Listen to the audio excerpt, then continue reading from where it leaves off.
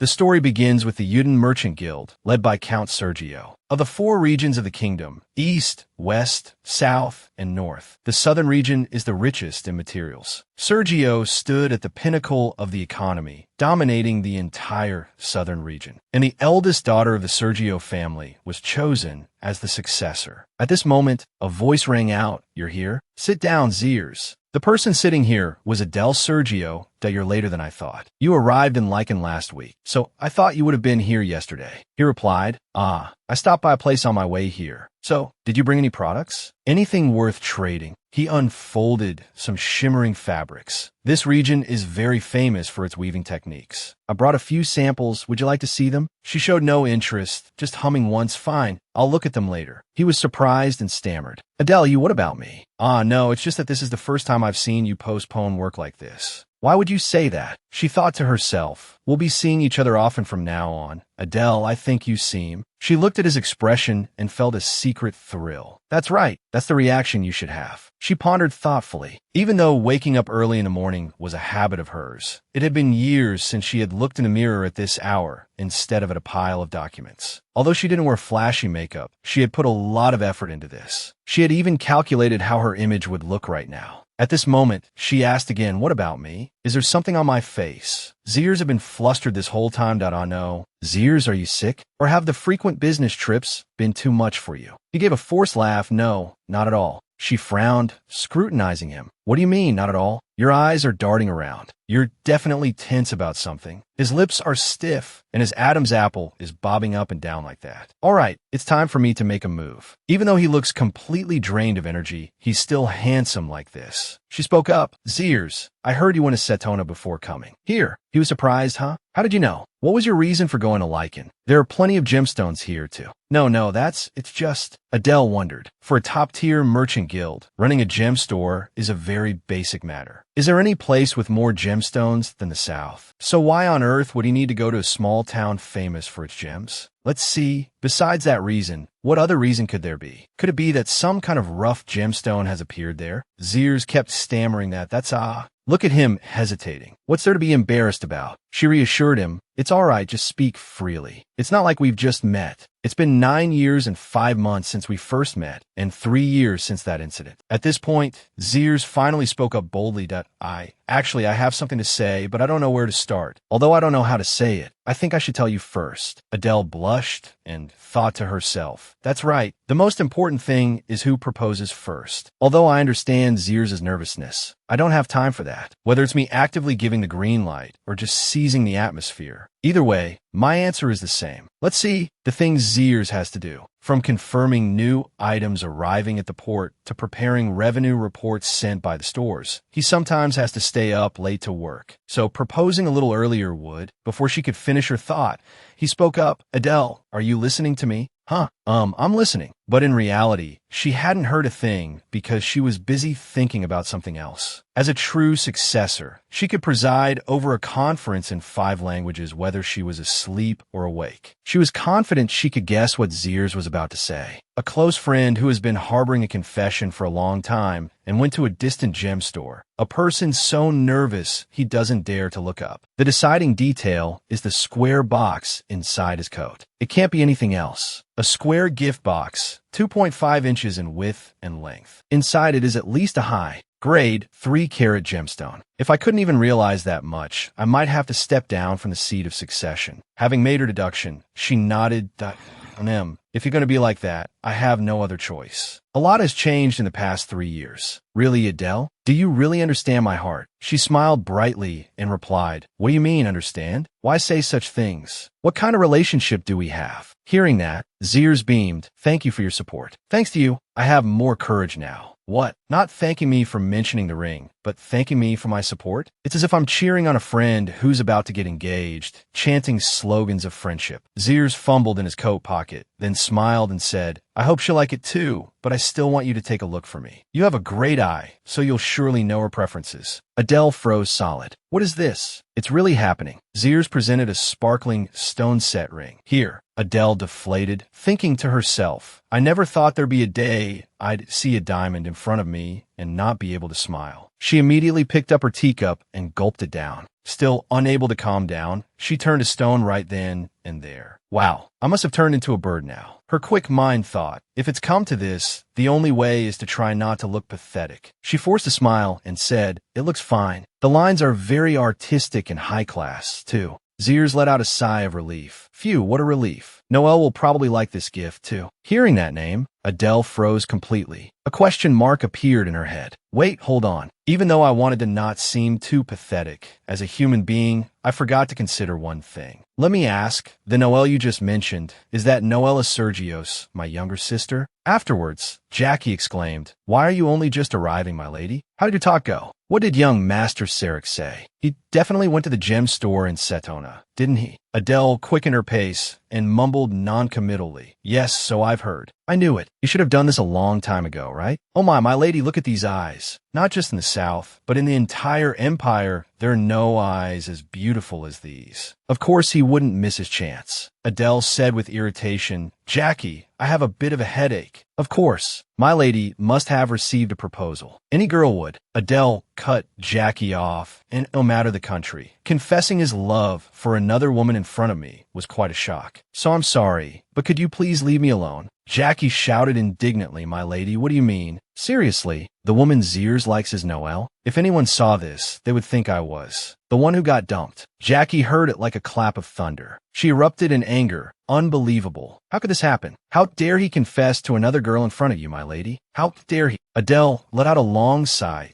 That's why I said it. I heard he and you have known each other for a long time. If it's not you, my lady, then it's unacceptable. It was 3 years ago. You said you could wait, that you would wait for several years. Adele asked, were you eavesdropping back then? Jackie quickly covered her mouth for a slip of the tongue. 3 years ago, Sarek had proposed to me, but with the official succession competition ahead, I couldn't accept his feelings. If those feelings are sincere, then propose again in 3 years. If we still feel the same way then, I will consider it seriously. I said that, but even so, I never expected you would fall for my sister. Should I call Noelle here right now? Jackie spun around, and no wonder she kept asking me all day when the eldest lady would arrive. You won't let this go, will you, my lady? Should I go call her right now? But what are you doing now, my lady? It's fine to be angry, but if possible, I will remain silent. I have to process this quickly and give it to him in the morning. My lady, aren't you angry? Are you just going to sit like this? If I don't do this now, 32 business departments won't be able to open on time tomorrow. If that happens, it will be chaos and hundreds of employees, including their families, about 1,000 people will suffer losses, right? Oh, honestly. Besides, if it's Noelle, she'll know to come here on her own. Just then, her sister appeared. A knock echoed from the door. From inside, Adele said, come in. She peeked her head in and asked, Sister, may I come in? Of course. Sister, I'm so sorry. Are you very angry with me? Adele asked without turning around. Why? I really didn't expect him to have such feelings for me. I couldn't have known, not even in my dreams. It's all my fault. As long as you're okay. Adele glanced over at I'm fine. You can leave now. She waved the document in her hand. I still have some work to do. She was about to say more, but Adele cut her off flatly. All right, we'll talk tomorrow. That is, if you can wake up before I go out in the morning. Jackie, please take Noelle to her room. She's going to faint otherwise. Come on, let's go. She hesitated, but after that, only her calls could be heard, but sister,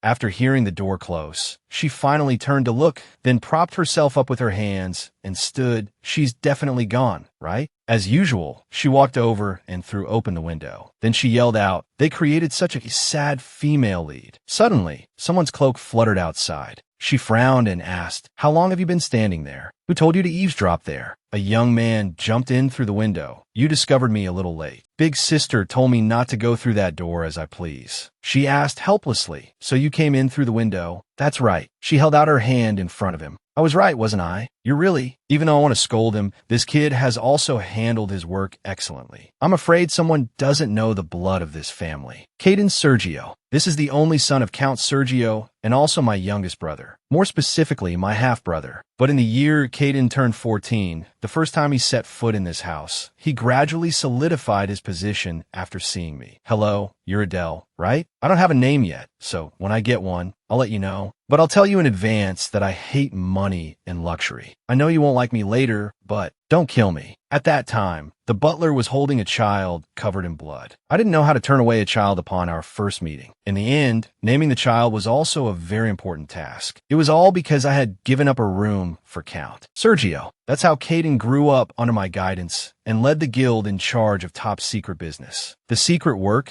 mainly involved dealing with the insects that clung to money, but it couldn't be said that the methods were legal. At this moment, she turned and said, "Anyway, I'll check it later, so you should go too. I'm a bit tired today." Suddenly, she froze when she heard Caden ask, "Has that Sarah guy changed his mind?" She turned back and asked, "When did you find out about that?" Caden put his foot on the windowsill. "Should I kill him?" His eyes emitted a deadly, killing intent. "Answer me. If you want, I'll kill him." Adele realized that when Caden spoke with those eyes, it was definitely not a joke. The last time Caden used that look was when he was insulted by one of the heirs, and that man paid the price with an arm. Even so, there was no evidence to prove it. The only person I thought of was Caden. She said, "Zeers is still useful. It's rare to find an auditor with such high competence. And you don't have the right to do that, nor have I ever given you permission. Don't mess things up. Instead, do your own job well. I know what to do with my own affairs." "Then why are you pretending not to know? I have such a terrible older sister." "Caden, what are you saying? Watch your mouth." "Fine, if that's what you want." "Satisfied? There are times when I know things that you don't." "No." With that, he left by jumping out of the window. Adele quickly closed it. With this habit, she gave a faint laugh. "Ha, I told you so. All kids do is run around fighting and causing trouble." One could criticize Caden's rude words and actions. Doing so could eliminate him, but there was only one reason not to. It's quite something for Noela, my lovely and pitiful little sister. It was truly a terrible year to remember the war. To describe my past in one word, the life of a dirt spoon in this Republic of Korea, it was truly fortunate that I overcame all difficulties to get into a good university. Good university, this is a dirt spoon. I have to study to death to not have to hear these sounds. All the achievements I worked so hard for over many days and months belong to the class president, the golden spoon. Unable to bear it for another moment, I try to get blackout drunk, but why are you asking me these things? You should ask your parents who gave birth to you in that house. Oh, this filthy world. She screamed. I can do it too. I just want to do it well. I'm begging you. If you agree to let me study abroad, I'll only study. I won't use methamphetamine, marijuana, or anything like that, whether it's marriage or love. I'm confident I can live perfectly well just being with family. Me too. It's not a war over food, but a war over assets. Please, let's strengthen our family ties. Brother, please let me come to my senses just once. Her shouts echoed in the quiet night. The people around heard and whispered among themselves without comment. At that moment, her foot tripped, and the secret words in her heart kept tumbling out and on. Stop, until her body stumbled from the noise outside. Her eyes squeezed shut.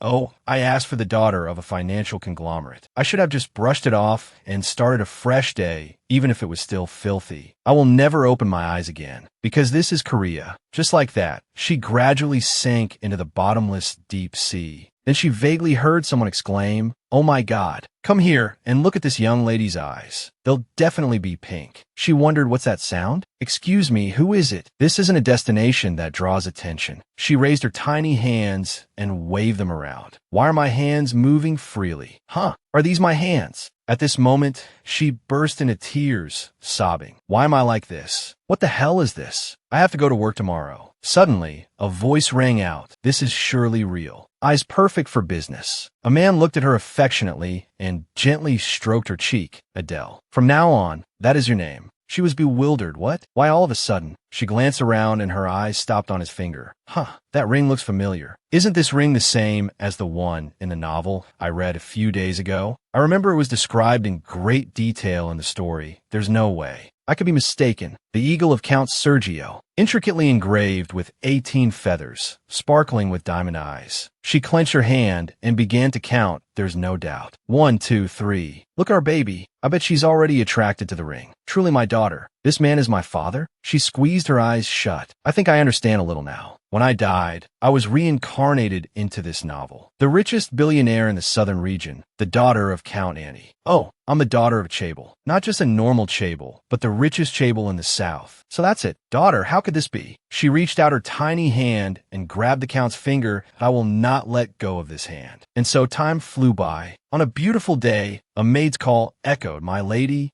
slow down. In the morning, there were language and swordsmanship classes. She could go horseback riding after finishing her classes on distinguishing jewelry and art. She said happily, I'll tell God, even if I tell God. No, I won't say it. Such a beautiful figure, the atmosphere of a world I've always dreamed of. She exclaimed with excitement, I love it. It's wonderful. Even though my mother died early, and though my father is away all day. Compared to my previous life, this play is a challenge. These beautiful times seemed to face their first turmoil when she was 11. As she was thinking, footsteps approached. Can I get to know you, sister? I'm Noela. She thought to herself, it's finally here. This was bound to happen sooner or later. The novel Don't Trust Blonde Girls. Noela Sergio. The first time I opened my eyes and heard the name of Count Sergio, it was all thanks to Noela that I was able to quickly grasp the situation. Noela belongs to the family of Count Sergio. I am the half-sister of the villainess. Noela belongs to the family of Count Sergio. The author must have given her an angelic name, the opposite of me. The surprising thing is that Noela was the female lead. A typical, beautiful, and talented female lead. Even as she tried to shine as a symbol of forgiveness and patience, readers familiar with satisfying cider-like stories must have been very disappointed as they were only fed sweet potatoes. At that time, a reader commented, watching the female lead is so frustrating. Can you show me more of the male lead? By the way, I want to ask how long I have to eat sweet potatoes. Whether it's Eva or the writer, in this world, a woman who looks like that is a bit. I'll watch when it's over. That's when Noela's friend, Chloe, appeared.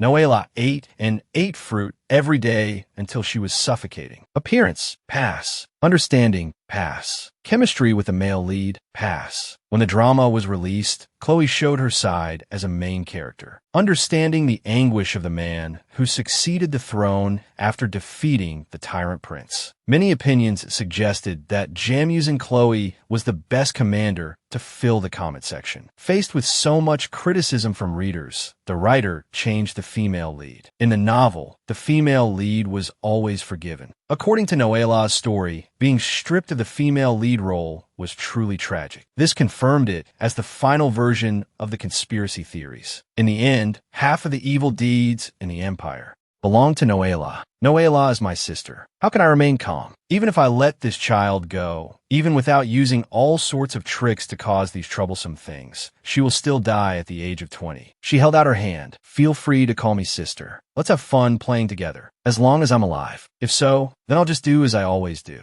I haven't read the final volume, but it's rumored that Noela was sentenced to life imprisonment and died a painful death, her body burned to a crisp. Was it really necessary to kill the girl who was once the female lead so heartlessly? At 11, she drove away those who went against her like thieves. At 12, she led a group of bullies and made her rival drop out of school. And even more dramatically, when Caden was young, he almost died several times because of Noela without knowing it. Every time I try to fix something, things seem to get worse. Lord Soga cried and knelt, begging and pleading. At this point, I thought it must be a curse for violating God's will. She sat silently on the bed, closing her eyes to think. I'm sorry. I didn't think I would write this much to you. Instead, I will do everything I can as an older sister. Anyway, according to the original story, there's only 1 year left until Noela meets her end. At this moment, she lay down on the bed and thought that no matter what happens, there's nothing that can't be done. And it's not what I do, but money. Suddenly, she turned to one side, her mind filled with tangled thoughts. But what's wrong with him? Time to grow up. Caden shares the same blood, so he's very violent, but with me, he's very withdrawn. The more she thought,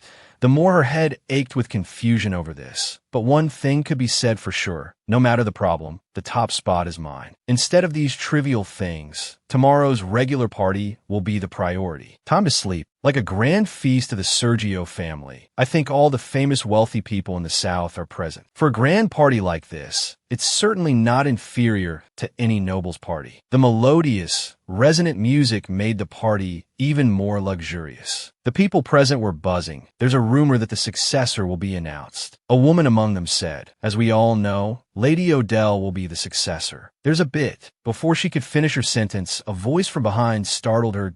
Oh, hello, Viscountess Denia. You came today as well. At this moment, she appeared, looking beautiful, smiling brightly, and saying, I hope you will enjoy the party comfortably. Hearing this, Denia's face darkened as she replied, the one who provides the best fabrics anytime, anywhere. Very reliable. But in her heart, she thought, just like her fingernails. Outwardly, she feigned happiness. Haha, I'm very happy. Just as she was about to say something, Odell had disappeared somewhere. At that moment, Jackie, her close servant walking beside her, looked back with a contemptuous gaze. Not just today, the Viscountess on the fortress is chasing and cursing the young lady. Odell laughed and said, Really? What is it? It's obvious. She's too cold and calculating. If she rises to the top, she'll overshadow the count. Oh, so that's how it is. Jackie asked, Are you sure about this method? Why come all this way to play games? Odell was currently speaking to a client. Look for the fabrics delivered by her own artisan tomorrow. One of them is definitely defective. Then she turned and replied, It's never too late to demand responsibility. If we can't find it, there's no other way. I'll step in myself. I don't know where you are or what you're talking about. You're not allowed to curse me in the house, so do it as quickly as possible. She looked towards Viscountess Denia, touching just anyone. Not just this time. Ever since selling fabric to the monopoly, the self-proclaimed director has been very lax. Suddenly, she turned in another direction and said, It's not bad to get your hands dirty in the morning, but other places will also be worried. Suddenly, Jackie asked, My lady, you look so tired. Is something on your mind? Jackie looked very happy and lovely. I'm very happy. This kind of fighting element is necessary for Chables. Odell asked in surprise, No, what? I have longed to live like this, where nothing is impossible. Noela, who had just appeared at the party, also commented that it wasn't too bad. How lovely Noela looked. As she stood alone thinking, someone from behind asked, I thought you had already left, my lady. Huh,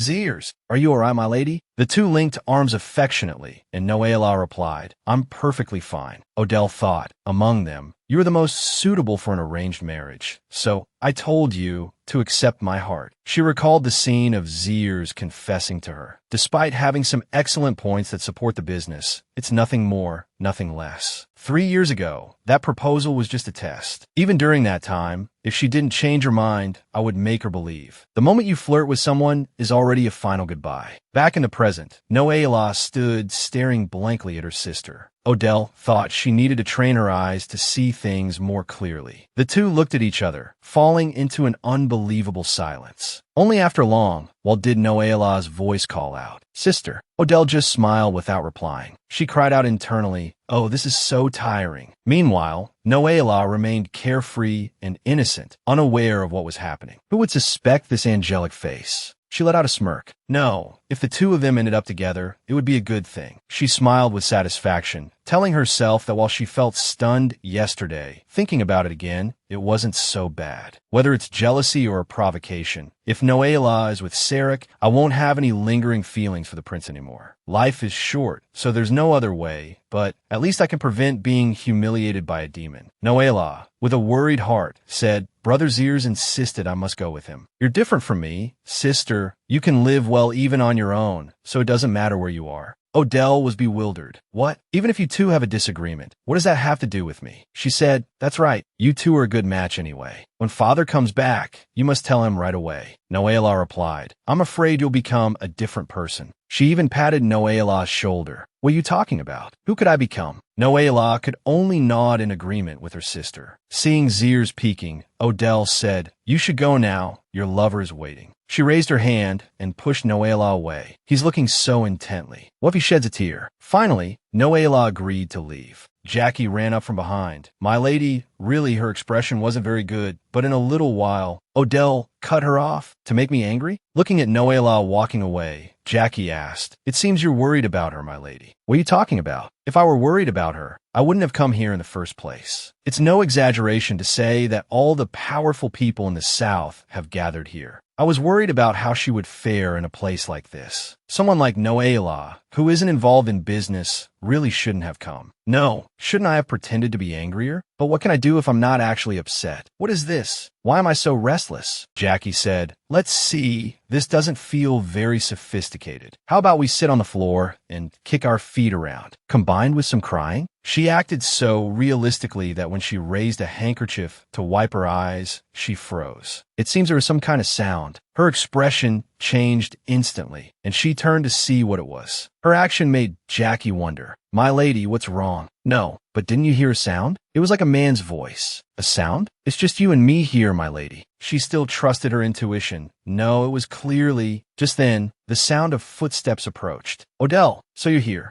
I've been looking for you for a while, but couldn't find you. Odell wondered silently. What's with this person again? My dreamy cousin. He's my cousin, but he's not happy that a girl like me could inherit the family business. Even so, because we share the same blood, I gave him a high position, but he looks at me like an enemy who stole his head. He spoke up and asked, it seems you were with Noela, but it ended so quickly. Did you come to ask about that? She wondered herself. Why am I suddenly smirking? Looking at his sneer, she thought, what dark scheme is he plotting now? He turned to look behind him. Those people over there, most of them are people who used to be by your side, aren't they? She waved her hand and replied, doing that won't work. I'm not upset at all. It's obvious that there are many special people around Noela, but she's only getting attention because she came holding Sarek's hand. If you, brother or Abani, have time for such things, why don't you review your work again? Father will be back next week, and you know he's not one to easily overlook things just because of blood ties. Is that what you mean? In your eyes, are those people just fools? There's no reason for them to be close to Noela, whom they never paid attention to before. She crossed her arms and said, get to the point. This time, Uncle will surely choose the right heir, right? But how do you know that? The image of a brightly smiling Noela appeared before her eyes as he mentioned one thing. The heir of the Sergio family can only be someone who is married. Hearing this, she was startled awake, her eyes wide with surprise, fear, and anxiety. According to the family rules, the inheritance can only be passed to those who are married and have come of age. It does not discriminate between the youngest, men and women, but I don't need all of that. Odell returned, reproaching, why didn't I know about this until now? The person replied awkwardly, my lady. She cut him off. Is that true? She clenched her fists. It feels like I've been betrayed. The position I thought was naturally mine might not be mine after all. Indeed, since I was born, I have lived the life of a perfect heir without wasting a single minute or second to look at any of them. She turned back and snapped. Even if my father didn't say a word about this, you should have told me about this beforehand, right? That's because until now, most of them have arranged weddings at the same time as their coming-of-age ceremony. Didn't the Count also say that Lady Odell was the most suitable person to be the successor? So why are you only coming here now? I came because I didn't think Lady Noela would marry Sarek. Even the Count doesn't know this. Odell wearily rubbed her forehead. Stop. So I thought I would get along with Sarek, and I gave them special priority to delay this political marriage. But that opportunity was ruined in a single morning. She asked, did my father say anything else? After you left, that was the first letter he sent. He told me to prepare for Soga's wedding so we can proceed as soon as Soga returns. The coming-of-age ceremony has long passed, so it would be better for securing the position of successor. I'm just asking this just in case. Has that letter been sent to Noela? It seems the letter has been sent to her, so that's good. At this moment, Jackie approached and asked, my lady, is something wrong? Yes, a person's reputation is like this. I saw the letter first and reached out to Sarek. He said he was leaving anyway and urged me on. I didn't think such a young lady would think so much. That's right, just as you said. I mean, I'm not a child who thinks that much. Considering Noela's wicked deeds in the novel, this is ridiculous. There's no way her only goal was to steal her sister's fiancé. However, the fact of being an illegitimate child was constantly brought up. It became an inferiority complex. In the end, what she really wanted became clearer. She clenched her dress. I'm only doing this. My lady, please calm down. The Count thought you were the true successor. You can't change his mind over one of the family's traditions. Change. Even so, there's another way. When the Count returns, what are you going to tell him about Noela marrying Sarek? He will scold Lady Noela. Compared to his appearance, he is a very capable person. My father is a person like that. A person whose way of thinking transcends conventional morality. His choosing me as the successor wasn't because I am the eldest daughter or the daughter of the main wife. It was only because I showed him that I consistently demonstrated my achievements and abilities. And if I am lacking and have no value, I will be usurped by my younger brother. So, let's make a bet. Hearing this, Jackie shook her head in surprise. It would be better to say you did it for love rather than betraying her in this way. So what will you do now if you can find Master Sarek? She was burning with anger. Am I a recycling bin? What am I supposed to do with someone who left, saying another woman was better? Could it be that you're saying you will give up the position of successor? Adele shouted, are you crazy? You'd rather tear your own heart to shreds.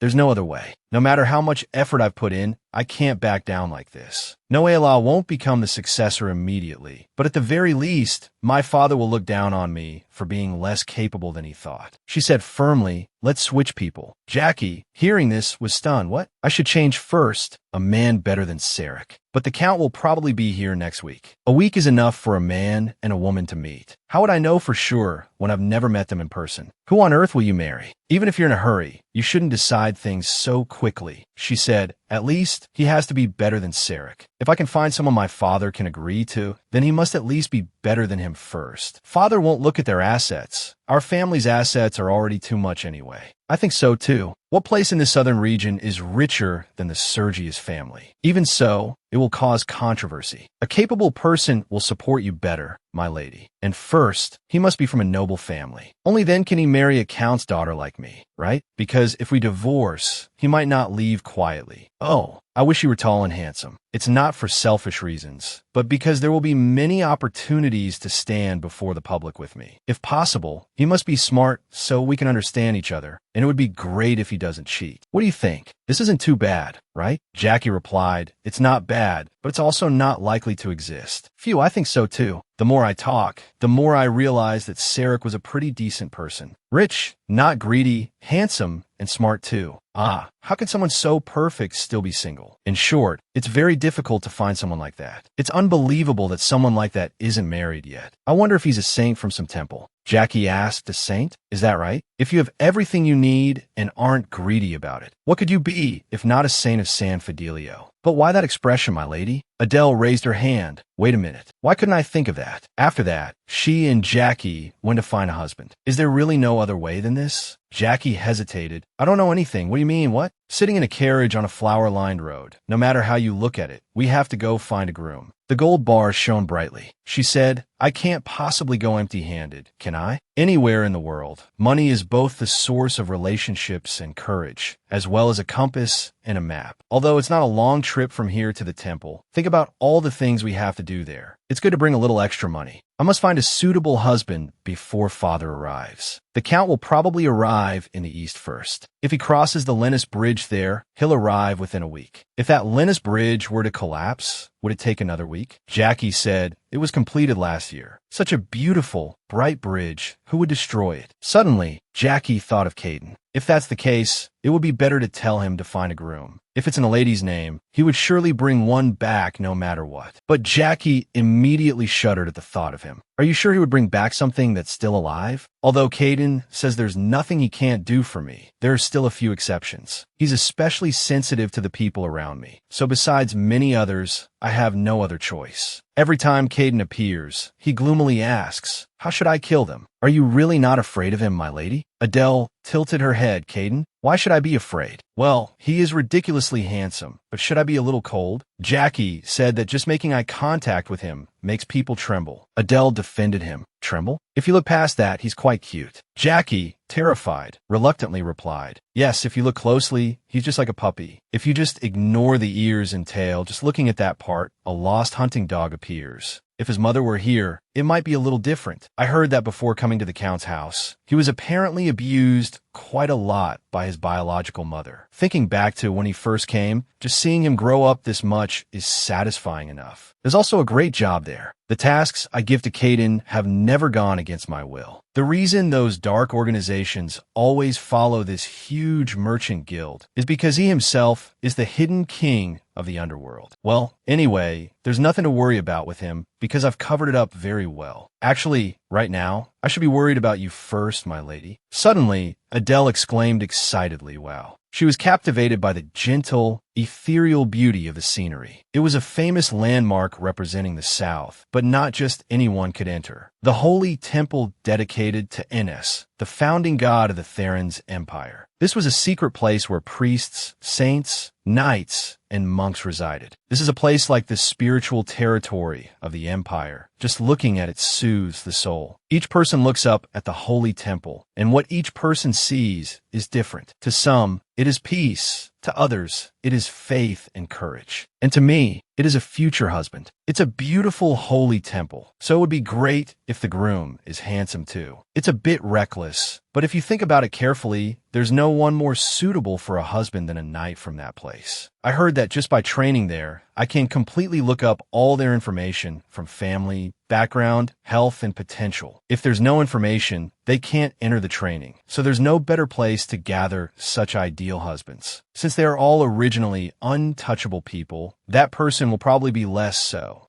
But it's not like I'm the one checking, and besides, compared to having a strong sexual desire, it's better to have none. Anyway, it's a contract marriage, so I can't restrain excessive desires. So even though it's a bit lacking, choosing a husband must be 100 times more cautious. Even if all the men in this world lie, as long as it's not my man, we could discuss that when I find a real husband. For now, it's about looking far ahead. At this moment, Jackie asked, "My lady, but do the Knights of the Holy Temple get married?" I've never heard of that. It's just because it's rare, legally there's no problem. If we didn't know that, we wouldn't have come all this way. The very act of having a marital relationship with a sacred temple is foreign to ordinary people. Yudin Summit, all information is compiled and recorded, and among that information, there's a lot related to religion. First, to enter the holy temple, one must go through arduous training at the monastery. Then, according to the characteristics of the power received from the training and their own will, they are divided into priests and knights. Just getting that far reduces the number by 9/10. Some might think this is too harsh, but that system has contributed to enhancing the noble reputation of the Holy Temple. Because if it were a place anyone could enter, it couldn't become an object of envy. She said, even if you don't know a priest who marries a knight, there's nothing wrong with it. Even if a son is at the grand Holy Temple representing the family's honor, you can't let the eldest son bear the family's responsibilities, right? Jackie replied, "That's true. There's no guarantee they'll pass. It's also possible to die during training. In the end, even if one becomes a knight, they're just a blooming wild plum blossom with no assets or title. So when they are young, they must secure their future before they get old. I will take a capable husband, and that person will give me a solid foundation." At this moment, the coachman spoke up, "My lady, I see the entrance. What should we do now?" She said, "Wait a moment." Jackie said, "I heard everything you said, my lady, but even so, do you want us to enter the monastery with you? Even if we knock, we probably can't sneak in." "Who's sneaking in?" "I have the dignity of the heir to the Sergio family, who dominates the South, don't I?" "No, you're not planning to use money, are you?" Adele retorted, "What are you talking about? How much money has been poured in here already? How can I pour in more?" So what?" She took out a stack of papers and fanned them. "Of course, I've come to collect money." Arriving before the temple gate, a young man stood tall and said, "It will be difficult if you do this. Please go back. Our Lady has come a long way." He was resolute. "This is not an ordinary temple, but the divine temple of San Fidelio. You have come to see the Archbishop without an appointment." Adele frowned and thought, "First, I have to deal with this person." She stepped forward and said, "Regarding this matter, we have been discourteous." He turned,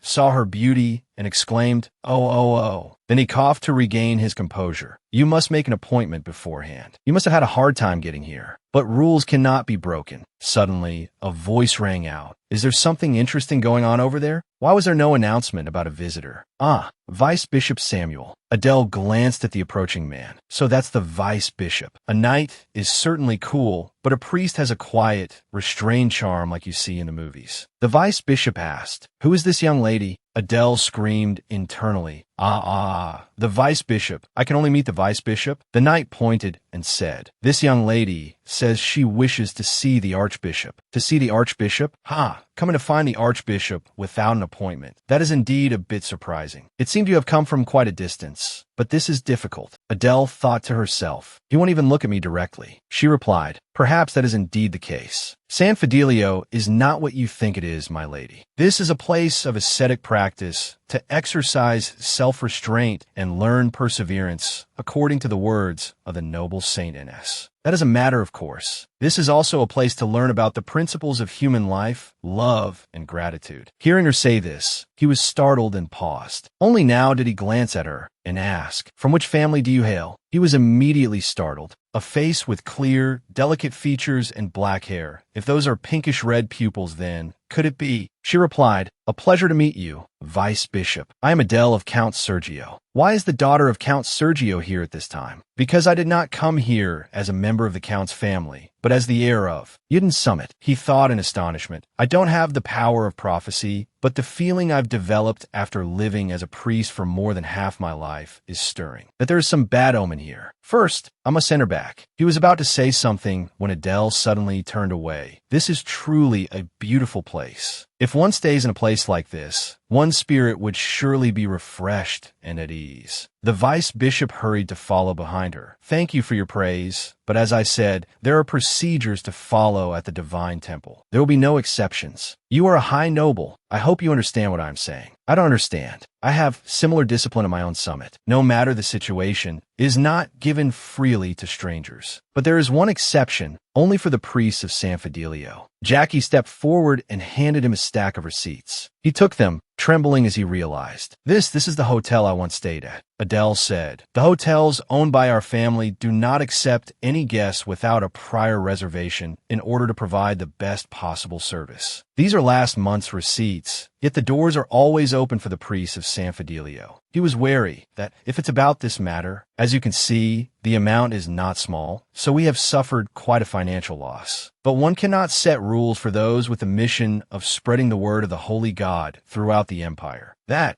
makes us very grateful. I'm only following the command of Saint Ines that says, love and help guests from afar as if they were your own family. That's why so many people try to pretend they don't know each other after sleeping for hundreds of nights for free. She recalled a conversation with her father from before. Now, even the cheapest room costs 200 or 300 coins a night. So why do we need to provide it to the priest for free? He put down his teacup and slowly told her. They say that the more seeds you sow, the more fruit you will harvest. Indeed, in business, father was ahead of his time. I have no intention of staying here for long. After speaking with the bishop, I think I will return immediately. Lady Adele, before he could finish his sentence. Adele thought again. The robe you are wearing looks like the type of fabric we released last year. It suits you very well. For a devotee who worships God, that is the greatest honor. He held his head, staggering and leaning against a pillar. Oh my, she's overwhelming again. The pillar you're leaning on was donated by our family during the festival 2 years ago. Oh, that's right, and the statue you're looking at as well. I also chose the color of the stone. The vice bishop rubbed his forehead, sighed, and replied helplessly, but the bishop is not present now, so he won't be able to see it even if you go in. When I return, I will be sure to pass on the message to the bishop first. She continued to list her contributions. The inscription at the foot of the statue was personally carved by the most talented artisan in the South, whom I invited. Melting 100 kilograms of gold at once during the festival paralyzed all the work of the Workers' Association. But above all, I was deeply moved by it. Check it with your own eyes, then you will find the answer. She recalled an earlier time when she was standing and gazing out the window. Then her father approached and said, Adele, nothing is free. Among the hundreds of priests and knights who will be granted these items, 10 will become powerful leaders. 5 of them will rule the South, and 1 leader will shake the entire empire. It's a truth worth telling, but even when we went to the Park Temple last month, you didn't say that, did you? And the month before that at the Tena Temple, and the month before that at the Mysia Temple. That's reasonable, but winning that item isn't. Everything. Adele, a business person, is not someone who saves every single coin. So this was father's deeper meaning. At this moment, the vice bishop pushed open the door and came out. Ahem, Lady Adele. Ah yes, Vice Bishop. As I mentioned to you before, the position of Archbishop is currently vacant. She smiled and replied, but you did say someone is currently holding the position. He froze, turning his face away, because I've pleaded with you to meet him, my lady. He is completely different from what you imagine. What you have seen inside, please keep it a secret from everyone. Please don't worry, Your Grace. Secrecy is the #1 rule at the Eden Merchant Guild. She thought to herself, what kind of dragon is kept in there? My lady, may I tell you a few surprising things beforehand? Yes, of course. In fact, the seller has a rule to ensure that with their frequency of coming and going, even if they are watched, nothing can be overheard. All right, I just need to know about the 50 simple precautions and go in. Adele turned to her maid. Honestly, Jackie, weren't you about to ask the Vice Archbishop about the sacred doctrines just now? Seeing Jackie standing there blankly, she silently urged, obviously you do, you have to. Don't live so benevolently. Suddenly, Jackie nodded repeatedly and unexpectedly pulled the Vice Archbishop away as she ran.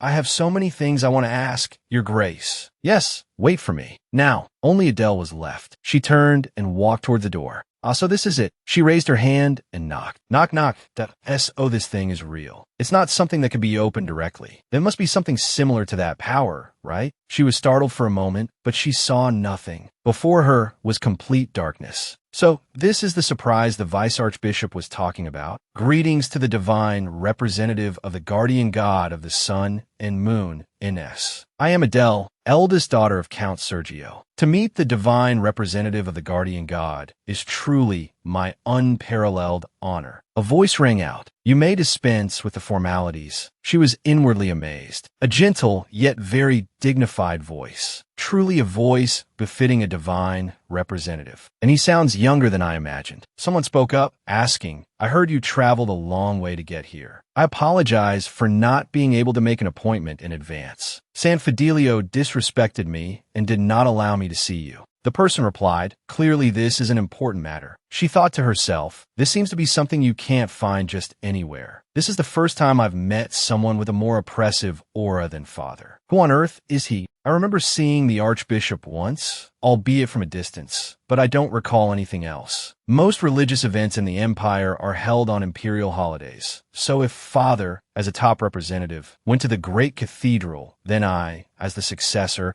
would have to conduct my business at the second largest temple, wouldn't I? If I had known, I would have come here before. He asked, I heard from the Vice Archbishop that you have helped this temple a great deal. No, Your Grace, what I've done is nothing significant. Then what do you want? Adele told herself. His personality seems more impatient than I. Thought, huh? If I were to answer right after he asks with, I want to marry you, that would be a bit off, wouldn't it? Suddenly, he said, your purpose is the same as that of others who seek out this temple. You want power, don't you? She was stunned and let out a gasp. You want to rule this world, don't you? No, Your Grace. Then it's money, isn't it? Money, right? Faced with his assumptions, she told herself, is this like the story of the golden axe or the silver axe? He clearly means for me to quickly choose something and get lost. A god with a youthful but mocking voice. She smiled brightly and replied, thank you for your offer, Your Grace, but I am a member of the Sergio family. Not power and not money. Then you want to rule this tower, right? I have too many things to do already, Your Grace. If you want me to help you harm someone, not that either. I have Caden. Coming all this way to ask for such things would be too much of a waste of time. Besides, I don't want to get involved in something when I know for sure that Noelle is trying to harm someone else. She regained her confidence. Let's finish this logically. And I'll say this in advance. What I want is not eternal youth, or to become a high-ranking nun, or serenity after death. He interjected, but absolute beauty, no, is more important than anything you have mentioned. She stepped closer, perhaps to you. Everything is meaningless, but just then, a burst of light shone out, dazzling her. I can't open my eyes. What on earth? The light clearly illuminated his face. He was a young, handsome man with eyes as blue as the sky. He said, that does seem to be true.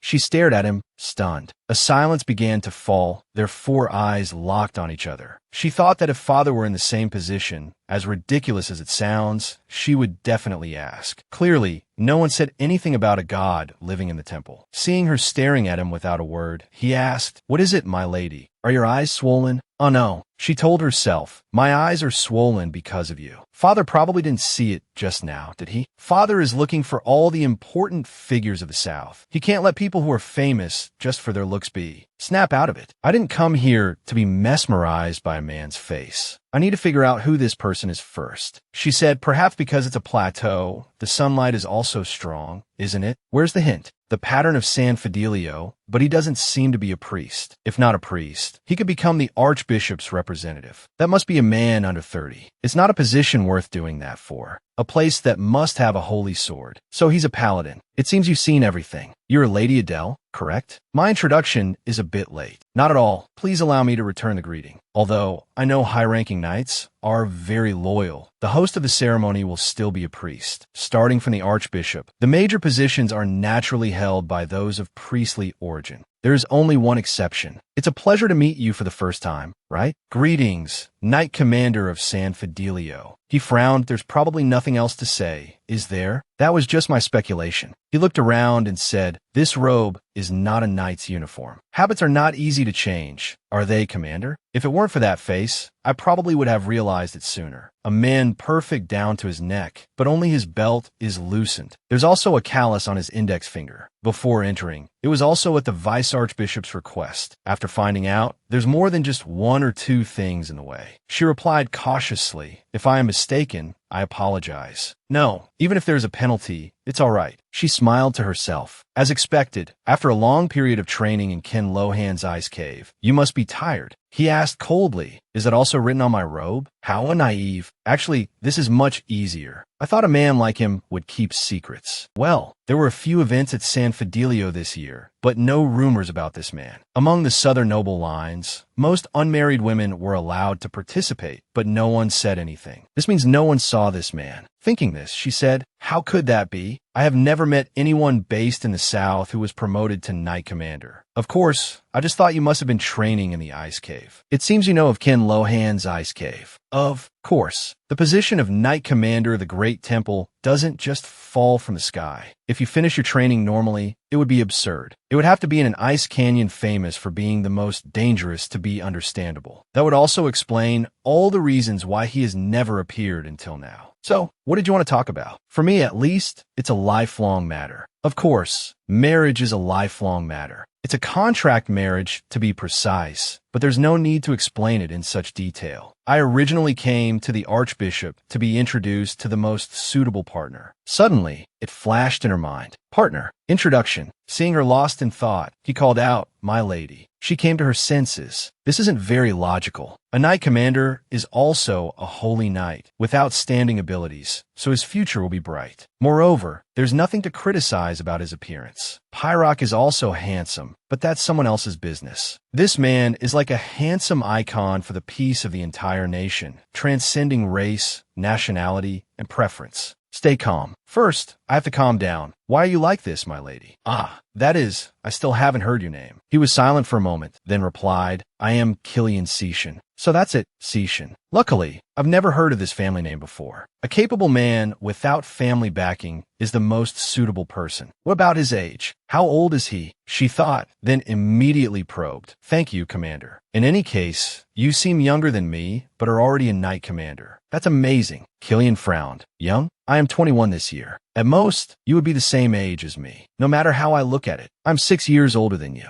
Ah, I'm sorry, I didn't know that. She was secretly delighted. Age also passes. She continued to probe. I'm not usually this hasty, but please forgive my rudeness. Please send my apologies to your wife. Killian immediately replied, I am not married. She cheered silently. Tada! Oh, my Archbishop, thank you. To meet the representative at just the right time upon coming here. Isn't this due to the presence of the divine? At this moment, a piety she never had before emerged. Don't get excited. There's still one more thing. By the way, I ask one more thing. I wonder if the commander likes blondes? Killian looked puzzled at her question. Her eyes wide. She awaited his answer. He replied, I don't. She tried to probe a little more. Blonde hair like that looks very much like an angel, or... He immediately cut her off. It doesn't. My lady, are you all right? Ah, of course. She told herself pass. This is fine too. Thank you for listening to me all this time. In any case, You must be tired from all the activity, and if it's that important, the person you should be speaking to is the Archbishop, not me. We will meet in 2 weeks. Let's talk about this then. She replied frantically, no, that'll be too late. Killian stopped and wondered, too late? No matter how urgent it is, anything concerning you, my lady, will be beneficial to the Archbishop. No, if the commander helps, it will be much better. Are you talking about me? Her voice became resolute. Yes. No matter who you bring here, no one can help more than the commander. Killian was silent for a moment, not knowing whether to agree with her or not. Finally, he looked at her and said calmly, right, then first, you must tell me one thing. Seeing him approach, she was momentarily startled. He asked coldly, what is it that you want to tell me? Her expression became awkward, her voice tense. Anyway, I was very worried about what to do, but I'm glad you've accepted. I think you'll be surprised. He shook his head indifferently, but I doubt that will happen. She sighed, that's life. When there are important matters that need to be resolved. He cut her off, so keep it brief. Left with no choice, she could only tell the truth. Let's get married. The atmosphere suddenly became suspiciously quiet. There was a hint of ambiguity in it, but after a long moment, he still hadn't responded. She wondered, are you all right? Killian's face was emotionless as he asked in a cold voice, what are you talking about? She replied nonchalantly, let's get married. His voice held a trace of disbelief. You're proposing to me the first time we've met? She shrugged and said, I suppose so. He spoke, exasperated, we don't know each other. Contrary to him, she seemed very optimistic about this. Why not? Even though we've only just met. You are an unmarried man of marriageable age, and also a holy knight of San Fidelio at the Great Temple. So if you're the Archbishop's representative, then besides swordsmanship, you must have considerable power. Tying your shoelaces twice is a custom of Ozen, to the point that if you call ingrained, it's likely that people who have lived there for a long time have all experienced it. Regardless of whether he cared or not, she continued. Anyway, you don't like to show your face, and your personality seems sincere too. He sighed and said, Lady Angeli. He still maintained his composure at this point. She couldn't help but praise him. He has enough patience and manners to listen to the crazy ramblings of a woman he just met without getting angry. She tried to choose her words to persuade him. And if there's anything else we need to know, we can find out slowly, can't we? Marriage is originally something done between strangers. He clenched his fists, his voice clearly flustered. I don't know why I have to do this, but he looked at her seriously and said, I also know one thing clearly, my lady. Now, it was her turn to be surprised about me. He observed her from head to toe and spoke honestly. You are too smart to be crazy. You have not been honest with me. I absolutely will not leave until I have heard the story properly. After hearing her explain the situation, he asked pensively, so you need the position of the head successor? She replied calmly, that position was mine from the beginning. It will be in the future as well. He nodded, I see. She sighed unhappily. My father thinks I will naturally marry a friend of mine. Suddenly he wondered, did you think so too, my lady? She gave a slight nod, her expression hesitant. Yes, but it seems that thought has now changed. Well, that's fine too, as long as it suits my younger sister. Remembering her strange question from before, he wondered, so your sister has blonde hair? Her expression became forced. What is it with this man? Then she replied flusteredly, yes, yes. He suddenly turned his face away, letting out a slight cough to change the subject. Then he spoke. It seems you're not being very honest either. She nodded in response, of course. She wondered to herself, am I holding back a laugh? Is it my mood? Waiting for the atmosphere to return to normal, she explained to him seriously, it's just that the work up there is too busy. This world isn't humane enough to wait for someone else to pay attention. Hearing her say that, he seriously stated his thoughts. So, my lady, you see marriage as a mandatory thing to do now, don't you? That's not an easy thought for a normal girl. She replied frankly, those who want to love just need to find the one they love. But I don't. He clenched his fingers. Then why me? She didn't answer but asked back, so, does the commander want love? This was the umpteenth time today he had become somber at her question. She kept a smile on her face, telling herself, how could that be? I can't imagine those cold eyes looking at anyone with warmth. She fiddled with her fingers. Everything will be in exchange. If you act like a perfect couple in front of my father, then I will do whatever the commander wants. There's nothing I can't handle. Anything in this world I can get. To prove her words, she gave a few examples. Even the only precious gem in the world will be in your hands within a week. He said indifferently, I don't care about gems. She tried another offer, the ancient Trevia magic sword, the holy sword of Ron. I can give them all to you, along with the strategies of King Johaz I. He was not the least bit moved by her conditions. With those conditions, there would be a long line for you to choose from. You don't have to choose me, she thought in surprise. I had such high hopes, but he's really too proud. If he's a knight, he should be able to offer his life without hesitation. In that case, he continued indifferently, you should think about going to the imperial palace one day. His words gave her an idea. She smiled and replied, you're not satisfied with the command of San Fidelio, are you? He was slightly surprised. Why would you think that? She continued, cramped, hungry, cold. Thinking of the harsh conditions of this land, she couldn't deny and no matter how powerful one is, everyone wants to go south. She looked at him, her heart filled with confidence. I have never seen a man go to the south who didn't want to enter the capital. Moreover, it's impossible for a man like you to stay here forever. If it were a bet, I would wager my entire fortune. Her thoughts turned into words. Entering the imperial palace is the ultimate goal of a knight. But this will absolutely not be easy. Without power, not to mention existing resources and strategies, it's not the only thing the entire empire is. Looking at, Killian's eyes turned cold, his voice full of hidden meaning. Oh, what? Adele gave a confident smile, her expression full of pride as she said, at that time, I will use the honor of the Sergio house and support you with all my might in every way to help you achieve what you want. I will give you that solid path. Despite her tempting offer, he remained resolute that I refuse. She didn't expect him to be so firm and said in surprise, Commander. She pressed her lips together, thinking, I guess it wouldn't be easy, but I thought he would at least consider it. He stood up, his voice indifferent. I have heard your story, and I believe I have fulfilled my duty to a client. He bluntly dismissed her. You should go home. She was flustered.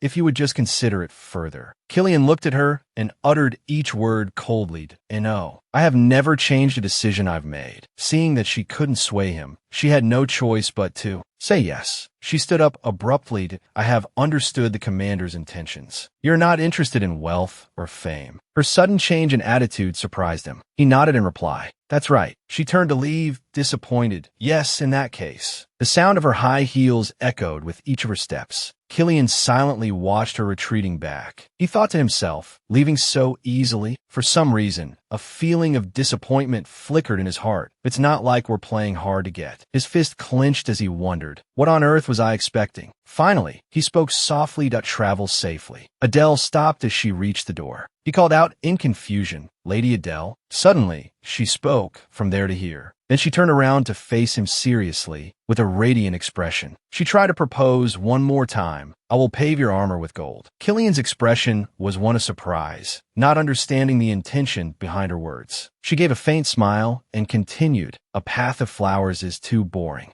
A moment later, her shouts echoed throughout the temple courtyard. Let go of me and talk. The priests were escorting her out. She struggled and shouted loudly, let go. Jackie hurried over. What is it, my lady? She finally broke free. Annoyed, she said, you see this, and you don't understand? Jackie was still worried sick. Are you all right? She thought angrily, what is this? Returning to a few minutes earlier, 2 priests were summoned by Killian, Commander. He spoke coldly, the exit is this way. She was dragged away. He didn't forget to taunt her that a path of flowers is a bit difficult, but I can show you the right way. Being brutally rejected twice. Her steps became unsteady. She was incredibly frustrated inside. Thinking it over and over, she was still at a loss for words. Jackie supported her arm and asked in a low voice, did the conversation inside not go well? She frowned. Hold on. I need to think for a bit. The maid looked around and spoke. But who on earth did you talk to end up? Like this. A figure appeared in the distance. Jackie shouted, my lady, over there. Seeing Killian's flawless, sparkling beauty, the maid became mesmerized. Over there, the incarnation of a god. The statue has awakened. She was speechless at Jackie's stammering state. She said indifferently, that person. She thought to herself, I must have looked just as foolish. The maid was still lost in her infatuation. Killian called out softly, Lady Adele. She turned around coldly, her voice impatient. You didn't need to come out to check. You already showed me the right way. She glared at him that if that's the case, why did you pretend to be sincere from the beginning? He couldn't grasp her thoughts. He replied blankly, what does that mean? Are you perhaps talking about the gold? Adele spun around and yelled, no, I won't pave it. I won't. So don't bring it up again. He let out a sigh of relief. That's a relief then. He hesitated before speaking. That I'm truly curious. Why did you ask about power and money? If I had told you to give them to me for real, what would you have done? She answered decisively. If that were the case, you would have come out here long ago. Having misspoken, she quickly covered her mouth and lamented internally. I was too bold. His attitude remained as cold and indifferent as before. In short, my answer is the same. If it's about that other matter, please wait until the one with real authority, the Archbishop, returns. He was even kind enough to remind her, the mountain path is dangerous. I will have someone escort you. That is all I can do to repay the sincerity of the lady of House Sergio. These words of his surprised her. He continued, so I will ensure your safety on the way. She shook her head and replied flatly, no need. I refuse. Worried for her safety, he had to remind her, will that be all right? On nights with a waning moon like today, it's when demonic beasts come and go. Hearing this, she smiled. Her words were full of sarcasm. Thank you for your kind intentions. But if you keep this up, you'll make me misunderstand. She gave him a nod in place of a farewell. I'll be going now. With that, she turned and left, conveniently pulling her starstruck maid along. Jackie whined, my lady, wait for me. I haven't finished praying yet. She clicked her tongue. That I told you he's a person. Killian watched her leave, his expression pensive. As soon as they were out of sight, the two of them ran at top speed. After hiding in a deserted corner, she turned and took a deep breath. Phew, Jackie asked worriedly, are you all right? First, take a deep breath. While trying to calm her breathing, she replied, so embarrassing. The maid looked at Adele and asked in a low voice, but, my lady, did you really just propose to the statue? Oh no, to that night. She looked at Jackie suspiciously and said coldly, why did you really? Jackie sighed. Yes, oh, you did do it. To avoid being misunderstood, Adele frowned and made an excuse that it's not what you think. Adele turned and glared. Jackie immediately changed her tune. Of course, there's no way my lady would fall for him. The maid tried to comfort her. Anyway, my lady, don't be too heartbroken. Just think of it as confessing to a wooden statue and getting rejected. I've already forgotten. Thank you, dear. Jackie continued optimistically. Anyway, it's better than dragging it on and getting nothing. Giving up quickly and going back is also not bad. She crossed her arms and looked at her foolish maid with exasperation. Give up on who? I haven't done anything yet. What's the plan after going back? Her whole body was fired up with determination as she said, if I'm not going to do it, fine. But if a woman has already drawn a knife, she has to at least stab one man. Seeing this, Jackie wondered, but what if he already has a lover? She shook her head and asked the maid in return, N.O. If it were you, would you let your lover come to a place like this? Who knows what could happen? Jackie sighed. Then I guess she doesn't have a lover. Recalling Killian's earlier warning, Jackie asked worriedly, "Oh, are you going to turn back and reconsider now? I heard there are demonic beasts on the way." Well, nothing happened. She turned and said, "We won't run into them. But it's not that it's impossible to meet them." The maid said in surprise, "Strange. What do you mean?" Seeing her lady's furtive look, Jackie immediately understood.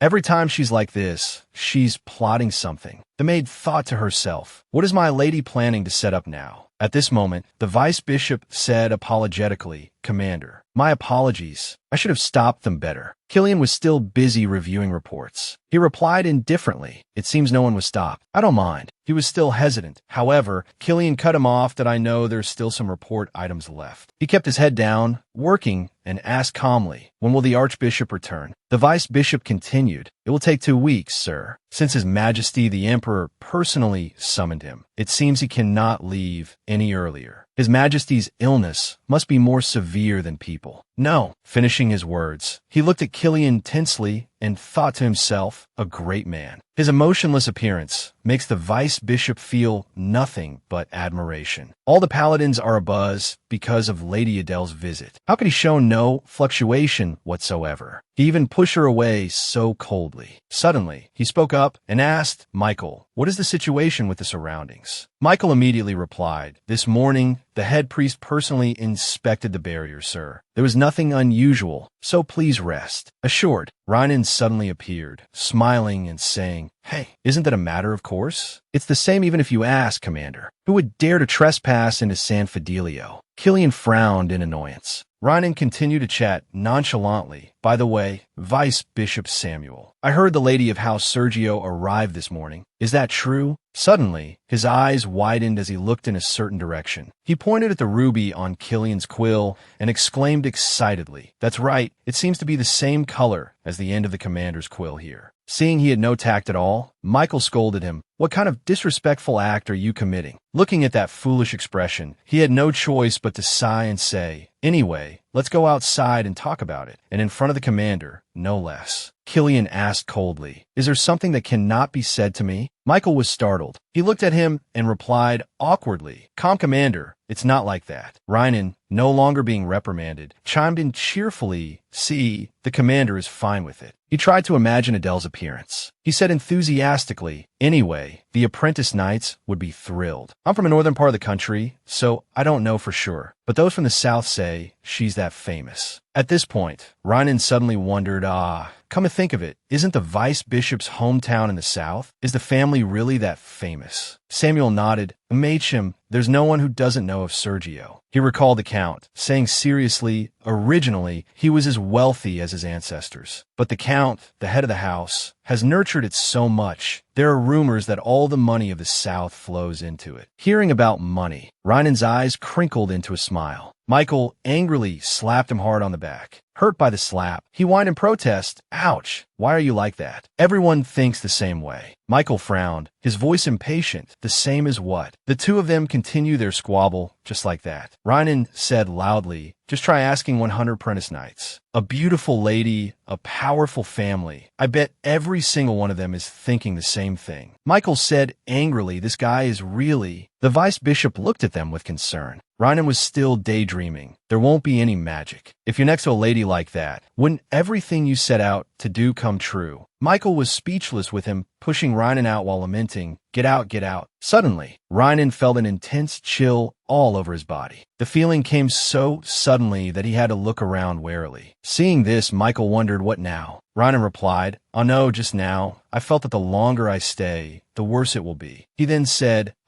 "It's nothing. I'm going out, going somewhere else." Michael scowled and scolded. "You should stop when you're told to stop, shouldn't you? You can do this after you've eliminated all the demonic beasts outside the barrier." Mentioning work, Rynan looked at him tensely and stammered, that, even though I did my best, there are so many demonic beasts that have been in there all winter." Michael knew he wanted to be lazy and quickly cut him off. "Many people will be visiting the sanctuary soon. I told you to handle it neatly before then." Rynan pouted, "Isn't it more than enough to hit 2 or 3 at once?" Michael urged, "Hurry up and deal with it. What if carriages arrive?" Suddenly, Killian's hand, which had been writing non-stop, paused. He asked Michael, "Are there many demonic beasts?" He said in surprise. "Commander," seeing everyone's confused faces, he gave an order. "All right, all of you get out. Vice Bishop, you get out too." Only Rynan still replied innocently, "Yes, sir." Seeing everyone looking at him, he scratched his head and said, "Please understand, Commander." Seeing Killian pay him no mind, Rynan had no choice but to continue. This guy is just used to roughing it outside, so it feels quite stuffy in the temple. At this moment, he was staring intently at the ruby on the quill, worried about Adele's safety, and decided to go see for himself. Seeing him suddenly stand up, Michael wondered, "Commander." He picked up his sword without hesitation. Killian left without a word. Michael asked worriedly, "Where are you going?" "I will assist you." He coldly said it wasn't necessary. Before leaving the door, he said casually, "It won't be too late." Even though he said that, Michael still chased after him, worrying silently. What on earth is going on that he's in such a hurry? Recalling his expression from before, he thought to himself, "This is the first time I've seen such a sorrowful expression on his face since we left the ice cave." Michael had no choice but to speak up and stop him. "Commander, please don't be like this. I will go with you." Killian, who was walking, stopped. Michael called out in surprise, "Commander." He spoke, that is. He wondered, "Yes, what are you talking about?"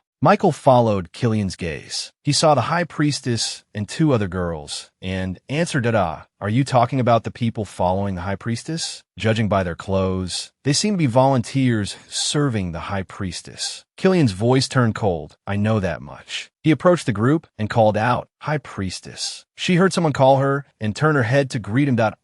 Commander, so you were there." He wondered, those people over there. Hearing this, the high priestess smiled and explained, some rather commendable young ladies came to me and said they wanted to help with the temple's work. She looked at him and continued cheerfully, although we face many difficulties due to the volunteers' ages, I am truly grateful. Fortunately, it's going quite well. With that, she turned to talk to the priestesses. Well, come and say hello. This is the commander, a knight of San Fidelio. One of the two priestesses stepped forward, her jet black hair fluttering in the wind. A gentle voice, yes, High Priestess. The young woman walked with such light and graceful steps. She suddenly stopped in front of him. Killian was momentarily stunned. He frowned and asked in a low voice, "What are you doing here?" He was about to call her name, lady, but she quickly cut him off. Agnes, the humble servant of the god. Adele removed her hood, her radiant face greeting him. T.O. the noble commander of San Fidelio, may the deep blessings of the god Ns be upon you. In her heart, she thought, hello, we meet again. Jackie looked at her lady and asked worriedly, do we really have to stay here, my lady? Adele corrected her seriously. It's Agnes. She instructed primly, Sister Jacqueline, you must lower your voice when in the temple. The maid immediately deflated. Oh, dear. She didn't stop teasing, continuing to remind her, you have to straighten your shoulders like this, right? As volunteers, we are naturally people of San Fidelio now. Jackie said awkwardly, but do we really have to do this? She replied calmly, if not this, then what? Among the great temples, this is the only one where women can stay. The corners of her mouth curved into a slight smile, her eyes full of determination. Now that I'm here, I can't just turn back like this. For me, this was truly the ideal place to find a marriage partner. It's not like I could just turn my head and see my future husband sitting calmly in a room. In such a rush, I can't miss out on a place with so many choices for the position of my future husband. She clenched her fist, thinking to herself, I will end everything here. Jackie was still worried. Will the merchant guild be all right? Everyone is waiting for you, my lady. Not only was she not impatient, but she also smiled radiantly. For now, we just have to tell them to wait. What else can we do? If there's a mistake, perhaps tomorrow I will have nowhere to return to forever. Luckily, everything for this quarter has been arranged. We still have plenty of time until the trading ships dock. At the last party, I also met all the clients I needed to meet for the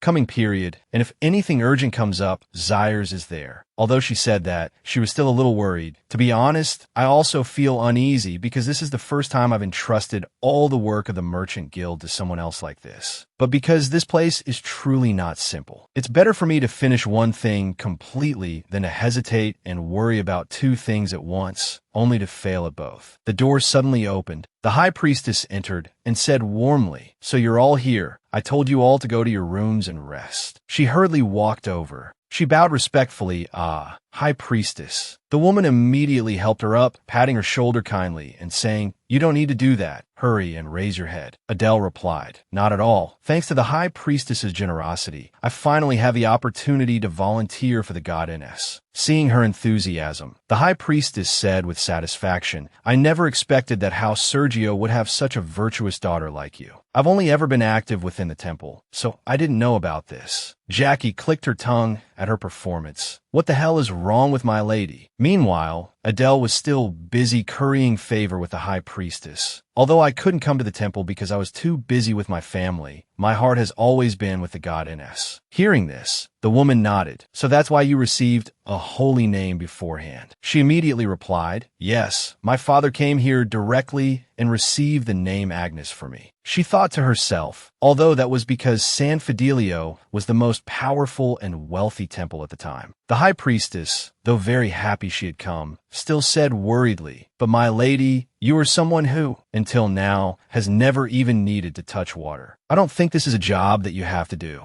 Adele waved her hand, replying with a bright smile, not at all. I must do it too. Consider it a teaching from the god. Recalling the past, she thought, actually when running the Merchant Guild, it was very rare for me to just sit and count money elegantly as others might think. I had to handle work decisively, getting angry and shouting. On the contrary, among the ladies of my age, I'm the type who has gone through many difficult things. Experiencing having to work in the morning isn't too bad. She smiled to herself. Besides, right now, I don't have the right to choose. She thought pensively. For example, let's say Noella becomes the successor of the Merchant Guild. Even if I die, and come back to life, and then succeed as the head of the family, I would still be considered an accessory to Noella. So I can't throw bait to the enemy with fiery eyes for him to gnaw on for the rest of his life. Speaking of power and benefits, her eyes showed clear determination. The higher the position, the easier it is to get dirty. It's awkward to have someone else in the middle. If it's mine, it must remain mine until the very end. Thinking of the brief moment she met him earlier, she thought to herself, and what's more, because of that exceptionally special expression, she couldn't help but think, the person who always has such cold eyes can still become this shaken. The corners of her lips unconsciously smiled. Suddenly, someone entered and said in a stern voice, "Lady Adele." She frowned and questioned, "The High Priestess is speaking, and you're smiling to yourself like that? You must focus." The High Priestess smiled to mediate between the two. "It's all right, Priestess Rebecca. Agnes must be smiling because she had a nice thought. Isn't that right?" Adele went along with her words and said politely, "Yes, that's right." Hearing this, the woman was pleased and instructed kindly, "As for the specific volunteer work, I will arrange it tomorrow. For today, everyone should rest first. You must all be tired from your long journey here." She took the High Priestess's hand, respectfully placed it on her forehead, and said in a low voice, "Thank you for the High Priestess's grace." The woman replied, "It's nothing. It is all the will of the great Godiness. I hope the blessings of the Godiness will shine upon the entire empire."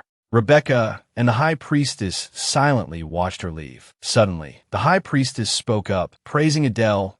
She's a quick adapter. It's rare to find a lady like that these days." Rebecca frowned and said loudly, "High Priestess, please look me in the eye. Are those the right words to say in this sacred great temple?" Hearing this, the woman's voice turned cold. "Priestess Rebecca." Being called by name, she was startled. Unresigned, Rebecca retorted in a low voice, "But the High Priestess also knows what kind of family house Sergio is." The woman replied softly, "According to the Godiness, we must cast aside our prejudices, right?" She said decisively, "That is not a prejudice. Didn't she seek out the captain of the Night Order before coming to see the High Priestess?" Fearing the High Priestess wouldn't believe her, Rebecca added, "To this day, the number of ladies who have come to volunteer just because they have designs on the holy nights is not just one or two, let alone a lady from House Sergio. What kind of person is her father?" Rebecca imagined Adele's malicious appearance in her mind. She said seriously, "No matter how much she pretends to be innocent, no matter how carefully she pretends, she cannot hide the ambition sparkling in her eyes. She definitely has other intentions." She still tried to convince the High Priestess to believe her. "There's no way the High Priestess doesn't know what even priestesses like me know." "Why is it that?" The woman suddenly cut her off. "Are you saying you're disappointed in me?" Rebecca placed a hand on her chest and said apologetically, "That's not what I meant. Please forgive me." She lowered her voice, feigning remorse. "I'm just worried. I don't know if the High Priestess is so readily accepting her just because she's a lady from House Sergio." The woman admitted frankly, "That's right. Because it is House Sergio, I must be even more welcoming." Rebecca was surprised what the High Priestess turned and said with a smile, "Think about it. How happy the god would be if even the most worldly people on earth were brought back into the arms of the Godiness. Even a demon can be made into a person. That is our mission." After leaving the waiting room, Adele took a stroll in the temple courtyard, exclaiming in her heart, "So peaceful." Standing in the shade, listening to the rustling of the leaves, she smiled and thought, "This isn't so bad." Jackie chased after her, asking worriedly, "Will you be all right today, my lady? They clearly won't give us a name, especially that priestess who follows the High Priestess." Adele immediately reassured her, "Isn't that a good thing? If it were me, if someone just rolled in here like I did, I would have tied their 4 limbs and thrown them as bait for the eagles. But the people here arranged a place for me to sleep and even gave me food." Jackie thought for a moment, then exclaimed, "That's true." Adele pointed to the sheet music and said cheerfully, "Let's get to our task." Quickly, she meticulously observed the paper, explaining calmly, "Look here, there are 2 pins attached to the front, right? When singing a blessing for a sinner like me, when you sing the word bless, you probably have to sing it a little higher." Suddenly, a noise came from behind them, attracting their attention. Jackie said in confusion, "My lady, look over there." Adele looked over, nodding in response, "Yes, I'm looking." It turned out to be the Holy Knights of the Temple training. Jackie said quietly, "I didn't notice before, but it feels like a blessing, so full of grace." She nodded in agreement. I think so too. Jackie's face was dazed from seeing the handsome man, and she unconsciously blurted out, this might be a bit much to say, but I suddenly feel filled with the courage to live well in this place. Hearing this, Adele breathed a sigh of relief. What a relief. The sound of footsteps echoed from a distance. Jackie said, oh, someone's coming. Ryan arrived and immediately greeted them.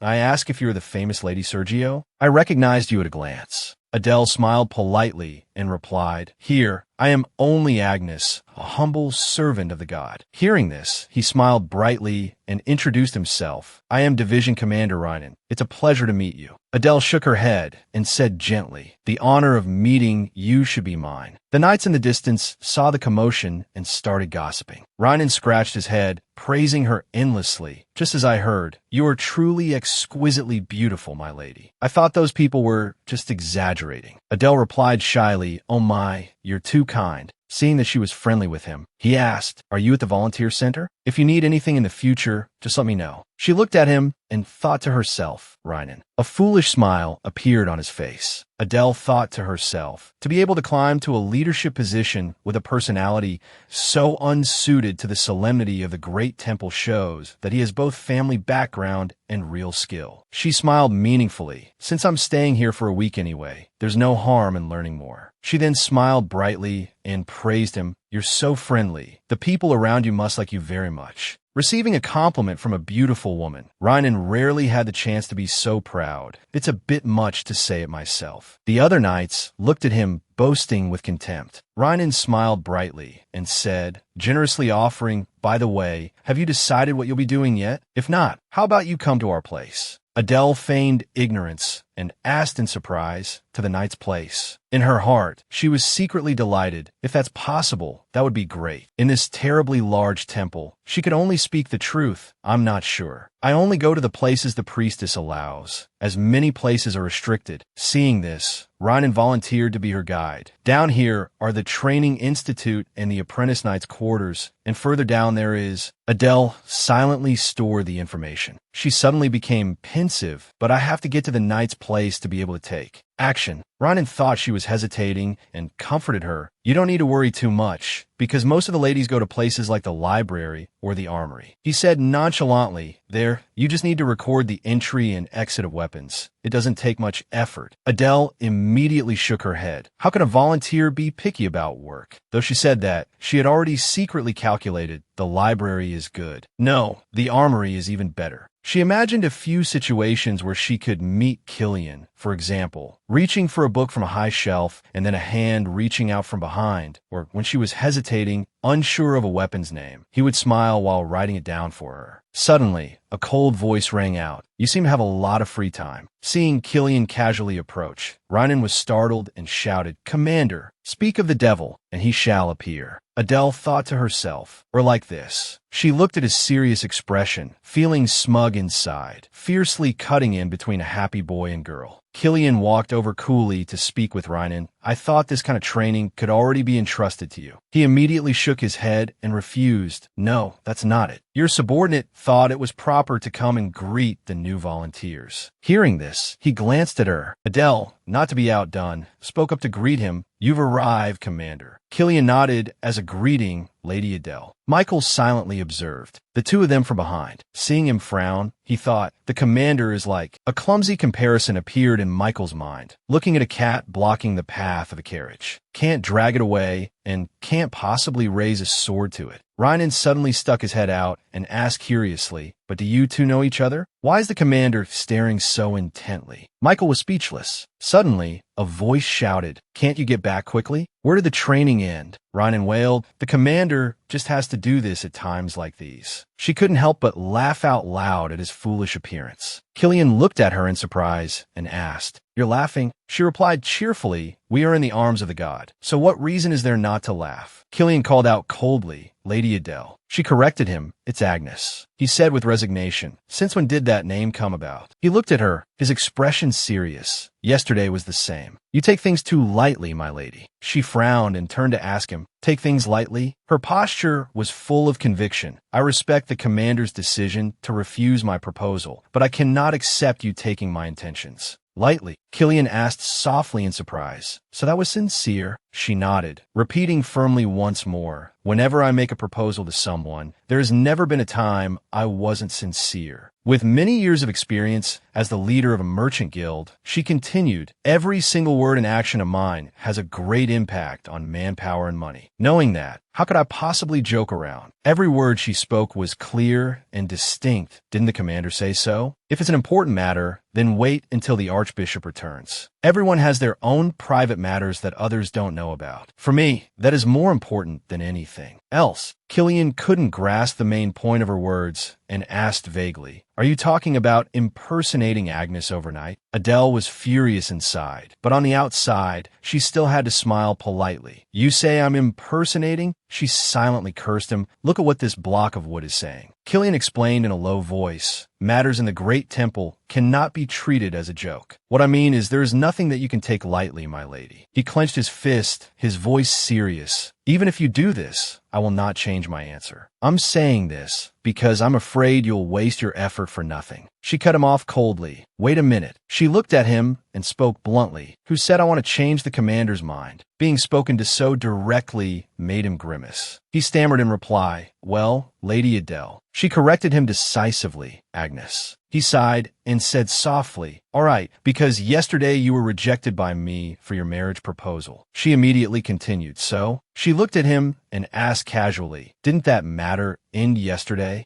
Afraid he didn't understand, she explained further, I don't dwell on things that are over, because I'm not free enough. Of course, I've already erased yesterday's matter from my memory, so the commander can feel free to forget it as well. He frowned and asked, if so, why are you here? She squinted and replied calmly, well, because I need a husband. Then she turned to smile at him, her voice full of provocation, and among the countless knights in San Fidelio, there will be at least one who thinks the same way. So that's how it is. Ah, it seems you misunderstood that I was here with the knight commander to make things better. He said indifferently, no. Hearing that, she couldn't help but smile. Then that's a relief. As soon as the words were spoken, the two exchanged a fiery gaze. This tense atmosphere frightened Michael and Jackie. He thought to himself, Knight Commander, while the maid whispered, my lady. Suddenly, the bell from the shrine rang out. Michael was the first to notice the sound of the bell, thinking to himself, it's the morning prayer bell. The wind rose, breaking the cold atmosphere between him and her. He waved his hand and said softly, you.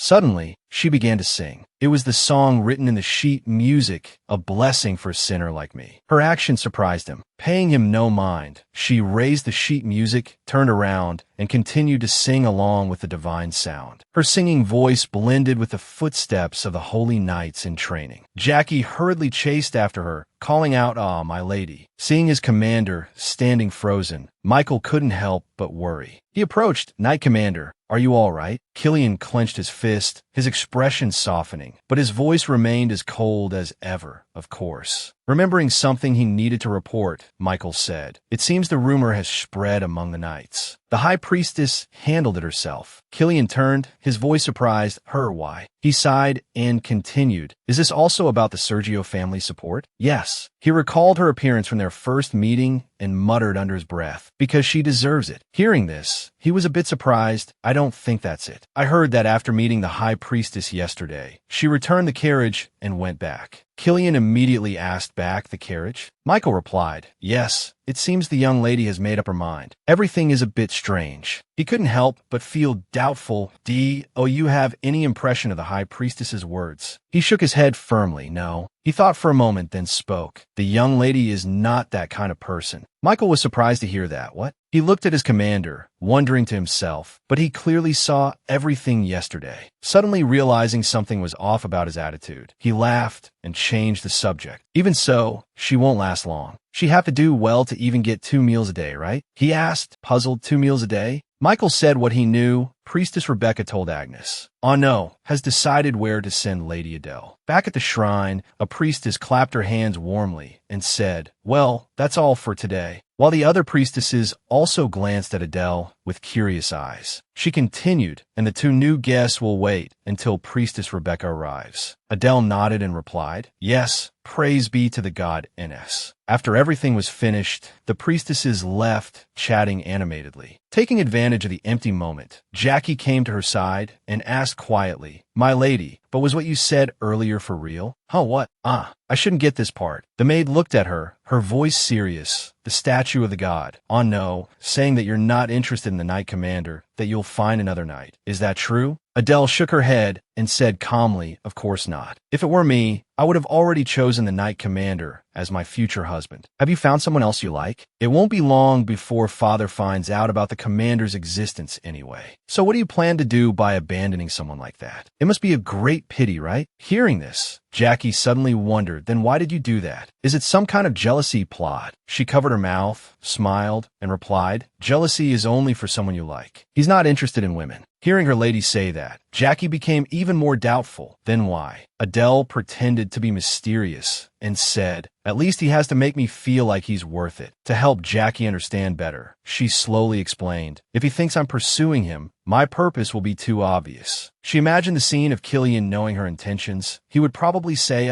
so that's it. Well then, try harder. She continued, he would say that. Therefore, I'm trying to provoke him, she said confidently. But what will happen if I don't take my eyes off his work as a knight? Only then did Jackie understand, nodding and replying, so that's it, my lady. The maid looked at her lady, her voice full of admiration. I can't take my eyes off you. Adele nodded in satisfaction. That's it. After speaking, her expression became thoughtful, her thoughts gradually surfacing, and the atmosphere yesterday wasn't too bad. She thought to herself, he clearly wasn't too cold when he heard the story. He even held back a laugh in the middle of it. Anyway, recalling his words from yesterday, she thought to herself, perhaps after this sentence. She frowned slightly, about to leave, feeling troubled. I can't tell. Suddenly, someone appeared. Rebecca approached and said politely, you must be practicing the song. Sister Agnes. Seeing her, Adele spoke up, you're here. Priestess. Rebecca was being suspiciously friendly. She leaned over to look at the sheet music. Is there any difficult part in the sinner's song? Adele wondered to herself. Why? Looking at her gentle expression, a complete contrast to yesterday, she asked herself, why is she suddenly like this? I don't know what she's thinking. I have nothing to lose, but this demeanor of Rebecca's is truly suspicious. She thought to herself, but anyway, people with such personalities will soon reveal their true nature. If I add a little flavor, it will come out faster. With that thought, she also smiled politely in response. Oh no, this is a song I love to hear, so it feels very familiar. When I hear this song, my mood becomes more relaxed. Her voice was full of excitement. It feels like I'm getting closer to the god Ns. Hearing her speak, Rebecca got goosebumps and stammered in reply, I see. Her expression became awkward, and she said clumsily, I didn't expect you, who came from Sergio, to believe in the god Ns. That's something I hadn't considered. Adele smiled in reply. My father always sang this song as a lullaby. As soon as these words were spoken, her old memories came flooding back. Back then, she had asked naively, Daddy, if I sing this song, will I really be blessed by the god? Count Sergio sat by his daughter's bed and said gently, let's see, aren't there too many people in this world? She continued to wonder. So this song has no effect. The Count patted her head, smiled, and replied, no, you have to try calling on a few gods. She looked at her father quietly. He continued, at least one of them will give a blessing, right? With that, he continued to sing the lullaby,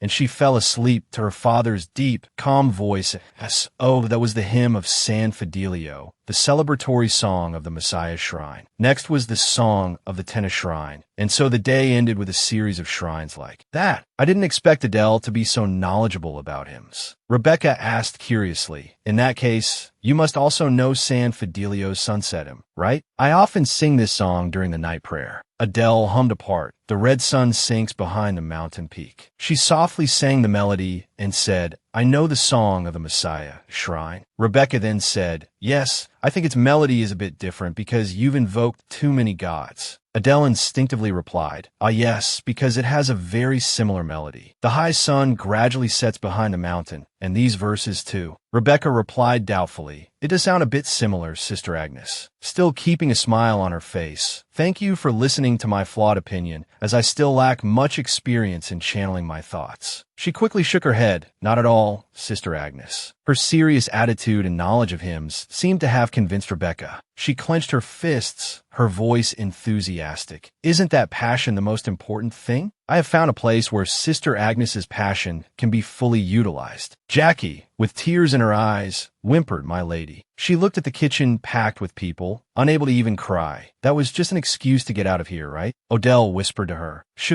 be quiet. They'll hear everything. The maid cried inwardly. Just how many people are in here? Rebecca stood beside a mountain of dishes. It seems a bit much, doesn't it? Why don't you two look very happy? Looking at the pile of fruit that needed peeling filling the kitchen, Jackie grumbled to herself. I can understand why you're smiling even though you made a mistake earlier. Despite this, Odell remained calm. She said, not at all. How could that be? Rebecca asked doubtfully. Is that so? I think just the two of you, the Agnes sisters, are enough to handle it. No one else is needed because the Knights are big eaters. Odell walked over and looked up at the pile of dishes. Rebecca thought to herself, are you shocked? But I wonder, have you ever washed the teacup you drank from? She justified her own actions, that it's not that I don't feel self-reproach as a worshiper of God, but an attitude that belittles the temple is completely unacceptable. Speaking of Odell, one cannot fail to mention the family behind her. Rebecca thought, it's a well-known fact that the Sergio family comes from a family of bean farmers and has a chaotic view on religion. To her, Odell's family was quite peculiar. All three siblings had different biological mothers and were baptized in various ways. It seems only the high priestess is willing to keep her mouth shut. But not me. I will show you the majesty of the great temple to make you cry. With such thoughts, Rebecca feigned concern. It seems I've created an obstacle for you too. I don't know if you can finish today. Odell replied. What? What about dinner? She stammered. About that. You can eat whatever you want after you're done. If you can't do it, just let me know anytime, and I'll prepare a carriage for you to return home. Hearing this, Jackie's face turned purple with anger. Rebecca knew Odell had her eyes on Killian, so she wanted to make it difficult for her to back down. About 4 years ago, when the Great Fire occurred, it had been half a year since Killian first appeared in San Fidelio. He returned after 3 years of training in the ice cave. He had a cold appearance, his beauty seemingly rivaling that of a god, so countless eyes were always on him. Major events like the Battle of Tyen had been handled to some extent, so there will be a lot of work in the vacant positions later. You need to eliminate the worldly hands that will reach out towards this holy place. Rebecca thought Odell was just like the others, with ill intentions for this place, so she wanted to make her give up. If the rumor spreads that even this noble woman raised her hands in surrender, then perhaps no woman will dare to become the knight commander of San Fidelio in the future. To convince Odell, she added, if you want to work for the Knights like that, what better opportunity is there than this? Odell nodded as if she understood. Of course, I still have to follow the words of the goddess. She looked at Rebecca and asked in a low voice, Miss, by the way, may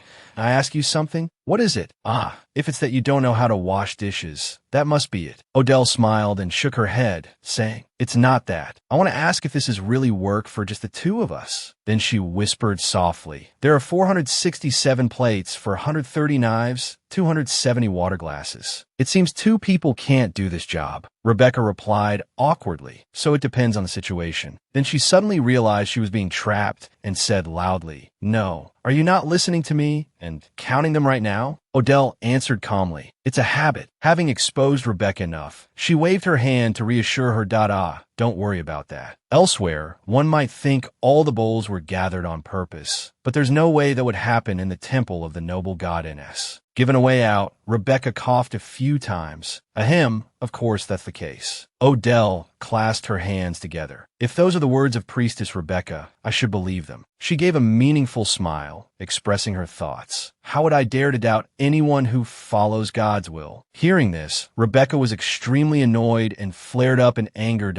If you know, then start quickly. You will be held responsible for trying to mess up the kitchen work. Odell replied, of course. She even said sarcastically, by the way, are you paying attention? If the day comes when I meet the god Ns, I will tell him that I will never forget Rebecca's deep kindness. Then she turned to ask her maid, you too, right, Jackie? Jackie, who was spacing out, said unconsciously, yes, of course. After assigning the task, Rebecca turned and left. Odell called after her. Well then, I won't be going far, but you know I'm a bit busy. She gasped, startled, thinking to herself, how can she be so blunt? She took the opportunity to chat with Jackie. That's why I can't do business. The maid pulled Odell's arm. My lady, really, you know they're trying to bully us, so why are you being so polite? Facing the towering pile of dishes, Jackie's voice weakened. Just look at it, my goodness. This will probably take 3 days. Odell chimed in. Probably. The maid sighed, whining softly. If you knew that, why are you standing there so calmly? When will you finish this? I was thinking of just leaving it and finding a reason to get kicked out. Odell heard this and wondered. What? It really is a lot. Seeing her lady still so composed, Jackie said dejectedly, you can still say that. No matter what, it would have been better not to do it from the start. You should have gotten angry and left. Why should I get angry? St. Rebecca did it, so it's natural. Jackie didn't understand her meaning. Why is my lady being as obedient as a saint? I'm not a saint. I'm just a human. In fact, she was thinking to herself, I'm not pretending to be kind. I really don't hate Rebecca. There are no troubles in my life. One of the strengths of being born a nobleman's daughter. Rebecca's childish actions towards me are nothing more than a fox borrowing a tiger's mite. Except for the Sarek matter, there's nothing else. Why would I spend my energy hating someone who has everything? And compared to the people who point knives at me from all sides, Rebecca is even cute to look at. In contrast to her, Jackie was heartbroken, saying with regret, if I had known this, I would have prepared some money before the carriage returned. What if I can't find a job? Odell said. It seems everyone else has been sent away too. The maid sighed. Phew, we really can't handle this bit by bit, my lady. Odell didn't bother with Jackie's worries. She was trying to untie the ribbon on her hand. I have to take this off, right? Seeing Odell seriously tying up her hair, Jackie was astonished. Are you really going to do it, my lady? You've never even tried to do this before. Faced with that doubt, she tightened the knot, her posture extremely resolute. Odell rolled up her sleeves and said confidently, who am I? Night fell, and the temple was bustling with the chatter of the holy knights. It was dinner time, and the young men returned after a hard day of training to enjoy their meal. Rynan entered with Michael. He said in amazement, wow, this is the first time I've seen so many people in this great hall. Michael glanced at Rynan and reminded him coldly, can't you be quiet? He sighed in frustration. The ones who will have to guard the temple. Michael said, why? It's good that it's lively after a long time. Rynan heard this and nodded. Turns out there are many good things. Although the liveliness was good, Michael was still not satisfied with one thing. All the priests have different positions, but they gather and stand dumbfounded because of one woman. With that, he looked around,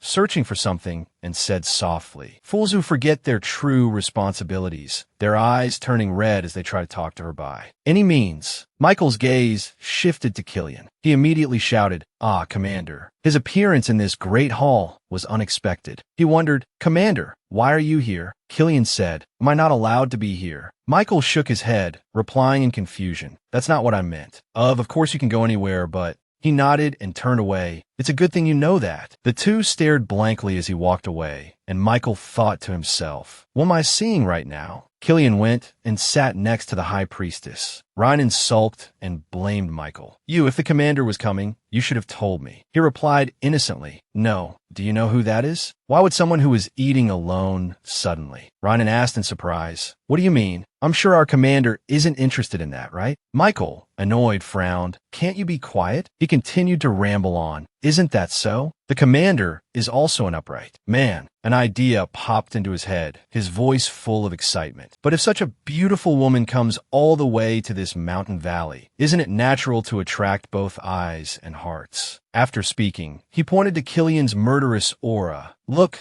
the knights are weighed down by that aura. They don't dare to get close to the woman. Thanks to the cold air surrounding Killian, no one dared to approach the two of them. Michael clicked his tongue and replied, that's right, that's not a warning for those knights. He sighed and stated his speculation. Rather, I see the opposite. Rynan asked, what? The high priestess asked in surprise. Priestess Rebecca, I still haven't seen the Agnes sisters. It's time for dinner, but I still don't see them. She was a little worried. Don't they want to eat? Rebecca smiled and replied, they probably haven't finished their work yet. The high priestess was doubtful. Really? Rebecca paid no mind and looked elsewhere. She peeked at Killian while replying, yes, it's not difficult work, but if you've never done it before, it will take some time. Speaking of which, she suddenly remembered. That's right, Odell didn't react to this at all. It seems she doesn't care much about it. Rebecca ate leisurely, chatting calmly with everyone. That if a person of high status has to do volunteer work, it must be called a bit overwhelming. Ryan heard this and said, "But it's a pity she can't even eat dinner with us." He looked at Rebecca with uncertainty. "Should I go and help a little?" She immediately frowned and replied, "Captain Ryan, Agnes,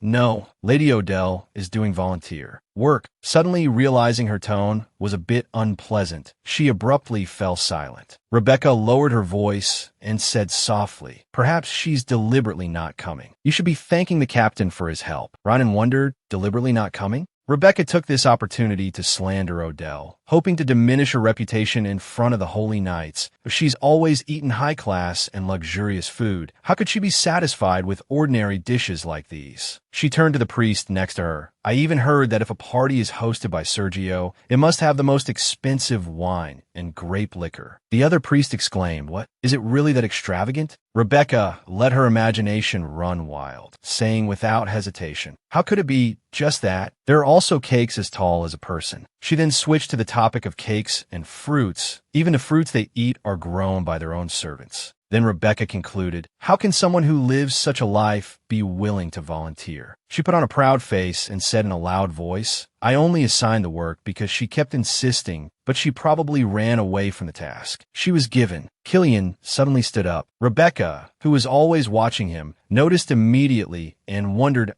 Commander, are you finished with your meals so quickly?" Thanks to Rebecca, the whole dining hall was buzzing with gossip. She always looks so noble, but she can't do anything right. Just then, Odell brought in the food, while the chatter continued around them. "How can you say that so nicely?" Killian looked at her, his eyes showing clear surprise. Rebecca also turned her head to look, wondering to herself, "Is that leftover food?" She pointed at the plate of potatoes and said arrogantly, "The rumors about the Sergio family's extravagance are like that pile of potatoes over there." Then she waved her hand and ordered casually, "No need, give it to the others." Odell suddenly spoke up, "I'm not done with my work yet, priestess." Hearing her voice, Rebecca was startled. Seeing her flustered appearance, Odell said politely, "I'm sorry, but I still need to have dinner." She held up the plate of potatoes, smiled, and asked, "So, may I sit here?" In the great dining hall, Odell held a peeled potato in her hand. Just as she was about to bring it to her mouth, her attention was drawn to Killian, who placed a plate of bread on the table. She then asked, Commander, I thought you had gone out?" Killian glanced at her coldly, shook his head, and said no. Then he casually sat down next to the high priestess and openly continued, "I've been sitting here all along." Odell paid him no mind and politely invited everyone to eat.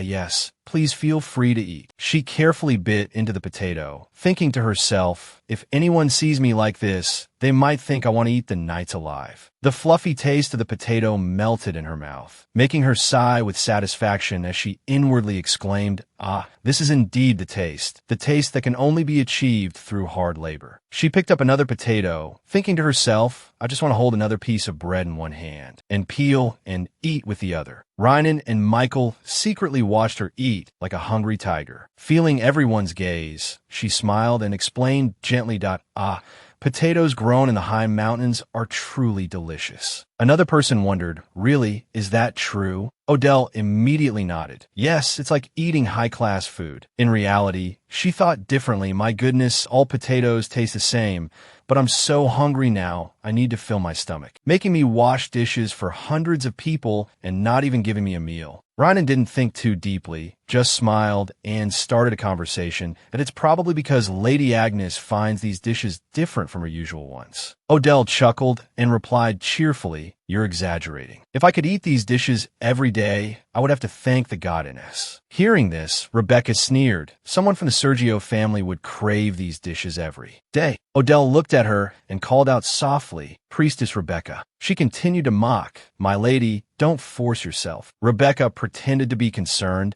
but was actually still trying to lower her honor. "Everyone here knows which family you come from, so don't try to eat dishes you don't like." Odell peeled another potato, her voice nonchalant.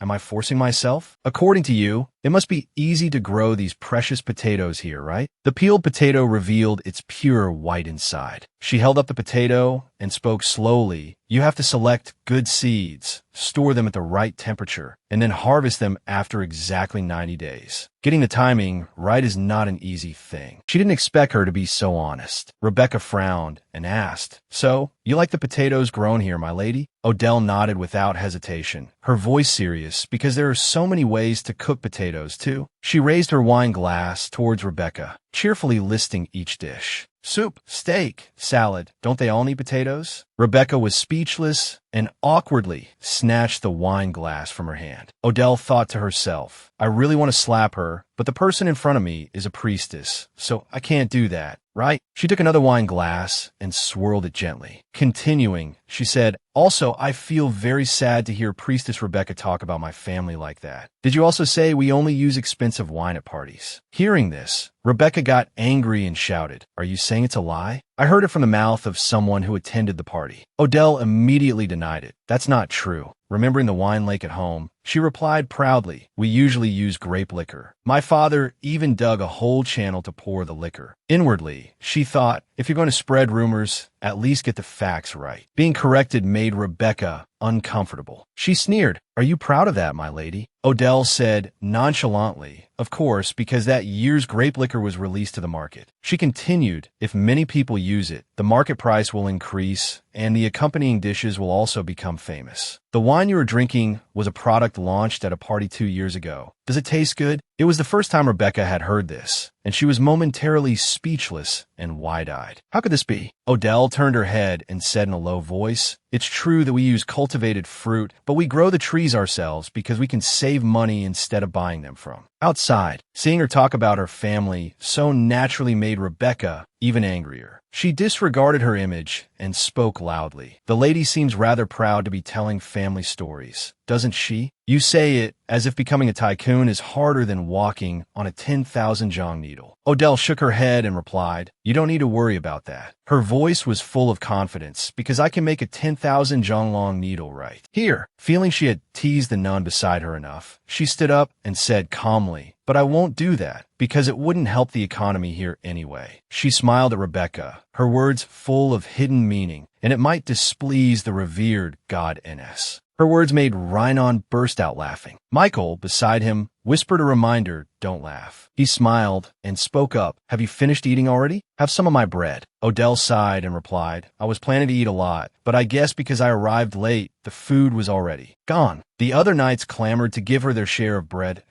"Then take mine, here's mine." Despite countless knights rushing forward, she politely refused them all "No, thank you, I'm fine. I'll come earlier next time." They remained friendly, offering to help her. "Even so, we should help in some way, shouldn't we?" Rebecca was furious that these men's eyes lit up at the sight of a pretty face. Odell spoke up again to refuse that in that case, please eat all the food. Just don't leave any leftovers. She thought to herself, because I'll have to clean up this entire place. Then she glanced at Killian. When their eyes met, she smiled triumphantly. The two of them didn't talk, just observe each other. She thought to herself, it'll be less troublesome this way. He's sitting there watching how I deal with the knights, because my target of observation is him. With that, she bowed to them. Then I'll take my leave. As soon as Odell left, Rebecca also shot up, startling the priest sitting next to her. Under everyone's concerned gazes, she stomped her foot and left. A female believer spoke up, well, compared to her younger sister Agnes. The priest beside her immediately replied, yes. Killian froze. Conversation drifted from a distance that I'm really worried about believer Rebecca's blood pressure. Let's pray for her. The high priestess looked at him with concern and asked, what's wrong, Sir Killian? He didn't answer, an uncomfortable feeling rising within him. When that person left, I suddenly felt desolate and lonely. This emotion threw his mind into turmoil. He couldn't think for a moment and could only ask himself, how can I explain this mood? He said blankly, it's too noisy. The high priestess replied in surprise, how can that be? I find it interesting. He answered reluctantly, High Priestess. She didn't hesitate to expose him, saying it's noisy. You can't say anything but that. It seems Sir Killian still can't speak as true. Feelings. Hearing that, he explained seriously, I say this from the position of someone responsible for your well-being. The High Priestess chuckled. Are you planning to? She looked at the bread in his hand and teased in a low voice, give that bread to someone.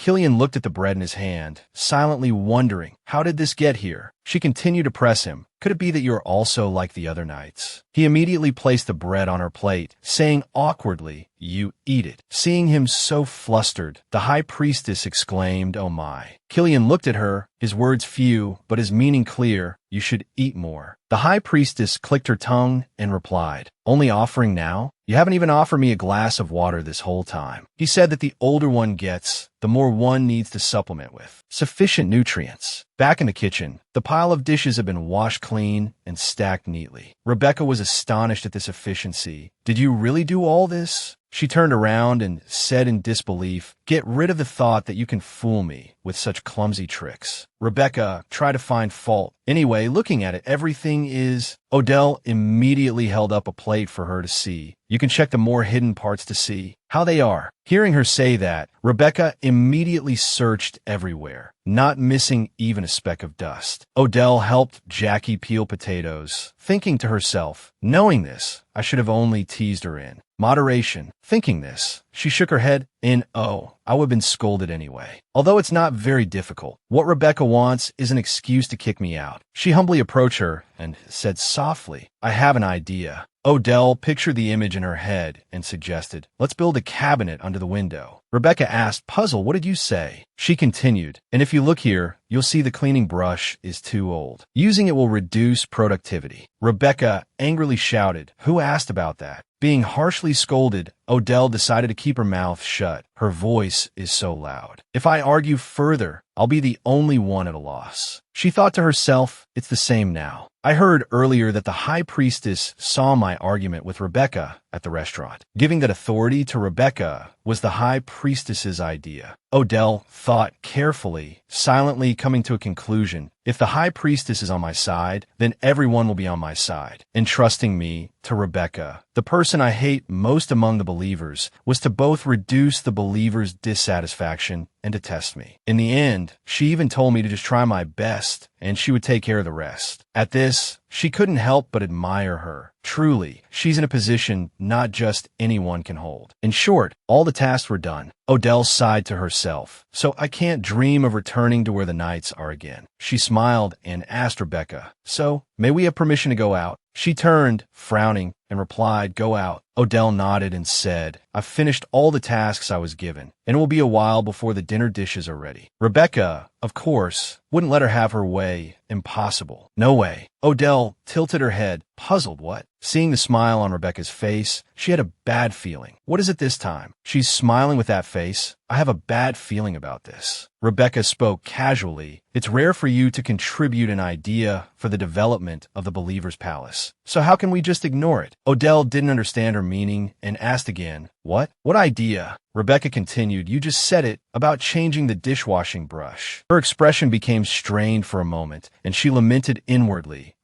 I knew this would happen. Seeing her say nothing, Rebecca said even more smugly, What's wrong? If that's the case, then right now. Odell suddenly spoke up and asked, Where is it? She knew she couldn't avoid this and sighed. Rebecca was puzzled. Where's what? At this point, Odell no longer bothered to maintain a good attitude. Her voice turned cold. We're both busy. Just say what you need to say. It was the first time Rebecca had seen her like this, and she stammered, What? Odell looked at her indifferently, a cold aura emanating from her. Her words, I see. Where do I pick the palm fronds? And how many are enough? Deep within the holy temple, there was a waterfall. Waves of pure water cascaded down one after another, making a roaring sound. Killian stood silently in the pool below, looking up at the majestic waterfall. His face showed a rare, contemplative expression. He recalled her words from dinner. People usually build waterfalls rather than fountains. My father used to make them to channel golden wine. Unconsciously thinking of her again, he bowed his head and cursed under his breath. This is crazy. Killian's platinum blonde hair was damp from the waterfall's mist. He thought to himself, I usually don't have fanciful thoughts about anything, but this time I'm forced to follow reason. Thinking of Odell and the lady's dress from the day they first met, he told himself, she is not someone who would be compatible or beneficial to me. Of all the women I have met, she is the simplest and also the most radiant. Her bright, smiling face as she made her proposal to him appeared again. "Marry me," he thought to himself. How shameless. He turned and wondered, should I say she's too bold or too straightforward? Having thought his idle thoughts, he stepped onto the bank. A familiar voice echoed again. "You must remember, before you obtain that, carnal matters should be." Thinking of this, he paused in contemplation. Killian put on his coat and thought to himself, the 13th. He left decisively, his heart set on a resolution. I must try to endure until the Archbishop arrives. As Killian strode, he calmed himself. I endured 3 years in the Kemlahan cave. How can I not endure this? His brows furrowed, and he reminded himself, no matter how that woman bewitches me with her words and actions, no matter how she stirs things up around me. Suddenly, the image of her eyes appeared in Killian's mind, beautiful as gemstones. It was still that gentle smile and those pink eyes. Suddenly, there was a rustling sound in the bushes, and a figure approached him. It was Odell, carrying a basket. She was a mess, her voice impatient. That my shoulder hurts so much. Speak of the devil, and he shall appear. He lamented inwardly. Where did I go wrong? Odell turned and sighed. I probably can't do it. Maybe I should just ignore it. Why is this? Suddenly, she caught sight of a figure and screamed in surprise. Killian spoke up to warn her, be careful not to fall. Realizing the person next to her was him, she breathed a sigh of relief. What brings you here at this hour? Killian was also curious. I should be asking you that. She stared at him, thinking to herself, I'm just looking for roots to make a brush. Seeing his damp appearance, she couldn't help but wonder. His hair, no. Why is Killian wet? He was also quietly observing her. He thought, as expected of a believer, she probably can't see what a good job she's doing. His gaze made her wary. Thinking he was probing her, she quickly waved her hands to explain, don't misunderstand, I'm not deliberately clinging to you, nor am I pretending to meet or talk with you. He replied indifferently. How detailed. Killian, of course, did not misunderstand her as she thought. On the contrary, he thought to himself, I could have predicted her actions and gestures from her words and flustered face. But here, can I smile shamelessly? I'm afraid of being misunderstood. She held out the basket for him to see. There are many roots here, so I just came to dig them up. He frowned slightly, his voice deep as he asked, where are the servants? She replied helplessly, Jacqueline made some mistakes, but she tried very hard to come here with me. Odell picked up a root and caressed it in her hand, muttering, but now I have to go back really soon to deal with all this. Seeing him remain silent, she turned her head in confusion. She called out, Commander. Unconsciously, she reached up to wipe her cheek, saying softly, what are you looking at? She worried inwardly. Is there something on my face? Contrary to her thoughts, he said coldly, do you know where this place is that you dare to come here? Odell was flustered. This place,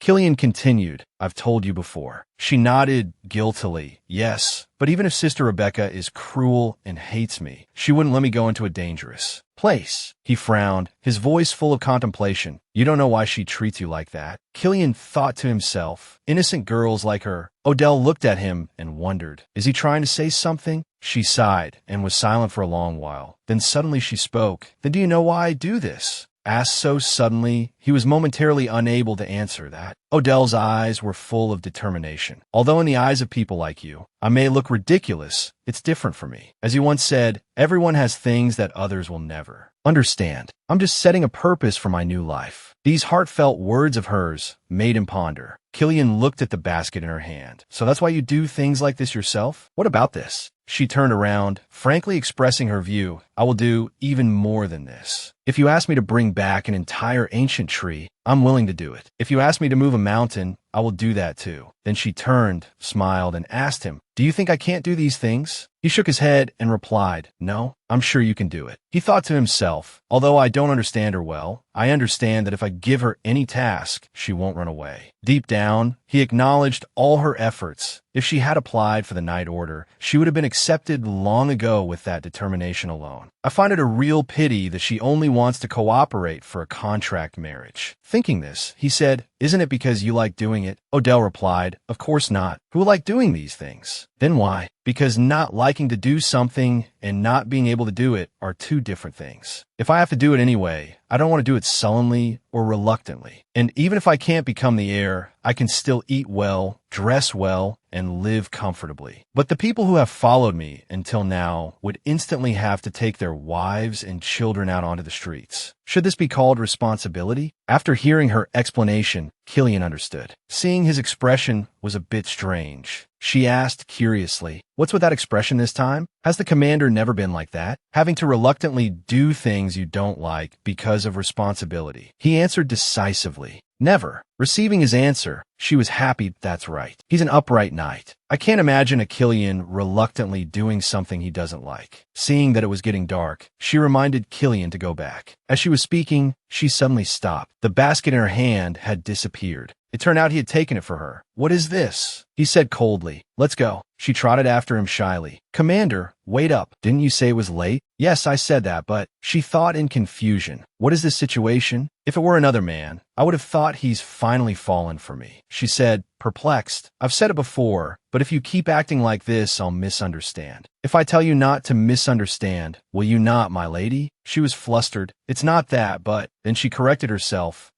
That's not right, but—" Killian's sudden question made her confused as well. She was annoyed. Is he afraid people don't know he's a knight or something? Suddenly, she was surprised to see a radiant light emanating from him. When she came to her senses, Killian was already a good distance away. She scurried after him. "Hey, wait for me to walk with you. We are walking together." After returning, she was panting from running so much and snapped irritably that I was going to look at his face one more time. But whenever she lingered, wanted to talk a bit, he would speed up his pace. And when she fell behind and told him to go on ahead, he was like a young deer with eyes in the back of his head, stopping and waiting. He handed the basket back to her and told her to go in. It was a rare moment of Killian showing a bit of affection. She was smug. "That's more like it. I really misjudged him earlier. To be honest, it's also that he wasn't bothered enough to abandon me in that deserted place." Before leaving, he said with concern, "Nothing happened today, but demonic beasts can jump out at any time. Next time, my lady, please be careful." "Commander, you be careful too. Are you worrying about me, my lady? How shocking. Just now you were worried I'd be attacked by demonic beasts." "It seems I was misunderstood." She smiled and said, "Not demonic beasts, but—" She pointed at herself. "Dump me." Odell thought to herself. He suddenly surprised me, so why can't I do the same? It's not about sour grapes, but if you don't eat, you lose out. Hearing her answer, he was skeptical. "Are you?" She quickly said, "I'm kidding, just kidding." Turning her back to leave, she added, "Don't worry, since I know you're not interested in me. Why would I throw myself at you?" After saying that, she scurried away. "I'm going now, good night." His dazed eyes followed her. Another knight saw him alone and greeted him. "Commander, have you just returned?" Michi glanced around, thinking, what is the commander looking at? He said to the commander, "Let's go inside, sir. The wind is cold. You go in first."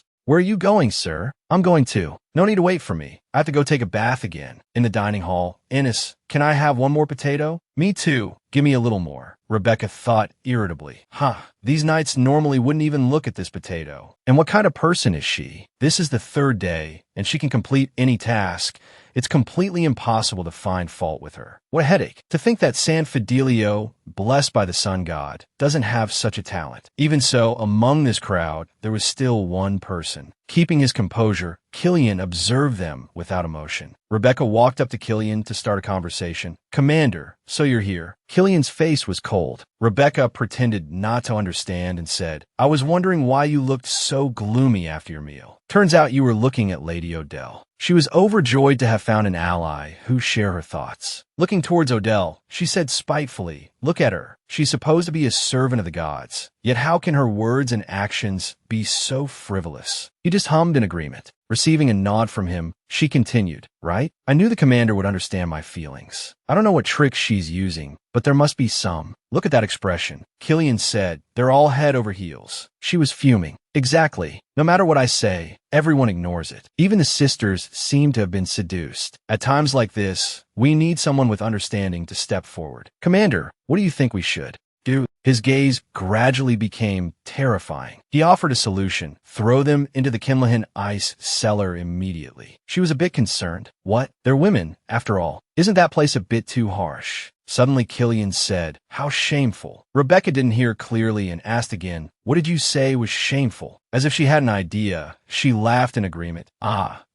That's right, how shameful. The fact that she's been able to endure until now must mean someone is secretly helping her. Maybe she's secretly calling people or having a maid do it for her. Otherwise, it's too unreasonable. Her jealousy had reached its peak. She couldn't stand by and watch any longer. Killian asked coldly, "Sister, what are you planning to do, Ennis?" "No matter what, we have to increase surveillance. Only then can we find something." "Surveillance," Rebecca reasoned. "The sisters are all soft-hearted. They're already on her side. Someone who can follow Lady Odell closely without losing her and also remind the knights to be careful." She suggested, "I think Captain Michael isn't a bad choice." But Killian immediately objected. "I won't allow it." She turned and asked, puzzled, "Why?" In her head, she thought, "Don't you share the same opinion as me?" He stated his point. Michael is too soft. He can't be strict enough to supervise someone. Even on the battlefield, while others would put 3 or 4 things into one scabbard, Michael would handle each one very slowly. I see. If that's the case, then the valiant General Renat. The man named Renat that Rebecca had just nominated was currently wagging his tail like a loyal dog in front of Lady Odell. He said, "That man is like that, and you can still say that." Rebecca presented various options to Killian, but he rejected them all. Then, among the trainee knights, he cut her off. "Too weak."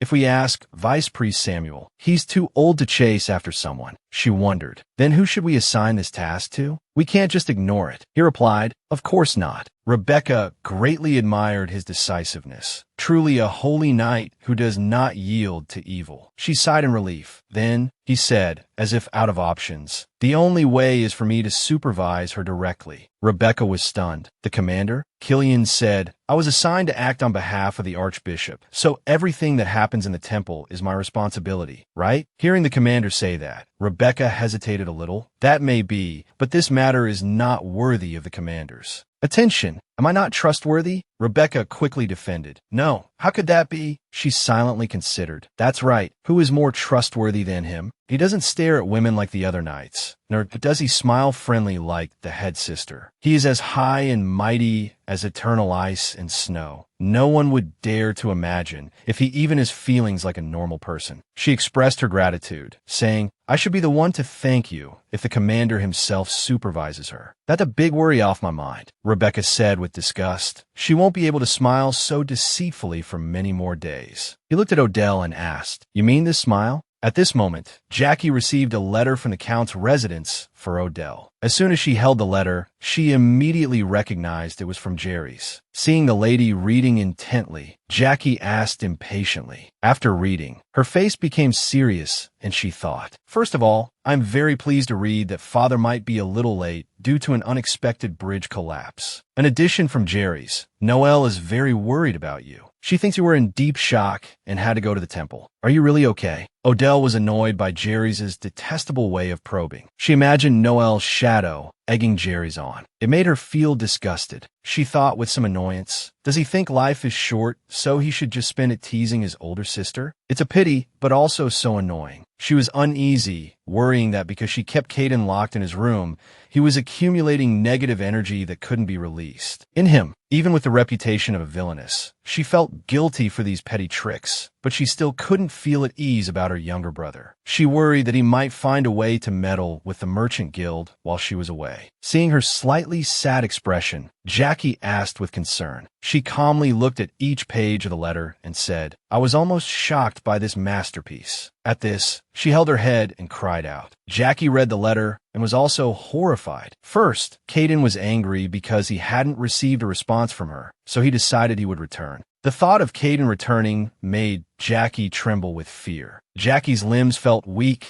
as she said to her lady, "If he comes back and finds out the lady has entered a convent, then..." Receiving this unwanted letter, Odell was extremely annoyed. She crumpled the letter in her hand and said curtly, "Are they daring each other to see who will kill me first?" She quickly regained her composure. "Anyway, I have to hurry up. I can't just chop vegetables forever," Jackie said in a panic. "But aren't you working very hard, my lady?" Jackie approached, hesitating, wanting to say something to Odell. Knowing her question in advance, Odell said it was obvious. You're going to ask if it absolutely has to be him and want me to try finding someone else with a higher possibility. Jackie replied worriedly, you know that, and yet, the other knights all have feelings for you, my lady. No matter which one you choose, they would be willing to kneel before you. But you insist it must be. Odell replied calmly, yes, it must be him. Jackie found it strange and asked, when did you become so determined, my lady? You didn't say that just the other day. My lady is not someone who cares about appearances. Actually, besides his appearance, she also noticed his physique. Her view of Killian was different from everyone else's. She paid attention to him because he was someone whose worldview and values were completely opposite to hers. Killian's integrity and moderation made her preoccupied with him. There were many other things from him to her that gave her a completely different perspective on him than others. She was lost in thought about the night she returned to the temple when Killian had listened to her story. Even though she wasn't the heir of the Sergio family, not someone who needed to be treated with decorum, he had still treated her with great respect. Most of all, his narrowed eyes, which made it impossible to tell if he was smiling or not, were a comfort to her. Even if there was a 99% chance she was mistaken, where else could she find a fiancé who could talk to her like that? And even though she had recently become close with other knights, not a single one of them gave her the same feeling, the same emotion as Killian did. Because Adele had finished her work in the kitchen, Rebecca offered to let her move to a place she wanted. Adele was skeptical. Rebecca said, didn't you want to go to the knight's quarters from the beginning, my lady? Not expecting Rebecca to think that, she cursed inwardly. Is she crazy? Rebecca said sweetly, someone as boisterous as you, my lady, must go to a suitable place. Everything was going just as she had predicted. From the moment she saw Rebecca's excitement, she had understood. Just as Rebecca said, this was a noisy place, full of life and many passionate male knights. But unfortunately, they were children. The young knights eagerly rushed out to welcome her. Michael suddenly appeared and yelled at the kids, you brats, hurry up and get to training. She found out the reason she was sent here was because the commander had her transferred. Michael had suggested moving the young lady to the rotating armory, because since she had a merchant guild, he believed she would manage the armory well. Killian thought that place was too noisy with knights frequently coming and going, so he couldn't let Lady Adele go there. Hearing that, Michael said, then how about moving her to the library? Young knights don't go there often, so it's very quiet. A place where knights don't go would only be the reserved knights' dormitory. The kids are still young too. At this, Killian, who was cleaning his sword, had to pause. Michael thought to himself, that's the only place with quiet people. So, a moment later, Michael was giving Adele a tour. He explained, this place also has priests and nuns, so it's not that different. That child over there, my lady, you only need to take care of him. Looking at the boy practicing with his sword, she asked awkwardly, are you talking about the child swinging a wooden sword like a madman over there? He said, but he has already attended theology classes with the priests and is in the process of finding his inner peace. As Michael was speaking, a tearful boy ran up. Wah, Brother Nero hit me. Adele ignored what Michael was saying and cheerfully said to the little boy, well, that's a relief. You've already cultivated your character, so you probably won't cause anyone to die, right? Taken aback by Adele's bluntness, he shyly asked for permission to see the commander. The thing to do now was to console the little boy. She took his hand and comforted him. After the boy left, she looked at the boy she was assigned to care for, who was still enthusiastically practicing with his sword. Seeing Adele, Nero tried his best to drive her away. She thought to herself, is it you? The wild horse of this area? As for Nero, he was aggressively saying, hey, do you know who I am? Haven't you heard of me? No, not yet, Nero proudly declared. Humph, if you knew who I am, you'd be shocked. As for me, I'm the kid who's shunned by the priests and nuns. Now that you know, get away from me. Throughout the conversation with Nero, she listened with a constant smile. She thought to herself, this is clearly an overly spoiled child. She bent down and replied gently, kid, you probably don't know who I am either, but you see me and don't recognize me? He was startled and flustered, saying, what are you talking about?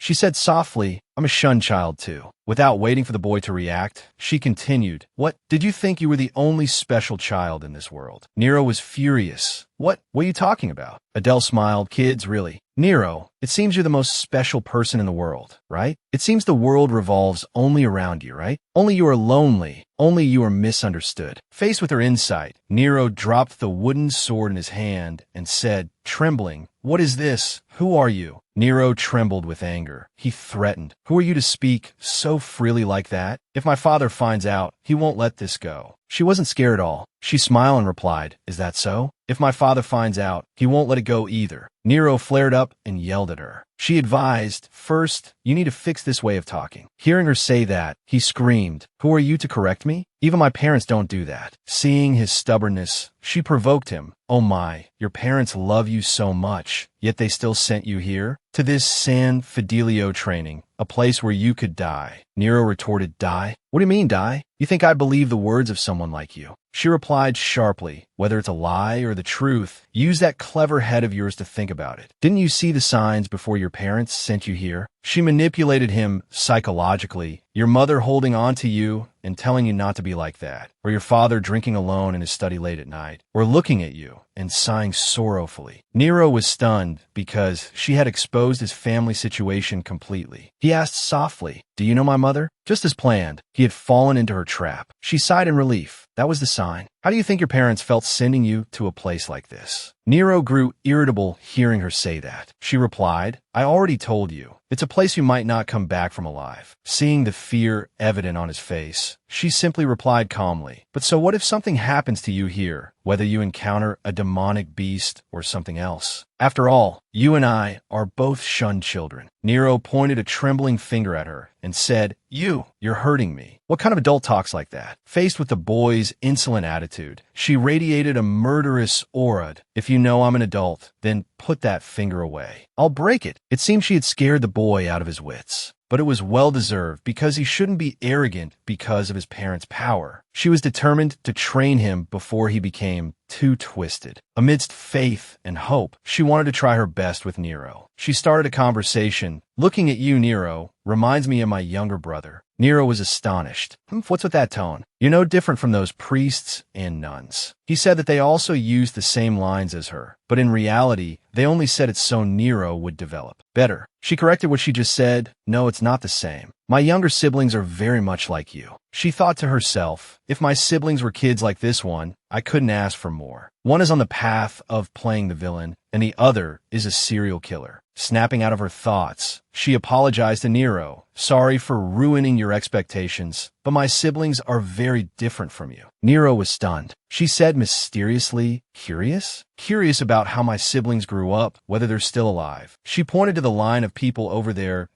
"If you want to know, go get in line over there." Being ordered around, Nero's displeasure was obvious. She growled, "If you want to live, get in line." Obeying the command, Nero scrambled away. Watching the boy, she smiled, remembering her own sibling was just like Nero. Looking up at the sky, she worried about her sibling. "I wonder if he's living well." The sound of gunfire shook the heavens and earth. The booming sounds echoed endlessly. Seeing small stones falling on Caden, the knight shielded him. A slashing sound went by. The other knight's cloak was torn because it was blocking Caden's view. The knight was flustered. Debris will fly everywhere. Caden said coolly, "I have to see it with my own eyes to explain it clearly." A loud bang, and rocks of all sizes flew everywhere. A piece flew past and grazed Caden's face. He calmly wiped the wound on his face. The bridge was destroyed by gunfire. The knight said, "It seems the Count will arrive here tomorrow. I wonder if he'll be surprised to see the broken bridge." Caden ignored the knight's words.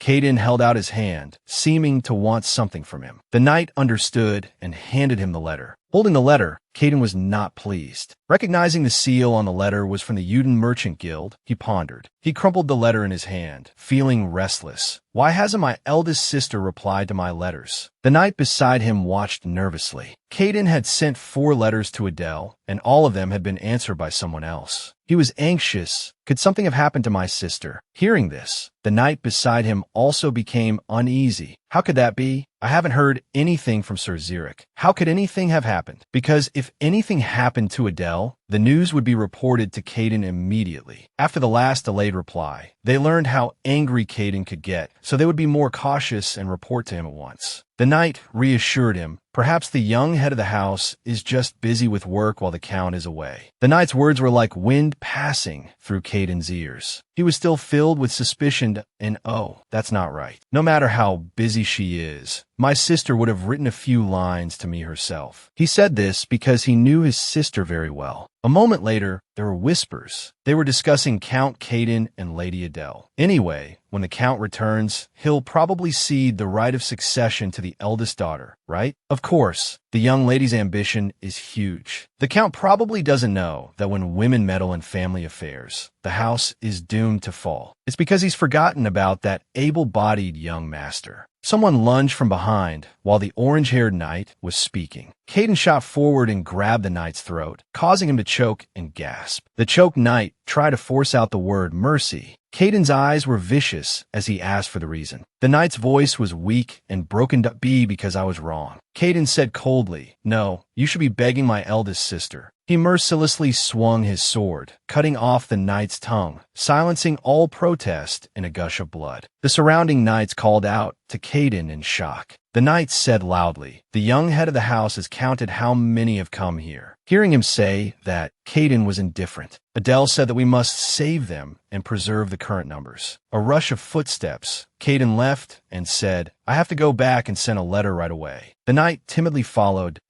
"Oh, soon?" The young head of the house instructed that you must see the Count with your own eyes. Caden replied, "No, if it's my eldest sister, she will definitely know." He shrewdly knew that if it was Adele confirming it, it wouldn't have reached this point. Only now did he realize how foolish that was. The thing to do now was to return. Scene change. It was Michael's voice. He seemed to be hesitating about something. But is it really okay? Even if it's Lady Adele, she won't be able to handle that place. Killian asked, "So the kitchen was a place she could handle, which is why you sent her there?" Killian thought lightly. Those kids are just children. Michael considered, not all children are the same. It's a bit improper to say this, but the children, they're not like those in a normal monastery, you know? Normal monasteries couldn't handle them, so they were sent here. They're probably not your average troublemakers. Hearing that, Killian turned and called his name. Michael looked away. Killian silently blamed him. Why didn't you say so before and waited until now to say it? Turning away, Killian's eyes showed deep thought. Renard approached Michael and whispered, "Is the monastery that serious of a place?" Michael replied, "The other kids can be controlled. There's just one brat who's hard to handle." As soon as he heard that, Renard quickly realized, that kid named Nero? It's rumored everywhere that he's an extreme bully. Renard recounted, "He's the only son of Marquis Lakia. They probably had high expectations for him since he was young, which is why he became so spoiled. With kids like that, even sending them here might not be enough to straighten them out." Renard was worried. The young lady has to be in charge of a child like that? She must resent a lot. Michael was also worried, although the young lady didn't say so. She did say this. Renard wondered, is it true that the commander sent the young lady here? Hearing his name mentioned, Killian was slightly startled. Their discussion made Killian feel like he was being stabbed. She must think she's really hated. That's right, she could think that way. Killian said, "You two seem to have too much free time." Michael ran to his side and apologized. Suddenly, a commotion made Killian take notice. Something had attracted the children, making them unusually boisterous. Seeing the commander, a blue-haired knight was startled. He ran up to the commander. I didn't know the commander was coming." Michael asked, "What's going on?" The knight explained. The young lady brought them. The young lady said that if the children watch the knight's training, they will also cultivate a love for it. Michael tried to stop him. "That's not allowed. The commander hates noise." I'm sorry. Michael asked him to go tell Lady Adele that it would be difficult. As Michael was giving instructions, Killian cut in, "No, it's not necessary. I don't mind, so just leave it." Even though Killian said that, Michael still tried his best to stop it. Killian said, "Michael, I said I don't mind." He reminded them, "You all must maintain order. Obstructing the knight's training is not allowed." Hearing that, the children peppered him with questions about why. He lied to make the children obey, because obstructing the knight's training would also affect the safety of the Grand Temple and might even anger the sun god. Adele appeared like an angel to save Michael from the flock of children. She offered to tell the children a story. Michael said happily, "Of course, that would be great. Then I'll go speak with the commander." Michael hurried away, adding to Adele, because the children are here, he's not coming over. I wonder if you need anything.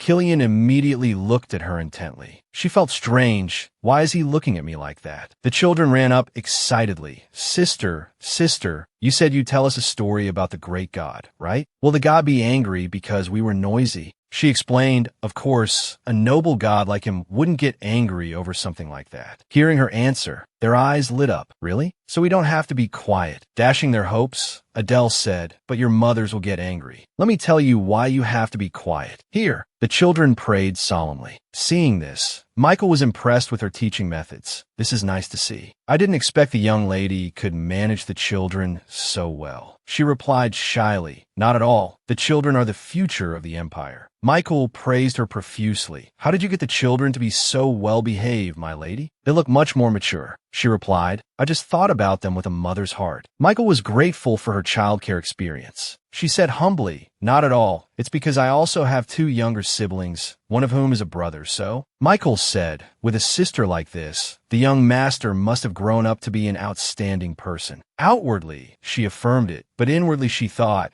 he grew up in a flash and became the serial killer leader of the South. She smiled and said to the children, didn't you say you wanted to watch the night's train? Since you're here, you should watch for a bit. The children trembled and stammered. Us. That's right. If you want to make your parents happy, in another 5 or 10 years. Before she could finish, the children had already bolted away in a flash. Michael bowed his head to observe. She seemed to sense it and said, you have something you want to say to me, don't you, Nero? Nero suddenly appeared and asked, who are you? Adele replied, I warned you. If you call me you one more time. Nero was stubborn then what? She replied cheerfully, what else? We'll hold hands and pray together in this place with all the knights and your friends. Nero was stunned by her attitude. Who are you? If I were to explain now, it would be a bit vague, but with a stubborn child like Nero, she thought about the situation. How would I be looked down upon if I were a volunteer? She said joyfully, I already told you, I'm just a very ordinary worshiper of the god. Nero, beside her, observed her with a puzzled expression. She explained, I'm a person who is useful in many ways, for example, preparing food, arranging dishes, or pulling up medicinal herbs. Once in a while, I can also take care of children like this. Nero seemed to understand. He concluded, odd jobs. She thought to herself, should I just accept that? He looked down on her. What's this? Just an odd jobber acting all high and mighty. She replied, what do you mean an odd jobber? You look down on helpers like that, but have you ever helped anyone else? Nero was flustered. As long as I give them money, they'll do everything. Why should I have to do it? There's a saying that money is everything in this world. Is that wrong too? She glanced at Killian and thought, he probably can't hear, right? She didn't deny it, but acknowledged, no, you're right. Everything in this world revolves around money. Food, clothes, ordering people around, even politics are all about money. Nero was annoyed. You're just a kid, but you're acting all dangerous. She spoke up to teach him. My point is, do you have the right to possess that kind of money? A kid like you, who complains and belittles others every day, you dare to think about having that kind of money? If you want money, you must first have the right to possess it. Nero stood there, stunned. He lowered his head in humiliation and gritted his teeth. He said resentfully, what's the point of doing that? I can't become a knight anyway. She was taken aback by his thoughts. Even if I work hard to earn the right like you said, what's the point? I can't become a knight like them. My father said so, that a kid like me is just a destructive nuisance and a disgrace to the family, and that I'll just become a drunkard in the future. She didn't expect his father to plant such negative thoughts, turning Nero into a child with such a gloomy perception. She sat down, looked into Nero's eyes, and asked Nero, why do you think your father said those things to you? Nero replied nonchalantly, because I'm that kind of person, that's why my father said it. Because my father never lies. She was surprised. You love your father very much, don't you? In her heart, she felt pity, and yet he still sides with his father. How bitter. Nero said, embarrassed. What are you talking about? Who likes who? So you hate your father? She said with understanding, look, maybe your father is just like you. If he had really given up on you, he wouldn't have spent so much money to send you here. This place, you have to meet all the qualifications to get in. Nero was skeptical.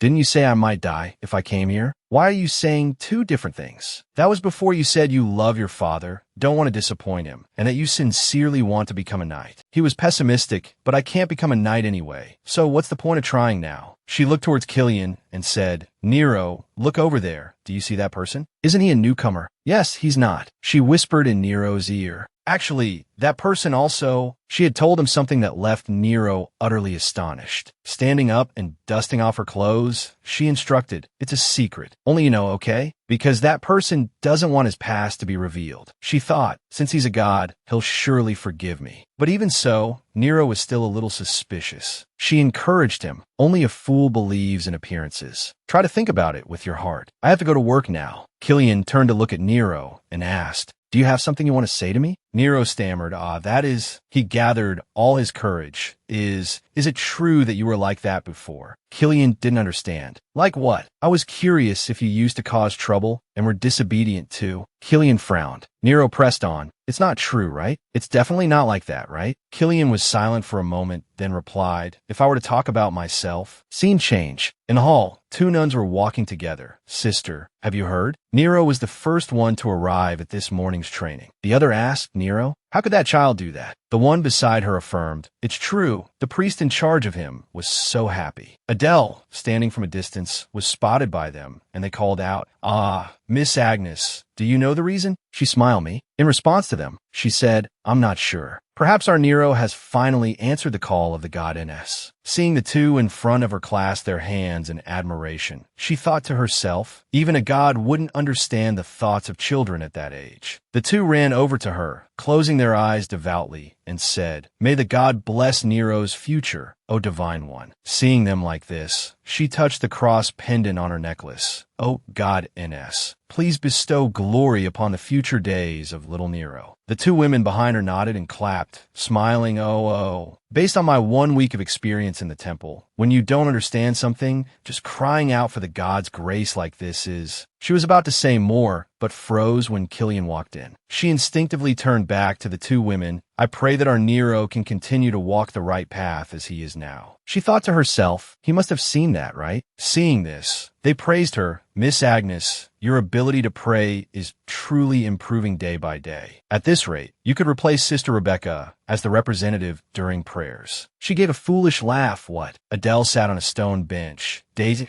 the merchant guild. I did all sorts of things, but why do I have to worry about even praying here? It wasn't like this just a few days ago. She sighed and thought, I need to prepare to go home soon. I need to go back and handle all the work before I run into those three. Father, Noel, and Caden. She stood up to leave, closing her eyes and telling herself, I'll be in trouble if I forget my duties. I'm only temporarily basking in this fresh air. I've never forgotten where my place is. Not even for a moment. Walking into the church, she heard the priest had already begun the service. The solemn prayer service is about to begin. May everyone please remain silent. Looking over at the pews, Killian isn't here. Didn't he just come in? She stood there, lost in thought. Although I want to avoid him right now, it feels a little disappointing not seeing him, doesn't it? Suddenly, a robe appeared behind her. She turned around and saw Killian. He asked, is this seat taken? She stared at him blankly for a long moment, then was startled. What is this now? Seeing she didn't answer, he asked again. I asked if there was an empty seat. Adele quickly nodded. No, it's still available. He sighed in relief and went to the seat. Thank goodness. She forced a smile and thought to herself, haha, why did he come here? He didn't come when I told him to. So why now of all times? Looking at the priest preaching on the pulpit, she was terrified. If I get kicked out of this place, there's nowhere else to go. The pew was very long, but she deliberately sat very far from Killian. He noticed her unusual behavior and asked, what's wrong with you? She replied, no, it's nothing. Clasping her hands together, she began to close her eyes as if praying, which he couldn't understand. On the pulpit, Rebecca began her sermon. Ladies and gentlemen, among us is a demon. Hearing these words, she thought, here we go again. Why can't she let it go for once? Endure it. If I react, it means I'm admitting I'm the demon. She continued her sermon. The godess once said, the demon hides among us with the most captivating and brilliant appearance. Below, Everyone, including Adele, responded in unison. We accept the teachings of the great sun god. Rebecca looked towards her spot and thought resentfully. So just sitting still in one place makes me look like Satan? And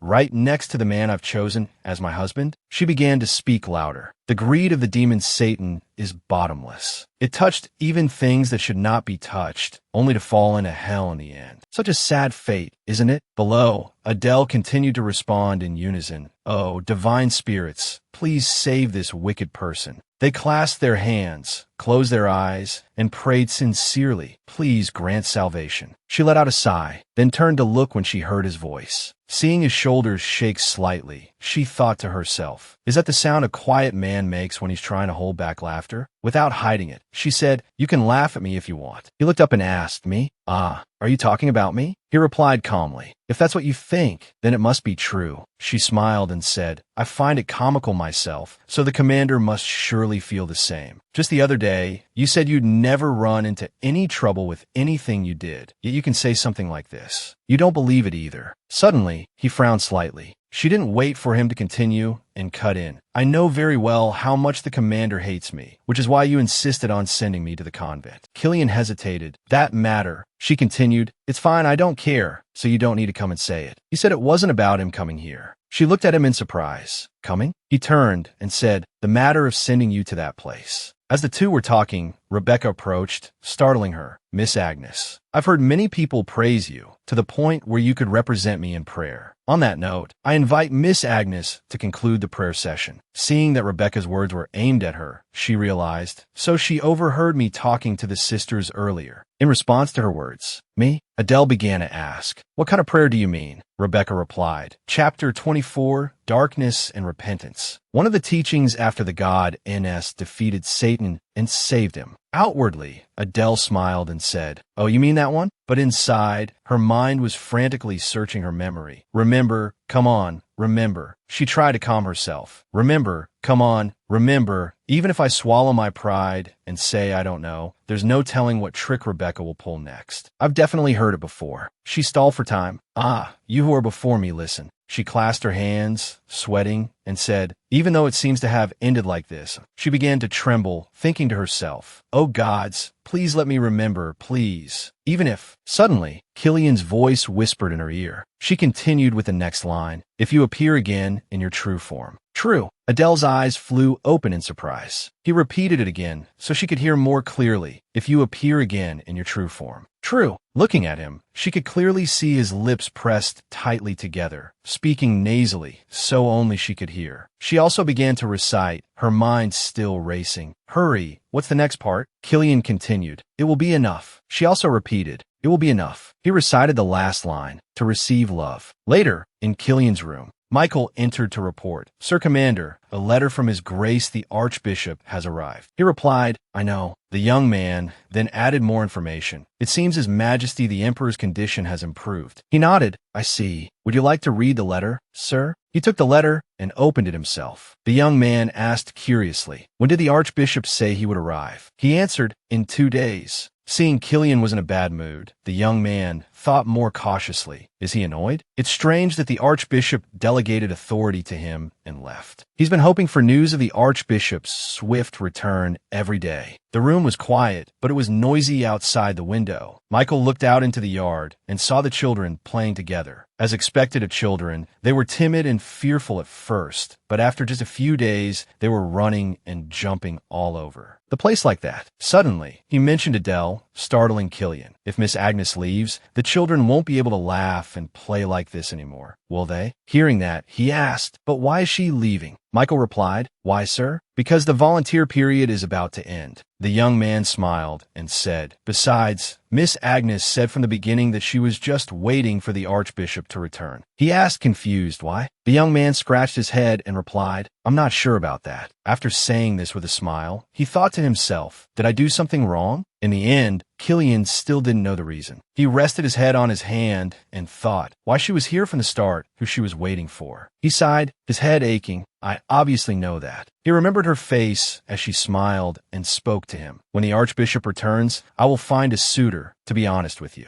Among a forest of knights like this, won't there be one that I like? All the knights are different from you, Commander. Michael looked out the window into the yard and said, "That Renat fellow seems to be working at the convent. He's leaving again today." Hearing that name, he immediately whipped around. Renat? The young man shook his head and said with a laugh, "I heard he's instructing the children, but doesn't he dislike children? He's probably trying to score points with the young lady." He had just shaken his head and closed his eyes, and when he opened them again to look around, Killian was gone. The chair was empty. He called out, confused, "Commander." Down on the lawn, Adele watched the children. Nero's stern voice rang out. "You kids still have a mind to do other things now? I told you the important part starts now." The tired children cried out while, seeing this, she smiled and thought, boys will be boys. She approached Nero. "Oh, right, Nero. Are you really not going to tell me? You won't even look at me." The boy frowned and said loudly, "What is it now?" She continued, "I just want to know why you're so focused on training. Just the other day, you were sniffling and saying you could never become a knight like them." Hearing this, Nero's pride was wounded, and he turned around angrily, his face red. "When did I ever sniffle? I was just—" At this point, the boy saw her smiling at him and realized he'd fallen into a trap. Nero pouted, looked away, and said sulkily, "Humph, why does a menial worker like you need to know?" She watched him and said with a smile, "What did I tell you about calling me that?" The boy replied, "Well, you're a menial worker." She laughed and asked, "So what is it that I don't need to know?" He replied, "It's that thing. He was just like me when he was little." She didn't understand and asked again. Nero scurried away and called back, "I'm not saying another word. I'm busy now." She stood there bewildered. It seems like something's going on. As she was standing there lost in thought,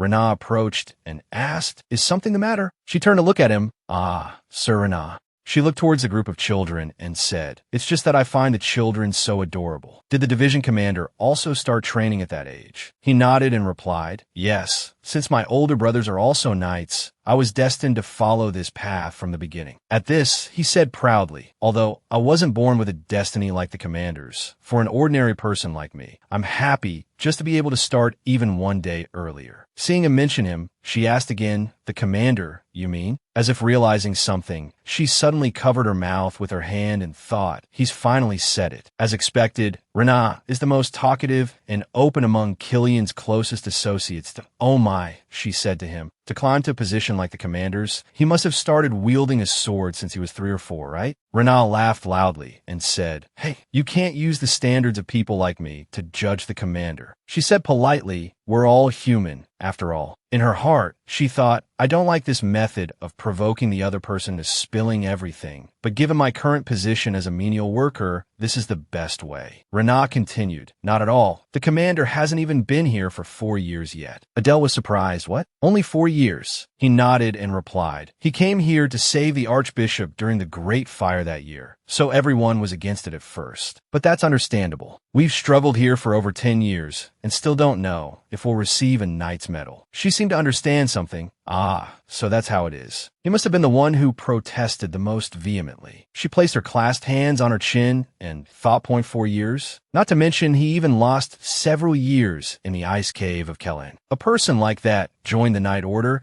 and even climbed to the position of commander. The image of that dragon appeared in her mind again. The act of lulling that dragon to sleep, could it be? She shook her head, denying it to herself. In no way, no way. Even if that were the case, a red dragon or whatever sounds too absurd. Dragons have been extinct for several hundred years. That's why the legend from a few years ago about a cursed dragon that went on a rampage near San Fidelio, causing a massive, terrible forest fire, is nothing more than an absurd tale. She recalled being in her room reviewing the fund documents, and as she signed the blank check for the funds, she had thought that she never expected them to create a story so fitting for a grand minister. But for both of those esteemed figures to step forward and help, one must admit there's no other reason besides him being the protagonist of that legend. The timeline also matches. She rested her chin on her hand, deep in thought.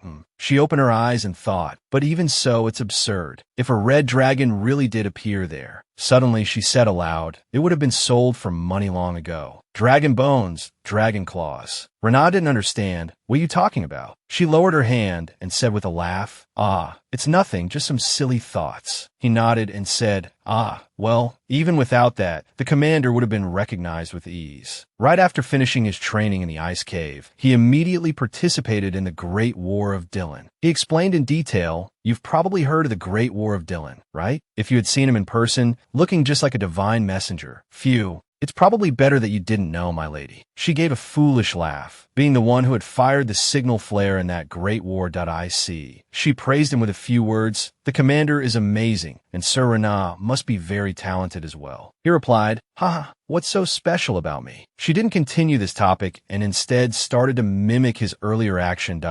"Could you show me that move from before again? Like this sword swing. The children would love to see it." Renat smiled and said, "Of course." With his agreement, she called out loudly to the children, "Nero, kids, look at this. The division commander is probably going to chop down that tree." Nero and the other children turned around in excitement. Renat stood right next to the tree trunk, pointed, and said, "Think of this tree as the enemy. Open your eyes wide and look carefully. Don't move around. You must focus with all your might." He continued speaking, "Think in your head that if you don't die, I will." As he was preparing to demonstrate for the children, a familiar figure approached. He turned to his side, saw Killian, and called out, "Sir, Commander." The man approached with a stern, emotionless expression. Renat smiled, breaking out in a cold sweat. "I was just demonstrating for the children." Adele saw him and wondered, "Why is the commander here?" Killian glanced at the base of the tree. Yes, that's so." He stepped closer, then whipped around. His body accidentally bumped into the tree, causing it to rustle and shake. Then it crashed down, to everyone's astonishment. Walking towards where Renat and Adele were standing, he asked, "What were you demonstrating?" His stern question left both of them dumbfounded. Killian approached and said, "Aren't the children watching?" He nodded. "Yes, you're absolutely right, sir." In his heart, Renat was sad. The commander stole my chance to do it properly. He trembled slightly and bowed his head deeply. I apologize, Sir Commander." He replied calmly, "The one you need to apologize to is not me, but the children who are watching your demonstration." He glanced towards Adele. She stood motionless as he spoke. "You also need to apologize to the person who gave you the opportunity, thinking you could do a good job." Adele smiled, but wondered inwardly, "Is he talking about me?" She quickly waved her hands. No, I'm fine." He glanced at her and asked, "Are you sure?" Her mind was confused. Why is he asking that? He looked at Renat with a serious face and advised, "Renat, with the time you spend running your mouth, I think it would be better for you to learn from the basics again." He smiled and scratched his head. Yes, sir, I'll do that." He looked towards the children who were laughing and talking with each other. Then after a moment, looked at Adele. "You too." He said, annoyed, "You should have been more careful when judging someone." "Are you talking to me, sir?" He nodded in response. "Of course. There's no one else here but us." Her face grew even more confused. The wind kept blowing, forcing her to tuck her hair back with her hand. "But I haven't done anything." He took a step forward, blocking the wind for her, and asked again, "You really don't understand?" She tried to answer, "Then please explain, Commander." At this, he became awkward. That is, seeing his stern face, she thought to herself, "Let's see what he has to say." Killian said seriously, "I heard you will become the heir to the Merchant Guild. In that case, wouldn't it be a good thing for you to reevaluate your judgment of people?" He spoke as if angered by someone. Renat is not a suitable talent for instructing children. If you knew how much children can absorb compared to what they are taught, you should have been more careful in finding someone to teach them. Seeing him talk for so long, she was surprised and thought, "Is he really that eloquent?" She replied calmly, "But is that matter so important to you, Commander? The children are living and training well now, aren't they? Aren't they far different from ordinary children?" He immediately retorted, "What are you talking about, becoming a knight? For someone who is always told by everyone that they can't become a decent person, changing such a person's life is naturally a different matter." She was wide-eyed, realizing he knew you. "You've heard about that?" He turned his face away, avoiding the topic. "What do you mean?" She thought to herself, his talent for playing dumb is truly excellent. Killian explained, "What I mean is, no matter what you're doing, my lady, you should be extremely cautious." She nodded. "Yes, but I don't need you to remind me of those things, Commander." She reminded him, "You must have forgotten that my presence here is all you're doing." She looked up straight at him and said, "I told you that I was in a desperate situation, so I would be grateful to anyone who could help me. When you sent me here, didn't you think of that?" He calmly countered, "You're the one who doesn't know the full story." He suddenly called her by her name, Adele. he said with a serious face. I sent you here because you had to be here. Only then could I complete the work I needed to do. If I had known you had such improper, silly thoughts, I would have never brought you here. She asked with a smirk. Improper and silly. He continued, in San Fidelio, there is no place as loosely supervised as this one. There is no noble work, and there is no lowly work. I thought that you, at least, were not the type of person who could read people's faces and do difficult chores all day. Killian frankly stated his thoughts to her astonished face.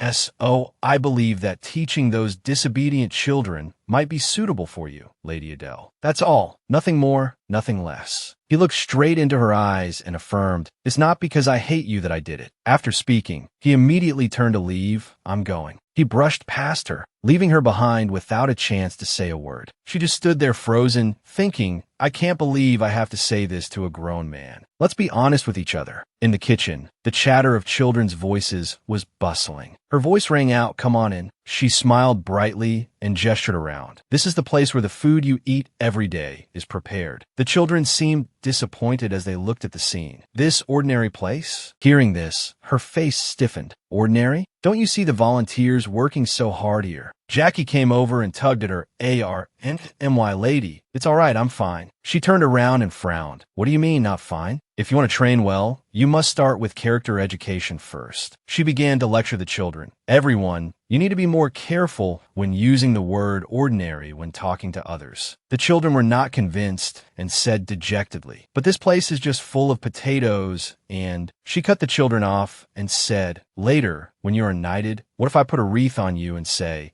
How did these ordinary kids become knights? How would you feel then? Hearing that, the children all fell silent. She was secretly pleased. That's right. That's how it should be. She stood with her arms crossed, smiling as she looked at Jackie and asked, How do you find it here, sister? Is the work all right? The maid replied that it's just the work I usually do. The maid was full of admiration. You must have it tough, my lady. Raising children is not an easy task. You said you would go and persuade the commander. She put a hand to her chin and thought. About that. She thought back to when Killian had spoken in the yard. It's not because I hate you that I did it. Thinking of this, a smile unconsciously formed on her lips. Actually, you could say he has some feelings for me. I realized it in the prayer room. He's been smitten ever since he came and sat next to me. She thought, whether it's romantic love or not, I know for sure that at the very least, he doesn't think I'm a shameless gold digger. She sighed. It's just that those feelings aren't enough to lead to marriage. She involuntarily remembered Killian's handsome face. But for a man who was originally as cold as ice to become so gentle, it's truly a rare find. She imagined him frozen like ice while she, shrunken down, held a hammer in both hands. The problem is I need to use a special method to break that cold block of ice. She scratched her chin and said, It's time to add more fuel to the fire. Jackie asked, puzzled, What, ma'am? What kind of fuel? Seeing Adele acting strangely, the maid asked, Oh, but my lady, why is your face so red? She herself hadn't realized it. Me? While I was thinking about Killian, my face had turned red without me knowing. Only when Jackie mentioned it did she notice and touch her face, feeling it burn.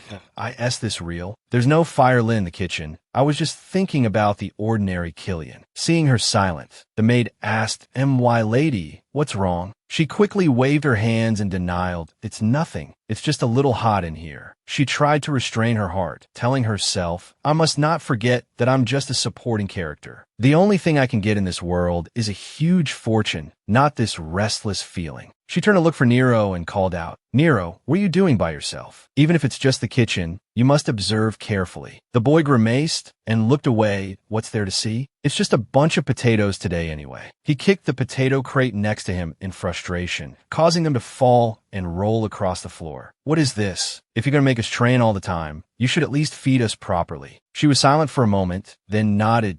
I sympathize with you on that. Hearing what Nero said, she also thought, come to think of it, something is very strange. The financial support from the Sergio house alone is not a small amount. She walked over and gripped Nero's shoulders, staring at him intently. Jackie ran over and said to her, "My lady, something is indeed very strange. Even the servants of the Count's house don't eat this kind of food." Seeing someone who shared her opinion, she let go of Nero's shoulders and turned to discuss with the maid. "Jackie, the person in charge of food supplies is Sister Rebecca, right?" As expected of that money-grubbing woman. The maid nodded. "Yes, she's probably gone to the back gate to receive the supplies by now." Hearing that, she immediately headed out.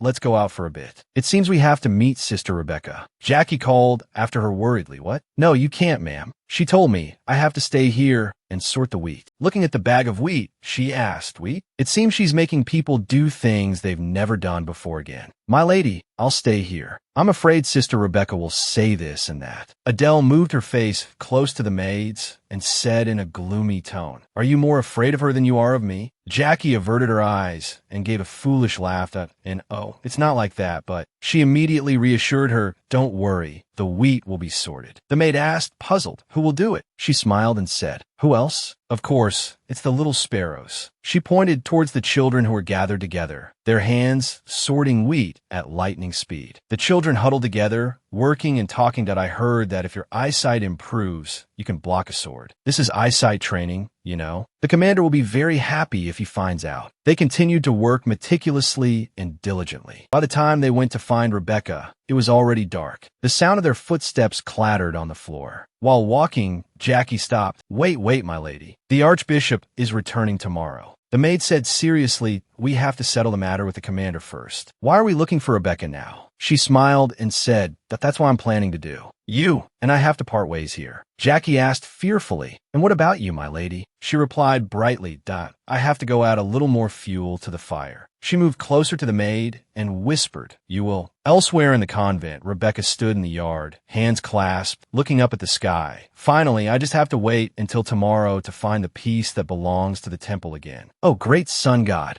She smiled as she prayed. The image of that wicked woman, unable to move in front of the archbishop, her tears streaming down, is already appearing before my eyes. At that moment, Adele's footsteps approached as she called out, "Rebecca." Rebecca heard her name and replied, Lady Agnes." She came closer and said, "There's something I absolutely must ask you." She got straight to the point. It's about the food supply. No matter how I think about it, life in San Pedro can't be this difficult. Rebecca frowned, confused. "Why did you come here and suddenly talk about such things? Are you saying our food supply is terrible right now?" She immediately recounted what she saw in the kitchen. The meat, wheat, and vegetables are all of very low quality. Rebecca was once a member of a noble family, right? Surely you noticed the difference from what you used to eat. The sister became flustered and denied.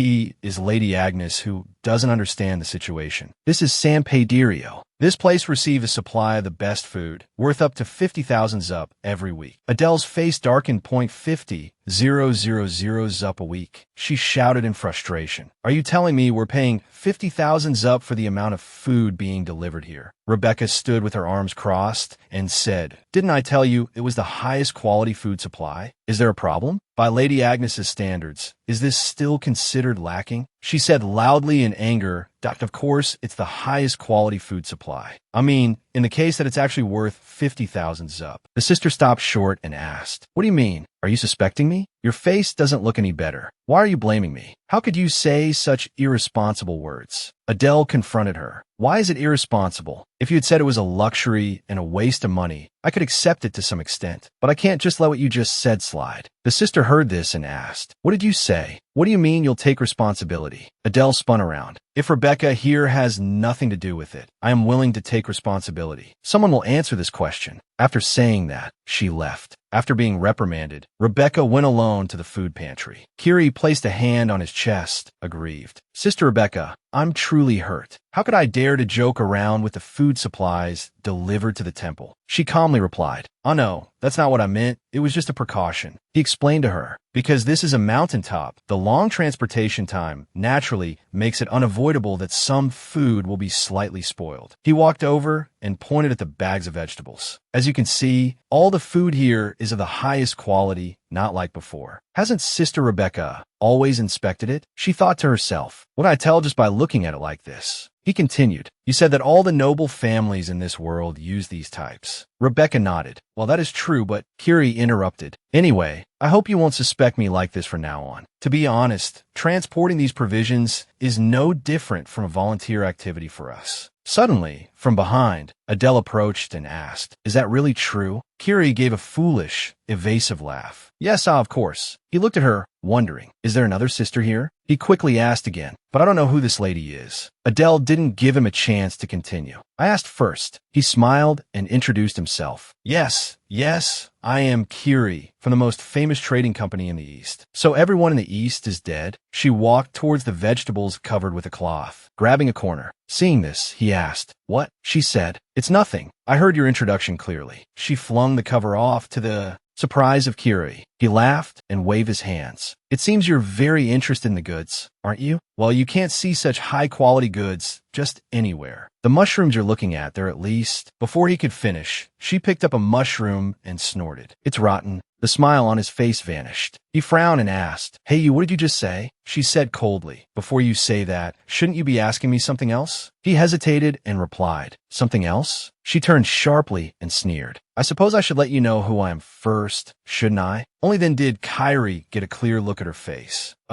He was captivated by those red eyes. Those eyes, could they be? She frowned and said, "It seems you've realized, so I probably don't need to explain, do I?" Kyrie was startled and stammered. The young lady of Asirio's family. Why is she here?" She stood up straight and glanced at him. "I don't think I have any obligation to answer that question of yours." He fearfully approached her and explained, "Oh no, it's just that I was a little surprised." She twirled the mushroom in her hand. "Or should I show you whether this is truly the highest quality food?" Squeezing the mushroom tightly in her hand, she shouted, "If I had known that a trading company calling itself the best in the East was this rotten, I would have overthrown it long ago." Kyrie, feeling insulted, became angry. "You are truly disrespectful. Even if the Sirio's family is powerful, how can you speak of our trading company like that?" She gently pulled the food crates towards her. "Are you throwing a tantrum because you couldn't skim off our family?" After saying that, she pushed the entire crate of food to the ground, sending it tumbling. Crash! Kyrie shouted in alarm. "What are you doing?" She dodged to one side, smiled, and dusted off her hands, saying, "My family, at the very least, doesn't sell trash like this." Rebecca rushed over to Adele. "Lady Agnes, are you all right?" With a cold expression, she turned back to remind Rebecca, "No, don't touch it. It will dirty your hands, Sir Rebecca. It seems there are leftover stock from last year that was frozen and then hastily thawed. Looking at these pre-made powdered spices, it seems they were taken from some corner. And this flour would probably take 4 years to finish." She slammed her hand on the door. Kyrie watched her actions, startled and worried. "If it was really damaged because it had to be transported to the mountaintop, as you said, then the road my family built is useless. It would all rot anyway, right?" Her face darkened as she turned to look at Kyrie. "My family built bridges, roads, and even storage facilities for the public good, even serving merchants from the east to the south for free. We didn't do it to be blamed by ungrateful people like you." After hearing her analysis, he froze, not knowing what else to say. "My lady, eating them might be normal for you, but I will not allow this trash to enter here." She frowned and looked at him seriously. "My father might not care about this small amount of money, but I am different." Kyrie's face turned pale, speechless as he was caught. She inspected the goods herself. If there was anything unusual, she should have said so then, shouldn't she? "Are you putting all the responsibility on me now?" Unwilling to submit, he blamed everything on Rebecca. And Rebecca was a bit surprised when he mentioned her name. Rebecca stammered, not knowing what to say. He pressed his advantage, targeting Rebecca. "If you blame this trading company, I will officially submit my objection to the priestess. For us, it's simply a matter of not cooperating anymore, but the priestess will have to bear a great responsibility. So let's speak gently." He gave her a triumphant smile, thinking victory was his. "The two sides have always cooperated well. Why act in a way that makes you seem like an even worse person?" Adele stomped her foot angrily on the ground. "Not every noble family is wealthy. Do you think you can easily deceive people just because you're slightly acquainted with the priestess?" Adele advanced menacingly towards him with a powerful, murderous aura. "The ones who get deceived are also at fault." He still tried to justify his mistake. "Before whining about your pride, you people should open your eyes and inspect the goods, shouldn't you? The one who's been deceived is you." Adele gave a faint smile at his foolish thought. Do you know that because this person wasn't blinded by greed, you've now dug your own grave? He looked at her, puzzled, huh? Isn't she just an ordinary believer? The person who has been looking at you with disdain this whole time is the one who receives the god's power and, in his place, casts curses upon the mortal world. And that is none other than Rebecca. He still couldn't believe her words. That's absurd. How can someone who can't even inspect food properly receive the power to curse? She crossed her arms and looked at him with contempt. So, do you not know the reason why someone with such low ability can stay at San Fidelio? Your Holiness, please forgive this fool who dared to deceive both the priestess and the sun god Ines. Adele shouted, and everything around them flashed with light. Rebecca lowered her head, worried. Hurry up, you're the expert. He turned to look at Rebecca and sneered. The priestess? That can't be right. It's all just something she made up, isn't it? How could such a supreme being easily cast a curse for such a trivial sin? Adele crossed her arms, looking at him with weary disgust. Rebecca lowered her face to concentrate. She began to murmur an incantation. O God Ines, ruler of all evil forces of all heaven and earth. This man has insulted the believer who receives your command. Please bestow retribution upon his head. After a moment, he finally believed. Next time I will bring the best quality goods, I promise. He immediately knelt down in remorse, begging for forgiveness. So please calm your anger. Next time, this is what a culprit says when they want the victim's forgiveness. Not a sincere sentiment at all. Adele looked seriously at his pretense. Donate the entire amount of money you have pocketed until now, not a single jup short. Also, bring the food for tomorrow morning here. Right now, the amount of food bought with that 10,000 jup should arrive before dawn, right? He was flustered upon hearing her words. That's right, but where am I going to get 10,000 jup right now? Here, Adele threw a pouch down on the ground for him. Rebecca quickly spoke up. Miss Agnes, weren't all the things you brought here already sent back home? Where did you get that? Adele quickly helped Rebecca calm down. You wouldn't believe me even if I told you. He quickly picked up the money pouch she had thrown and said with a forced smile, sorry to interrupt, but if I use that money to buy food, won't it be obvious because it's so different from before? Adele turned to look at him kneeling on the ground. So what's the problem? Just consider it as you've seen the light and stopped your scamming. What? Isn't that too sudden? Kyrie was a bit surprised by her words. I am a person accepted by the temple. Miss Rebecca knows everything. What should I do? Rebecca stood to one side, watching the two of them. She is the strictest person in the temple, the one who believes in the words of the god Ines more than anyone. Rebecca looked at Adele, speaking well of her. In any case, you're an expert at deceiving others. Be grateful for this grace and pray. Kyrie gave a forced smile, finally agreeing to obey. Yes. Finally, after everything was settled, he left. Adele turned to remind Rebecca, let's go back. If we're late, someone will ask, priestess. Adele was walking, then turned back when she didn't see Rebecca following. That I cannot thank you for this incident, Miss Agnes. She looked at Rebecca, puzzled. I know this is a childish thought, but there's no way this feisty girl would cover for me. If you think this can make me side with you, then Rebecca, you've gravely misunderstood me. I defended you because I know you will be loyal to your duty until the end. If I made a big deal out of that small mistake of yours, this place would also be harmed. How could you, Lady Agnes? She smiled brightly at Rebecca. Those who abide by their duties always protect each other. Adele giggled as she ran, teasing, what's the reason you like me so much? You've opened up to me. What should I do? She didn't know that Killian had been standing there, witnessing everything. He was deep in thought about something. Afterwards, the dining table was filled with an abundance of incredibly appetizing dishes. What is all this? She said perhaps the food supplier was awakened by the god Ines. She smiled cheerfully at Rynan.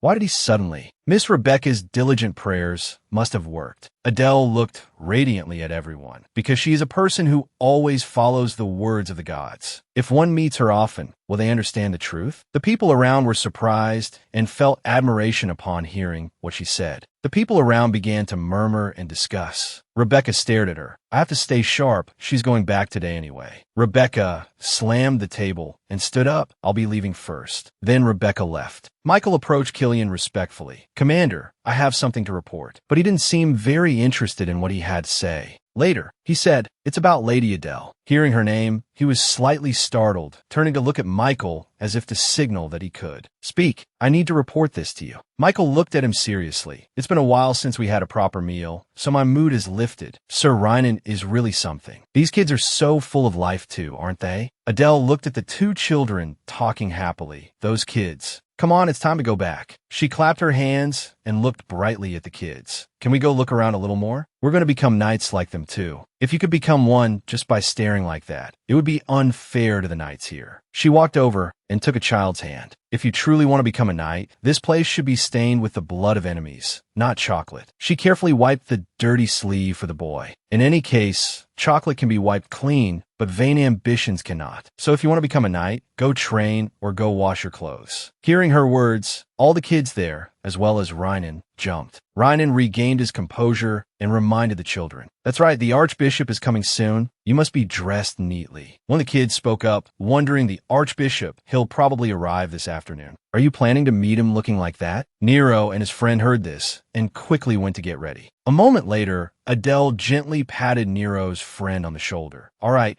I've told you many times if you have something to say, just say it. Don't just glare like that." She smiled gently at the boy. Nero, standing beside him, lowered his head and said sadly with a regretful tone, "Are you really leaving?" She turned to look at Nero, and he looked up at her. "The priest said you're only staying here until you meet the Archbishop. Do you just need the Archbishop's help with something?" She looked at Nero, puzzled, not understanding what he was trying to say. Nero, flustered, quickly said, "Maybe I can help you? You haven't caused any trouble, and you haven't been fired if I talk to my father, surely." She stared at the boy, speechless. You said you wanted to help me." Nero blushed, embarrassed, and shy from her suddenly stroking his head. What? What do you mean what? I mean you need to grow up for another 10 years. She switched to taking his hand and pulling him along. "Come on, let's go." This action made Nero's face turn even redder, and he became shy and agitated. "Let go, what if someone sees?" "So what if they see?" She smiled, amused by Nero's adorable, shy demeanor. "No one pays attention to a little kid like you." After saying that, she turned back to take Nero's hand and walk. But as soon as she turned, she saw Killian standing right in front of her. She was surprised by his sudden appearance, Commander. Seeing him, Nero was so scared his hair stood on end. He called her name in a low voice. "Miss Adele, talk with me for a moment." "Yes, right now." "Then let me take the children inside first." She turned to look at Nero, standing beside her, but he flatly refused. "No. If you want to become a knight, you must at least know how to stand on your own 2 feet. Killian glanced down at Nero and continued, without needing to be led by the hand. Nero was terrified when he met his murderous gaze. Then she immediately followed him to talk. "Now, I know how to adjust the speed like last night. So fast." The 2 guards bowed respectfully to them. She hurried to catch up with him because his steps were so fast she couldn't keep up. "Commander, where are you going?" He turned to look at her and questioned, "Did you go out yesterday?" She was speechless, not knowing how to answer. Why, sir? Is it something I don't need to know?" She quickly denied it. "It's not like that, but..." "So you did go out?" "Yes, I went out, so what?" "What do you mean, so what?" "I don't know what you've heard from whom, but it's not something the commander needs to worry about." She looked at him seriously. "What do you mean it's not something I need to worry about? Your concern for me is all just because you're worried I'll do something useless or damage the temple's honor, isn't it? Even if you're worried as the Archbishop's proxy, that's not going to happen, so you don't need to corner me like a criminal." He grimaced slightly as he watched her justify herself. "Last night, you and Sister Rebecca met someone at the west entrance." She jumped when she heard him say that, as if he knew everything that happened last night. Tense, she forced a smile, caught, not knowing what to say to him. He looked at her seriously. "Last time you also didn't say how you..." He didn't finish his sentence before she cut him off. "Commander, you seem to be certain that I've done something wrong, don't you? If someone said they saw me, you must also know that it didn't just stop at a meeting." She said with some difficulty. "Did they say anything else? Did they say I threatened that man? Or that I bribed him?" He frowned slightly at her. "That's not important right now. It seems that's all there is to it. But you know what? The most important thing is that you don't trust me anyway." The atmosphere around them began to grow more tense. "If you trusted me, then no matter what people said, you wouldn't be this angry. You also wouldn't have dragged me away like a criminal in front of the children. I know you hate me, but you don't have to go this far. But that doesn't mean I'm okay." Her face began to fall with an aggrieved expression. In any case, Perhaps it would be better if I took the lead. She choked up and turned her face away, not wanting to look him in the eye. He was a bit troubled seeing her like this. That's not what I meant. That is exactly what I mean. You probably hoped I would fail from the very beginning. I will go back. If I go back, you won't have to sharpen your sword anymore. You will return to your peaceful life as before. Congratulations. She bowed her head as a farewell, a hint of sadness on her face. Killian frowned slightly upon hearing the word from her mouth. Congratulations. She lightly lifted her skirt and curtsied politely. I hope that you, as the Archbishop's proxy, will forgive my impertinence during this time. When I have the chance, I will ask the Archbishop for forgiveness. After saying that, she turned to leave, walking past him. Killian quickly tried to hold her back. You can't just leave like this. But she flatly refused. No, he wanted to grab her hand to hold her back, but it seemed he was too late. Even if I am that kind of woman, you are the kind of man who would not take a woman's hand without permission, she said as she walked away. He froze when he heard her refusal. She silently looked down at his hand that had just wanted to hold her back. But I hope you will reconsider the image you currently have of me in your eyes. Is that truly what you want to see? He was completely on the back foot, not knowing what else to say. If you realize that, you won't be harmed either. She looked at him standing there, motionless, outside the church. Fireworks celebrating the high priest were being set off,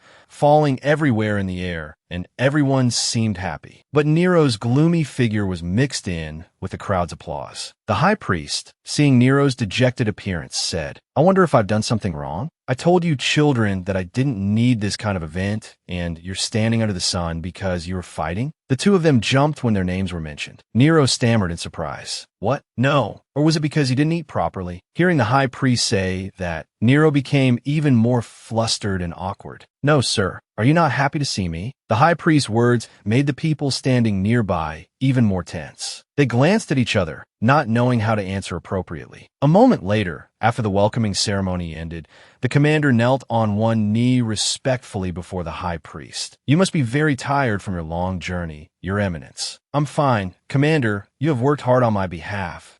If you go inside, I will provide Your Eminence with the delayed reports. If you could do that, I would be grateful. If possible, I would like to check one thing first. Please speak. The high priest was a bit troubled looking at the attitude of everyone around. Not knowing what to do, he asked him, Please see why everyone is like this. So that's it, Lady Sergio. Everyone's face was pale and tired. Even so, everyone said they would stay here until they met the Archbishop. So why did you suddenly leave? Killian's expression held a hint of sadness. That. Michael looked awkwardly at him, standing there in a daze. I'm sorry to have to say this, but it seems the lady has broken the temple's rules. What does that mean? Killian shouted, stopping Michael from saying more. Michael, don't be rash. He turned and glared at him, stopping him from saying anything more. It's nothing. Michael was a little scared seeing his angry face and swallowed the words he was about to say. It's fine. I'm not allowed to know what happened in the temple. I also want to ask the commander, did you tell them not to tell me because I was gone for a long time? He was silent, not wanting to say anything more, but tacitly admitting that what the high priest said was true. Michael hesitated for a moment, then finally spoke. Adele met with the merchants here last night and gave them money. Is that true? I saw it very clearly. And the very next day, the food ingredients changed, so it's hard not to be suspicious. I don't know if I should speak ill of her behind her back like this, but all illegal acts within the temple must be stopped. Moreover, if Adele's actions are not revealed, the commander will be misunderstood as having treated her coldly. Killian's face fell, his expression unable to hide his sorrow. Michael turned to look at Rebecca and added, before she gave the money, you also saw her pressuring that man, right? Since Rebecca was there too, she must have seen it. Rebecca, who had been standing still, was startled to suddenly be mentioned.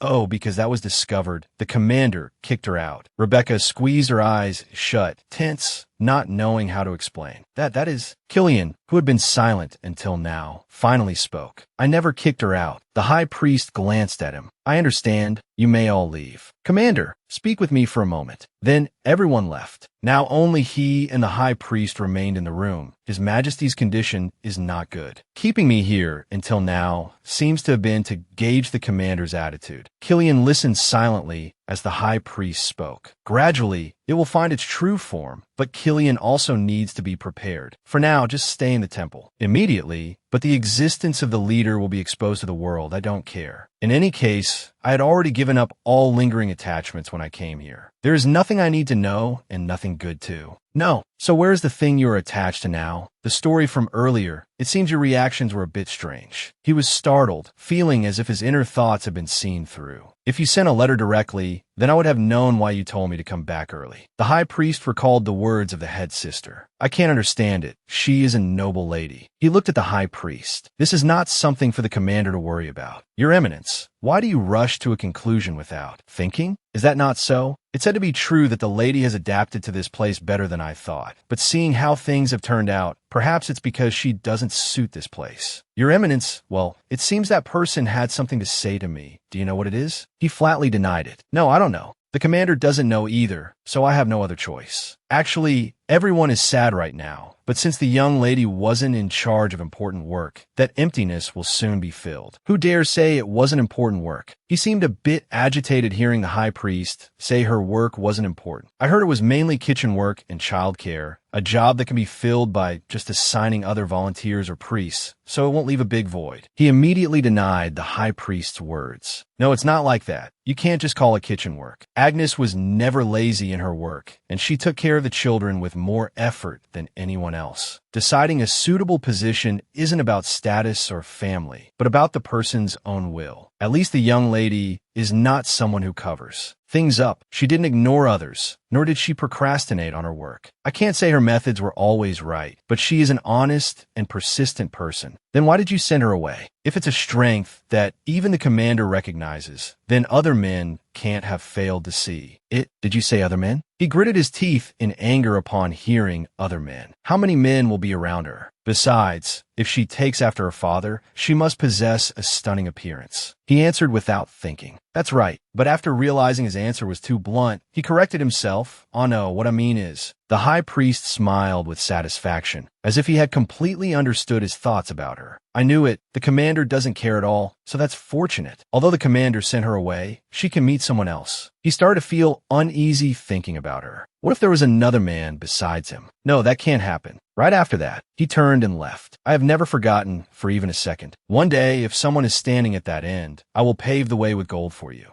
Commander, where are you going? The high priest asked him. He answered hastily, as if wanting to leave immediately. Go rest. Right after that, he stepped out of the room and met Rebecca. Seeing him, Rebecca quickly spoke up. Commander, I have something to tell you. Sister Rebecca, I should have said this earlier. Everyone has misunderstood. The Archbishop is inside, so you can go in and talk. Even so, the commander must listen too. You and I have been watching Agnes. No, I have never watched her. Meanwhile, Jackie said, My lady, isn't what you're doing too reckless? We could leave tomorrow. I don't know what happened with the commander, but my lady, can't you endure it a little longer? Endure? Until when? Jackie looked at her worriedly. The Archbishop might have arrived. If you explained to him, is that so? If that were true, they would have already called a carriage to take us back. She stopped walking. But when will people come down here? The place where the two of them were standing had no one around, only trees and more trees. Right now, it's best we go back and call for a carriage. If you're tired, let's rest here.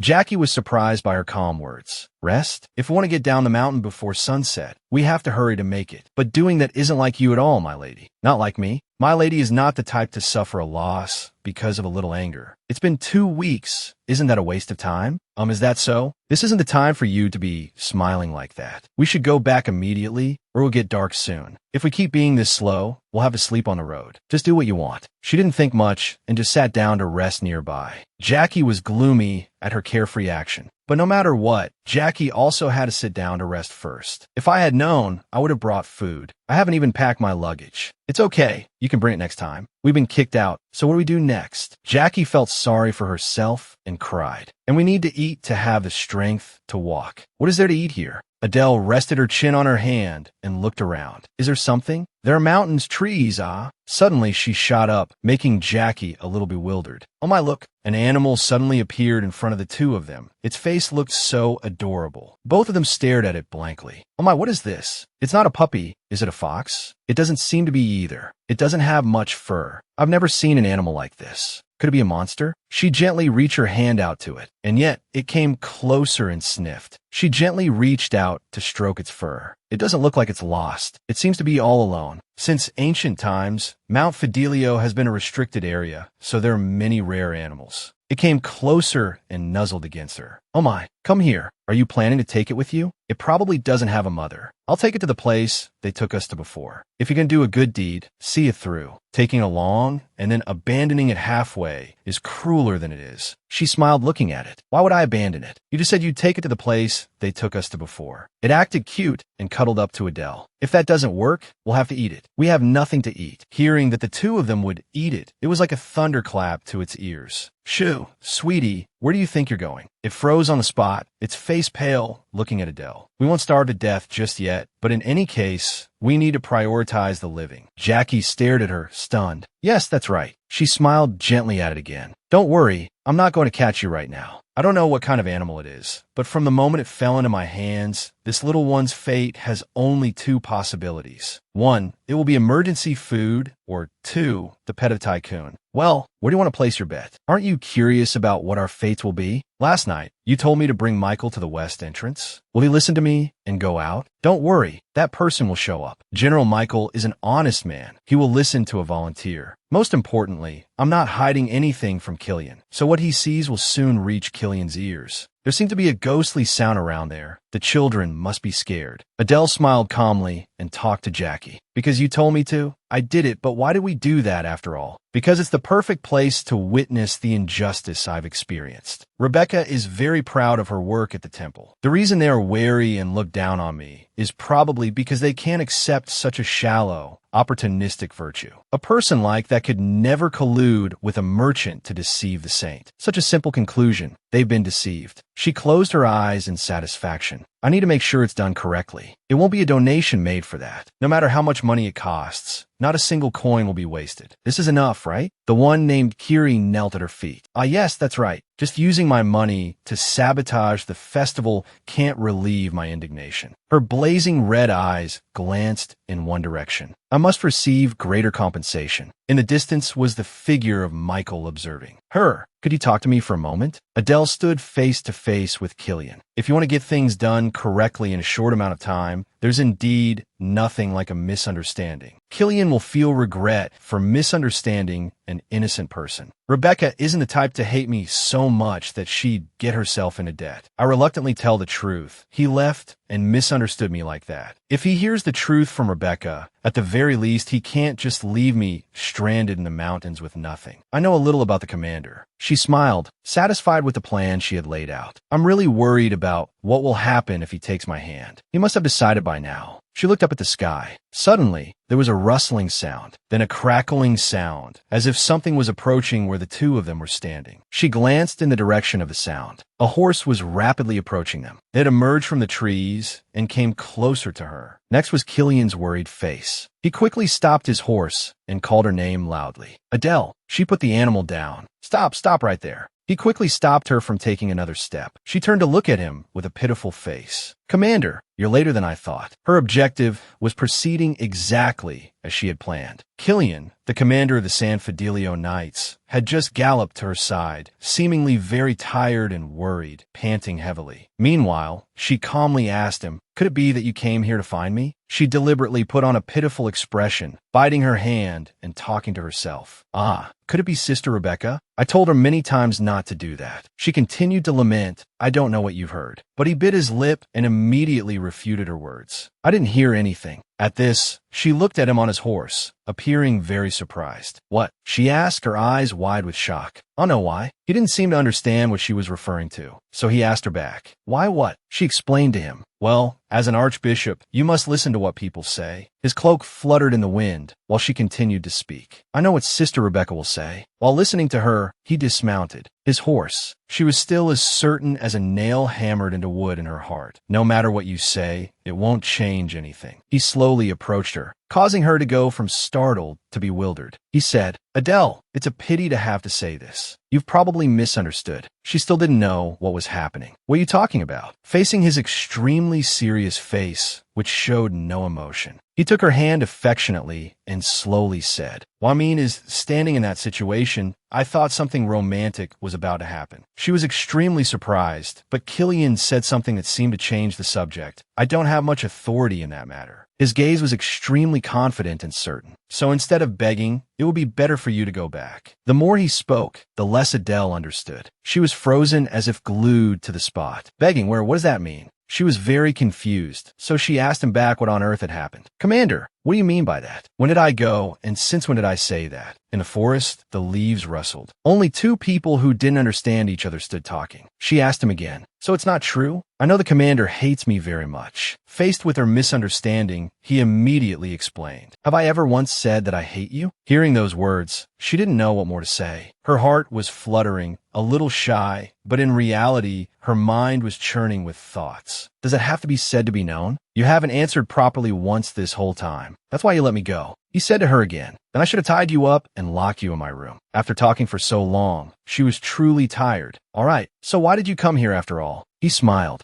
You don't know. How disappointing. I thought the proud young lady of the Sergio family would be different. She asked, why are you bringing up my family here? Because it's no longer your family alone. Hearing this, she was startled. She didn't know what to say at that moment. What? Wait a minute. Do you mean you really want to marry me? Killian was indeed referring to that matter. You didn't think about that? Adele also replied to him. Of course not. But it seemed there was still a knot in her heart that she couldn't express. I didn't think it would proceed so quickly. At first, I intended to pretend I couldn't win and receive an apology. I was going to pretend to be hurt to make Killian's conscience bite him. But Killian went in a completely opposite direction. He let everything happen so quickly. It was so embarrassing. As the heir of the Sergio family, I didn't think you would forget your words so easily. But she made him understand. It's not that I forgot. I was just a little surprised because I didn't think the commander would accept my proposal. His eyes became incredibly cold at that moment, and he only repeated 3 words. A proposal? And he reminded her once more. It's a good thing you didn't forget. The heir of the Sergio family cannot be so irresponsible. She also swore to him. I will keep my word. I hope the commander won't change his word either. Suddenly, something in his cloak peeked its head out. He assured her, that will never happen unless the young lady is toying with me. She felt a little entangled in her heart again. I'm sorry, but why would you say I'm toying with you? From the beginning, I said the situation was urgent, so I couldn't tell who was right? This time, it was her turn to take his hand and emphasize the obvious truth. And you were always by my side. The scene looked so romantic at that moment. The way he looked at her in that instant had changed slightly. Just continue like this from now on. Adele was trying to appear calm, but in reality, she really wanted to show her true feelings at this moment. So she reminded herself, focus, don't smile. But he already knew what she was thinking, so he told her, you can smile. She turned her head to look at him, surprised by those words. Me? In her mind, she remembered that moment.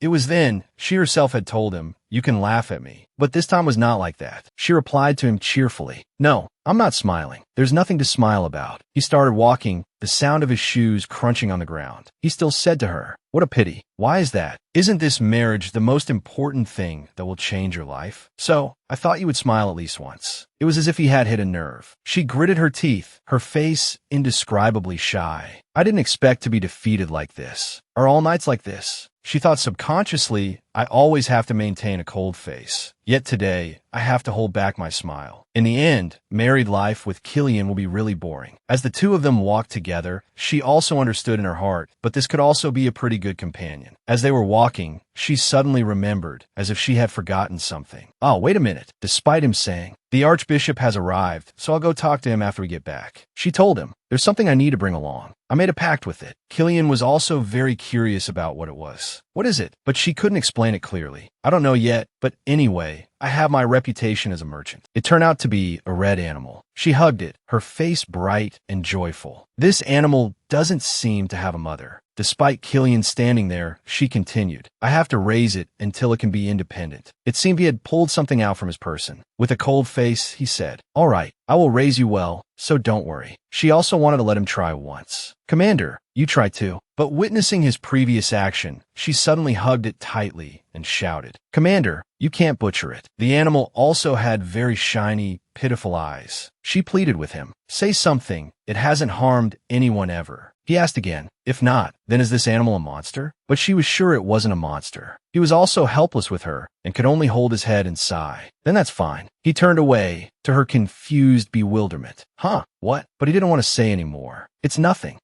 If you have any questions, just ask. Questions? She replied with a very bright smile. Yes, but what are you allergic to, or what do you dislike? We need to understand each other better now. He was also helpless and didn't know what to say, only thinking to himself. The creature in your arms is also a creature. Seeing her happy made his heart bloom. He thought to himself, my fiancé, what on earth are you doing? In the very peaceful and sacred setting of the temple. The high priest was very happy to hear the news that Adele and Killian had gotten together. The head of the prestigious Sergio family has good news with our commander. That is a very surprising thing. The high priest was also very happy for the two of them upon learning this, not expecting such a fateful connection. Adele was very happy because her wish was about to come true. It is all the will of the God in us. Just seeing the two of them outside was enough to feel happy and surprised. He's not just a high priest, he seems like the embodiment of benevolence, but he's also someone who possesses the power to read my thoughts. Besides, all the priests and knights worship him as a father. Thinking about this, she realized something. From that perspective, isn't he my father-in-law? The high priest was still very cheerful and gentle. Although I'm not clear on male-female relationships, how did things progress so much in such a short time? Adele quickly turned to glance at Killian. She was a little shy and stammered. That is, but in her heart, she knew the answer better than anyone. It was all because of this man. Killian knelt down very sincerely and stated his wish for coming here. I want to be granted permission to marry with a witness of the Archbishop, the representative of the God in Essa's power. Witnessing that scene, Adele was very surprised. The Archbishop asked the commander, "What is it?" He remained kneeling there, his eyes showing a firm resolve. He said with certainty, like a declaration, "I will not get up until you grant permission." Meanwhile, she stood beside him, only able to smile. She thought, isn't this all too fast, too rushed? But I can't sell my conscience in the temple. It's better to be sure about it. And Killian said everything he had been keeping in his heart. I'm sorry, but this is not the kind of marriage the Archbishop thinks it is. All of this is based on my circumstances. But the Archbishop also explained very clearly to him, no, it's not. Although it's a bit fast, what can an old man like me do when you two have already decided? I only have one request. Adele replied very politely and gracefully. Please speak. If the Archbishop wishes it, I will do my best. But it's not a matter of effort or not, but a promise. What is more sacred than the promise made at marriage? If so, you must not take back the decision you have made. Adele was also startled and felt confused. Although on the outside, she happily agreed to the Archbishop's request. Of course, why would I take it back? But in reality, she still didn't understand what he meant. What does he mean? Like a father's advice before an impending marriage. I trust that the young lady understands the importance of a promise better than anyone. The duty to a marriage is no different. She agreed to everything and replied respectfully, yes. Her face looked very happy, but she still didn't quite understand what the Archbishop had said. You can't go back on your word if you've already promised? Is that what he means? With the two of them as witnesses, the high priest also spoke very clearly. Marriage is a momentous event that happens once in a lifetime. If the young lady has decided, she must be responsible until the end. In the future, no matter what difficulties or incidents occur, you must accept them. He even deliberately added, for example, it could be a truth that we do not know now. Hearing this, she could only smile and think to herself, is there some kind of flaw somewhere? And so she thought of Killian when she heard his family was an obscure noble house. And I have directly checked his positions and virtues, but why does he speak like an ordinary and inferior man? After thinking for a while, she was certain there was indeed a problem, but she didn't reveal any hint of it on the outside and still smiled as she replied to the high priest, don't worry, because I have never rejected my own choices. Hearing those words from the young lady, he said, then I can rest assured. The young lady's journey seems to be long. Perhaps you should set off now. Thank you for the reminder. But it seemed the high priest had something to say to her.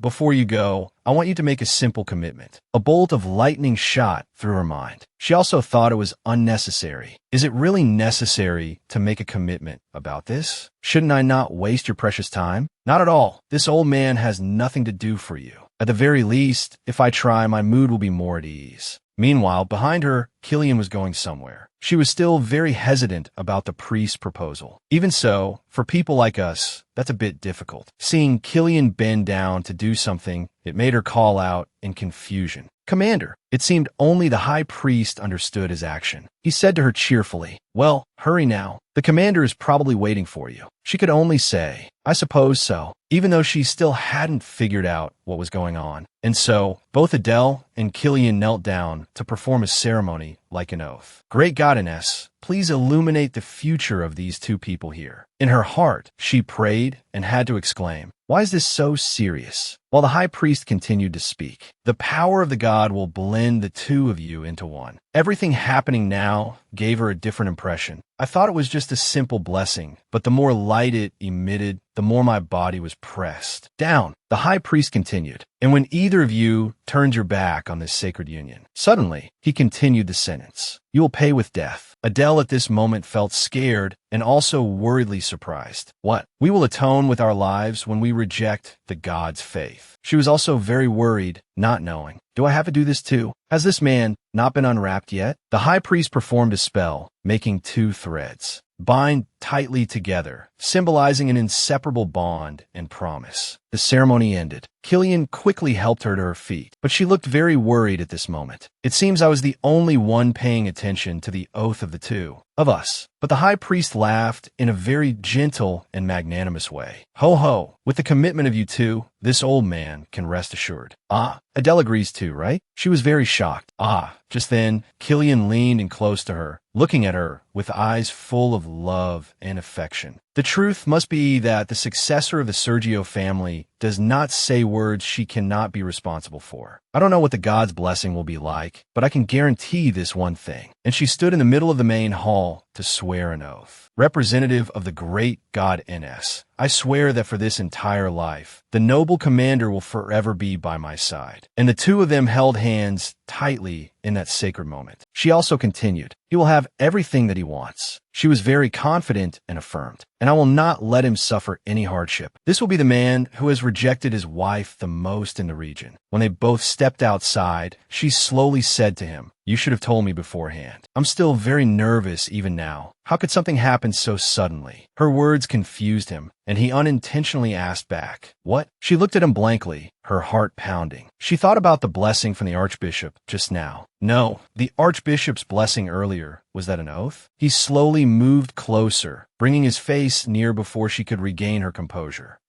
I was a little startled." He told her to repeat herself. "I didn't hear you clearly." "I can hear now. Say it again." "Do you want me to speak louder?" And she looked straight at him and said, Everything the archbishop said was too sudden. Even the captain would be surprised if he encountered such an unexpected situation." He kept looking at her with the eyes of a man in love. Thinking back, it was similar. "It's like when you suddenly proposed to me." Him saying that so suddenly made her feel shy, and she only dared to think to herself, why bring that up all of a sudden? And he also spoke to make her feel more at ease. It was just a normal blessing from the high priest. You don't need to overthink it. Hearing those words, she felt somewhat more relieved. Is that so? Only now could she breathe normally. I've heard so many things from here and there, so... She suddenly glanced over at Killian. "I thought it would be a big deal if an oath like that was broken." He looked at her, his gaze filled with love and happiness. The scene was so romantic, and she too looked at him adoringly. She shyly thought, "I thought I was used to it, but I absolutely can't handle having his face this close." The bustling noises from people nearby shattered the romantic atmosphere, startling her and causing her to step back. It turned out to be people talking about the departure. "It seems the carriage is ready. Let's get going. I've also prepared food for the pet we brought along."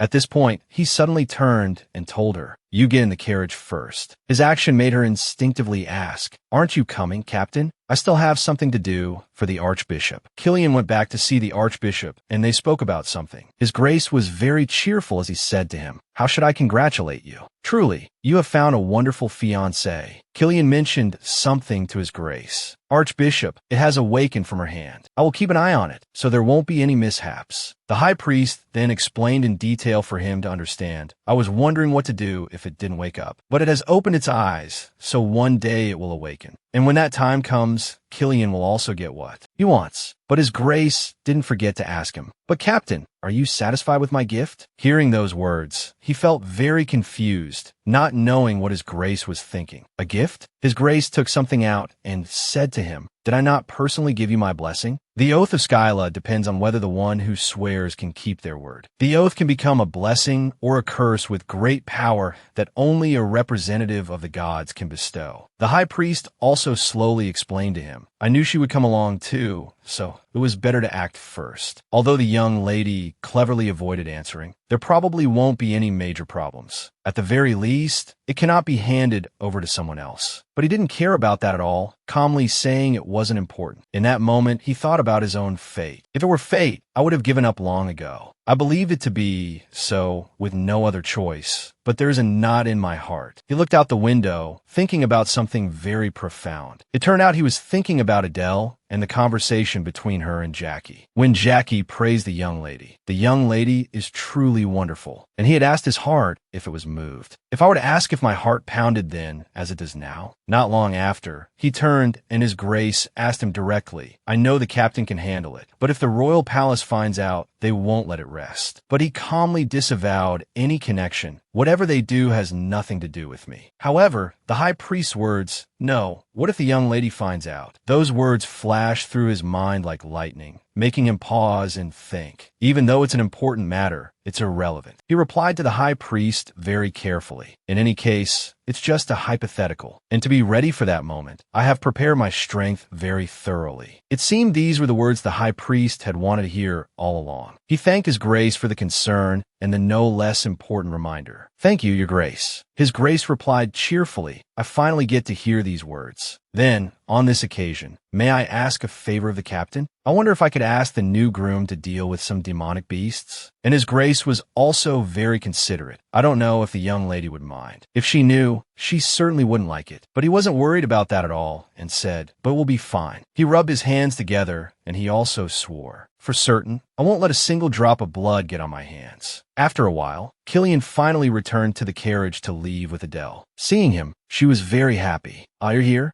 As for him, seeing her holding the little creature from before, he asked, "What are you doing?" She immediately explained, "This little one wanted to look outside. You don't mind, do you, Captain?" She misunderstood that he disliked it and explained, "I heard the carriage stop for some fresh air. Do you have a headache?" He shook his head and immediately denied it. "No, it's not that." At this moment, she seemed to be worried about him. She asked caringly, "We've passed the bumpy road. Why are you suddenly carsick?" "I should have stayed with you, Captain." But he objected and said it was unnecessary, completely unnecessary. Their conversation seemed to hit a dead end, as neither knew what else to say. She felt a little sad in her heart. Is he telling me not to get involved in his every move? Am I misunderstanding, or is that the truth? She tried to act cheerful. "We'll talk more later. There isn't much time now." She thought to herself, "I'll skip the details of the contract for now. First, the Count and the Merchant Guild are very different from things here." He asked indifferently, "So what?" His expression at that moment made her think a lot. What parts of his world had he traveled to? From the very beginning, he possessed a different kind of dignity and would never be looked down upon or taken lightly, no matter where he was. But her living circumstances were completely different. "I thought about that kind of place, but the place where I live and the people around me. Money is piled up like towers, and greedy people always gravitate towards it." The more she thought, the more her head ached, and the more she worried for him.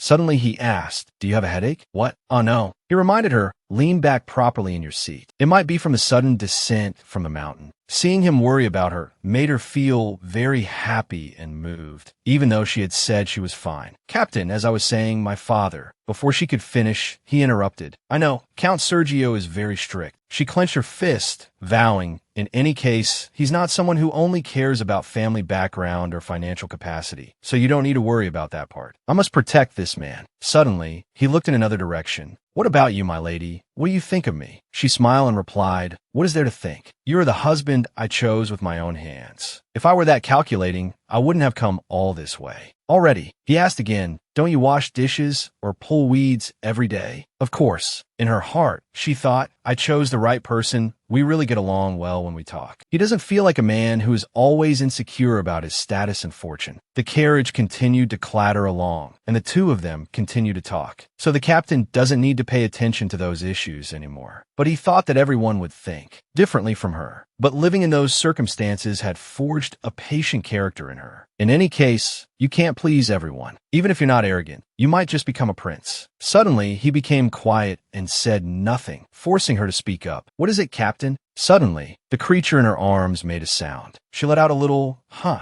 and he immediately asked, "Do you like animals?" "Me? No, but strangely, I have a soft spot for this little one. I can't be separated from it. Maybe something good will happen if I take good care of it." Hearing that made him feel helpless. "You're really suited to be the head of a merchant guild." But she thought that the captain was the one who was suited to be the head of a merchant guild. "Let's give a new name while we're at it." She didn't know what to name it either. "What's a good name?" "Lotus Nabris." Suddenly, Killian suggested a name. "How about Balak?" He said, "I think this name suits it." "Huh, isn't that too grown up? It's still small, so it should have a cuter and brighter name." But he was very confident in the name he chose, insisting, "No, it's a perfect fit." That very thing made her have a different thought about him. He may not look it, but he cares a lot about animals. She looked down at the creature. "Is that so? Well, are you satisfied?" It suddenly became quiet, its eyes glowing with a sharp, red light. Seeing that, she was also very surprised. Suddenly, he took it from her arms and said, "Put it down." His action made her very confused and curious. What? It seemed he had a bit of jealousy in his heart, thinking that he shouldn't have spoiled it from the beginning. Now all it does is stare. He reminded her, and about showing affection, although it's good, you should still educate it from the start. She had to reconsider and wonder if that was right. "Is that so?" "Of course. I will raise my children the same way in the future." While his hand was still holding the creature tightly, she also understood another side of him.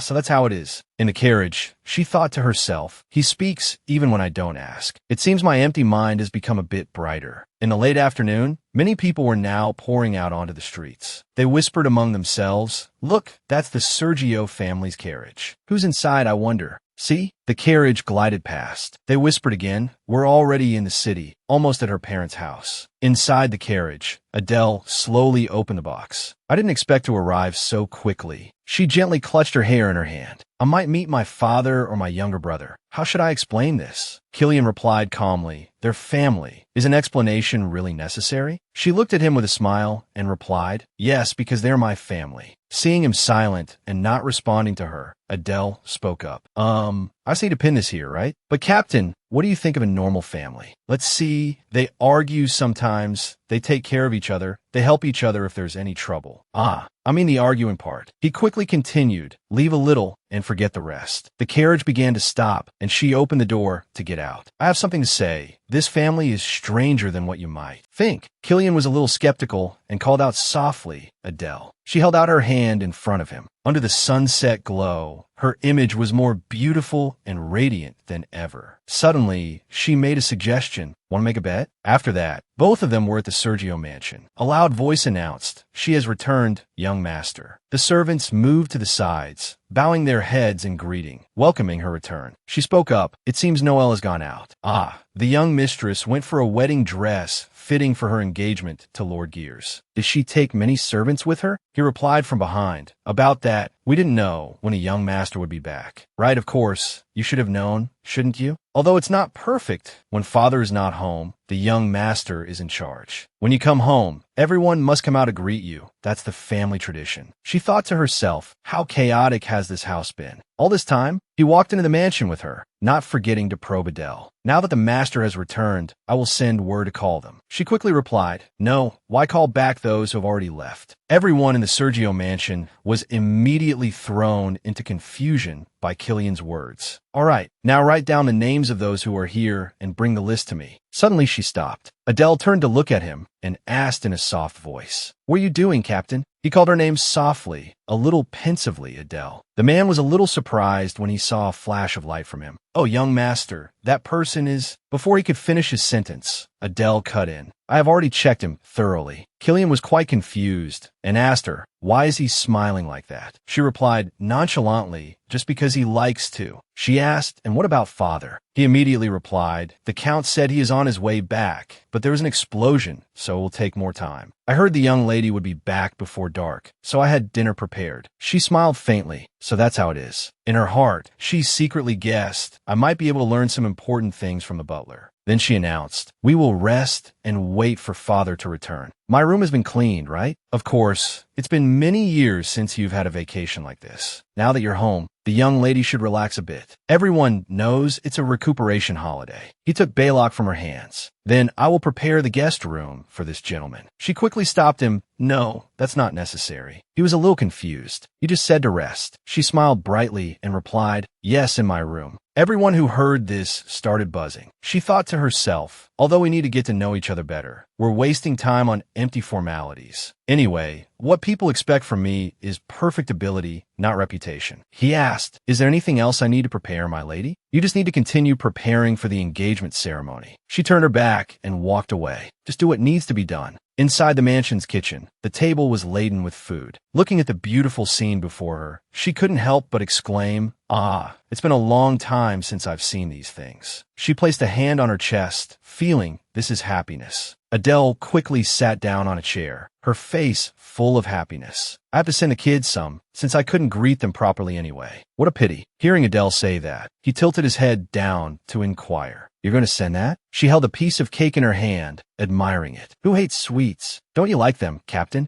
It's very fragrant and sweet. The moment you touch it, your reason will be shaken, and yet you're still not interested?" He placed his hand on the back of the chair and replied softly, "No, I'm very interested." She turned to look at him, standing behind her. He shared, "If it's sweet and fragrant, I certainly can't refuse." "Is that so? Ah, in that case, would you like a piece of cake?" He gazed at her intently. "No, I've had enough." Her eyebrows raised slightly, her round eyes looking at him. She thought to herself, if you like sweets, but don't eat cake, then what's to be done? He hesitated and began to speak, but seeing this, she blurted out, "Just say it." His hand brushed across the back of the chair. "Before the engagement, if I enter your room, will your reputation be affected?" She immediately replied, "No, this place is very good." She gently set down her teacup. "You can do whatever you want, because there is no safer place than here." He was confused. "Do what? Could you come here for a moment?" Although he showed no expression on the outside, a sparkle appeared deep in his eyes. She explained, "I don't intend to do anything. My father is very sharp-eyed. We just need to act normally. If we are apart, he will immediately become suspicious. I want to secure my position first." She looked up at him, constantly marveling. He really is very quick-witted at times. "First, I will handle the questions about why we got together. It's best if you don't make a face like you're hearing it for the first time. Just push any difficult questions over to me." Hearing her say that, Killian asked, "Then what should I do?" The captain just needs to stay still. He listened silently to her instructions. She thought to herself, "Why did I choose you?" Then smiled and said, "Stay by my side, Captain. That's all you need to do." She was slightly startled by his sudden action. She thought, if you want to do something surprising, you should give a heads up. First, she turned her head to look at their reflection in the glass door. The two of them looked like a perfect couple. She couldn't help but think,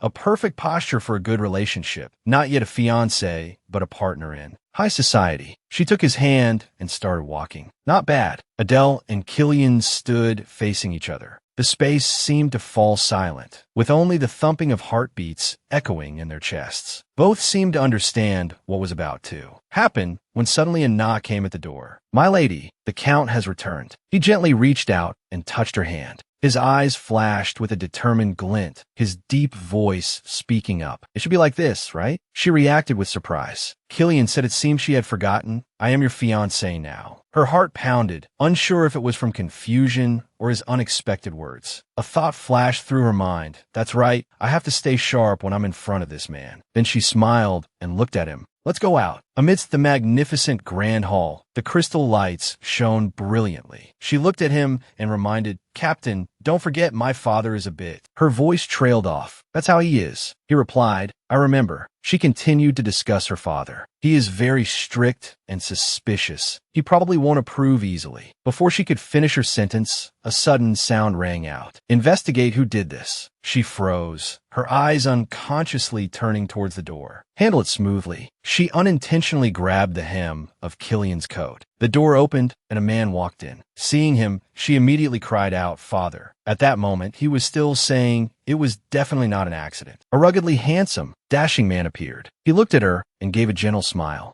"Adele." As soon as he finished speaking, she rushed to hug him, her smile radiant and unreserved. "Father, you're back." He laughed and teased. "Who is this that looks exactly like my daughter?" She smiled and teased him back. "And you look like my father." But not long after, his expression turned serious. She asked, "Why are you back so late, father?" "I've been waiting for a long time." He recounted gruffly. "Don't even talk about it. Someone dared to blow up the bridge right in front of me." His voice lowered slightly. He frowned and said, "Do they think I'll just let it go?" She became gleefully curious. "What are you going to do, father?" "What am I going to do? I sent Caden to investigate. He's not one to be swayed by sentiment." She thought to herself, Caden really is someone who doesn't care about feelings. She took his hand. "Let's go in quickly. How long are you going to talk about, Caden?" He immediately teased, "Is my daughter jealous?" Outside, there was a pile of gold jewelry shining brightly in the night. He said to Adele, "Don't worry, I have a lot of engagement gifts for you." As he walked, he asked his daughter, "But where is Sirop? The daughter I raised has to be married off. It's a pity, but if you like him, I'll indulge you." She smiled, her tone hesitant. "Speaking of that, it's a bit." He patted her on the back and said cheerfully, "What's there to be shy about? You think I don't know? I've lived with you for so long. How could I not know?" He turned his head, a smile still on his lips. "Although there are still many shortcomings, if you think differently, you can live comfortably." But then his eyes swept over to Killian. The atmosphere seemed to change. He bowed his head respectfully, his voice calm. "Greetings, Count Sergio." He was silent for another moment, his gaze growing sharper. Then he suddenly turned to her, his face cold as he asked, "I know you're a lot like me, but—" He feigned helplessness. "You're already having an affair." She panicked and hastily said, "No, that's not it." He continued to scrutinize them, his expression not softening at all. "It's not? What's the problem? Father has every admirable quality in this world." Adele got angry and retorted, "Stop it. I don't even know who the father is anymore." He asked, "Then who is this gentleman?" She replied, "That is—" Killian bowed his head once more, his voice calm. "Count Sergio, it is a pleasure to meet you again. I am Killian Sishan." Before the words were even finished, her father froze. "The captain of the Knights of San Fidelio." Killian kept his head bowed and announced, "I will be the first and last fiancé of your eldest daughter, Lady Adele." He began with a question. "Fiancé?" This made Adele nervous. "Father." He raised his hand as a signal, his voice stuttering. "No, wait a minute. Killian Sishan is a Sishan." She began to worry, her lips pressed tightly as she thought, why is father reacting like this? To be this surprised, Adele clenched her sleeves, mustering the courage to say clearly, word by word, "How about I explain?" He asked what? She continued, "That is, my relationship with Sir Killian." He pondered for a long moment, looked at her, and said, "You will marry this man and not Sirop." In that moment, a laugh rang out, "Ha ha." Seeing him like this, she grew more worried. "He's finally gone mad." She said, "Father, first please sit down. I'll get the brandy." He stopped right there. No, didn't I tell you? When facing a person, their eyes are more important than 100,000 words." He laughed loudly, looked straight at him, and then suddenly gave a mysterious smile. "May I look at you directly?" Killian maintained his etiquette and replied, "Of course, sir." That handsome face appeared before him, sharp eyes and long, curved eyelashes. He was silent, staring at him intently and seriously. And then his smile became more and more pronounced. "Like this, it's impossible." She stood beside them, looking confused. "Father, why are you doing this?" "I was going to tell you." He cut Adele's words short. "No, it's all right. Do whatever you want." She was surprised. "Huh?" She stared blankly and asked him again, "What did you just say, father?" He gently took off the cloak on his shoulders. "You said you're getting married." "Oh no, engaged." The cloak flew through the air and then gently draped over her shoulders. "You're still my daughter." She stared blankly at her father, still not fully understanding the meaning of his recent action. "What? Really?" Killian remained calm, slowly sipping his tea, his voice composed as he spoke. "Sit down. Did everything end well?" She turned to look at him. "It's over. As I said, that's the kind of person my father is." Killian commented, "He is a benevolent person, always respecting his daughter's decisions." She rubbed her head, feeling a bit helpless as she thought, "My father, benevolent? Captain, that's my father. There are only two situations that make him benevolent." She looked up. "When he gets money as expected, and when he gets unexpected money." He replied, "It's all the same. Father and daughter are alike, so he won't stand in the way." "Or are you dissatisfied with some aspect of me?" She froze, hesitating. "That is." He immediately cut in, "Why can't you say it? You must have been lying every time you said you were satisfied, right?" She stammered, No, yes, I'm satisfied. Of course I'm satisfied. But my father is not someone who can be be easily swayed. In the luxurious space with its bright golden lights, Killian commented, "From what I see, the relationship between you two is quite good." She replied, "That's fatherly love." He closed his eyes, offering his opinion. "There are many father-daughter relationships in this world, but none can compare to his, Adele." She thought to herself, is it against the rules for him to say my name like that? She listened with wide eyes as he spoke. "But according to what your father said, aren't you having an affair or something?" She denied, "Don't say that. What affair? I have a deep contempt for that. If you're married, you must be responsible until the end. I'm also not some naive person dreaming of a once-in-a-lifetime love." "Why do you think that's naive?" She told him about the hidden corners of the aristocratic world. "Anyway, most nobles have their own careers, and many believe that work and family are more important than love." He cut in, "As long as it's not you, that's all that matters." She was stunned by his words, his face turning sincere. "I won't either." She smiled for a moment, thinking to herself that Killian's perspective was quite interesting. She said, "Fortunately, I've included it as a condition in our contract. If we maintain this marriage, we must be faithful to each other." But before she could say more, a slight, unexpected tremor spread from the ground. The teacup on the table trembled slightly. "What do you mean, maintain?" Killian immediately regained his composure, crossed his legs, his calm voice different from his words in front of the archbishop. "You said it was a formality." He listened to Adele, maintaining that expression. "I don't know what will happen, so to deal with it,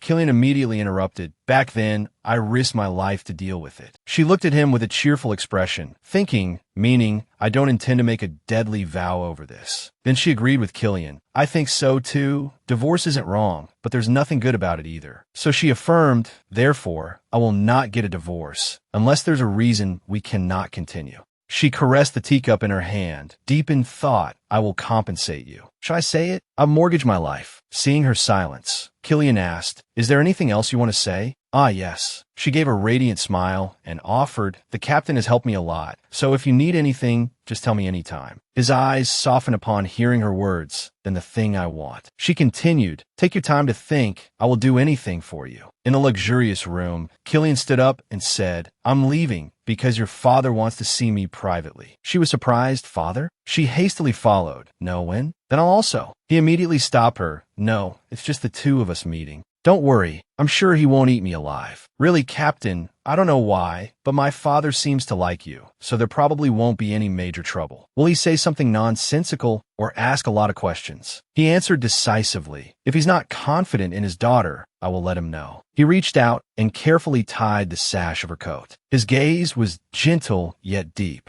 "How do you feel about trusting me?" She suddenly changed the subject, startling him a little.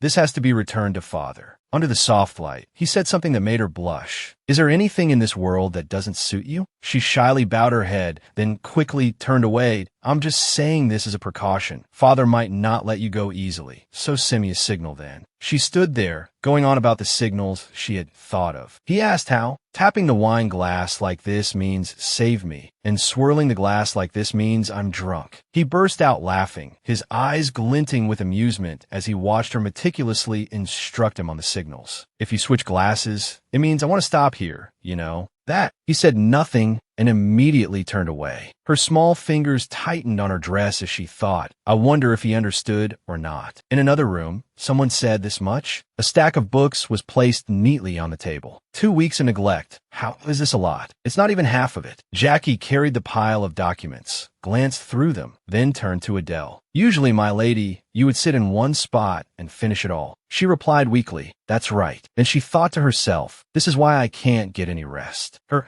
imagination began to run wild. "Wait a minute, anyone would think I just came back from having fun." She pictured a familiar back, but the best thing in this battle is that there's only one Killian, so why? Lost in thought, she suddenly heard Jackie's voice call out, "My lady, are you thinking of Sir Xerox?" She turned with a start. "Huh?" The image of Xerox was faint in her mind. Jackie said that if Sir Xerox were here, he would help you immediately. She replied softly, "Ah, that's right." Jackie tilted her head and remarked, "It seems he's still following Lady Noelle, so he's been absent. He's very attentive to Lady Noelle. I heard they're inseparable." She said, "How ridiculous." Noelle's gestures, attitude, actions, she knew them all. I'd feel better if she just challenged me openly. Noelle's main tactic is to act pitiful to play on her opponent's psychology. A dress with diamonds on the chest. I can wear one too. Adele thought he's also had a hard time for a long while. Jackie asked, "My lady, are you worried about Master Xerox?" Worried about what? He has to take responsibility for his own choices. She sat down and wrote something. She asked, "Then what about your choice? Is that urgent?" Jackie replied, "No, the rest just needs to be reviewed this week." She thought the choice, I was the one who chose Killian, a man far superior to him. She was silent for a moment, then suddenly shot to her feet. "I don't know what you want, but at the very least, I don't want to make you regret it." She rubbed her head, a strange action that confused her attendant. "My lady, what's wrong? Is something urgent?" She reached up and removed her hair clip. Jackie asked in surprise, "What are you doing?" "If the hair clip hurts, I can tie it with a ribbon for you." A long, soft lock of hair fell down, waving under the light. "No, not that." She gently touched her hair in the soft light. The lines of Adele's face became even more beautiful, to the point of being unforgettable. She spoke softly, "Bring something else, something better." Meanwhile, Count Sergio said, "You have a good appetite, don't you?" Killian slowly poured water into his glass and spoke softly. "They say blood ties are stronger than poison wine. I know you have something to say." The Count was slightly surprised and quickly voiced his question. "Heavens, was I that obvious?" Killian replied slowly, "You don't have to be so formal." "You too." Although he didn't reply to the Count, his inner voice answered, "How would I dare?" The Count's gaze lowered slightly. "Facing such a beauty on a moonlit night reminds me of a story I heard long ago. Once upon a time, a certain family in the north had a daughter with silver hair, so beautiful she was thought to be a fairy. Even the emperor fell for her beauty. Do you want me to tell you more?" He glanced away. On second thought, that person coincidentally also had the surname Sishin. He looked at Killian's expression and said, "Well, it seems you're not very interested." You didn't make excuses and answered bluntly, rather than saying I'm not interested. "It's more that I'm tired of hearing it." Hearing that, the corners of the Count's lips curved up. "Is that so?" "True. It's just a rumor. I'm sure no one remembers it anymore." "I never expected someone as cold as you to be interested in our Adele." He replied, "Because she is worthy." The Count rubbed his chin, looking pleased. "I'll be brief. I hope my daughter will be happier than anyone in this empire. That is why I accepted this marriage without any objection." His voice lowered as he confessed, "I want her to have a firm and strong position, one that no one can ignore. A life where she doesn't have to care about the gazes of others." Hearing this, Killian immediately replied, "If she wants to sit on the Empress's throne."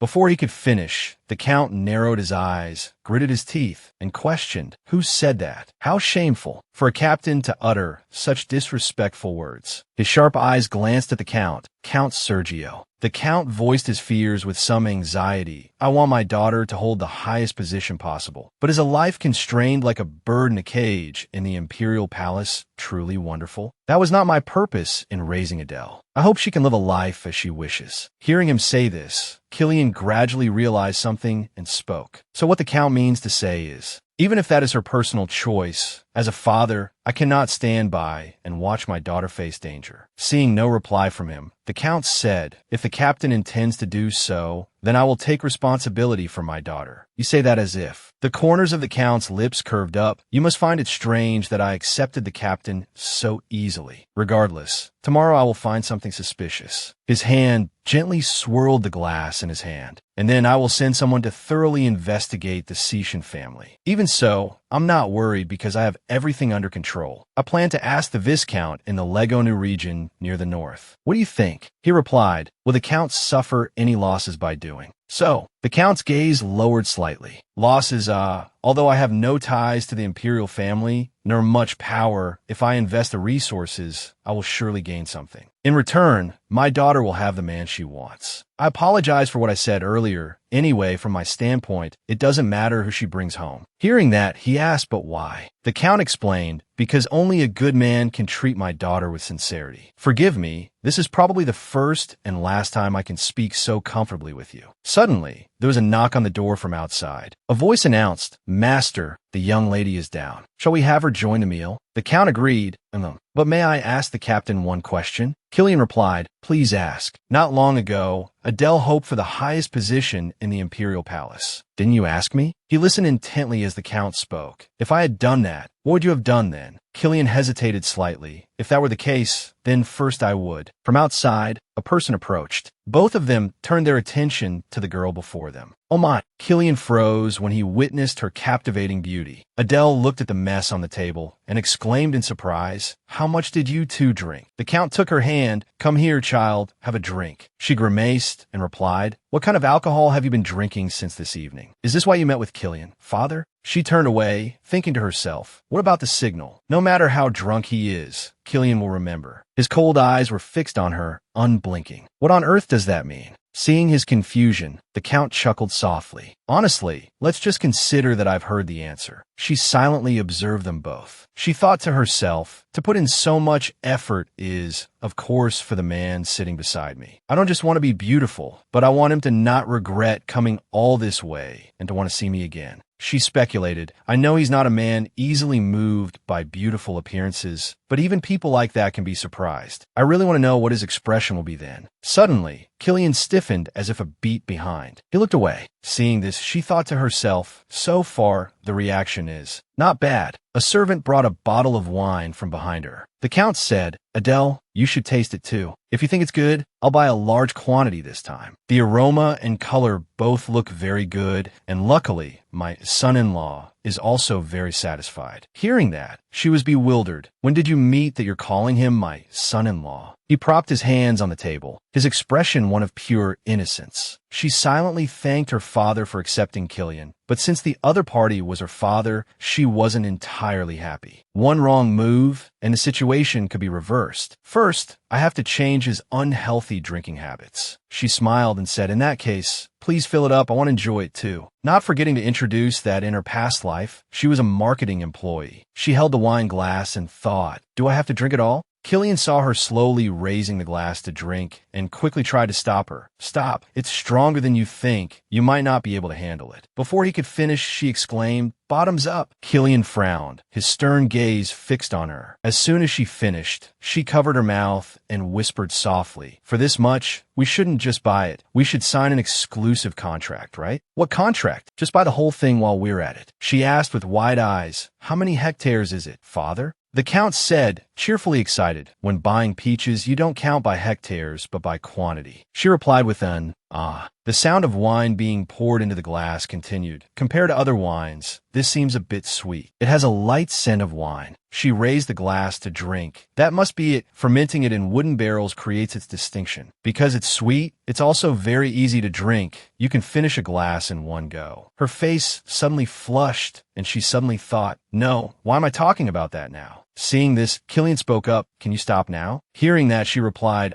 Captain, it's okay, oh. Before she could finish, he took her wine glass. Adele quickly said, give me back my glass. He gave her a sharp, cold look. What? She was a bit embarrassed when she saw him raise the glass and drink from the very spot where she had previously placed her lips to taste it. She whipped her head around, her cheeks flushed red. She turned back to see that her father was gone, and she let out a sigh of relief. Phew, where did father sneak off to? My heart almost jumped out of my chest. Adele glanced over at him. He doesn't look drunk, does he? She spoke awkwardly, if you don't mind. Her eyes widened in a moment of shock. Oh my goodness. Noel walked in and exclaimed in astonishment. You really came? You heard that, didn't you, Sir Xerox? She continued with a laugh. She's back. Noel ran over happily. Sister. Adele looked at Noel worriedly. It's been a while, Noel. What did you get back? I've been waiting for you for so long. Adele hesitated slightly. Is that so? Noel looked behind her. Sister, did you bring a guest with you? Adele nodded. That's right. I brought him. Adele clenched her fists slightly. He won't be like Xerox, will he? The problem isn't whether I trust Killian or not, but it's because Noel has the appearance of an angel. Noel smiled radiantly. Is that so? It's a pleasure to meet you, sir. I am Noel, Adele's younger sister. Killian looked coldly at Xerox. He scratched his head. Why does he keep looking at me? He spoke up. If this gentleman is an honored guest, then, excuse me, who are you? I don't think I've ever met you in the Merchant Guild or at any trade meeting. Killian looked straight at him. I am Killian Seashan, Adele's fiancé. It's a pleasure to meet you. Noel blinked repeatedly. Fiancé? Yours, sister. Adele looked at Noelle with a calm expression. Are you that surprised? Noelle took a step back. I can't believe it. You never mentioned this. Why so suddenly? It's just that I'm so surprised. I've never heard about this before. Adele chuckled softly. I wasn't told in advance about you, and Xerox either. Even so, it's only been 2 weeks, and you're already calling him your fiancé? Adele looked up at Killian. When it's destiny, time doesn't matter, right? He smiled, that's right. Noelle was stunned and gripped Xerox's arm tightly. He gave a forced laugh and said, Noelle seems a bit surprised. She's always been very fond of you. Besides, I also feel a bit. Killian's eyes darkened. What are you saying? He flinched and stepped back. I was just surprised. I've never heard a male friend call Adele by her name so directly before. That Adele is... Killian frowned darkly and cut him off. My fiancé. He stammered, sweating. Adele? No. Adelex, no. Noelle looked at him, rambling, and felt extremely annoyed. Then she turned to ask Adele, are you really okay? Adele looked at Noelle, puzzled. What trick is she playing now? What do you mean? After you left, not only was I worried, but he was too. He was very troubled by your marriage issue, and he was worried that he might have said the wrong things to you. Adele raised an eyebrow. Excuse me, but who? Don't tell me it's that Hina guy. It's not his fault. I was just too worried, so I'm telling you this. I don't want to see our cousins suffer like before. We're all family, after all. For my sake, please don't hold him responsible anymore, okay? Adele called out with a cold laugh. Noelle. In the end, she's trying to make others see her as a peace-bringer. Noelle stammered, I'm sorry. I was just afraid you'd misunderstand. This shouldn't have been said here. Adele's eyes widened. This matter? Do you mean the incident 3 months ago where he took a bribe and acted on his own with a client? Or the time in January when he took a favor and changed the entire shop's design? Noelle was horrified. Sister.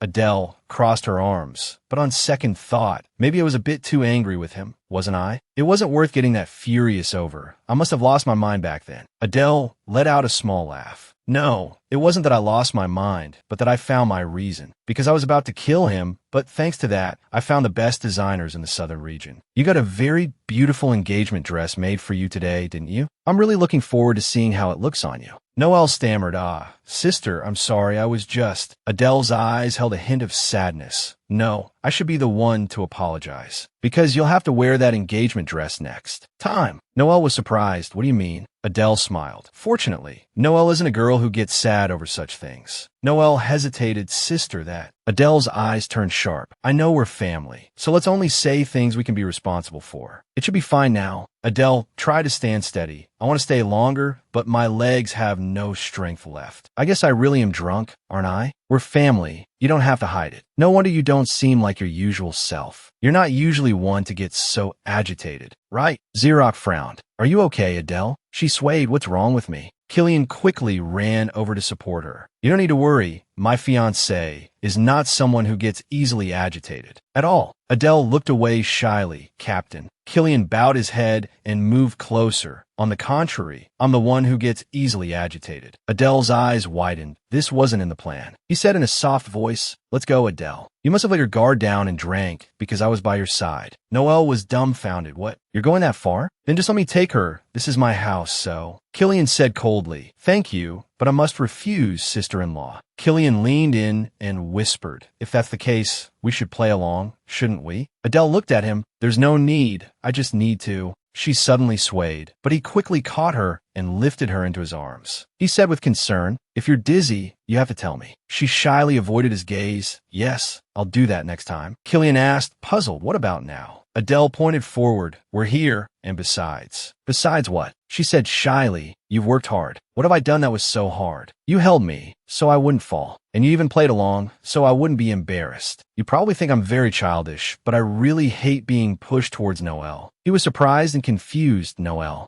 She continued, she's my younger sister. You just met her. He thought for a moment and recalled, the blonde one. She thought to herself, he really doesn't care about her, does he? He said, if it's about that, you don't need to worry, because I'm even more childish. Adele was puzzled. You, Captain? He turned away coldly. It's nothing. Sleep well. Adele watched his retreating back. If I stop him, what should I say? Killian stopped walking. Adele, I don't want you to drink like that again. She mumbled shyly. Killian. He turned back. You were almost in danger. If I hadn't done that, the captain would have had to drink all that alcohol. Even so, it would have been fine. Adele stood up. No, it wouldn't. You're my man. Killian stepped closer. What did you just say? Adele stammered shyly. You are my man. I don't know what you think. Anywhere, if my husband encounters something like that, I can't just stand by and watch. He stared at Adele, then suddenly bent down and kissed her. Adele, listen, if it were dangerous, I wouldn't have done it. Outside, Noelle wondered. So she's in her room now? The servant said respectfully, yes. The captain escorted the young lady back to her room. Noelle waved her hand. I know. You may leave. Noelle turned to call Xerox. What are you doing? Nothing. I was just thinking whether it was right to ask about Adele's private affairs like that. If Adele found out, she probably wouldn't be happy. Probably. But this isn't a normal situation. I don't know what you're thinking, but this is for her own good. There have been quite a few men eyeing her fortune until now. That's true. But that person, if he came from a family like that, rumors would have spread long ago. With that appearance and position, there are only one of two reasons. One, he's hiding his identity, or two, his family is not worthy of support. Noelle said worriedly. What if he's approaching her with ill intentions? Don't tell me he's deceiving and manipulating Adele. What if he was the one who made the first proposal? She thought in a panic. She's been deceived. That's right. She probably has been, just as you said. Noelle walked over and took his hand happily. As expected, no one understands my sister better than you. My sister? Really? Why does she keep gambling with her life? Why is she so foolish? I don't have any ambitions. Noelle. Wait a moment. I'll go see Adele right now and tell her she doesn't need to do this. Will she believe us? Isn't it because she doesn't trust you that she's doing these useless things? Instead of just talking, we should let her see with her own eyes that we pose no threat to her at all. To do that, let's get married quickly. Us. If she sees that nothing changes after we get married, she won't misunderstand anymore. We can't let her life be ruined by that fake marriage. A fake marriage? They looked very a moment ago. Noelle hugged Xerox. They don't look like us. If you observe closely, you'll see the flaws. The next morning, Adele recalled the scene when they were face to face. You seem a little agitated, Captain. No, since the day I was born, I have never been more sober than I am at this moment. But you will soon know. Remembering this, she buried her head and screamed. Oh, what should I do? Could there be a problem? The maid came in and asked, My lady, are you awake? Where's my father? He went out hunting with the captain early this morning. So early? The captain told me not to wake you because you were probably still tired. Adele quickly explained, Jackie, I'm sorry, but those things didn't happen yesterday. The maid asked, puzzled, what do you mean? Well, it's all right. My lady, shall I bring the jeweled mirror? We also need to prepare a new dress. No need, just the usual is fine. Why? You looked so splendid yesterday. She reluctantly agreed. All right, no matter how splendid I am, he will remain just as calm. Over there, the sound of a great beast falling echoed. Thud. Thud. Count Sergio praised. As expected of my son-in-law. Very well done. You're too kind, father. That's enough for today. Let's head back quickly. You've been soaking in cold water since early morning. Don't overexert yourself. Killian said, I'll just catch one more. He then said, Adele must be awake by now. That child is always very punctual. Hearing this, Killian froze, thinking to himself, that makes sense. Don't feel too bad about it. This mountain is full of wild beasts. You can catch them anytime you like. Don't you like to hunt, father? Of course I like to hunt. I'm not bragging, but I've never lost before. Then why this time? It's because my eldest daughter doesn't like the smell of blood early in the morning. Killian was bewildered. Why are you only telling me this now? This. Ha ha ha. But I'm not saying this to trouble my son-in-law. After returning, Adele shouted, My goodness, just how many did you catch? The weather hasn't been this good in a long time, so I hunted quite a lot. What, are you happy? Happy about what? You just got home? Was it really necessary to do this? If we don't cull them and just let the beasts multiply like this, there will be loss of human life like last time. Adele, you should pay a little attention to your fiancé. Suddenly, the two of them turned to look at each other. She remembered last night's scene and turned her face away. This is driving me crazy. Calm down. Even if I show in front of father, I'll just be like the prey here. I think the commander did very well. He's not someone who has to see so much blood early in the morning like you, father. He shrugged and said, What a pity. Then my dream of hunting a lot with my son-in-law has vanished into thin air. But we still have Killian. What hunting can that kid do? He'll level the forest. That's why I want to go with my son-in-law. She brightly intervened. No, father, don't even dream of it. She turned and whispered, I told you before, didn't I? That's the kind of person my father is. Seeing Killian looking very gloomy and sad, she wondered, why is he making a face like that? I wonder. She asked, "Did something happen between you and my father?" The Count quickly replied, "No, nothing of the sort. But after you came back from the hunt," Killian cut in, "because I don't like seeing blood in the morning." But fortunately, father seemed very happy. "Ah, is that so?" Just then, footsteps approached. It turned out everyone was here. Adele linked arms with Xerox and said with a smile, "Father, may we dine together?" "Of course. Have a seat, you too, Xerox." "Thank you, Count." He turned. "Count, I have something to say before we eat." "What is it?" Now that the Count has returned, could Noel's and my engagement ceremony be moved up? Noel pretended to object, "Brother." Adele frowned, thinking, "Who are you trying to fool now? I brought Killian all the way here, and she's still like this. Still want to try something, huh?" Suddenly, Killian spoke up, "That won't do." As it happens, I was also about to ask the Count for the same thing. "What?" "Commander," he said, "perhaps Adele and I should also get engaged soon. Besides, this matter has already been decided."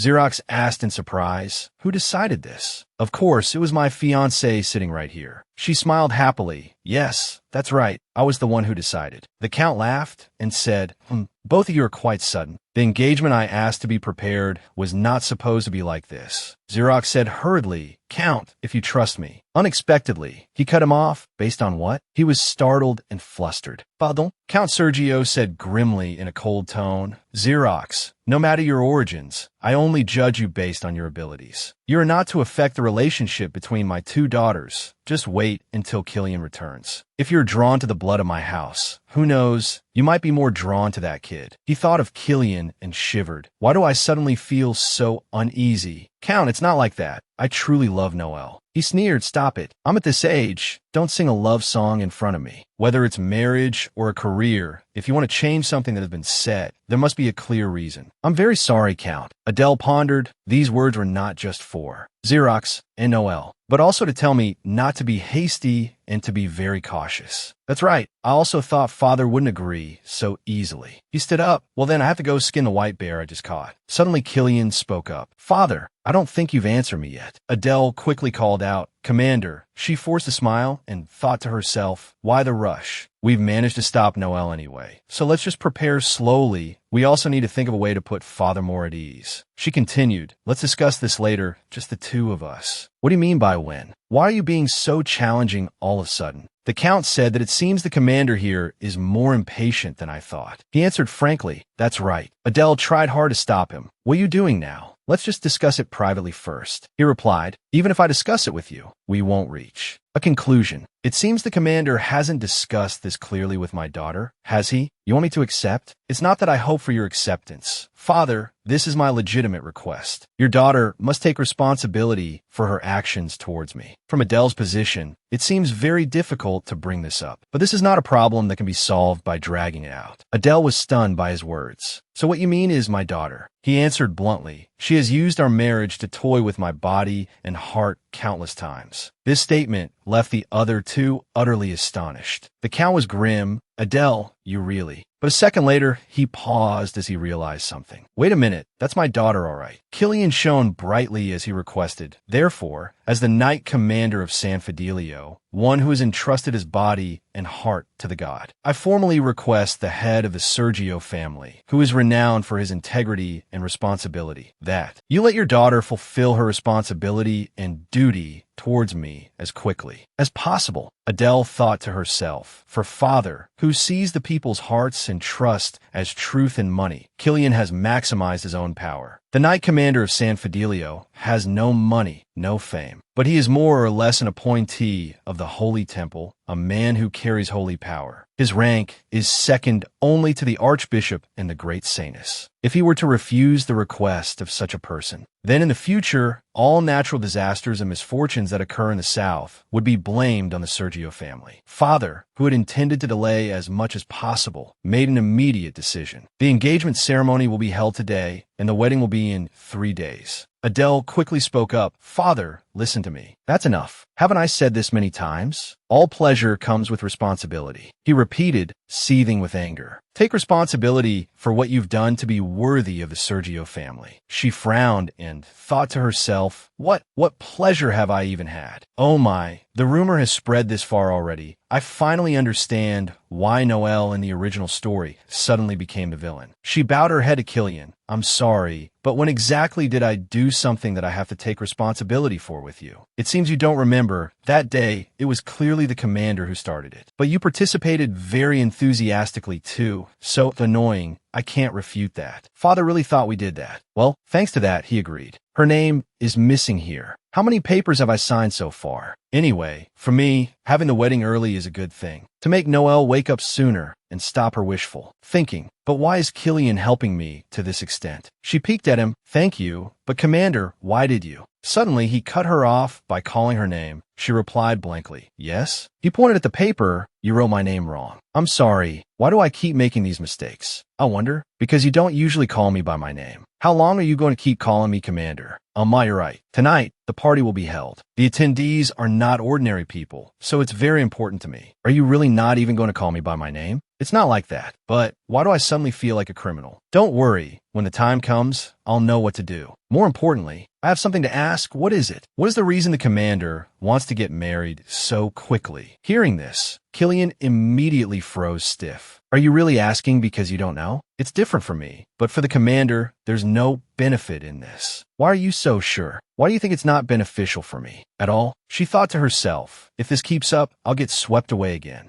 First of all, I have to send this out. The commander also, he cut in, gently reminding her to use his name, Killian. All right, Killian. The Archbishop has replied that he cannot come. I don't know if the others can make it. Today's engagement ceremony is a bit rushed, so they probably can't come. But hopefully they will attend the wedding ceremony. Don't worry too much. They aren't people who care much for formalities anyway. I know, they're very simple people. Oh, what about your family? It's a marriage after all. They should be informed, right? If they're too far away and can't make arrangements, I'll try asking Father to send the fastest horses in the Merchant Guild for them. Killian replied, not very happily. Both my father and mother have passed away. As for siblings, you can consider them non-existent. What? Even so, he cut in and asked, you too, right? Everyone has their own circumstances that they don't want others to know about. Hearing this, Adele fell silent in thought. If Killian has said that much, there must be something I don't know. I know that, but I thought we were close enough. A contract is just a contract, isn't it? She lowered her face and replied, I see. That's right. This is something I shouldn't interfere with. Killian hesitated.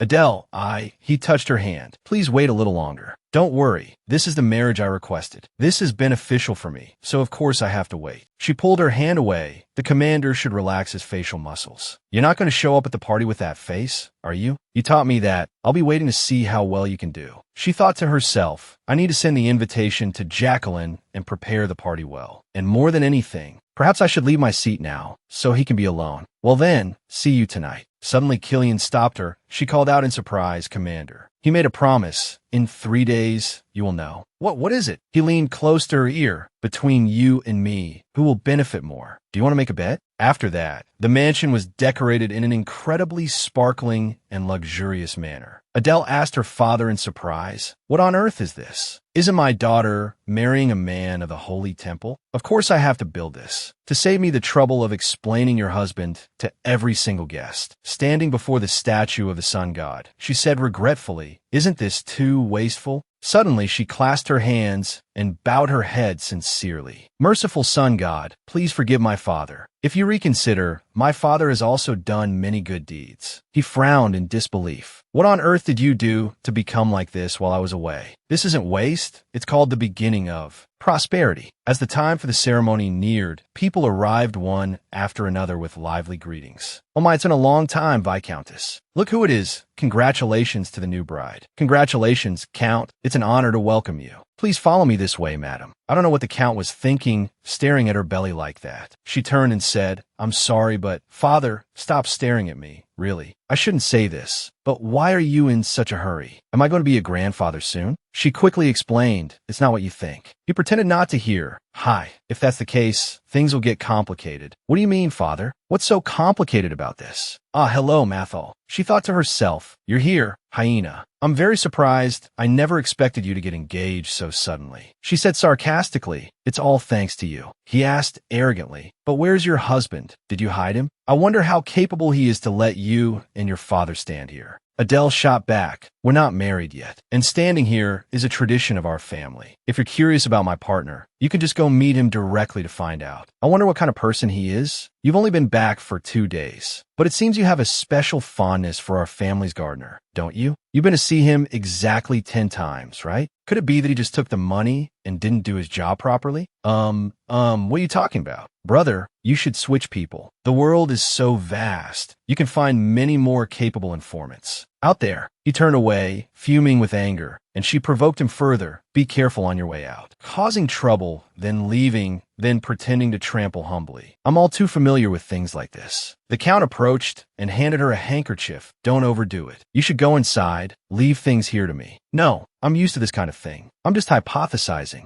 If I said you don't necessarily have to live this way, what would you do? She was silent for a moment, then said grimly, I'm tired enough of that dreamer. And now you too, father? No, for example, what if you could grasp a greater power? Since when did money become power? Anyway, he gave a wry laugh. Haha, if something extremely important happens to you later, she replied, weary, that won't happen. Father, you know that until now, I've only lived for the Merchant Guild. If someone were to replace me, she clutched the handkerchief tightly. Make sure I never find out. She pointed at the sparkling statue, because if I smash this, a lot of sharp pieces will fly out. This place is my everything. How could there be anything else? Seeing Adele, she thought to herself, what is she planning to do now? Because of Xerox, her plan was disrupted. I thought she would lock herself in her room today. Stronger than I thought, huh? Suddenly the Count shouted, and where did that kidden go? Why is he nowhere to be seen? That inconsiderate brat. What is he doing that he doesn't even attend his sister's engagement ceremony? Adele smiled faintly. Because it's an engagement ceremony, all the more reason he can't come. But without Kitten, my legs are about to break from standing. As soon as I got home, I gave Kitten a new directive. I told him to rebuild the Lennis Bridge that he had destroyed. Although it's an unreasonable order, if it's Kitten, he won't complain and will accept it. If I didn't do that and let him come here, who knows what kind of incident he would cause? Why is no one in my family normal? And Killian's family, she recalled his earlier words. My parents are both dead, and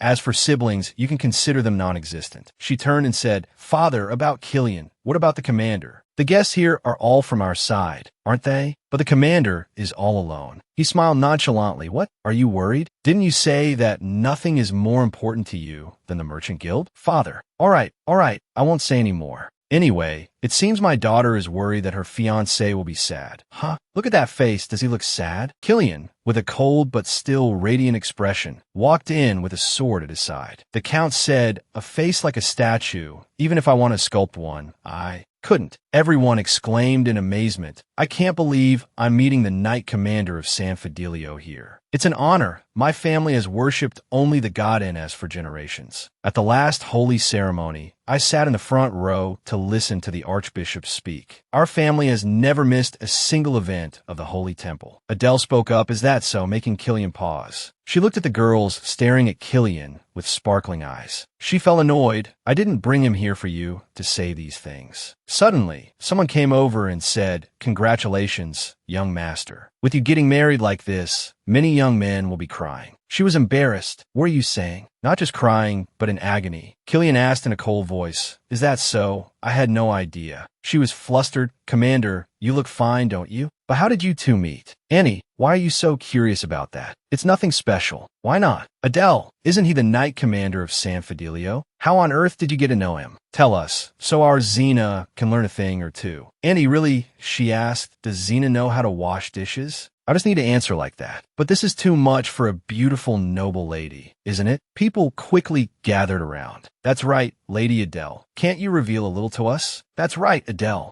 She sighed. I guess I have to say this eventually, don't I? Because I have always had a strong faith in the god Ns. I was always waiting for someone who could share this faith with me. After the last quarter ended, when I was tired both physically and mentally, I happened to visit the Grand Cathedral and got to know him. It seems it was fate. I couldn't have imagined things would turn out this way. Oh my, but it's not easy to get into San Fidelio to live. How did you manage to get in? That's right, it's not a place that values prestigious families. Lady Adele must have done some special work there, right? Of course, I'm not ashamed of what I did in San Fidelio, but if I say I worked myself to the bone there just to pursue the Knight Commander who rejected me, where would my family's dignity go? And the possibility of this marriage being denied by others would increase. She smiled and replied, I just did some volunteer work. The important thing is that I did it for the goddess. Killian glanced at her and spoke up. Moreover, she is not picky at all. Lady Adele, he intertwined his fingers with hers. She doesn't hesitate to do jobs that others find daunting. She always rolls up her sleeves and does everything, not shying away from difficult or easy tasks. And she always lowers her body when standing before the goddess. How can I not fall in love with someone like that? Adele called out in surprise, Commander. Everyone exclaimed, oh my goodness. She was trying to hold back her laughter. More accurately, I was just bending over to wash dishes. Oh my, so you've liked the commander since then, haven't you? What do you like about him? She hesitated, that is. She glanced at Killian, who was leaning on his hand, listening. She thought to herself, isn't he going to help me like before? Just then, the dreamer spoke up. I'm really curious. I never imagined that you, Adele, would one day know how to love like this. You're the most money-crazed person in this Sergio family. So how could you fall in love with this man who has no money? The girl next to him called out, Husband, what are you doing? This is the lady's engagement party. Adele was silently disgusted. She's not even pulling him with any force. He's not as dead drunk as he appears. The coward, planning to use being drunk as an excuse to run wild. He spoke again. What's your name? Sishan or Sisha?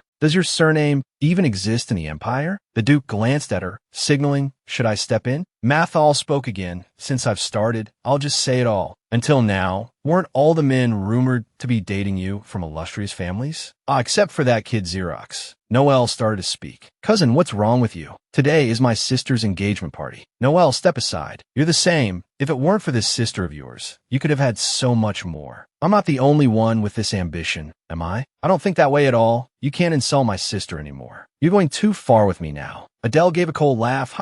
He turned to her, grinding his teeth in anger. You're laughing? Everything I'm saying, everyone here agrees with. How could Adele bring someone home? There's clearly something wrong. A greedy girl like you. How could you love a knight commander who has nothing but his face? You seem very curious why I'm marrying the commander, don't you? Of course, you're not a normal person. That's what I'm saying. Exactly as you said. How could someone who will inherit the Sergio family like me be a normal person? Before we analyze the reason why I admire Killian, I wonder if everyone knows this? He asked hastily, know what? She declared boldly, in this southern region, no matter which man from which family I bring home, he could never be richer than me. Perhaps because of the pact between our houses, everyone has forgotten this fact. All the families present here, even if you scrape together all the wealth in your houses, wouldn't even compare to a toenail of my family. And yet, you people don't even dare to look me straight in the eye, but you dare to sit here and debate my husband? Hearing her words, everyone bowed their heads in shame. Adele continued, if this is your wedding gift, it's truly ridiculous. Count Sergio smiled with satisfaction. That's my daughter, all right. Suddenly, she turned to look at him. It's sad. You just sat there watching. Didn't you feel anything? Father? Who, me? They gave me such an unforgettable wedding gift, and you're just going to let this slide? Haven't I already filled a carriage with gifts for you? All the minerals on the Tibetan archipelago are also. She cut him off, donated to San Fidelio, under the commander's name. Because of his engagement to me, he has had to listen to many insults. Everyone thought to themselves, all of that. She smiled. As for me, I only need a small gift. Please hand over the management rights of the Uden Hotel and apparel to me. Hearing this, the dreamer's face darkened.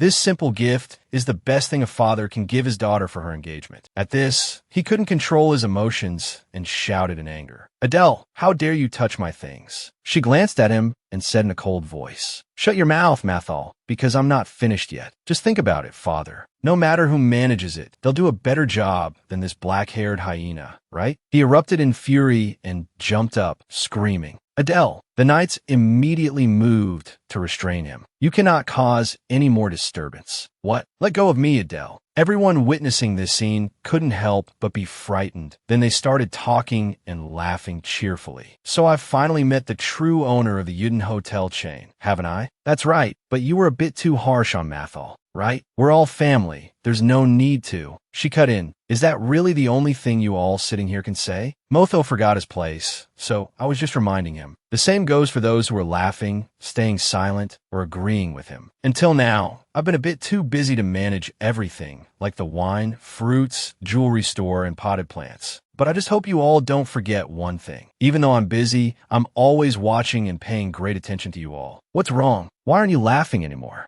After that, the Count raised his glass and laughed loudly. The gift-giving party is over. Now let's raise a glass to celebrate. Suddenly he paused. Adele, where are you going? I'm going to get some fresh air. She went out to the garden and let out a sigh. The engagement or the wedding, they're all just part of contract. So I had planned not to care what others said, but when I heard that Motho guy bad-mouthing Killian, I went crazy. She clenched her fist and punched a pillar. How dare he do that to me? No, to my husband. I'll kill him. Suddenly, Killian approached and asked, who are you talking about? She didn't seem to hear him, thinking to herself, why am I so sensitive when it comes to him? Killian called her name again, Adele. She turned around in surprise. Did he run all the way here? The commander always looks so fitting for the scenery. If we were a little closer, I'd probably fix his hair for him. He approached and said, you still haven't answered me. It's not exactly a pleasant story. Why would the commander want to know? You've seen it for yourself. My family is full of people like that. Are you ashamed? You could say that. In other people's eyes, I'm probably just like them, right?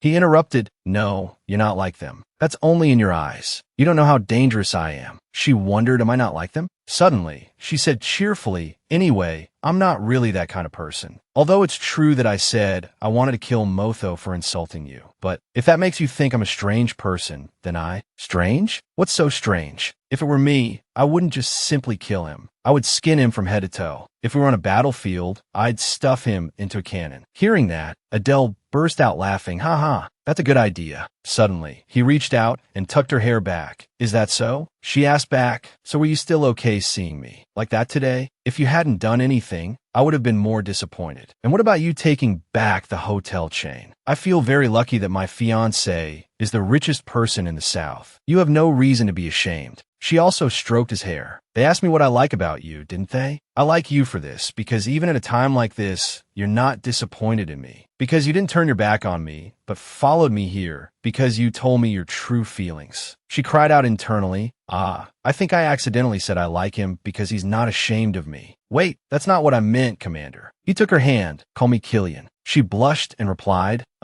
Killian. He stroked her hair teasingly. Are you very dangerous right now?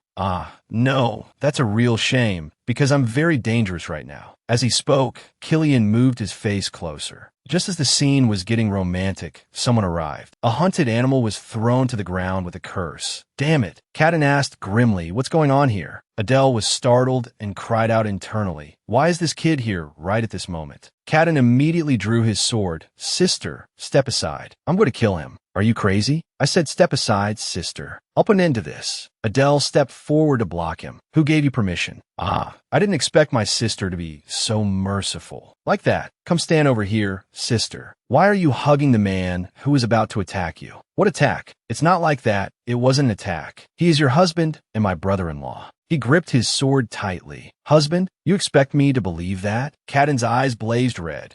Then this will be even easier. As soon as he finished speaking, he lunged forward like a whirlwind. Adele shouted in alarm. I said stop, you crazy fool. Killian, get out of the way. But Killian stood firm, not flinching in the slightest. Immediately, the clash of weapons rang out. Killian calmly parried Cadden's attacks with one hand. He didn't even need to draw his sword from its hilt. He murmured, Adele, this isn't a bad thing. On the contrary, if I had said it beforehand. At this point, he used his strength to push Cadden back. He was sent flying. Not giving up, he charged forward again, shouting, take this. Adele couldn't stay calm any longer. She screamed, Cadden, are you insane? How dare you swing your sword around so recklessly? He was stunned into a daze. Sister, why did you hit me? Then think back. Have you done anything good at all just now? I almost became a widow on my own engagement day. Or should I hit you again? Did I teach you to behave like this? He mumbled, Kitten, you should cut down anything that threatens you and deal with the consequences later. You were the one who told me that. Sister, I was just doing what you said. She held his face firmly. That's my point. Has anyone threatened you? She thought. I was almost convinced by him. Just then, Killian spoke up. That's enough. What? But my brother. That's enough. There's no need to go that far. She was bewildered. Who on earth is he talking about? Anyway, she pointed a finger at Kitten in warning. In short, if you act on your own again, I won't forgive you. The next time, I won't even look at you again. I allowed you to use a sword so you could protect yourself, not so you could swing it recklessly at innocent people. Even though Killian already knows my true personality, I shouldn't keep revealing it. Just then, Count Sergio came out and called. Adele, you invited so many guests and then just left? Do you think you fulfilled your duty as the head of the family? We've troubled you, haven't we, father? We were just about to return to the party. You too, Commander. No matter how urgent it is, you shouldn't just leave. Like that. But what happened here? Suddenly, he saw his son. He flew into a rage and shouted, Kitten, you brat, you sneak into the house like this? He replied indifferently, I'll just go back outside. He yelled, you brat, and rushed forward, hitting him repeatedly. Adele thought to herself, the usual scene in this family is back again. Suddenly, Noelle also appeared. Oh my, sister, are you all right? She chuckled to herself. Huh,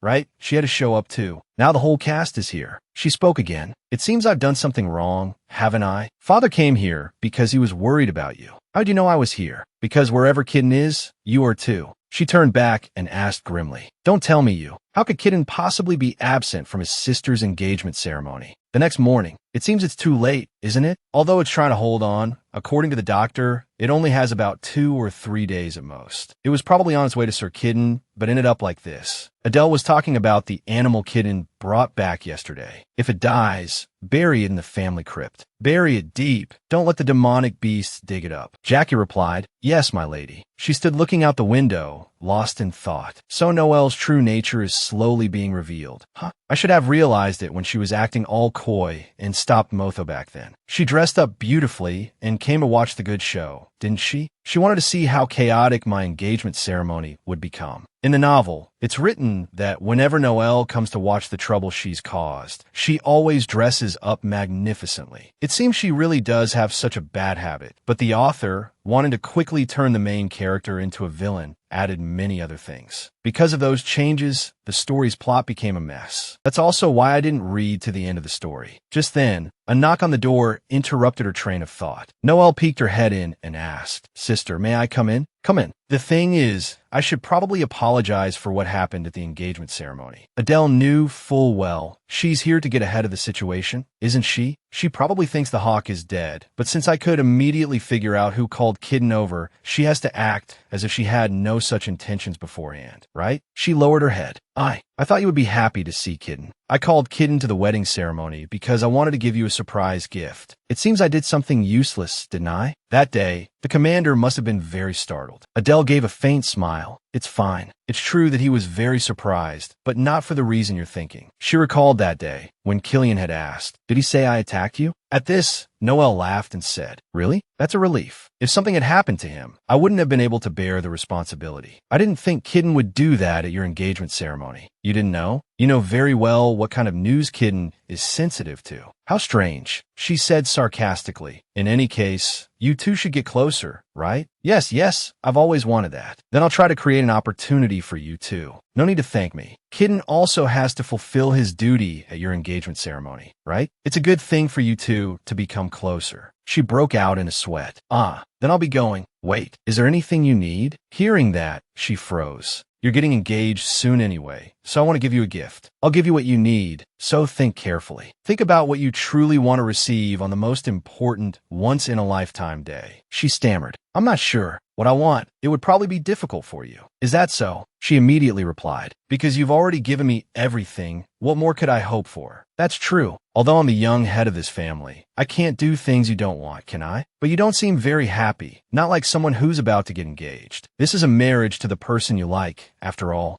Sarek would be very sad if he knew. She forced a smile. Since she didn't know what to say, she just silently bowed her head and left. Outside, the door closed. She glared and said to herself, That's right. She recalled that day, Killian and Adele together. She growled, You really are alike, really alike, aren't you? Just then, in the garden, Jackie asked, My lady, why did you do that just now? I thought for sure you wouldn't let Lady Noelle off this time. You're more soft-hearted than I thought, my lady. Isn't that right? If it were Sir Kidden, you would have surely beheaded him. But towards Lady Noelle, you are very generous. I really didn't expect Lady Noelle to dare do that to you. Adele said to herself, because she's the villain. She was originally the female lead, but was pushed into the role of a villain, so it's only natural for her to scheme. But Noelle, she doesn't even know what she herself wants. Like a fool who has lost all her own desires. In that moment, I suddenly felt pity for her. Noelle's face when Sarek is mentioned is very different from when I think of Killian. The rage, the envy, the forced smile. It's so painful to have to live to the end of your life with such emotions. I know now that compared to those things, being able to survive is more important. She mumbled, "How foolish. How long is a lifetime anyway?" Jackie couldn't hear clearly and asked again, "What was that, my lady? Did you say something?" Even if I can change the events that happen, Noelle's setup has a time limit. Thinking this, she replied, "It's just that if we want her dead, we don't have to do it ourselves." Scene changed to the forest. Kidden, I told you to stop. You've hunted almost all the animals here. I can't hear what you're saying, father. This brat.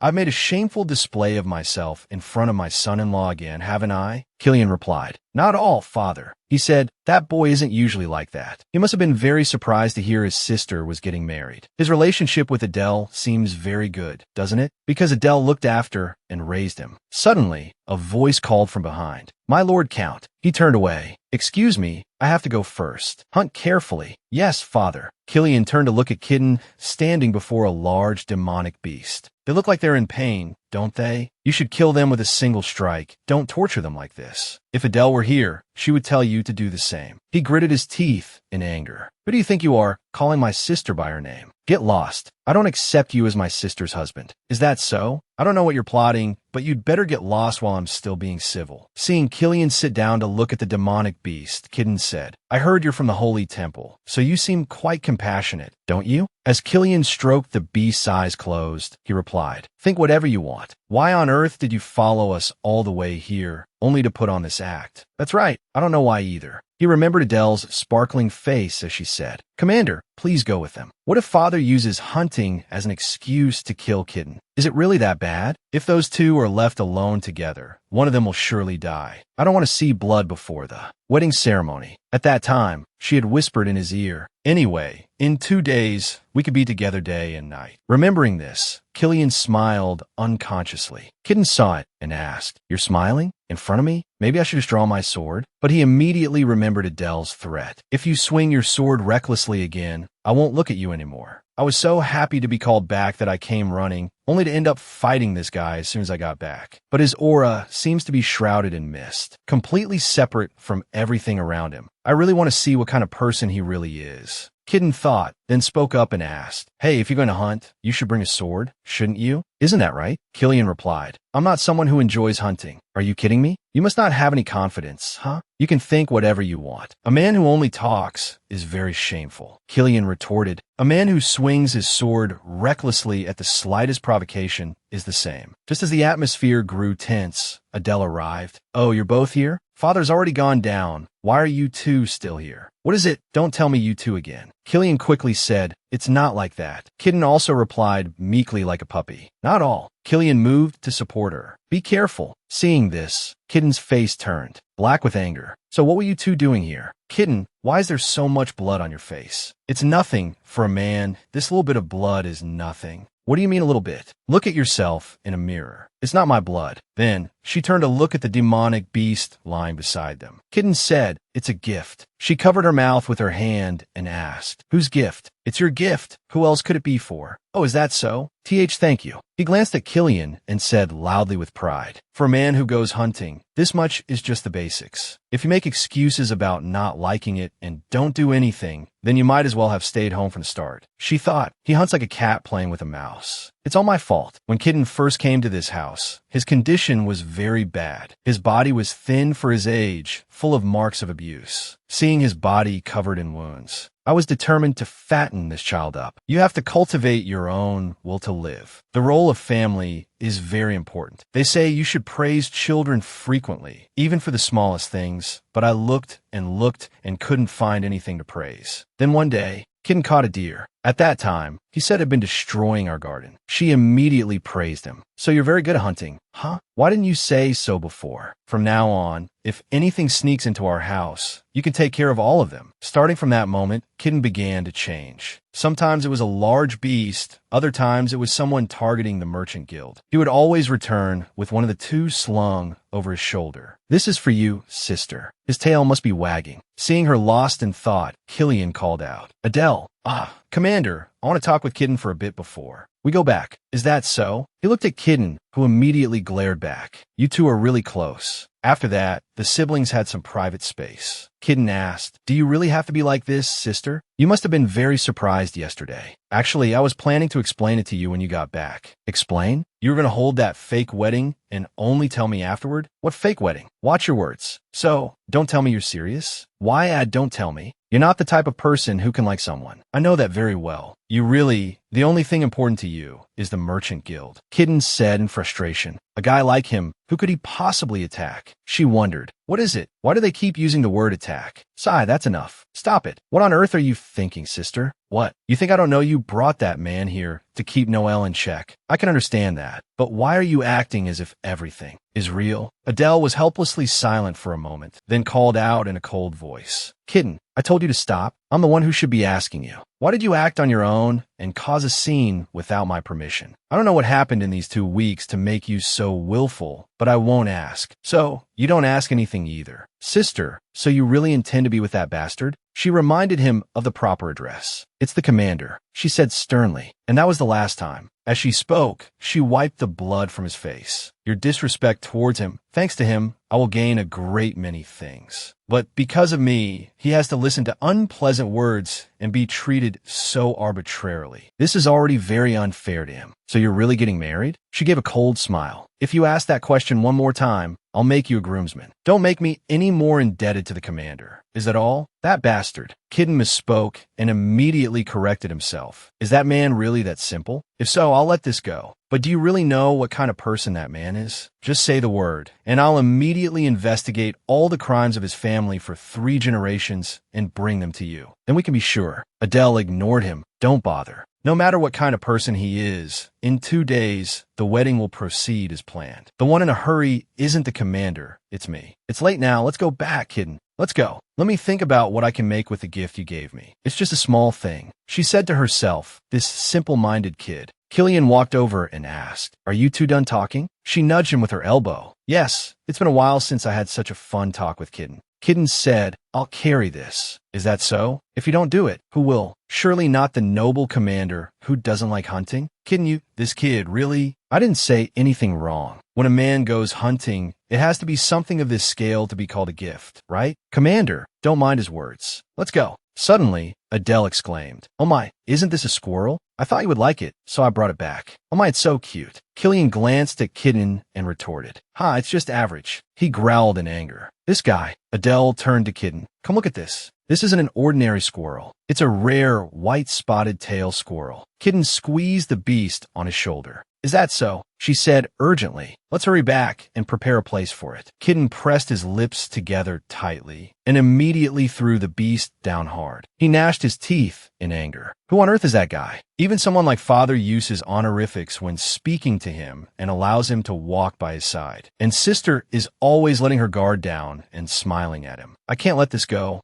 I have to investigate this thoroughly. If Sister finds out, she definitely won't forgive me. But that's better than letting her laugh so carefree next to that suspicious guy. Scene changed to the capital city. As the door opened, the person inside asked anxiously, have you arrived? Yes, Your Highness. The rumor this time is quite accurate. He snatched the letter. Give it to me. The servant said. According to the letter, the person has silver-gray hair like moonlight and very clear blue eyes. The prince said, I've met more than 1 or 2 people with that appearance. The servant was startled. But this time it's different, Your Highness. They say, from his appearance, one can feel a sense of nobility and sanctity. A person like that, isn't there only one in this world? The last news I heard was that someone saw him near the San Fidelio Holy Temple. The south, where San Fidelio is located, has a rare, isolated terrain, making it almost an autonomous region. So among the false reports, I guess the most likely place was the one he had left. So I sent people there immediately, but still couldn't find him. If it's San Fidelio, how could I not know about the countdown there? Which family is it? It's the Sergio clan. If it's Sergio, then it must be the biggest tycoon in the south that everyone, even your highness, knows of. Hearing this, the prince became angry. If my brother was the type to calculate such things, he wouldn't have given up this position in the first place. Please forgive me. Based on the last piece of news, it's certain that the place is not too far from here. But my brother, who abandoned all wealth, fame, and power to leave, is marrying a girl from a family like that. Why on earth? Suddenly, someone came and set down a teacup. Your Highness, why are you so angry? Everyone shares the same desire to find the prince. Therefore, it's only natural that all the rumors are converging. Is there no other information? Her family background or status? The servant replied, I just feel cautious about the family in the south that the messenger mentioned. Other than the commander of the Knights of San Fidelio, we haven't heard any other news. Oh my, that's where the prince was last seen. Finally, the bride's family is very wealthy, aren't they? According to the informant, it's a great family from the south. Strange, why wouldn't a family like that enter the capital? That's something I'll look into further. Anyway, they can be compared to the Duke of Orange of the entire country. This girl's name is Chloe Orange. As the adopted daughter of the Duke of Orange, when she first appeared in high society 3 years ago, everyone ignored her. But with her dazzling appearance and intelligence, she now has a strong position in the capital's high society with the Duke as her solid support. Only Chloe can freely enter and exit the royal palace without needing the queen. There's inside information that she is secretly helping at the request of the second prince. Those who don't know the situation see them as a couple using work as an excuse. There's even a bet on when she will become the royal consort. At this moment, Chloe said, Not at all. It's just a family matter. It's my father's achievement. What does it have to do with me? Why so modest? Get out. I have something to discuss with the prince. Your Highness, you've been worried a lot. The prince sat down. In a situation where I don't know how much longer my father can hold on. I've also searched for my brother several times today. Chloe comforted him. At times like these, your Highness must hold on tight. Well, that's right. So as not to feel ashamed before him. Your Highness is doing very well. Come to think of it, His Highness the Prince isn't being pressured much. I just thought your Highness was worried about the worst-case scenario. I absolutely meant nothing else. All right, I understand very well how much you have helped in the search for him, my lady. Well, I must return to the Holy Temple now. Your Highness, what about that letter? He clenched the letter. That, Chloe said, no matter what, it's truly absurd. Even the engagement ceremony, even if he is the Knight Commander of San Fidelio, it's too strange. Not long ago, the Archbishop came to the capital and said he didn't know where the Crown Prince was. Things have become more difficult. I think we need to be careful. Anyway, this news. The prince jumped up and continued. I need to go and verify it with my own eyes. Your Highness is going in person. But your Highness, just traveling to the southern region will take several days. In the current situation, you cannot be absent for long. As you know, the nobles are easily agitated. Pardon me, but if you ask whether it's appropriate to place you on the throne now, the prince immediately rejected her words. It was truly impossible. The prince's position has been vacant for too long. It's true that more and more people are becoming suspicious. My brother was originally someone who hardly ever appeared, but it has gradually reached its limit. His Majesty's illness is worsening. An important position that everyone is watching. As she said, if I leave my remaining position in this situation, nobles like Sung might realize the current situation. If that's the case, suddenly, Chloe spoke up, I will go. Why are you looking at me like that? If it's for your Highness, then of course I must do it. The prince hesitated. Clearly, the person with the most information right now is you, my lady. But I already owe you and Duke Orange so much to ask for such a favor. What do you mean, oh? Finding His Highness the Prince is everyone's duty. It's an honor to do this for your Highness. The prince smiled and nodded in agreement. The Duke will surely be angry for letting his precious daughter travel so far. Back at Count Sergio's mansion, here, with Adele S.O., for this matter, let's postpone the payment deadline. This is a place that has done business with us for over 20 years. We have to see how the situation is. So what are the operations of the newly handed over hotel? Cut off all personnel from Myrthold's side and call back the previous people to form an accounting team. Sarek asked, by the way, Adele, can I speak here? If Caden comes in, he won't leave me alone. Don't worry, I told father to lock him up. Where is the count? My father is probably very busy. I haven't seen him all day either. Ah, what about the Knight Commander? I don't know either. What on earth is making me feel so resentful? Suddenly, Jackie rushed in and said, My lady, the Knight Commander hasn't said a single word for 2 days. Everyone thinks a curse is falling upon the South. She thought to herself, I want to go and verify it myself, but I'm swamped with too much work. Sarek stammered, Ah, you mean the thing you asked for? Ah, that. Wait a moment. Everyone get out. What? But there's so much to do right now. Jackie cried as she was chased out. What on earth could be more important than doing the bride's makeup on her wedding day? Adele said excitedly, Quick, let me see. Is it just as I instructed? Yes, this is it. Wow, here it is. Matching the color was exhausting. Even after searching through all the red diamonds of the Merchant Guild, a color matching your eyes was extremely rare. Are you satisfied? She smiled. MHM, very satisfied. This is exactly as I had hoped. But are you planning to give it to the Knight Commander? If so, it's a pity because it could have been made bigger and more splendid. This isn't a color men usually use. Since it's a wedding gift, you probably had higher expectations. Not at all. I really like this. She thought, at this size, I probably won't feel pressured anymore, right? I made it as simple as possible, but there's no guarantee it can be delivered. Maybe Killian will be embarrassed because he hasn't been able to do anything for me yet, but it's okay because I'm already grateful just for the marriage. Actually, if it makes Killian happy, then that's all that matters. Seeing her lost in thought, Sarek asked Adele, Is something wrong? Is there anything else you need to ask of me? Huh, it's nothing. Oh no, it's not exactly nothing, but for now, let's leave it for later. Suddenly, a maid peeked, I end at MY lady. May I come in? Why the sudden look on your face? Is something wrong out there? I don't know what to say or how to say this. What is it? Did father have an accident? Or did he place a statue at the entrance? No, that's not it. He had a temple built. Hearing this, Adele froze for 5 seconds. She told herself, I can endure it. That's right. I'm a wonderful bride, after all. What? That really surprised me. It's not that I don't know what kind of person father is, but to this extent, she was also a loss for words at her father's decisive action, MY lady. So, what about Master Caden? Wait, that's enough. She raised her hand, signaling to stop. Let me tell you, you've crossed the line. Jackie felt truly hurt. She ignored the maid who was adjusting her clothes and walked away. She opened a drawer. Where's that brat? She put on her gloves, her eyes turning more fearsome as she asked Jackie. Elsewhere, Killian was adjusting his attire. His face showed a hint of sadness as he recalled an old memory. Killian, if one day you meet a girl who will be by your side. He adjusted the cravat on his neck.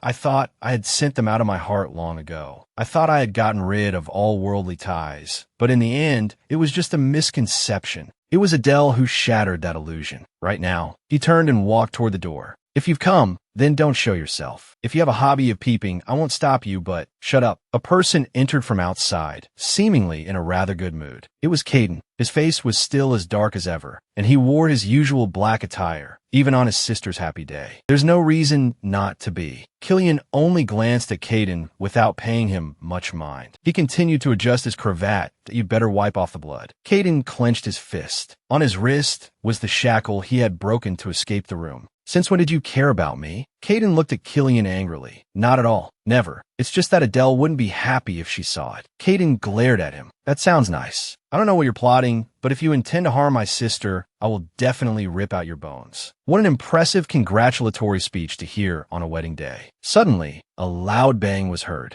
A sword flew past him. I'm not kidding. And it was pinned straight into the wall. I really mean it. A knock was heard. I asked the Knight Commander in. Both of them looked toward the door. It was Adele, who had come looking for him out of worry. Caden worried silently. I've been found out. If they ran into each other now, it probably wouldn't end with just a slap. No, a slap would be lucky. What if she completely turned her back on me? Caden looked outside worriedly. Wait a minute. Killian pulled down the cravat on his neck. Knight Commander, is Caden in there? She hurriedly opened the door and entered. Her eyes suddenly brightened. I am sorry. I thought you had already finished changing. It's all right. Whatever you want is fine. Killian approached her. Adele was ready. Adele looked graceful in her splendid attire. She was a little nervous, shyly not daring to look at him. But the thing is, I thought Caden was here. Why? It's just that the kid is a bit like that. Anyway, it's a good thing that Brat didn't come here. That's true. It seems he's not the type to be ignorant. Is that so? Yes, he looks that way on the outside, but he's not a bad kid. If you look closely, he's soft-hearted, and the problem is just his environment. She forced a smile, wanting to explain Caden to him. Yes, but will you continue doing that? Who knows? She looked down at her hands in confusion. Let me take them off for you. He proactively reached out, wanting to help her remove her gloves. She looked at him blankly. That all right? Thud. Suddenly a loud noise was heard. What was that noise inside? She peeked behind him, as if wanting to find out what the noise was. But he stopped her. It's just the windows banging against each other. I see. Anyway, from now on, you don't need to do things like this anymore. Seriously, this outfit doesn't suit me, does it? It looks like it would hurt a lot if I hit this. He squeezed the gloves he had just helped her remove. So, shall we go down now? She quickly changed the subject, looking at him happily, wanting to go down with him. Besides, Father said I'm already something, so please don't be too embarrassed. I must remember that. He smiled with satisfaction. His appearance made her heart race, her face turning red unconsciously. You go on ahead. I left something inside. Then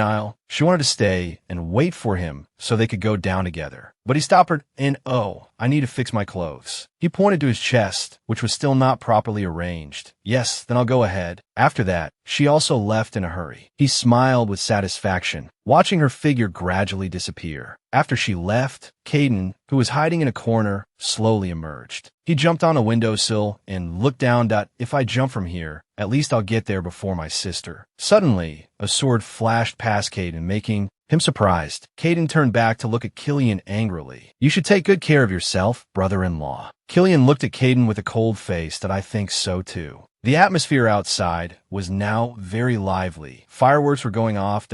We really have to do this. Everything had become so splendid. What have I done? Adele and her father stood watching the ceremony about to begin. Please don't say what I've done, Count Sergio asked, or should I mint commemorative coins? It startled her. He continued to ask, What do you think, Adele? You should do it anyway, right? She replied with a helpless face, I know. That's the only way they'll shut up. Sergio smiled and said, No, the Knight Commander will probably feel less awkward. If it's like the place you used to live, even without customers, it won't be boring. She looked at him and called, Father. She placed her hand on the Count's, thinking to herself, It's not like we're adopting a child from somewhere. Even if Father has other intentions. If Killian really feels that way. She and her father walked toward Killian. In front, he turned around and called softly, Adele. She thought she couldn't ask for anything more. A gentle breeze blew by. She blushed, looking blankly at Killian. His face was just as red as hers, his hand extended toward her. Count Sergio immediately looked at Killian with sparkling eyes. Adele spoke with complete helplessness. This won't do. Father, please don't get any more ideas. She scurried toward him, saying as she ran, I'm going now. Farewell, Father. See you in a bit. The Count called from behind. Adele, how could you? And so, Sergio was left alone, lonely and desolate. Two girls behind them joked. The green-haired girl said, Oh my, look at the Count. It's the first time I've seen him look so pathetic. The other replied, Because he's someone who has never lost anything. But hey, how can they look so good together? The girl looked toward the two of them. Adele and Killian were walking arm in arm over there. She thought they would be a perfect couple, literally perfect. It would be great if this were real, but I know it's not, so I feel very sad. My heart is heavy. No wonder it feels like I'm drowning in this marriage. When will I be able to adapt? Adele gave a faint smile. Killian looked at her with his deep eyes and thought, Don't smile as if you're truly happy. At this moment, the priest announced, The Archbishop's matrimonial blessing has been bestowed. Other procedures are no longer necessary. She was silent. The Knight Commander of San Fidelio and the daughter of the richest man in the South. To put it bluntly, it was an arrangement between money and fame. At worst, it was a strategic alliance. Although unsaid, most of those present thought the latter. He saw her distracted and asked, Are you all right? She was startled and replied, No, it's just... The priest suddenly interrupted.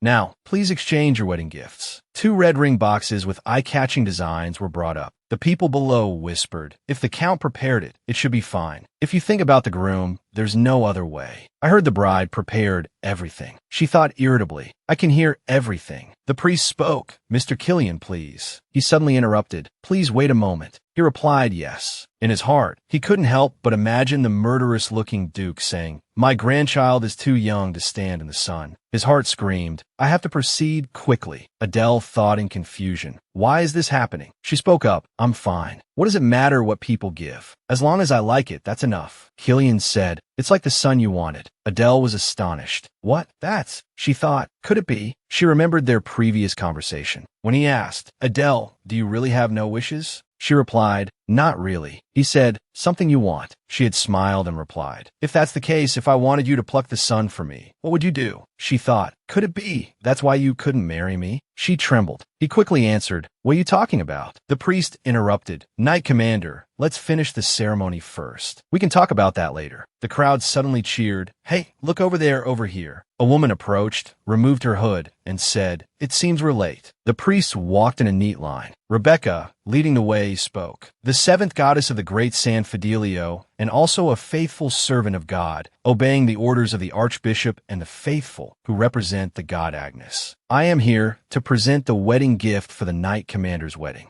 Knight, please bestow your blessing. Adele was startled and called out, Believer Rebecca. She said, Agnes, I didn't know I would meet you like this. She waved her hand. No, really, what's going on? Rebecca replied, you're still the same as ever, aren't you? I don't know what you mean by what's going on. She leaned in and whispered, do you know how surprised I was to hear that you two were getting married? Killian spoke up, Believer Rebecca. She turned her head and replied, Knight Commander, did you receive it? This is a gift from the Archbishop and the believers for you. The box opened, and a ring with a sea blue stone that emitted a sparkling light appeared. Adele stammered, Knight Commander, this thing is... He replied, it's no different from a carved sun. Killian's hand gently took hers. He asked while putting the ring on her finger, are you satisfied? As if mesmerized by the ring, she said, truly, Rebecca recited as if giving a speech. The sculpture of the sun that shines brightly on the night of San Fidelio was erected, has saved countless lives, and will save them in the future. Killian asked, is there a problem? I only prepared it because you wanted the sun. If you don't like it, she cut him off. Not at all. I'm very pleased. He smiled and said, I'm glad you like it. She thought, I even asked to pluck the moon and stars. This is the first time I've heard of bringing the sunlight. Killian suddenly placed a kiss on her hand. While she was lost in thought, he called softly, Adele. His face drew closer. Their eyes met. She smiled and brushed her forehead against his. He used his hand to hold the nape of her neck. His other hand wrapped around her waist, and the two shared a kiss filled with happiness. The entire audience below was overjoyed.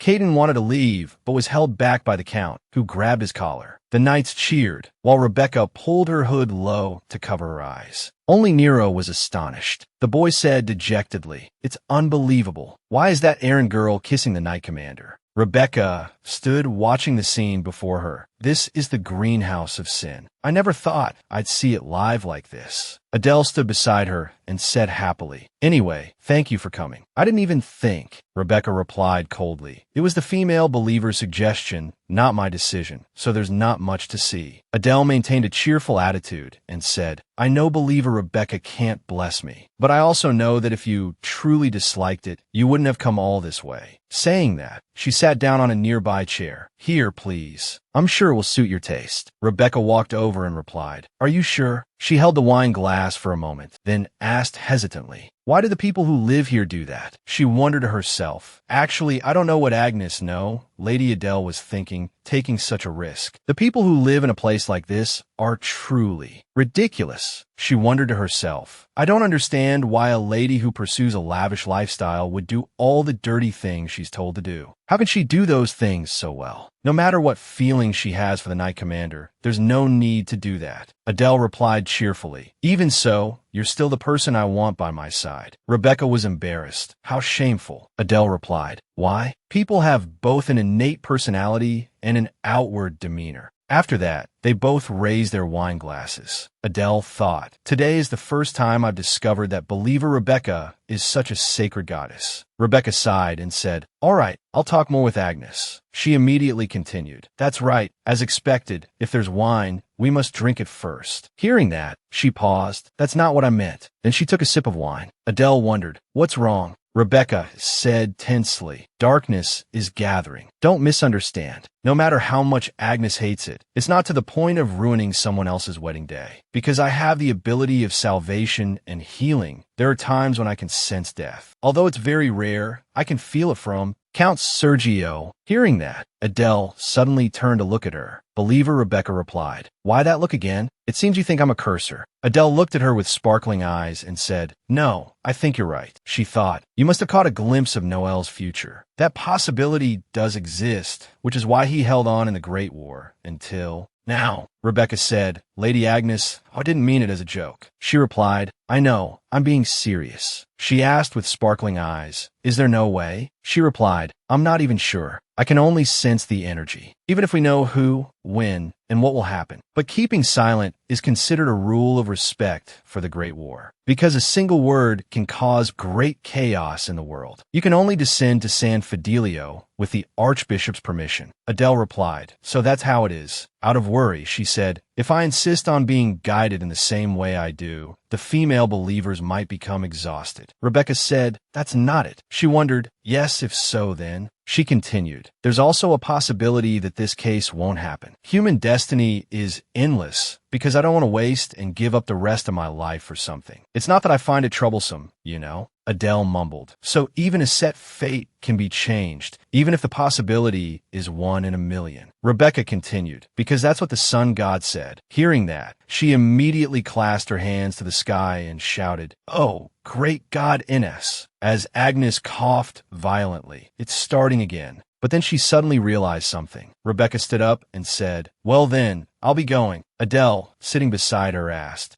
You're leaving just like that? She followed behind Rebecca. Aren't you going to attend the wedding and give me a gift? She replied, What gift? If it was a gift, I've already given it. She suddenly hugged the believer's arm and said, That was from the Archbishop. You said rich people are usually meaner, but you're really doing it. Adele hugged Rebecca's arm even tighter. Rebecca said, Not at all. Why do you think gifts must be material things? Hearing that, she asked, What? So this is it? Adele immediately adopted a serious attitude and said, You have to use your power. You are the messenger of salvation. A moment later, the two separated. Adele returned to the party to find Killian. I need to find the Knight Commander urgently. But then she ran into Nero with a displeased face. Why are you here? There's a chocolate fountain over there. Aren't you going to eat? The boy angrily scolded her. If you become a Knight Commander, you can marry anyone and do anything. But why did the Knight Commander marry you? She asked. Then who should I marry? Nero stammered in reply. Birds of a feather flock together. Anyone, but the Knight Commander would suit people like you better. Adele teased the boy. Who? Someone like you? She thought to herself, a boy with high standards. Nero said shyly, What if I just become a knight? I won't do it. What's the use of all that? She patted the boy's head. Where did that come from? If you become a real knight, you'll have lots of girls chasing you. The boy replied with a choked voice. Who's looking for a child? Is that what I am in your eyes? She thought to herself, Oh my, look at this budding sprout. She smiled happily and said, I was thinking about the affection between us. Someday, I'll do today's work for your wedding. My beauty is a sin. Nero replied angrily. All right. She continued to ask the boy, Seriously, I didn't see the captain down there earlier. He was with you just now. The boy replied, You want to ask me that question? She let go of the boy's hand. I don't know. I came out here because I didn't see him. I'm going now. She added with a choked voice, Sorry, Nero. If I go looking for the Knight Commander, I'm afraid people will think I'm strange. Nero turned and replied, Do you know where the captain is? Even if I saw him, I wouldn't tell you. She looked pathetic and stammered in reply.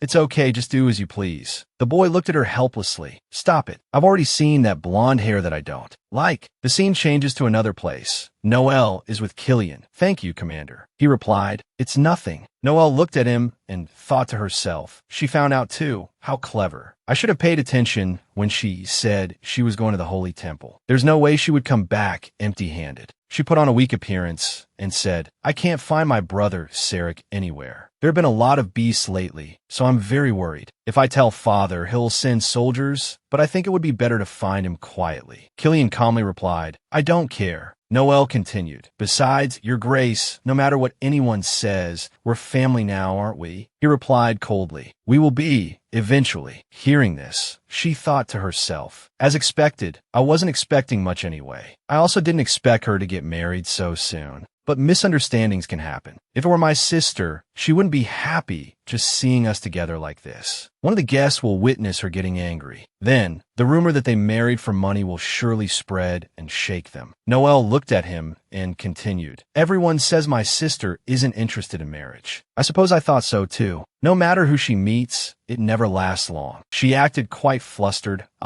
I'm sorry, it's not like she had a close relationship with him. Hearing this, he replied indifferently, "Is that so?" She turned her face away, looking very hesitant. Of course. Even when she met them, she knew nothing but work. So even if she met someone, it wasn't certain she would be sincere with them. Please don't misunderstand. Noel turned back and smiled brightly. Even though we met privately, I wasn't even allowed to hold your hand. She truly is someone who calculates every move. Killian spoke, interrupting her, sister-in-law. He maintained his cold expression. Adele has spoken of you a few times. Hearing this, Noel was flustered and thought to herself, but on the outside, she had to force a smile. What are you talking about, sir? She looked down at her hands and said, as if unintentionally, I'm sure she didn't say anything good about me. It's not because she's mean, but because she's so busy, she probably finds my existence bothersome. The expression on his face remained unchanged. I don't remember. He looked at the girl in front of him, silently assessing her. Caden has red eyes like Adele, but while Noel was still flustered, yes. His voice rang out again that it's clear she said many things about you, but I don't remember any of it. The conversation of the two echoed in the dark night. It's because I was never interested. Other than her words, it's as if I didn't hear or see anything. So, I don't know much,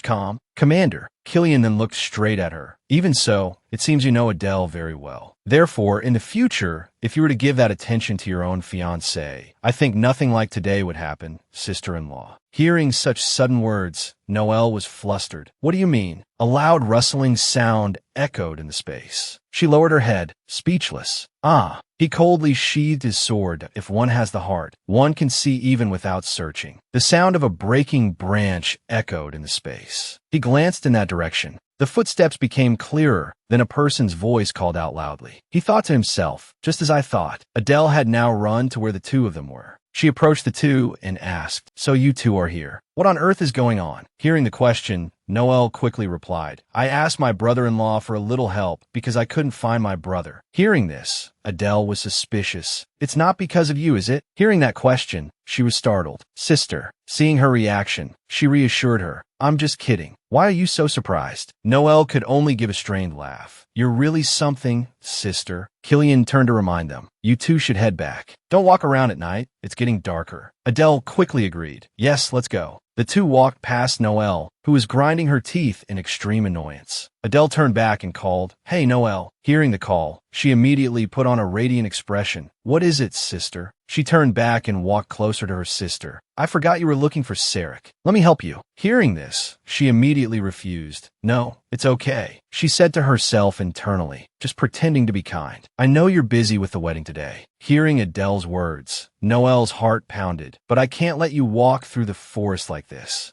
So that's it. She raised her hand high. Seeing this, she thought to herself, so she's finally making her move. Outwardly, Noel acted scared, but inwardly she was secretly pleased. "That's right, if she hits me here then." Then she shut her eyes tightly. "Sister." Feathers fluttered in the wind. She stared in astonishment at the scene before her. The party space was filled with noisy chatter. "You said that rich people are usually meaner, but now you're actually doing it." "No. Why do you think it has to be a material gift?" Someone was thinking, "I just found out today for the first time." "Oh no, that's not beneficial, is it? As I said, if I use my power at will, the world will fall into chaos." She still smiled in response. "Yes, I know." "Well then, what if it's not a human?" At this moment, a blackbird had landed on Adele's hand. She raised her hand to play with the bird. "This bird, take good care of my sister this time." Noel stood still as a statue, her face showing fear. She turned and walked away. Opportunities don't always come. Back at the party, a sigh echoed in the room. I don't even know how today passed. Adele was delighted as she recalled Noel's expression from earlier. That look of dissatisfaction for being attacked. It seems a bit painful to attack anyone with evil energy, but I misjudged the person. She stood on the balcony and stretched. Anyway, tonight I can stretch my legs out. comfortably. While she was feeling so happy, Killian appeared behind her and spoke. "It's hot, isn't it?" Hearing that, she thought to herself, "There's no way I can sleep." The sound of his footsteps and the voice of Adele's thoughts echoed in the space. Am I going crazy? Could it be this man?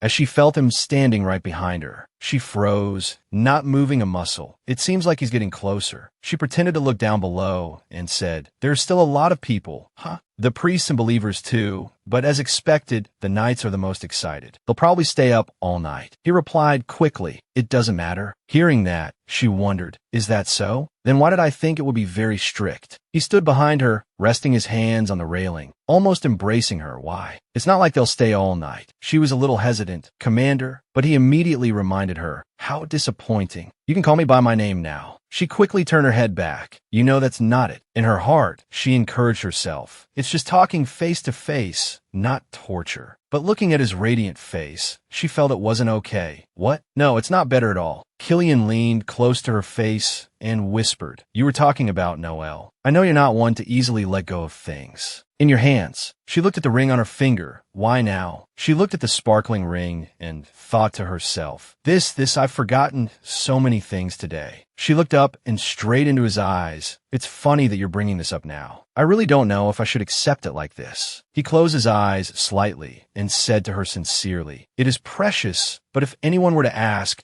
there's probably no better owner than you." She was surprised. Why is that? Her whole body seemed to be gilded with his every word. "You're someone with so much wealth that you wouldn't sell this ring and would keep it until the end, because you are the only one like that." Hearing such words, she had to silently thank creation. It's great to be born the daughter of a tycoon. How'd I manage to be born into a family like this? A girl like me is amazing. The conversation of the two echoed in the space. "Is that so? You don't need to worry about that. Is that okay?" Of course, but how could the Archbishop suggest something so easily? It seems he truly cherishes the commander. Killian gently lifted her hand with the ring on it. More importantly, his eyes revealed a rare gentleness. "This is a memento from my mother." For a moment, she was stunned. The first time he's mentioned his family story. She asked curiously, "Didn't she tell you she would come back?" To be more precise, "This is something that should have belonged to my mother, because the Archbishop is my mother's godfather." She finally understood. Oh, that's it. No wonder, just like what I heard from Ryan before, he must have had some kind of relationship before saving the Archbishop. But for someone like the Archbishop, if he wanted to become a godfather, it means the commander's family is not ordinary at all. If His Majesty the Emperor is the master of the empire, then the Archbishop is the spiritual landlord. How could such a person become a godfather to just anyone? Killian asked, "Are you okay?" She came to her senses and said, "I'm fine, it's nothing." She looked at him, thinking, if I try to ask, he won't avoid it and will answer. But if he doesn't bring it up first, I don't want to pry. After all, the man in front of me is the man I married. Adele looked down at the ring on her hand. "IT will be like this forever." Suddenly, she said, "I have to get all the holy relics in my lifetime." I was really surprised. Not everyone can see a gift like this, because it was brought down by the Archbishop himself. He probably thought that he had to give me that to make you look a little less lacking. She burst out laughing. "You're kidding, right? What's this about being lacking, Commander?" Suddenly she frowned and stared at him. Right, I forgot about this too. If it's about being lacking, it can only be that. Is it a sin for me to hope for something more in this place, with this body and this face? She raised her voice and asked, I wonder if there's anything the commander wants." He wondered. "Why?" She looked in surprise at Killian, who was seriously considering it. Oh my, look at that not at all unpleasant hesitant look. In the end, he must be thinking about what he wants. Originally, if the commander hesitated like that, he must have already entrusted the ring prepared today to someone else. She decided to press for an answer, her eyes sparkling with anticipation. "Just say something." "Oh no, if there's nothing, then try thinking like this. If there's only one thing, you'd sleep soundly, or escape all the restraints of this world and fly freely," something like that. He hesitated. No matter what Adele was, she really wanted to hear the answer from Killian. "Now look at me and tell me." He wondered, then began to list things. "What do you mean?" "An ancient letter, the Holy Sword of Ron. If not that, then the last thing, an heir." Hearing those two words, she froze solid. Yes, he realized. Right now, if it's the most important thing to me, it would indeed be an heir. She stammered, "And an heir?" He gently and tenderly reached out to touch her face. I had to let you remind me. She was frozen. What have you been talking about? At that time, we were officially married, so we could have a baby at any time. Even father believes we're having a child now. But for Killian, the person involved, to appear like this was not in my calculations. He was a little restless. No matter what, it seems I haven't been paying attention to you. To let you be the one to say what I need most. She explained, No, that's not what I meant. His face fell as he looked away. You can forget it. To me, what you want to do most is what's important. She wanted to say she didn't mean it that way, but didn't know how that's not it. Really, how should I say this? Even if that wasn't Killian's intention, if they wanted to decide to continue this marriage, an heir was necessary. Even if he was the heir to the top conglomerate, or could speak the local dialect on a mountaintop, he definitely needed a child to one day inherit his position if he didn't want to be betrayed. She worried, Are you okay? He replied, What? Adele, though not knowing what to say, suddenly grabbed his hand and said firmly, And oh, you don't have to say it. That's not important. What's important is your will. He looked at her hand, holding his, and thought to himself. Although the conversation might have gone a bit off track, he spoke up. What Adele says will be right. She became enthusiastic and advised, Yes, it will probably be tiring, but first I acknowledge that. Commander, don't worry. I will try to find a medicine by any means. He asked, puzzled, What medicine? She was helpless at her husband's slow uptake. She whispered, Honestly, that medicine, of course. She thought, if I tell the Count, he will react dramatically. I can't tell father. However, she remembered her younger brothers that, if it's Caden or Jackie, it might be possible since they're quite tight-lipped. She continued, For what I've heard, the root of VL is especially effective. I'll try to refine it without overdosing. It seemed Killian was starting to understand what she had been talking about. If it's the root of VL, then... Suddenly he paused. Adele told him to rest assured, Don't worry, it won't reach anyone else's ears. He understood a little, but wanted to confirm. Let me ask one more question. Why on earth do I have to eat that? She was troubled. It's okay, it's not like I don't know. She began to explain. If it were other nights, I don't know what theirs is like, but people say that those who lack that desire all use it. So they say there has never been a problem or incident with it. And they say the hypothesis about the sun god must be like that. It's not just me. Everyone knows about it. He put his hand on his face, stunned by what he had just heard. Who on earth spread such a rumor? She said sincerely, That's not important. The commander married me, so I've decided to do what the commander wants. Besides, if we make an effort together, it's enough. Don't you regret what you're saying? After saying it, Killian finally processed her previous sentence. He interrogated her. What did you just say? What did you say? She was too shy to look directly at her husband and replied softly, Make an effort together. She thought to herself, No, I'm definitely going to die, but why does it have to be like this? He lifted her chin, his voice helpless. Adele, you really? His hand brushed lightly against her cheek. Adele held her husband's hand and asked, puzzled, What is it? You just need to hold on like this. She was confused. Commander. He leaned down and whispered, Why don't we try making an effort? Her voice stammered. There's no other way. You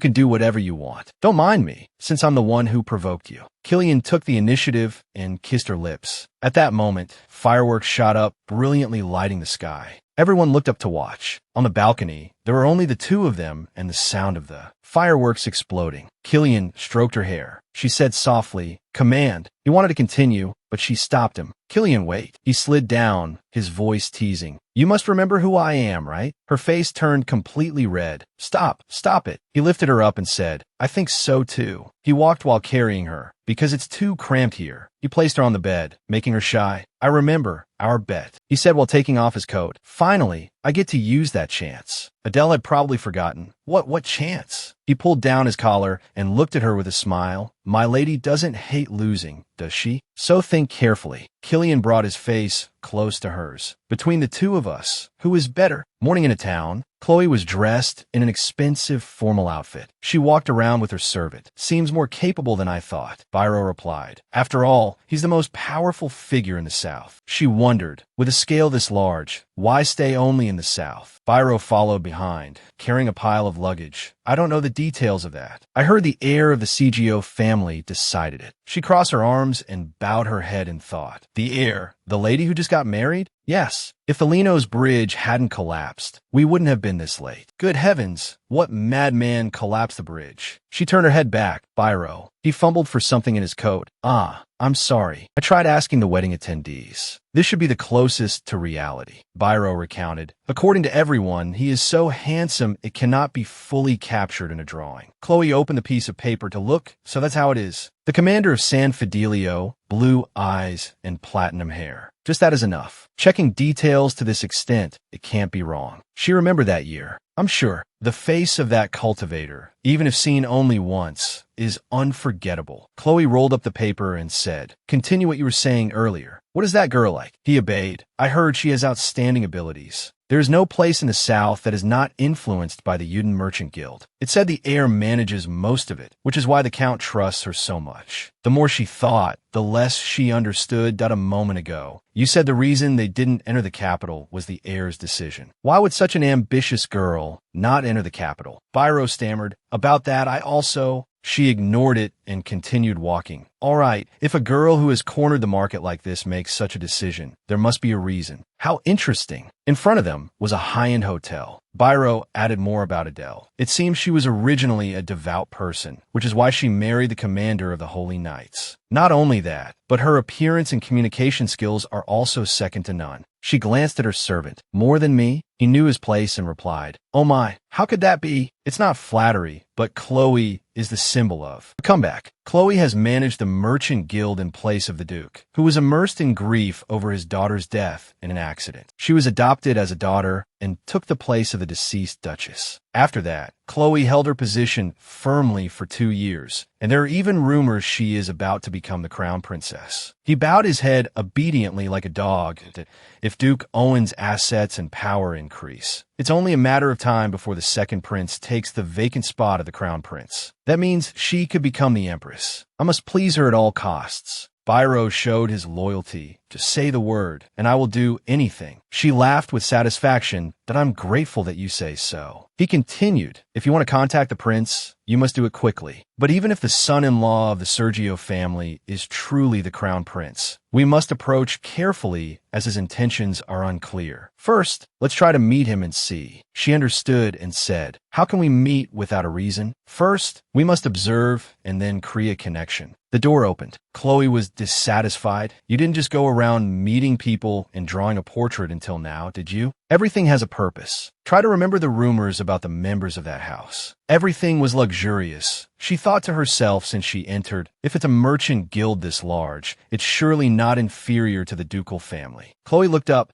It's bigger, isn't it? Biro continued his report. The Count, the master of the family, has also appeared in the royal palace. He's said to be an outstandingly handsome man. His wife passed away early. Besides the eldest daughter who is the heir, there are also 2 illegitimate children. She wondered, illegitimate children? He said, yes, a boy and a girl. It seems their relationship isn't very good. Compared to the eldest daughter, they aren't very famous. The son has a hot temper and is rarely at home. He is as outstanding as his father and sister, but is very strange and violent. So few people can talk to him. The eldest daughter is famous for being talented, not just in appearance, but superior to her father in every aspect. But it's not all good things. In business, she is always ruthless, so she has quite a few enemies. She was curious. So what is the second daughter like? Biro answered honestly. There are rumors that she is beautiful and gentle. Recently, she has been discussing marriage with the merchant guild's accountant, who is also her sister's friend. If the eldest daughter marries first, it can't be certain. The rumor is that she is the only pure-hearted girl in that house. She rubbed her chin and smiled. I see. I've found a crack. Chloe sat down. He came to propose to her. Among the 3 siblings, the most powerful is the eldest daughter. That should work, right? My lady is also managing the ducal family's merchant guild, so you could take this opportunity to approach her and propose a deal. Suddenly Chloe asked, do you know who people are most wary of? Biro was bewildered. Pardon? She placed her hand on the suitcase and spoke with hidden meaning that if someone who lacks nothing suddenly comes to discuss business, there would be nothing suspicious at all. A philandering father, a thuggish son, an ambitious eldest daughter, and a second daughter like an angel. If I had to target someone among these 4, Chloe took off her hat with a smile and ordered go and find out which shops the second daughter frequents. On another side, in Adele's room. The sunlight shining on her made her uncomfortable. He asked in a soft voice, "Are you awake?" She was startled. He rested his chin on his hand and looked at her gently. She was surprised, "Commander." "That's right, I married this man." He toyed with her hair that it's nice to see each other so early. She frowned and pulled the blanket up. "Commander, no, Killian." He teased, "It seems you remember." She glared at Killian in embarrassment. He was bewildered. "What's wrong, my lady?" She sat up and said loudly, "I'm the one who should be asking the commander that question." He still didn't understand why Adele was angry. What? Her cheeks flushed and she hesitated. "That thing, over there, you acted as if you couldn't, didn't you?" Killian thought he misheard. "What?" She said, "That thing. Who on earth said that the San Fidelio Knights only have impotent men?" He realized, you mean that. She was embarrassed. It's not something that can be said so easily. Killian listened to Adele's explanation. "Although I don't know about such things, there's no problem at all." He stroked her hair. "That I never said I had a problem." She thought about it and found it reasonable. "Well, that's true." Suddenly, she became as cranky as a small cat. Even so, I didn't know that. Not just me. Everyone knows it that way." She looked at him and explained why she thought that way. "The Knights of San Fidelio also hardly participate in parties, and they're not even seen in the entertainment district." He agreed with that. "That seems to be true." She continued nervously. "Before the marriage, there were no scandals either. Maybe that's why people didn't care about such issues and just wondered if it was a possibility." He played with her hair again and said, "Because I made a commitment to the Archbishop." She was surprised. "That a commitment? What kind of commitment?" He said sincerely, "A commitment to chastity before marriage." She was dumbfounded. He smiled lightly. "That it's a commitment that everyone must make as part of the ceremony when joining San Fidelio." Her ears turned red. "Whatever you say, but you don't necessarily have to keep it." He teased, "Or should I not keep it?" His gentle eyes were fixed on her. He held her hand tenderly. "Although it's a formal vow, one would have to receive the wrath of the gods." "I'm fine, but Adele is different." She wondered, what about me? He was worried about her. "I don't want her to be involved in anything negative, no matter how small." He said sincerely, "Even if it's just a formality, even if it's just a ceremony." He kissed her hand, or just a passing word. No resentment whatsoever could be directed towards Adele. With a bewildered expression, she spoke. "Killian." She recalled the scene with him the day before. "So that day they both stopped." She shyly covered her mouth. "It wasn't because I wasn't okay, nor was it because there was a problem with this man." He asked, "Are you that happy?" "This is the first time I've seen you smile so brightly." Startled, she turned around, and his body was already pressed against hers. She stammered, that thing, thank the gods." Adele closed her eyes tightly and gathered all her courage to kiss his lips. "I believed it from the very beginning, but I will trust you more from now on." He pushed her down onto the bed, propping himself up on his hands to look at her, and said, "Adele, this makes it harder for me. I already tried to hold back yesterday, and now you're starting it, which makes me even more." Before he could finish, she caught on to the issue.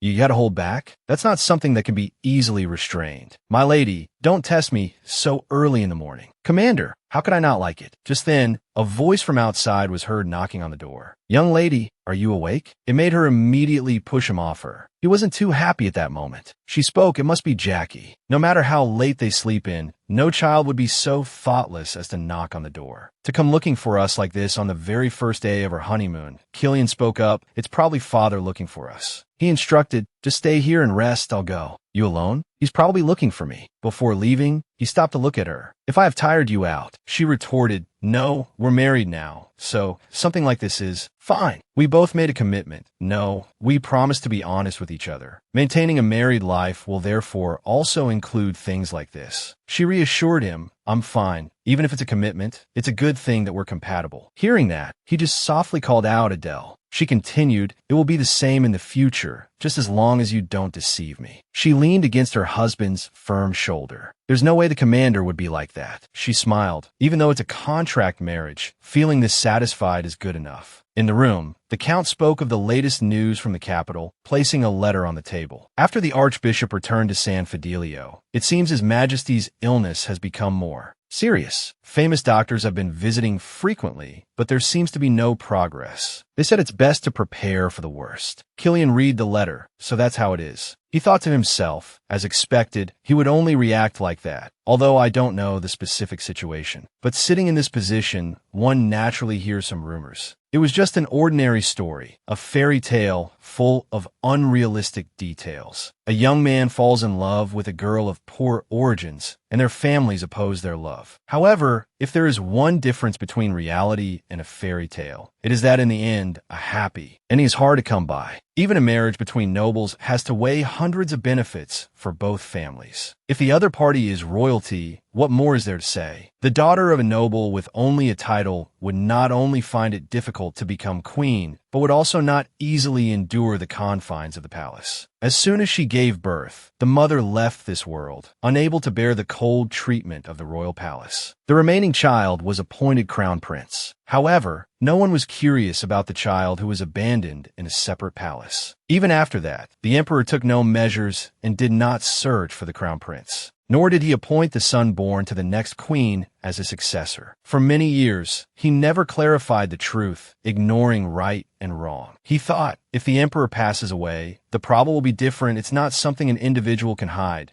just because they want to. The second prince is managing state affairs well, but has no intention of taking the throne. The commander surely knows more about him. His Majesty the Emperor wants to say he wants to meet the crown prince one last time at all costs. Killian listened to him in contemplation. Every time he's conscious, he only says that. He retorted, "No, I'd already guessed some of it since the commander stayed in San Fidelio. Forgive me, but that means nothing to me. But if Ardell finds out, that child is extremely sensitive about being deceived." He said, "I have no intention of deceiving her." He looked at him with eyes that had turned somewhat sharp. So what? It made him a little stunned, frozen, and at a loss for words. It's not a beautiful memory to share with others. He called Commander. He turned to look. "I'm not afraid she will resent me. It sounds like there's something else you're truly afraid of." He pressed his lips together. Count Sergio thought, "In truth, what I know is just the tip of the iceberg. If the rumors about the crown prince are speculated to be even worse, there are many baseless things that are hard to speak of, like the rumors of his death. In any case, questioning the other party won't solve anything, as long as my daughter doesn't get dragged into something she can't handle." Killian stood up. "If you're done talking, Father, I'll be heading back. My wife is probably waiting." He spoke up. Before that for now." He raised his hand in thought.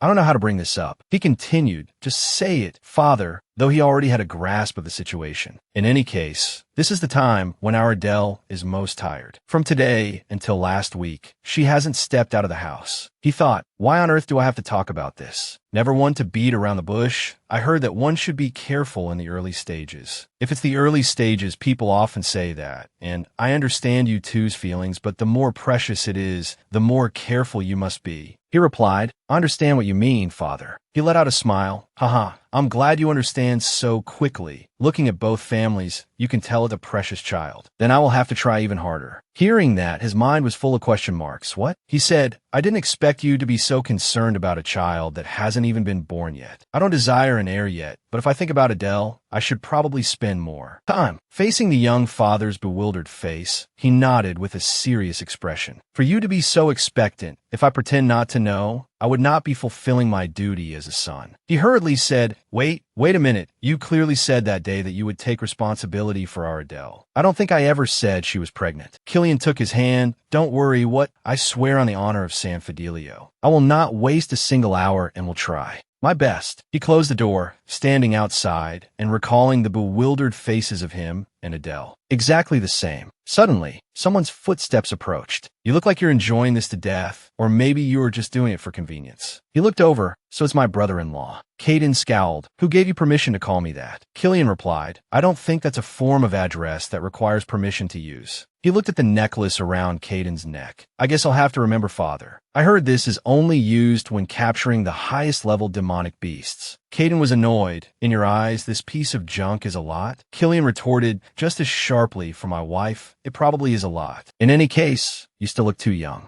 How long do you think that leisure will last?" Killian looked at him with a blank face. "I'm not sure what you mean." He glared. The family of Viscount Cetian was about to be promoted to Viscount thanks to their merits in the Clean War, but by the grandson's generation, the family's fortune declined, leading to its ruin. There was no mansion, not even servants, and now no one even remembers them. That grandson, an orphan from a young age, seems to have entered San Fidelio and completely ended his life. Killian's face grew serious, and his voice deepened. "Is there a problem?" No problem is the problem." He gave a faint smile. Isn't it too perfect? The fallen family, and that's all the information there is. Even stories about families that rose to nobility and then vanished in a month or two have more to them than that. Yet here, everything is so neat. It's not like someone prepared it all in advance, is it? Killian said, I didn't expect my brother-in-law to be so interested in my family. Caden turned to leave. Are you sure? My sister would be much more interested, wouldn't she? He sneered provocatively. So isn't that a good thing for you? At the fashion shop of the Uden Merchant Guild, these are the best-selling dress designs right now.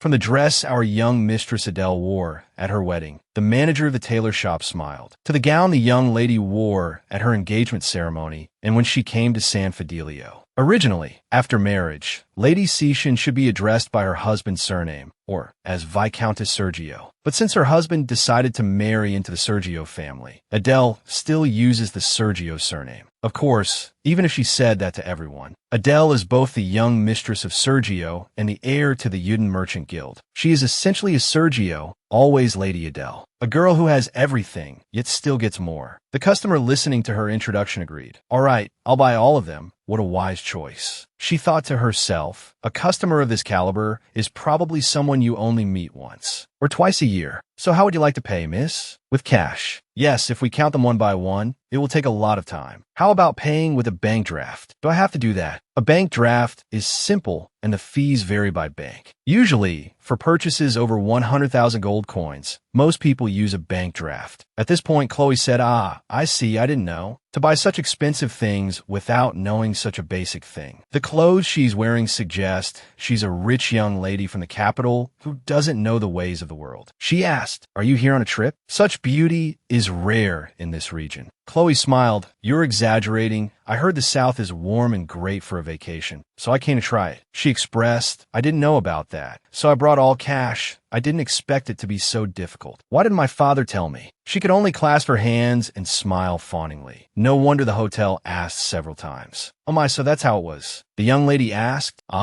may I see the jewelry? Hearing that, the lady smiled. I'll prepare it right away, my lady. Cash, tourist, showing off, the actions and words of someone who doesn't know the ways of the world. If she were a merchant, she would have already cast the bait. Now it's time to reel in the fish. This seems to be the best-selling clothing store in the South, right? The hotel said so I stopped by. That's right, of course. Just now, the other ladies were saying they didn't understand why the wedding was held. They say that, but in reality, there are many shops that aren't cared for by their owners. Hey, there's no way, she asked. The young mistress comes by diligently now, doesn't she? Chloe's face lit up with joy. Is that so? It seems the clever manager here doesn't know, but the reason I insisted on using cash wasn't because I didn't know. A bank draft is done with just a signature, but while calculating something, even a careful person can easily get confused, especially when that something is money. Chloe probed further. Is the young mistress the owner of this place? No, the owner is young Mistress Adele. Let's see. 2 million zup, 2.1 million zup. She's not the owner but still visits frequently. It seems she's as interested in dresses as I am. The shop manager was busy counting money, so she just blurted everything out, of course. She comes 3 or 4 times a week. The young mistress is a beauty, just like you, my lady. So she looks great in beautiful clothes. Chloe clasped her hands and smiled sweetly. If that's the case, she should also run a clothing store. My dream is to have my own clothing.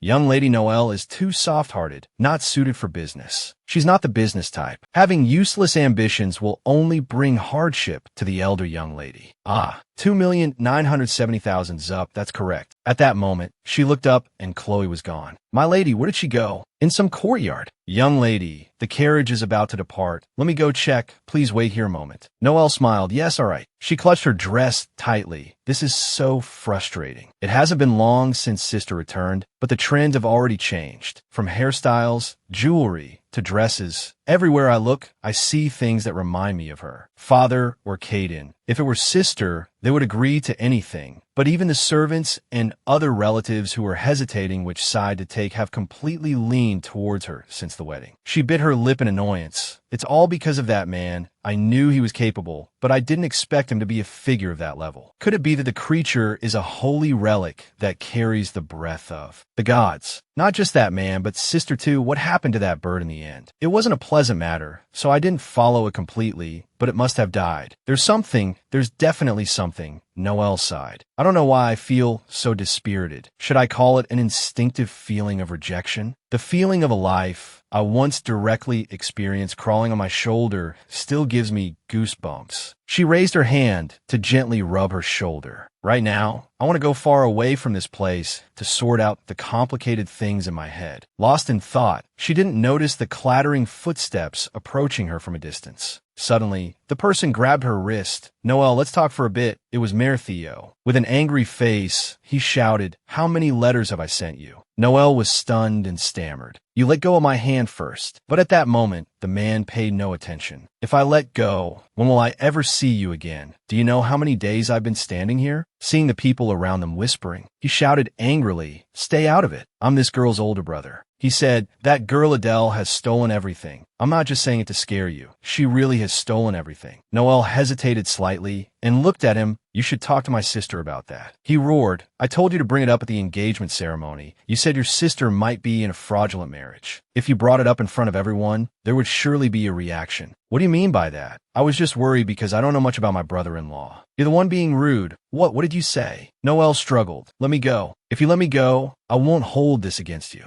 If my sister finds out what kind of person you are, she might get even angrier. He gritted his teeth in anger. Noelle continued, but before she could finish her sentence, the man violently grabbed her arm, frightening her. So you're on the same side too. Mayor Theo squeezed Noelle's arm, his voice full of threat. All right, if it's someone from that house, then anyone. But before he could finish his sentence, an object flew straight at him. It made him stagger, dazed, clutching his head. He turned back angrily, his eyes blazing. What is this? Before he could finish, a sharp female voice rang out, truly shameless. Chloe strode forward, her face icy, her eyes full of contempt. A man acting like this in broad daylight. Mayor Theo gritted his teeth and stammered. That's not it, Chloe frowned, her voice full of annoyance. Whatever relationship you have with this young lady has nothing to do with me. The guards are coming. I will testify to what you were trying to do to the young lady. Hearing that, Mayor Theo clenched his fists, his face contorted with anger. I'm at my wits' end anyway, but to be dragged away by the guards for such a humiliating act. He suppressed his anger, said no more, and just turned to leave. Chloe gently extended her hand towards Noelle, her voice softening. Are you all right? On the other side, Adele shouted angrily. What's with Noelle again? Sarek was startled, his voice trembling. It's not that serious of a problem. She glared, her expression growing more and more annoyed. Are those two girls hiding in their room again, refusing to come out and stubbornly not saying anything? He quickly shook his head, sweating. That's not it. It seems she met a friend. She frowned, an indescribable restlessness rising in her heart. Why can't I focus on work like this? What's wrong with me again? Adele thought of Noelle, suddenly feeling restless, wondering what scheme the girl was up to now. In the end, even the fact that she's meeting friends is making me worry. Being the villainess's older sister is a terrible role too. She clenched her fists, trying to calm herself down. But then, an image of Noelle involuntarily appeared in her mind, making her unable to stop worrying. No, that's not it. Although I don't want to mention what happened in the original story. In the original story, Noelle's life fell into hell, all because she chose the wrong friend. In the original story, Noelle begged her father to go to a party at a newly opened fashion shop in the imperial capital as a member of the founding Sergio family. There, she met a friend who was from a poor but intelligent family, Chloe. And she also had a fateful encounter with the prince, the male lead of the story. However, while seeking advice from her friend Chloe to win Noelle's affection, the prince gradually fell for Chloe's intelligence. Faced with this unexpected combination, readers were afraid of the gentle Noelle and supported the Chloe-prince couple. Even the original author enthusiastically went along with it to respond to the readers' reactions, proving that beauty like Noelle's is just a trick of the eye. She sighed, which made Sarek worry, a deep contemplation rising in her heart. It was from that moment that the lives of the two girls completely changed. The memories from the original story appeared one after another in her mind. Although Chloe became the empress, Noelle was branded a villainess and ultimately had to end her life early. Her face fell, her eyes darkened. The readers were crazy about Chloe, but in my opinion, Chloe is the more wicked one. If Noelle was thoughtless, then Chloe was the intelligent villain villainess who instigated Noelle from the side and took the best piece for herself. Of course, nowhere does it say Chloe is a villainess. She frowned in annoyance. But in my past life, I've met characters like that. She flipped through the stack of documents in her hand and suddenly asked, "So what kind of person is that friend?" Sarek replied, "It seems there's nothing remarkable about her. According to Stin, she's like a rich but rather childish tourist." Hearing that, she hesitated. "Is that so?" She tried to reassure herself, but her expression couldn't hide her anxiety. "If it's Stin from the fashion shop, she's both quick-witted and sharp, so I can trust her. I'm being too sensitive. It's really an obsession with the original story. Besides, Chloe is a noble with only a title, struggling to make a living in the capital. How would she have the leisure to go on a trip?" She sighed helplessly and replied, "I can't help it. I can't keep a girl with legs from running around. She's probably sad because the engagement was postponed, but it's good that she has a friend. It's better than just moping at home." Sarek replied, "Yes. In any case, only you can comfort Noelle."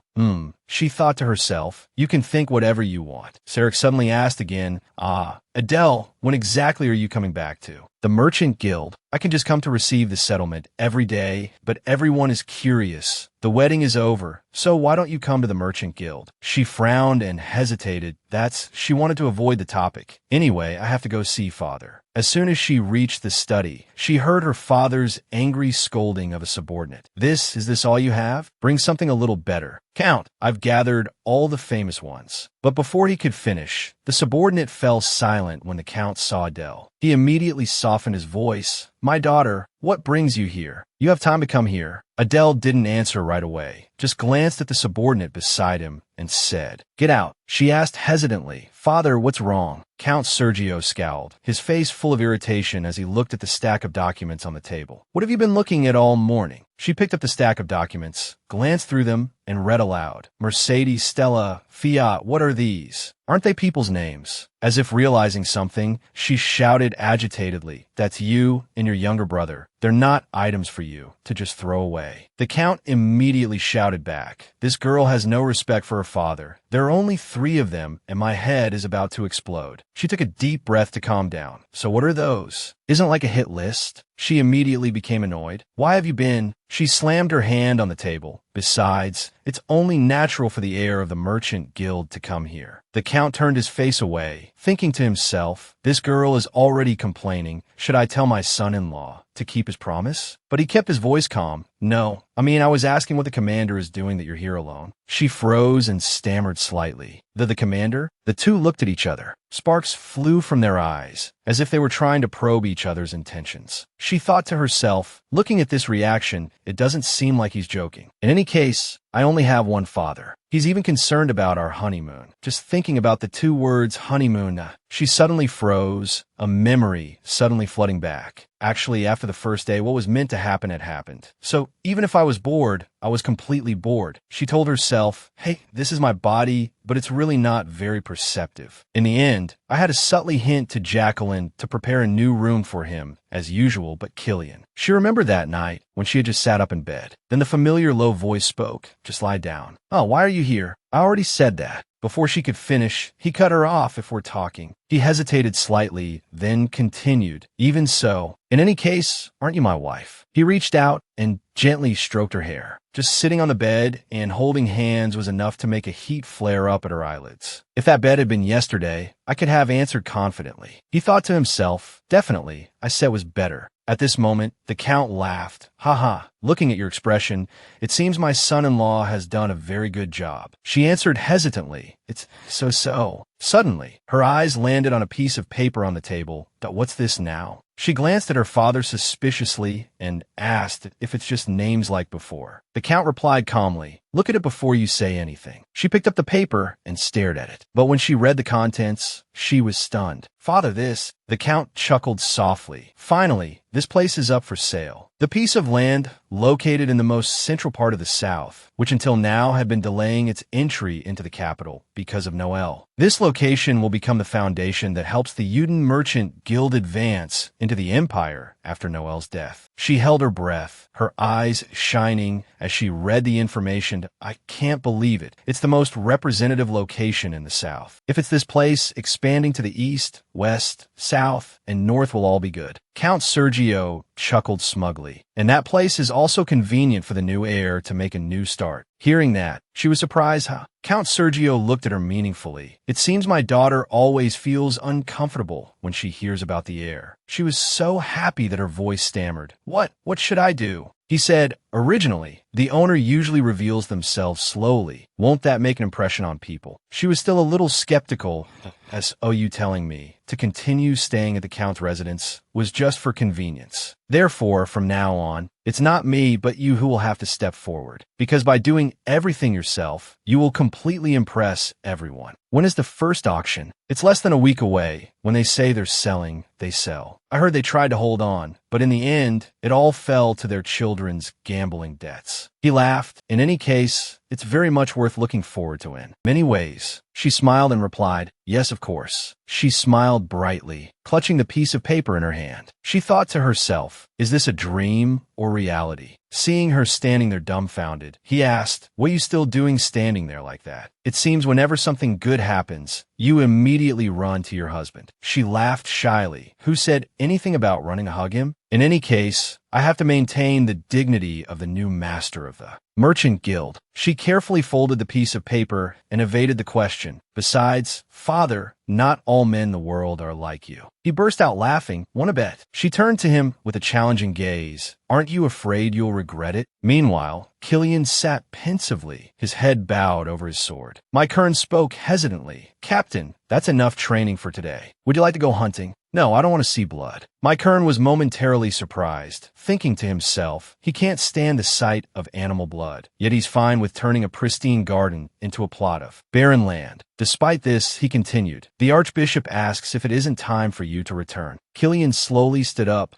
Is it time already? Did he say 1 week of honeymoon is enough? I suppose so. Yes. Suddenly, a thin mist drifted by. My Kern grew wary. What was that just now? He immediately drew his sword to observe. It's because I've never done it myself. That's why. Suddenly, strange noises echoed in the silence. My Kern frowned and turned to Reinen. What's going on? Reinen shrugged. I have no idea. Killian remained still, his emotionless gaze fixed on a distant point. The man who seemed to have the whole world from the wedding until. Afterward, he said that soon we must welcome guests from other countries for the temple's festival. He turned back and asked, when is that? Next week. Immediately, he plunged his sword straight into the ground. Why? Does it have to be this way? His hand tightened on the hilt of his sword, his heart filled with frustration that I've just endured several blood-boiling nights and was just starting to breathe a sigh of relief. Yet the god's trials haven't ended. He suddenly recalled what Adele had said before. You don't have to do that. He couldn't help but think, if I had known it would be like this, I would have postponed the ceremony. Now I understand why. Even if it was just a formality, she accepted the vow of chastity at the temple, even though it might not have been necessary from the start. Reinen leaned in close to my Kern and whispered, he seems a bit uncomfortable. I really don't get why. Anyone looking would think he's a groom who doesn't want to part with his bride. What? You just have to say such nonsense. Truly, there's nothing you wouldn't dare say about the captain. Reinen bowed his head, startled. I'm sorry. My Kern thought. Of course, that sorrowful gaze and those chapped lips are easy to misunderstand. What kind of person is the captain? He is nothing less than the symbol of San Fidelio, known as the god of war, a man for whom blood, tears, or emotions have never existed. So there's no reason why he would. Reinen was suddenly fired up. I'll go talk to him. My Kern said in a meaningful tone, just think, the Archbishop had to invite him at all costs. The only reason knights from other countries are coming is to meet the captain. Reinen still quickly ran over to Killian. He smiled brightly and called out, Captain, I understand your feelings, but there's surely nothing to worry about here. The soldiers of the Count's family are better than the temples. Oh, and if needed, you have your brother-in-law too. Killian remained silent. Reinen glanced at my Kern, thinking, was I wrong? Nevertheless, he persisted, the young lady, no, the madam, also has knowledge on par with very skilled knights. To be honest, with a husband like the captain, the madam probably doesn't even see other men as men. Reinen's words startled him. Suddenly, he spoke softly. Handkerchief.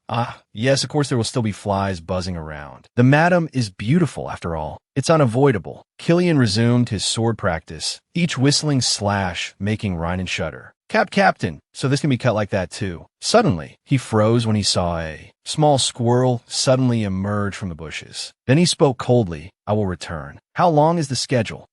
The guest will return after about a week. It was the same last year. What? A week? Phew. We'll be busy as soon as we arrive. Welcoming distinguished guests isn't something you can prepare for with just one or two things. The nuns and priests will be praying, so in the end, we have to do it. There's no other way, and besides, there are no volunteers. Reinen blurted out, then can't we just pick someone? Mike Hearn and Reinen continued their conversation. Other times it's fine, but if you make a mistake in front of distinguished guests, you'll be punished immediately. No matter how tired we are, we should do it ourselves to be safe. That's right, there aren't many volunteers who are both fluent in foreign languages and accustomed to entertaining distinguished guests. Killian turned back and spoke. I'll allow it. Sir, what are you allowing? Allowing volunteers into the temple for everyone's convenience. I have that authority. I'm truly sorry, but to suddenly find a volunteer, Killian cut him off. If it's someone fluent in foreign languages, knowledgeable in doctrine, quick to adapt, and suitable for welcoming distinguished guests, isn't there one person right before our eyes? Of course, if you two have eyes to see. At Uden Castle, Lady Noelle, could you help me look at this? Chloe held up two hats. This was brought from the capital, but I trust Lady Noelle's eye. Come on, friends can help each other choose things like this. Or am I the only one who thinks we're friends? No, that's not it. Why would you say that? Noelle picked up the sea blue hat. Because of the different climate, the fashion trends are also different from the south. Here, the brims have to be wide to block the wind and sun, and the decorations are more vibrant. Chloe's eyes crinkled in a smile. Oh, is that so? No wonder. But inwardly, she thought as expected. The more I look, the more I can clearly feel that I've found the right opening. The only gentle daughter in a family of strong personalities, but she also hides great ambition and desire. Within, she recalled the principle, because the daughter of Duke Orel was originally like that. It's so lucky to have you by my side, Chloe. Without you, I really couldn't stand it in this house. Chloe smiled faintly. Being so weak, if she would die, she would just be dead. Therefore, enjoying the world that girl never got a taste while feeling guilty would surely be a virtue. She moved closer and asked, so, which one suits me best?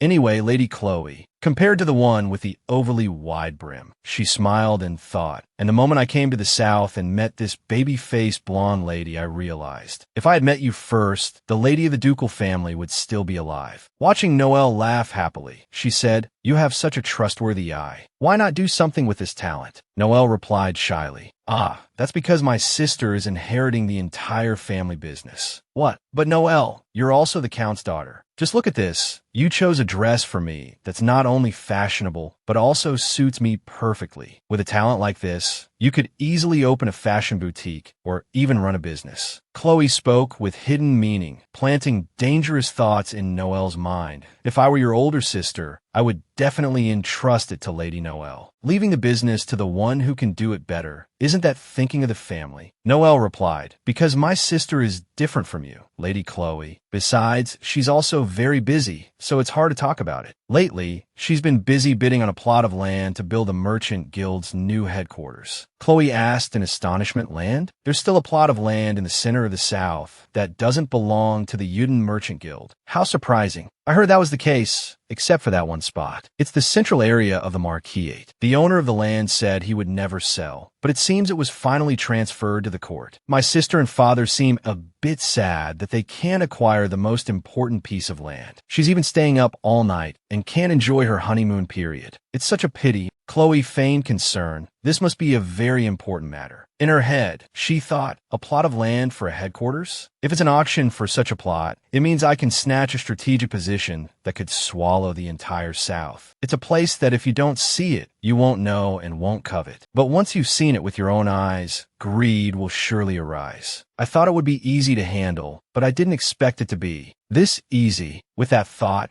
Chloe spoke up. Well, it's probably a good thing for the family, but for Lady Noelle, it might not be so. Noelle was a little confused. Are you talking about me? How could that be? In any case, if your sister monopolizes the entire family business and then accomplishes such a big task, you won't have anything left to dream of. I don't know if that's true. Chloe smiled sinisterly. I've already come this far. I just need to fan the flames a little more, she thought, then said aloud. If your sister can't buy that land, it will have a big impact on the family, right? Noelle was surprised. What? I don't understand why you're asking that. Chloe asked, that land? What if I bought it? I'll build a building on that land, and Lady Noelle will open a fashion boutique. Before Noelle could react, Chloe continued, even if I can't do it, if your sister can't buy that land, wouldn't the Count give Noelle a chance as well? But for you to go that far for me, and besides, our family is probably the only one with the means to buy it. That's not certain. This is a matter of the South. In the capital, my family is not exactly lacking, and besides, we're friends. You are perfectly capable, but you can't get started because of your sister, so I want to bring this opportunity to Lady Noelle. Faced with Chloe's gentleness and enthusiasm, Noelle stammered, but Chloe thought to herself, this is all it takes. The missing crown prince has surely become the son-in-law of the Count's family. Of course, I can't eliminate him since he's the captain of the knightly order. If he hadn't gotten married, there would have been a way to approach him. But that opportunity vanished the moment some madman collapsed the bridge. Another way is to topple the crown prince's greatest support. Could it be that he did this because he himself doesn't want the throne? There's no way the people around him would let that happen. I've heard and know what kind of family his wife's is. I must overthrow them before this far from ordinary family interferes in the war for the throne. I've come all this way for that. Chloe put on a sympathetic face again.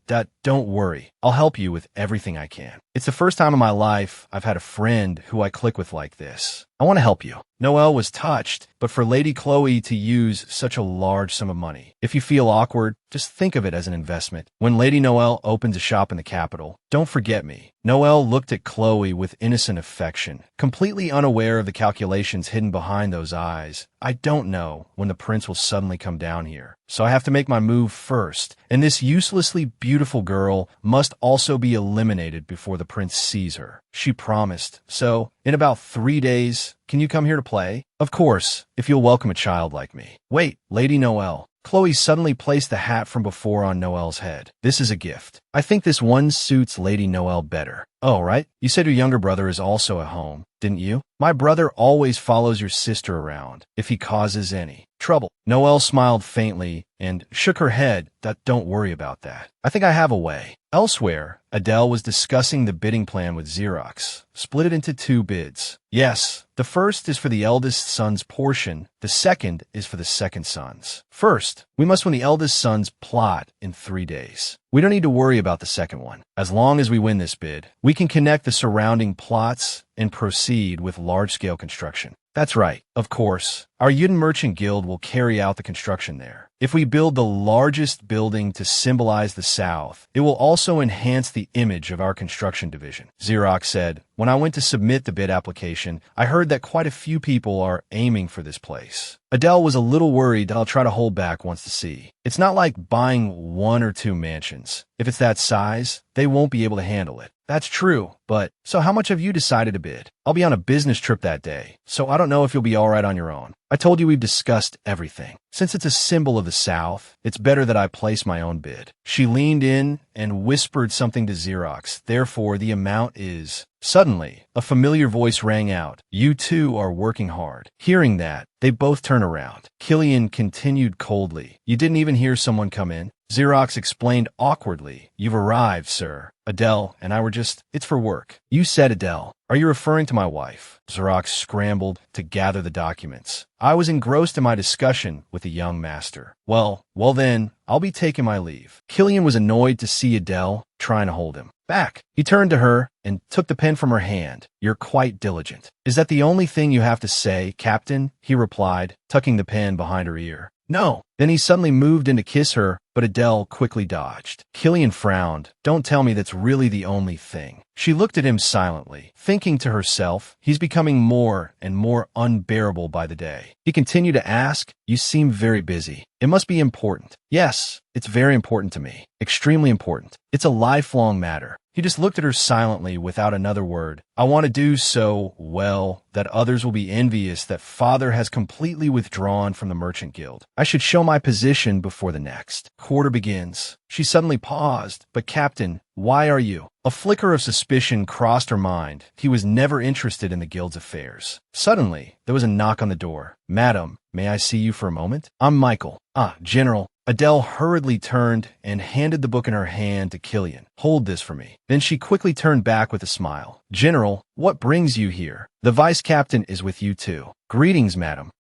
I didn't know the captain was here as well. Oh my, you didn't come looking for the captain, did you? That's not it. I came to see the young lady. Ah, no, the madam. She exclaimed in surprise. A volunteer. Yes, because we have distinguished guests from various countries. We're looking for someone skilled at hosting. Reinen, beside him, also chimed in. Moreover, it must be someone fluent in foreign languages, with excellent diplomatic skills and appearance. She smiled in response that I see. Her heart was full of doubt. But why are they looking at the captain while saying that? Michael continued with a shy smile. Although it's a bit shameless, I was going to ask for more. Would the madam be able to help San Fidelio once again? The priests and nuns would be more at ease. The children will be happy too, and the captain will be there by your side. Hearing this, she couldn't help but think, the final act is quite good, isn't it? Although it's a pity I can't watch until the celebratory banquet ends. She spoke up that I'm sorry, but what can I do? There's work to be done at the Merchant Guild. Hearing this, Michael and Reinen were stunned. Adele thought, are they that disappointed? She added, if it were any other matter, I would try to postpone it. But this is an important matter to me. Reinen tried to hide his confusion. Then for 2 days, oh no, one day will be fine. Killian slammed the book down on the table. His cold voice cut in. Reinen, let's go. Isn't the madam busy? Don't bother someone with important business. Reinen bowed his head in disappointment. About that, the volunteer work is also important. Adele said, it's all right. You two are only saying this because you're worried about the temple's affairs. It must be a major event. Killian touched her hand, and oh, isn't your work important? Don't forget that to me, achieving what my wife wants to do is more important than those nameless nobles. She stammered, Captain.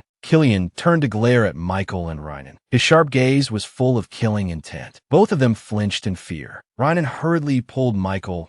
Let's go. Reinen tried to hold it. I-N-N-O. It's clear that. Afterward, the two of them talked. To be honest, I'm surprised. I never expected the captain to value my work so much. It's only natural. Thinking back, the temple's affair is also important. It's not that important. I don't necessarily have to go. Really? It's okay if the captain doesn't go. He smiled. Are you that happy? For a moment, her face flushed red. Her heart pounded. How can I pretend to be calm? Yes, I'm glad. Actually, Xerox is about to go on a business trip, so I was hoping someone would be by my side. He immediately asked back, that guy's leaving? She replied blankly, yes. Killian changed his tune. Well, actually, it's not an unimportant matter. I think I should make a brief appearance. To save face for the Archbishop, she threw up her hands. Now you're saying something different from before. That's just like you, isn't it? She gave a small, shy laugh. Other people like to come so much. By the time I return, it will probably be after my wife has proudly stepped into the position of heir. Of course, just you wait 1 week. Afterward, the carriage filled with goods prepared to return to the temple. Rebecca spoke in an annoyed tone that I've already said it clearly. All of these things are the fruits of evil. Sister Agnes. Ah, yes. Rebecca sighed. I don't understand how this person can be so consistent. Even if the past was like that, God NS does not accept bribes. Adele chuckled. Oh, sister. Isn't it about time you knew? I'm not one to give a bribe and then take it back. Rebecca couldn't help but think. How could she be so thick-skinned? Adele continued. Even so, I hope these things can be helpful in welcoming the distinguished guests. I hope you can prepare better meals for the children and place a new organ in the nuns' prayer room. Thank you so much for coming. This is also a gift you've given me. Rebecca turned her face away. I didn't intend to give it to you. I just wanted to repay a debt. Besides, I told you last time, there is still a thick, dark shadow. I tried to pray with all my might for a whole week, but since it wasn't at the temple, it seems the effect wasn't much. Adele looked at Rebecca with affection. So you did pray for me. Rebecca blushed and quickly snapped. Please don't look at me like that. What I mean is, you must pay attention to my words. The future can change, but at some point, it will follow an adversity that is hard to predict. Rebecca stepped into the carriage. Her gaze shifted towards Killian. Perhaps that person is the one closest to it. Adele was surprised. The captain? Rebecca continued. He is noble and cold. After coming to the temple, he has never revealed his emotions. He has lived alone, never being by anyone's side. I think that's the only way he can fight against adversity. Rebecca thought, there's probably no need to talk about the shadow I sense from the captain. Initially, he was a person with higher loyalty than even myself. But it's also possible I was mistaken. It's useless to interfere. At this moment, Rynan stepped forward to announce that we are departing. Adele quickly called out,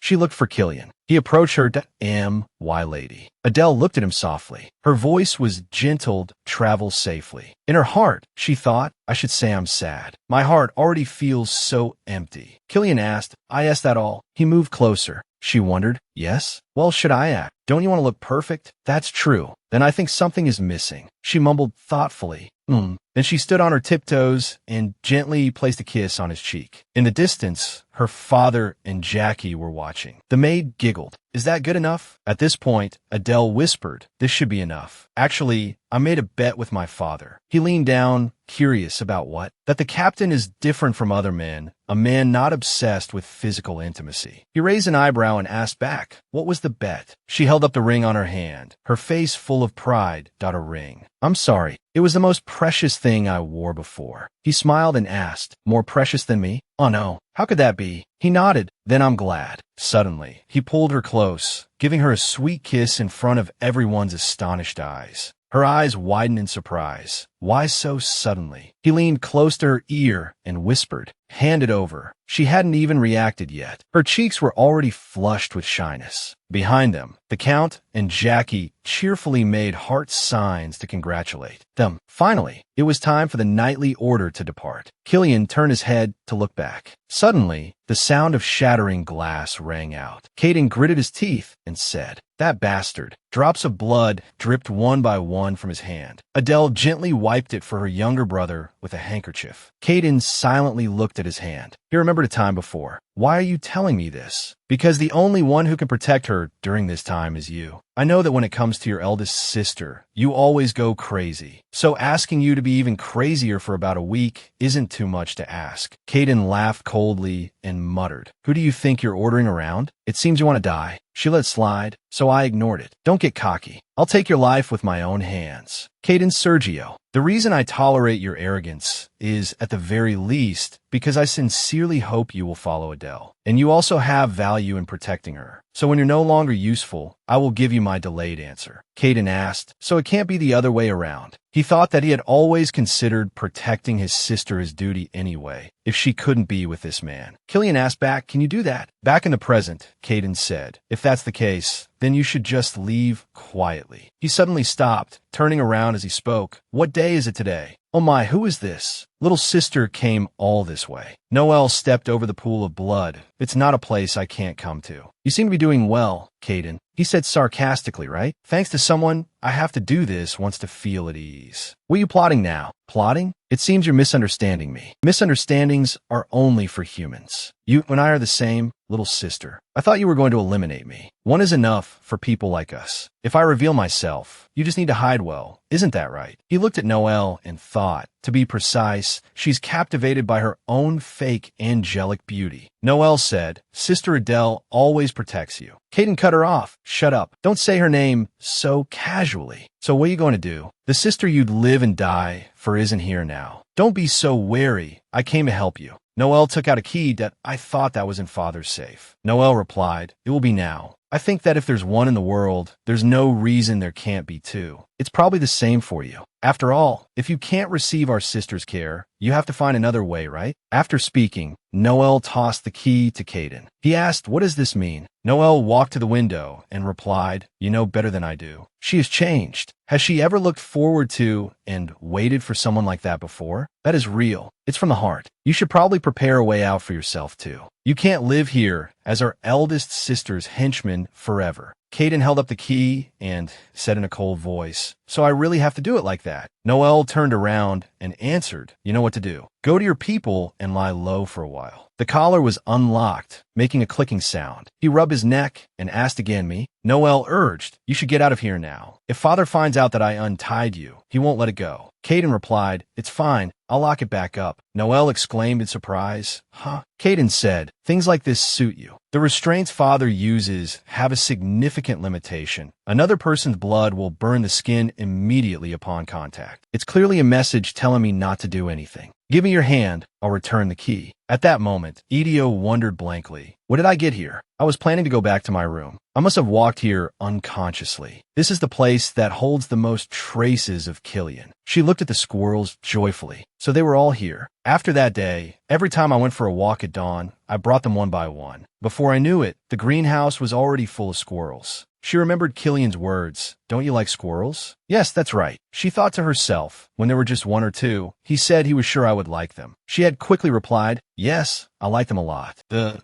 squirrels, of course." He had silently smiled at her. Suddenly, Idio was startled by something she saw. It was Balok appearing with a squeak. She sat down and picked it up. "I'm jealous of that appearance. Our lucky mascot. Did you come to comfort me?" It let out a squeak, as if in affirmation. "You think if you do this, I won't eat you?" Balok stared intently at Idio. She suddenly shivered. Last time in the carriage, it seemed to get motion sickness. Is it really a magical beast? But when Killian said it wasn't a magical beast, he had told it to be good. He also added not to keep it too close. But who knows? It might be the companion who goes through the biggest gamble of my life with me. Why is everything so adorable? Our beautiful emergency food supply, right? It flinched. She thought to herself, it can even understand what I'm saying. If I want to find out about their origins, it's not like there's no way. If they are real magical beasts or forbidden animals, they might have been stolen from their homeland. She said, "It might be a bit cramped, but stay here for now. I'll build a bigger greenhouse soon. There's nothing for you out there. You know that too."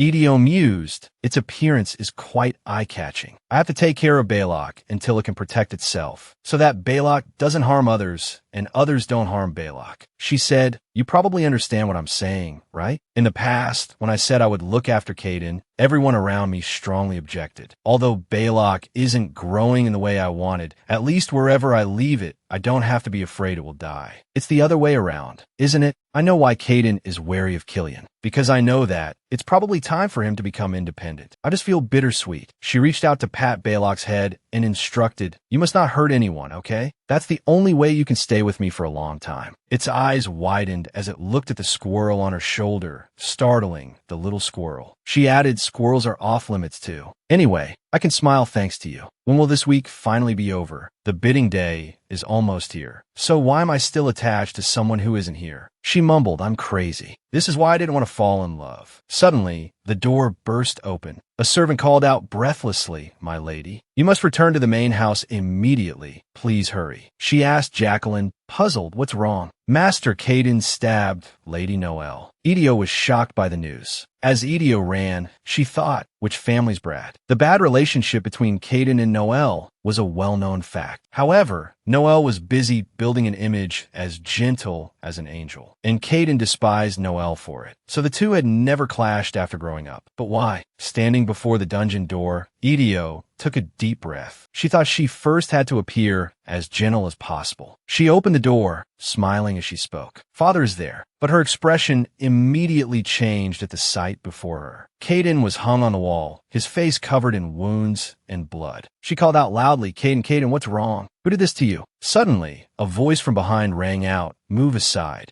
She turned to see the Count. "Father," he said, "that's not what happened. He brought this upon himself. You can't do this, Father. How could a father do this to his own son? I put an iron chain on his neck so he wouldn't bleed, but in the end, there's still blood. Look, what should I do? That appearance is also because I use my strength to have my way. So there's nothing worth seeing." Idio called, "Father." He continued. Noelle's hand was stabbed, leaving a hole in her palm. "Have you seen it? I don't know if the rumors have spread yet, but the merchant guild is in an uproar. All he had to do was take the money and live comfortably, but he couldn't stay put and even had to affect my business." "Of mine?" She asked. "Father, have you ever tried asking Caden why he did it?" Count Sergio retorted, "Is there any reason for that idiot to act like that?" He roared in anger. "Wasn't enough to tarnish the family's reputation of decades with siblings stabbing each other. You even had to turn our house into a laughingstock. Don't act rashly. Even if you are the heir, you are no exception." Caden flinched, stirred, and a sound came from his throat. Idio turned her head to look at him and thought, "Even if you are in that state." She turned and said, "Of course." She walked over and snatched the key from his hand. Then she threw it into the nearby fireplace. She thought, it will take a week to make a new key. If the punishment period is this long, father should be satisfied. We just have to endure until then. She turned her head to look at her father and said, I will take responsibility for the Merchant Guild's credibility and reputation. You just need to wait 1 week. Count Sergio frowned, looking at her and thinking, I thought she would beg me to release him first. She regained her senses faster than I thought. He asked, are you confident? I don't need empty words. You're the one who needs to get it right, father. That boy was raised by your own hands. No one can touch what is yours without permission. Elsewhere, Sarek asked worriedly, Noelle, are you okay? She called out coquettishly, brother, why did this happen? You shouldn't have left me alone.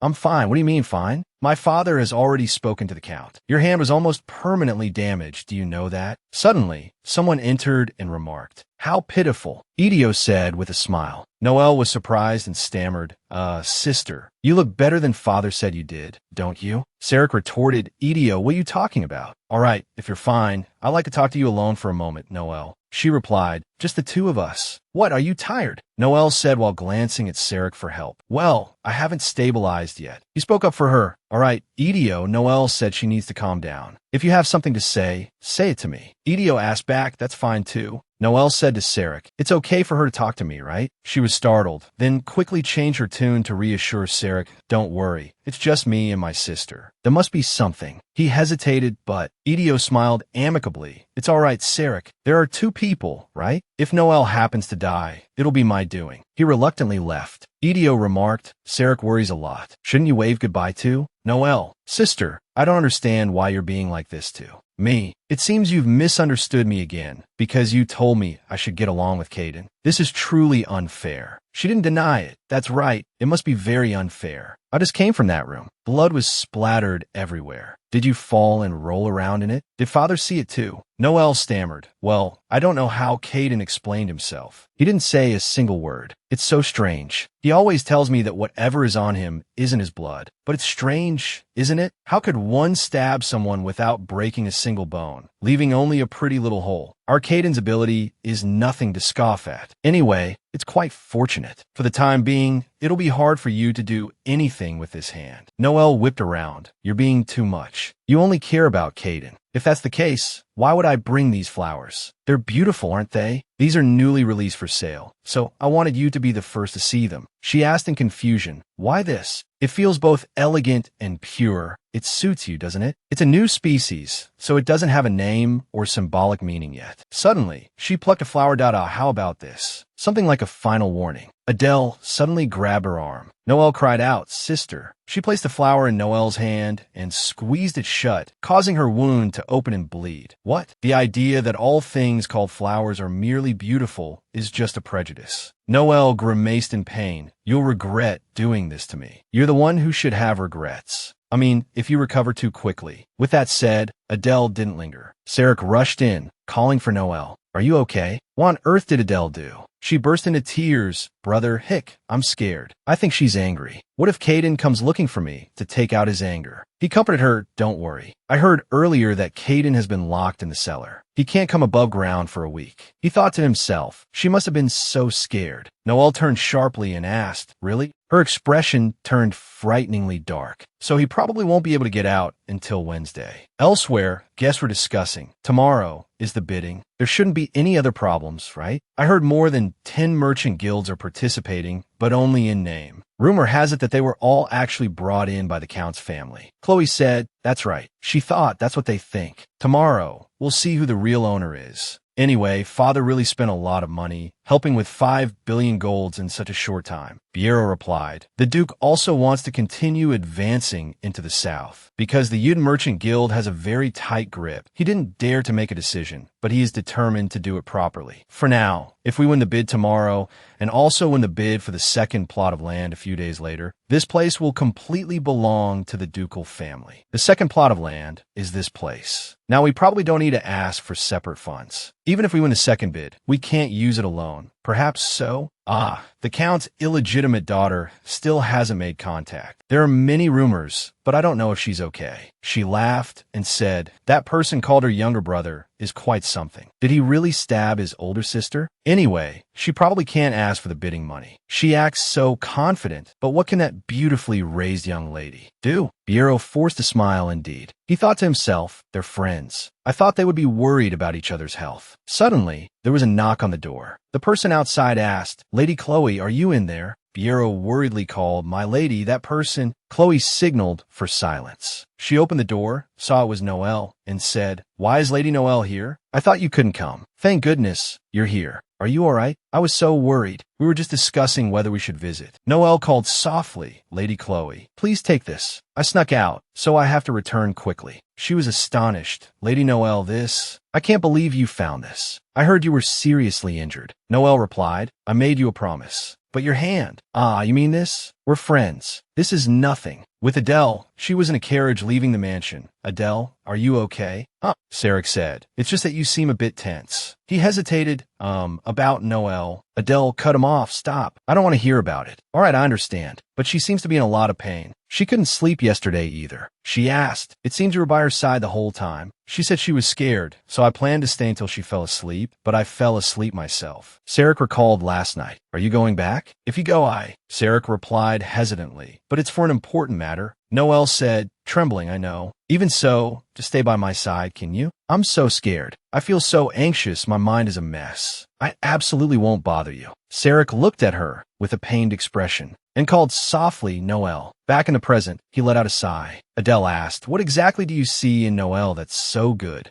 Well, what are you pretending to think about? Isn't it because she's beautiful? No, that's not it, really. It's just that she looks lonely. Every time I visit the mansion, I see her all by herself. Adele sighed internally. It's because she knows that's your weakness. Although I have neither the right nor the reason to say so, and even if I did, he probably wouldn't listen right now. All right, Sarek. We're all adults, so that's your choice. She tossed the file to the side and warned sternly, if you're really going to marry that girl, don't forget that no matter what happens, you must take responsibility together. At the destination, many carriages with the crests of various families had gathered. Adele was surprised by the sight before her. I didn't expect so many carriages. Sarek said, no matter what, land is just land. They don't actually want to win the bid. They know very well that you would show up. Adele said, let's just consider it as us crashing a big match and try to save face. She thought, although it's a bit chaotic, having competitors will look more reasonable to others than me taking it all for myself. Suddenly, someone recognized her and called out, Lady Adele. Reporters swarmed over. They called, Lady Adele, no, madam. Another person continued, please look this way for a moment. There's a rumor that you will be bidding on the Zankel Marquisade's mansion on Cloud 17th Street today. How do you plan to use it afterward? Please say something. Sarek stepped forward and said, Adele, go inside. I'll handle things here. But she pushed him back, smiled, and said, oh my, it's not a special occasion, but everyone came all this way. Madam, is the rumor that you will be moving the Yuden Merchant Guild's headquarters true? I'm not sure yet, as I can't guarantee we'll win the bid. I'm just an ordinary bidder. But since this is a piece of land that holds the soul of the South, if I do win the bid, I will think about how it can be used to meet everyone's expectations. A reporter praised, as expected. Then a man suddenly cut in. I'd like to ask one more question. Yesterday, a rumor surfaced about some shady business between your siblings in Count Sergio's mansion. Could it be? Adele interrupted. You introduced yourself as a reporter from the Southern Weekly, didn't you? He hesitated, yes. She feigned contemplation. I see. The Southern Weekly is a pretty decent place. Please continue your question from before. What about my siblings? He flinched as if crushed by an invisible pressure and denied it. No, it's nothing. Adele thought, don't you people make a living by being perceptive? She smiled brightly and said, what a pity. I wanted to hear directly what kind of rumors are circulating about our family. Please tell me again anytime you remember. I'm always available. I will remember what you were about to tell me. The man stammered in fear, no, that's not it. The people around them awkwardly averted their eyes. Adele thought to herself, there, you have to know your place and correct yourself. Well then, I'll be on my way. Everyone, please get home safely. Suddenly, someone spoke up, stopping her. Wait, you have to give us an estimated time, don't you? She smiled and turned back, thinking to this extent. Suddenly, there was the sound of high heels approaching. Adele turned to look. It was a blonde young lady with her maid. Walking up, she bowed her head and continued walking. Adele whispered, "Sarek,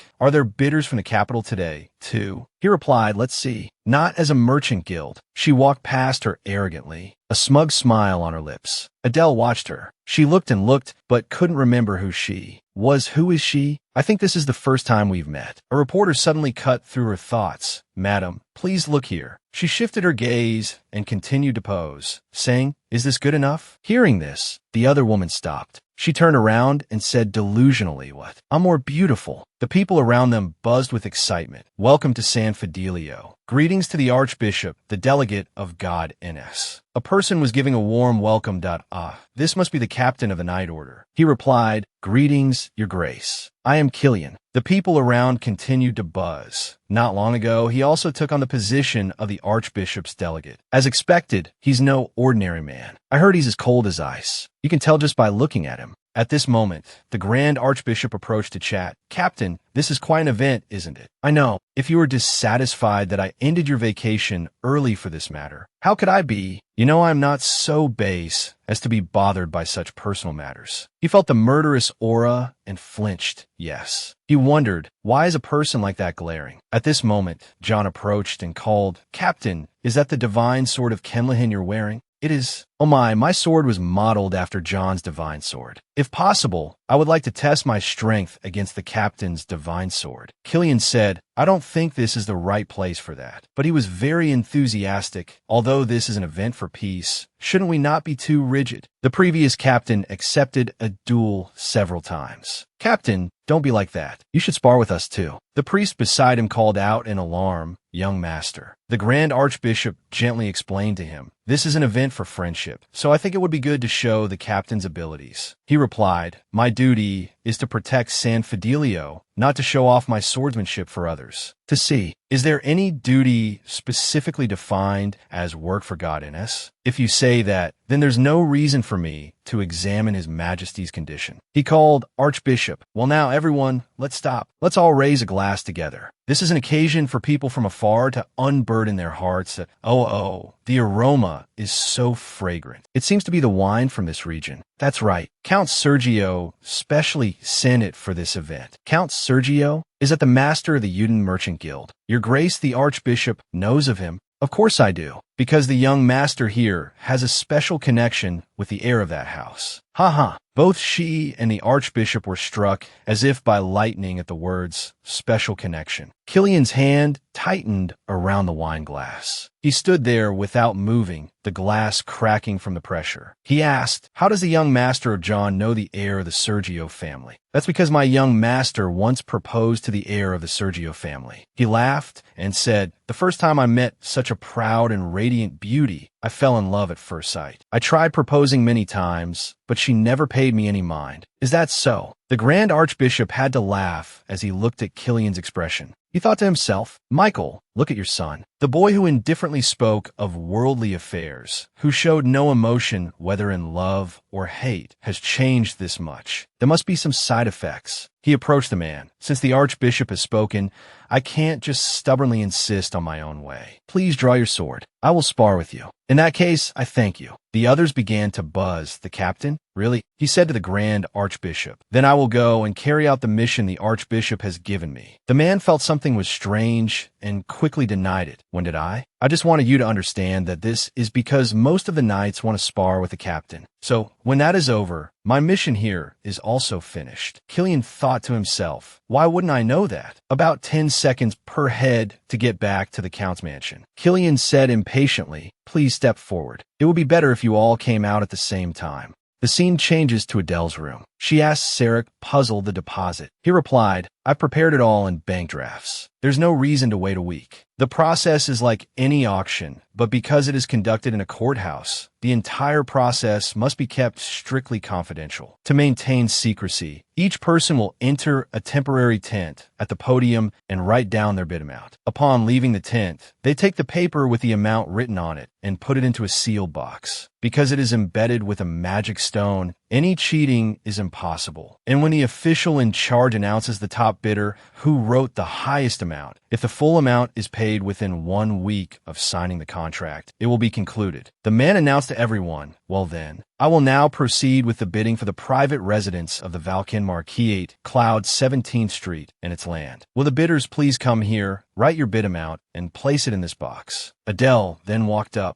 She picked up the pen and thought for a moment. The Marquis should have enough to enjoy a comfortable life in his old age. This place has served as the center of the South for a long time, so I must assess its value correctly. She put the pen to paper and wrote a series of numbers. Then she drew back the curtain and left. She happened to meet Chloe here again, the person she met on the stairs. She looked at her, and suddenly Chloe looked back, startling her. Oops. My apologies. Chloe also said warmly, it's nothing. Sarah, call from here, Adele. She thought, this is a major event in my life, to start a new beginning. It's only natural to be this nervous. Suddenly, a chill ran up her spine, getting goosebumps twice in one day. The scene shifts to Killian's side. He stood tall and asked, are there any others? Everyone was exhausted at this rate. There will be rumors that a war broke out at the temple. The Grand Archbishop had to go to him and stop him. You have to stop. What is this display? He asked. So we should only fight because of conflict. The Grand Archbishop thought to himself, so proud. Yes, you did well. He coughed a few times and said, please, everyone, don't worry. Sister Rebecca will look at your wounds. She looked at him and had to force a smile. How did I get involved with this devil? Seeing him about to leave, he asked, Captain, where are you going now? I know that outside of the stipulated work hours is free time. You said this is a mission now. Isn't this what those people wanted from me? He understood in his heart, but didn't say it out loud, although you're not wrong. He turned back and replied, the morning after next, before the sun rises, I will return. Why on earth are you living here when you're not married? He answered instantly, because I haven't done it. The Grand Archbishop deliberately made things difficult. What a pity. It seems this morning I only asked you to exterminate a few magical beasts, because God NS always protects humans. Killian replied nonchalantly, I also find it a pity. It would be great if you could listen to me now. The man stroked his beard and smiled, thinking to himself, a person who says 3 sentences a day at most is arguing like this. Ahem, of course, it's not just a request. Among the gifts the guests brought this time, there will be something that will please the captain. I don't care about those things. Only a fool would be enchanted by material possessions. Suddenly, he was startled when he saw the item. He revealed this is a red diamond. According to the nun who saw this, it resembles the color of Lady Adele's eyes. He thought to himself, he'll probably wag his tail like last time. Anyway, I understand the captain's point. I'm not a rigid archbishop. If you want to interfere with even free time. Before he could finish, he was cut off by him, Archbishop. I didn't expect the Archbishop to be like this. What do you mean? I know you want my ear. The man was stunned and surprised. Right after that, his heart pounded, his eyes widened even more. Phew, what air? What's this? Is this the sound of the gods' blessing welcoming me home? Killian asked, do you really want me to come and catch magical beasts? Scene change. Chloe went to Noelle's side when she was feeling anxious about firing the maid who had stolen from her. She told Noelle not to be weak-hearted and even kindly hug her a few times. It's unknown what Noelle was thinking, but she hastily sided with Chloe. Chloe, can you stay by my side until the very end? Of course. I'll be by your side for as long as you want. Perhaps she thought something terrible had happened, but in reality, Noelle hadn't made any major mistake. It's only natural for a noble lady to fire a maid who stole from her. But Chloe, being by her side, fueled Noelle's anxiety, while secretly taking in the maid that Noelle had fired. Even when Noelle spoke up for herself, Noelle, you have to pull yourself together for the crown prince, don't you? Even an apple seed like this contains the philosophy of the world. You must know your role instead of having such foolish sympathy. You are the one who eats the apple, not the one who peels it. She feigned concern for Noelle, making her lose her spirit and then obediently follow her words. Adele rested her chin on her hand, deep in thought. This is the first time I'm handling something this big, so it's inevitable that I'm nervous. This moment reminds me of Chloe from the original story. Sarah spoke up, cutting off her train of thought. Adele, it looks like they're about to make the announcement. She responded with a simple mem. The auctioneer up front then said, as everyone knows, the person who wrote the highest amount will become the new owner of the Marquis mansion. First, in third place, not in contention for the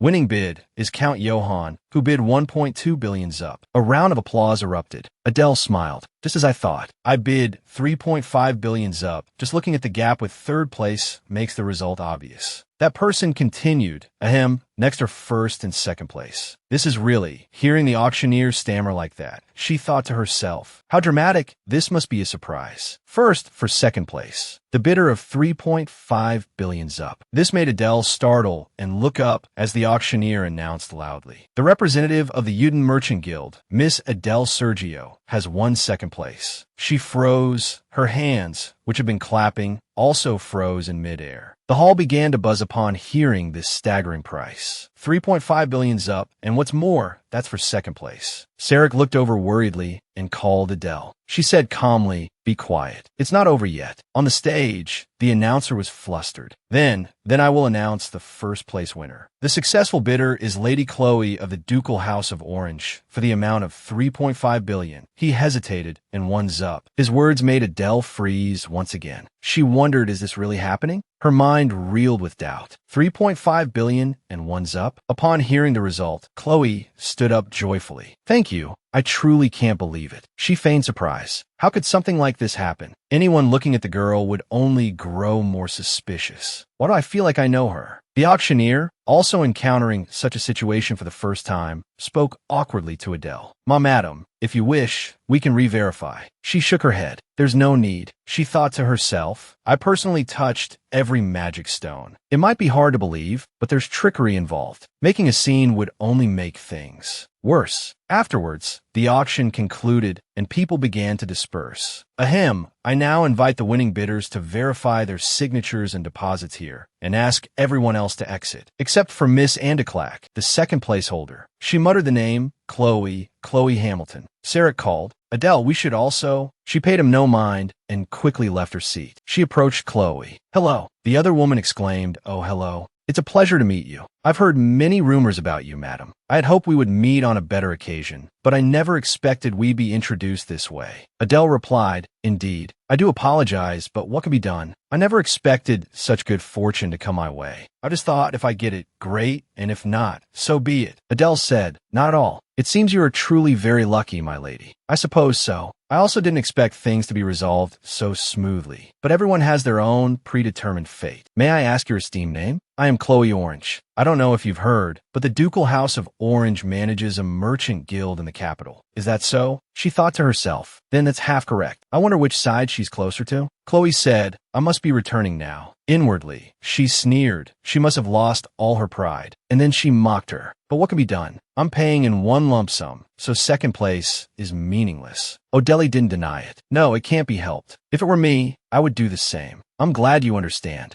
Sarek anxiously ran over and called Odeli. If we start looking for another suitable place now? She immediately stopped him. Shoo. She reached out, took an apple from the table, and then called out, Lady Chloe. She turned back. Is something the matter? I hear you're from the capital. I wonder if the food here suits your palate. These apples are a specialty of our southern region. Please, take one as a souvenir. Chloe sneered inwardly. What was she talking about, like some kind of fool? But outwardly, she still politely refused. There's no need. I didn't bring a servant with me to peel this. Odeli gave a meaningful smile. Even so, you'll regret it if you don't try it. She turned to leave. Thank you for your concern, but peeling this is not my job. She shrugged and cursed inwardly. An apple at a time like this? Is she crazy? Sarek, seeing her arrogant attitude, was annoyed and about to step forward. What is it? Odeli quickly stopped him. So it's just as I thought. He asked, what exactly is just as you thought? Odeli, that's not the issue right now. Even if she is the daughter of a ducal family, that attitude. A ducal family? She thought to herself. Let's see, I don't think that's it. Sarek, let me ask you this. Have you ever believed in the gods so fervently? She took a bite. Looking at things this way, I suppose I have now. Wow, you've given me a chance to repay my debt like this. Upon returning, Chloe showed a clear look of contempt. Did you see that girl's expression earlier? The way she deliberately tried to act like she was fine. Biro chuckled and replied, still, she's the greatest beauty of the South, so I was quite surprised. I didn't think someone so radiant existed in this world. Chloe frowned and shot him a sideways glance. What did you say? He flinched and quickly corrected himself. Of course she can't compare to you, my lady. Watch what you say. I won't let it slide a second time. She thought back to Odeli's deep gaze and mysterious smile. Being noticed like that, although she's completely different from my sister, she just kept staring as if she knew me well, which made me uncomfortable. Or have we met somewhere before? But I've never left the capital, so there's no way we could have crossed paths. Anyway, it's surprising that he would be so infatuated with a girl like that. Biro asked, confused, "Pardon, what do you mean by that?" "It's nothing. Where's the rest of the bank drafts?" "Right here. The rest will probably be used for the second auction in 3 days." Biro asked in surprise, "A second auction?" "It's for the road surrounding the Marquis' estate. I must have that to make it perfect. The entrance will also have to be open from that side. That tiny thing costs several thousands up," Biro said. "Then the rest is for the Duke." She cut him off. "What are you talking about? What's the point of the rest being here? Think about it. Thanks to me, the ducal family gets to step into the most important region of the South. Of course, there has to be a fee. If it weren't for me, they might not have gotten this land. I'm the one who got the information from my excellent friend. Of course." She handed the letter she had just written to Biro. "There will be other small expenses. I wonder if there's any left? Anyway, if you're worried, you can tell father. We'll see who he believes. Deliver this to the Crown Prince." "What about Lady Noelle?" Chloe was startled. Noelle, didn't we receive help from her?" "She's probably waiting for you to contact her, my lady. If it's about Lady Noelle, her sister will know how to handle it. I can't interfere in another family's affairs. Of course, I'm also sad to see her sister in a bad mood." Meanwhile, Odeli had also returned to the mansion. Jackie ran up and asked him, "My lady, no, madam, how did it go? Did everything go well?" Odeli said nothing and walked straight inside. Jackie glanced at Sarek for an answer. He shook his head. "Could it be? It can't be." Jackie covered her mouth. "I can't believe it. My lady prepared for so long. She's never missed a single thing." She couldn't help but ask, How could this happen?" Odeli took off her hat. "That's what I intend to find out. Where's father?" The butler said, "He is about to arrive." "And Noelle?" "The young lady is in her room. Her health is still not good." Odeli stopped. She asked Sarek, "Where are you going?" "Huh? Oh no, since you're going to Noelle's, what would I do there?" "You should go on ahead. Why are you being like this?" "Odeli, I know you're not in a good mood." She cut him off coldly. "You must be misunderstanding something, but it's not just that I'm in a bad mood. Because I couldn't catch them, if I can grab anyone, I want to tear them to shreds." She declared bluntly, "This is my father's house. When my father is absent, I am the master. Let me make it clear to you. From now on, you're only allowed in this house with my permission." "No, that can't be." "Odeli," she made her stance clear. "What can't be is you daring to call me by my name. Never has a mere accountant casually called the name of the person who is about to become the master of the merchant guild. But you have to tell me the reason. So suddenly. The reason? Let's see. I have no obligation to tell you that. But still, for old time's sake, you have to tell me. Sarek, do you think today's winning bid was really a coincidence?" He was startled to hear that. "Odeli, you checked it yourself. If you really think that, then my mistake was trusting a foolish, brainless friend like you. But I know you're not that thoughtless. Only you and I knew the bid amount beforehand. I didn't even tell my father." Sarek clenched his fists. "Are you saying I leaked that important matter? Then I would have handled it easily. Obviously, it wasn't you. If you know that, then why? You really don't know. Let me ask you a question too, Sarek. What was your reason for stopping me from going to Noelle?" He immediately flinched. Seeing his expression, she gave a faint smile. "See? It's clear you know. So why are you making me out to be the bad guy?" She walked over and opened the door to Noelle's room. "Lady Noelle, are you in there?" Noelle sat up. Jacqueline?" Odeli spoke up. "It's me, your sister." "Oh, sister. What brings you to my room? You've been sleeping all the time, haven't you?" "That is, what do you mean?" "You know the doctor told me to rest and recuperate." Before she could finish, Odeli slapped her across the face. She held one side of her face and shrieked, "Sister, why would you do that to me?" Jackie knew her place, standing outside the door and listening quietly. "I should be the one asking you. Since when did my little sister do such a disgusting thing?" Noelle tried to argue back. "What are you talking about? I don't know what happened outside." Odeli immediately pushed Noelle, who fell to the ground with a thud. "I hate liars. Sister, what are you saying?" She crouched down to face Noelle. "You know why I'm like this? Have you been having so much fun on your own that you went and sold the Merchant Guild secrets? At least your eyes are more honest than your mouth. What are you talking about?" "I don't know what you're talking about. You know, I haven't been able to sleep well because I was so shocked by how Caden treated me. Sarek was by my side, wasn't he? What was it? I'm so sick, and even he's not here, so what am I supposed to do?" "Something like that. I must say, you're quite talented. To harm two people at once. You instigated Caden too, seeing how he caused trouble so thoughtlessly. You must have brought up my business, didn't you? Sister, you're wronging me. The ones being wronged are my countless subordinates and their families. I mean the employees who are at risk of losing their livelihoods because of someone like you. Let go of my hand. Noelle, if you're really at fault, you'll lose your teeth. She cowered in fear. O'Delly grabbed the bouquet of flowers from the vase. I told you this was the final warning. She showed no mercy and threw it straight at Noelle's face, who instinctively raised her hands to shield herself. Why are you like this? Why are you taking your anger out on me, an innocent person? There's a limit to being childish. How dare you turn your back on your own family? Suddenly, a loud bang came from the door, along with an angry voice shouting, "What are you doing?" Count Sergio burst in unexpectedly, yelling, "Andalex." Seeing her father, Noelle hurriedly pleaded for help. "Father, save me." "Sister, sob. She was unhappy outside and suddenly became like this. "Noelle, look at the state you're in." O'Delly asked nonchalantly, "You're back, father. What is the meaning of this?" "What I just heard." She cut him off. "You heard? That's later than I thought." "O'Delly, explain what's going on. What are you talking about, father? The auction? Or what's happening in this room?" The Count glanced down at his daughter, hesitating. "That is, of course," O'Delly said. "It seems it's the latter." She was inwardly surprised. "I didn't expect father to care more about his daughter's affairs than business." She began, "You must know well, father, that I don't resort to violence simply because I dislike someone. It's too foolish and brutal. But if you want to handle a beast, you have to consider going to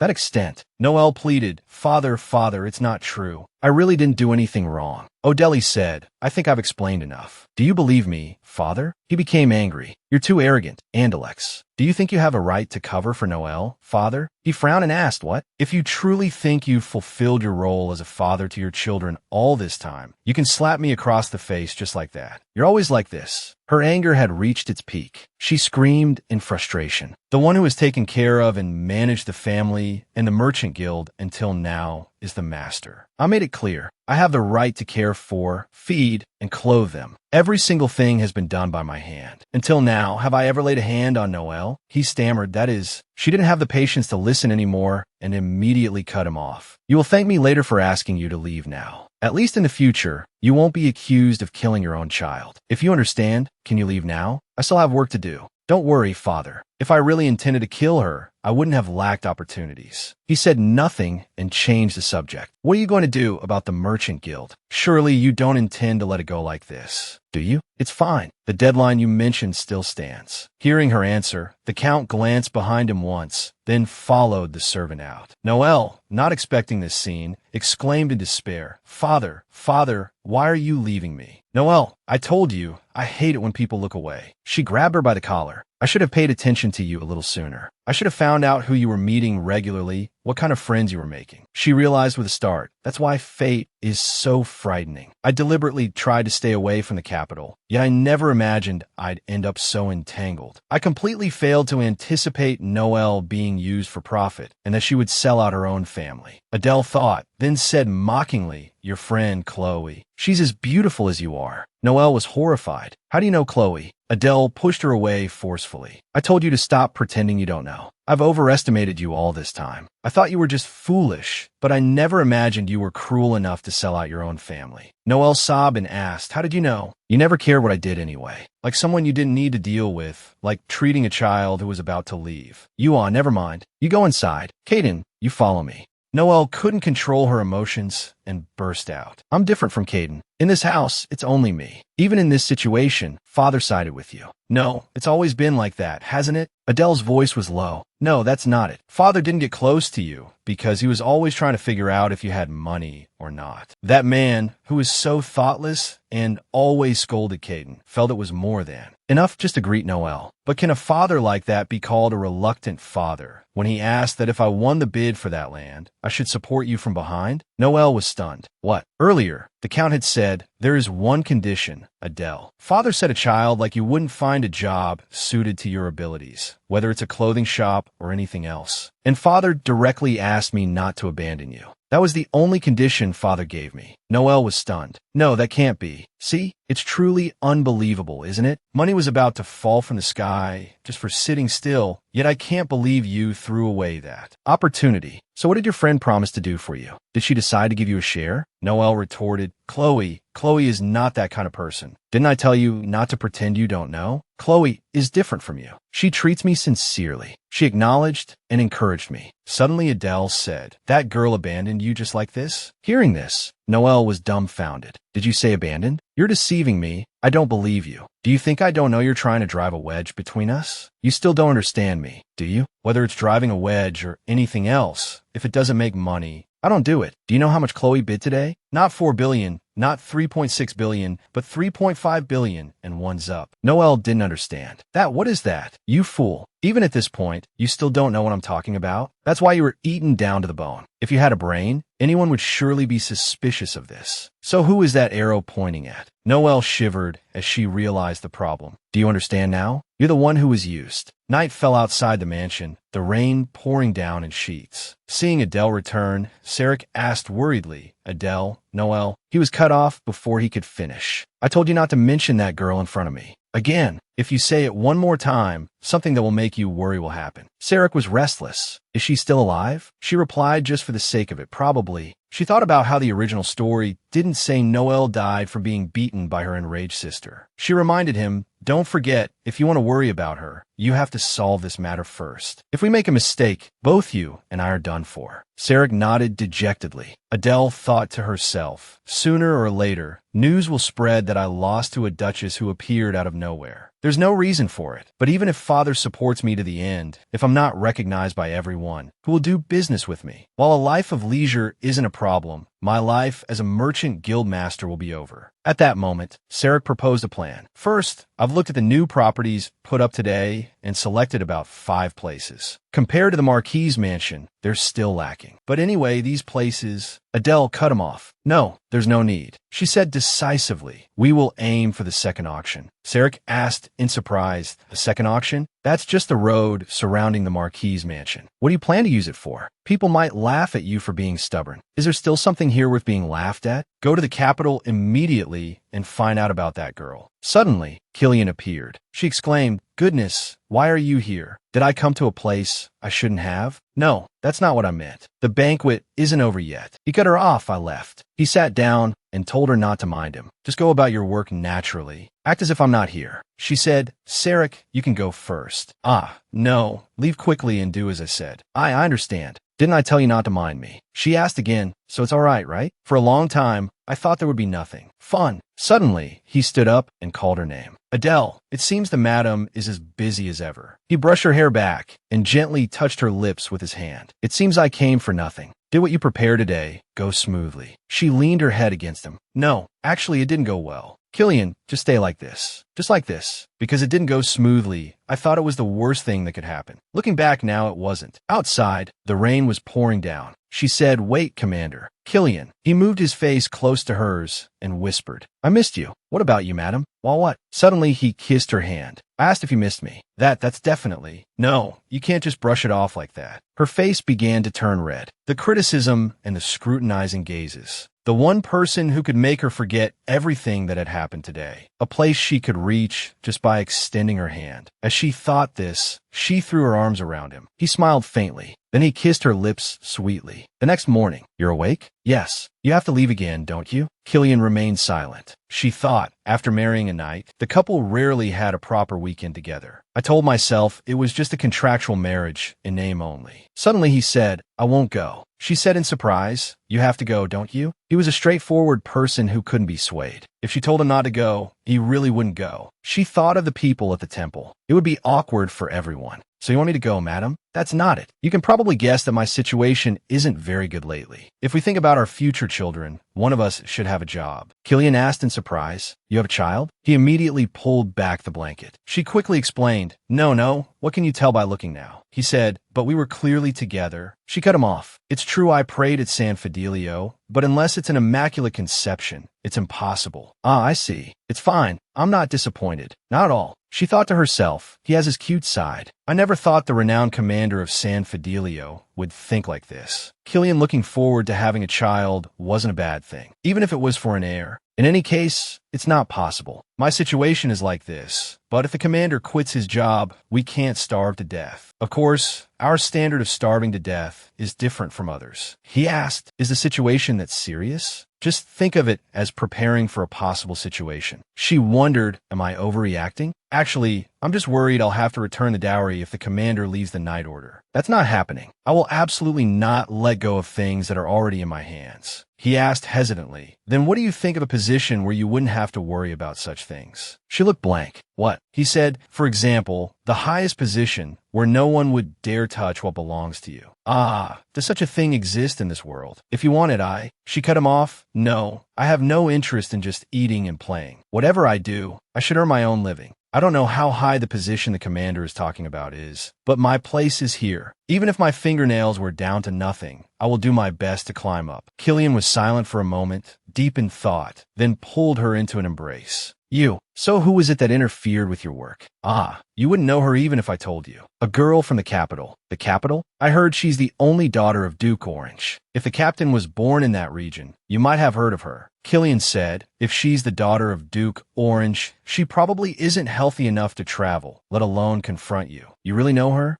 A little. Does it have to be related? She replied, it was for work, so I had no other choice. Don't you worry, it was just once. I won't let it happen a second time. Meanwhile, Piero brought a stack of letters. Take a look at this pile. My lady, there's a long line of people waiting to see you. Chloe said they're all local nobles anyway, not the people I want to meet. Dozens of compliments, saying Duke Orange was very wise to entrust the Merchant Guild's affairs to you, my lady. She gloated, if not me, then who would do it? Surely not that Betterton girl who knows nothing of the world. It was originally difficult to approach the precious daughter of the ducal house, but after that, everything went smoothly. The biggest misconception people often have is that a rich girl is difficult and unapproachable, and they could never know that because of this, she always longed for a true friend. Chloe, are you okay? I never expected the maids to treat you like that. The responsibility is all mine. No, Emily, it's just because they care about you. Anyway, from an outsider's perspective, they might think I have ill intentions for being by your side. No way, Chloe, what kind of friend are you? You refuse everything I give you. How could a friend like you have such thoughts? I'm fine, Emily. I'm just worried that because of what happened today, people will think poorly of you, about me frequently visiting the ducal residence. In a situation like this, you're still only worried about me? Chloe, I hope you'll live here with me. Please? Father also sees you as a daughter, and you're my only friend. It would be so wonderful if we were truly family. Then I could comfortably be by your side every day.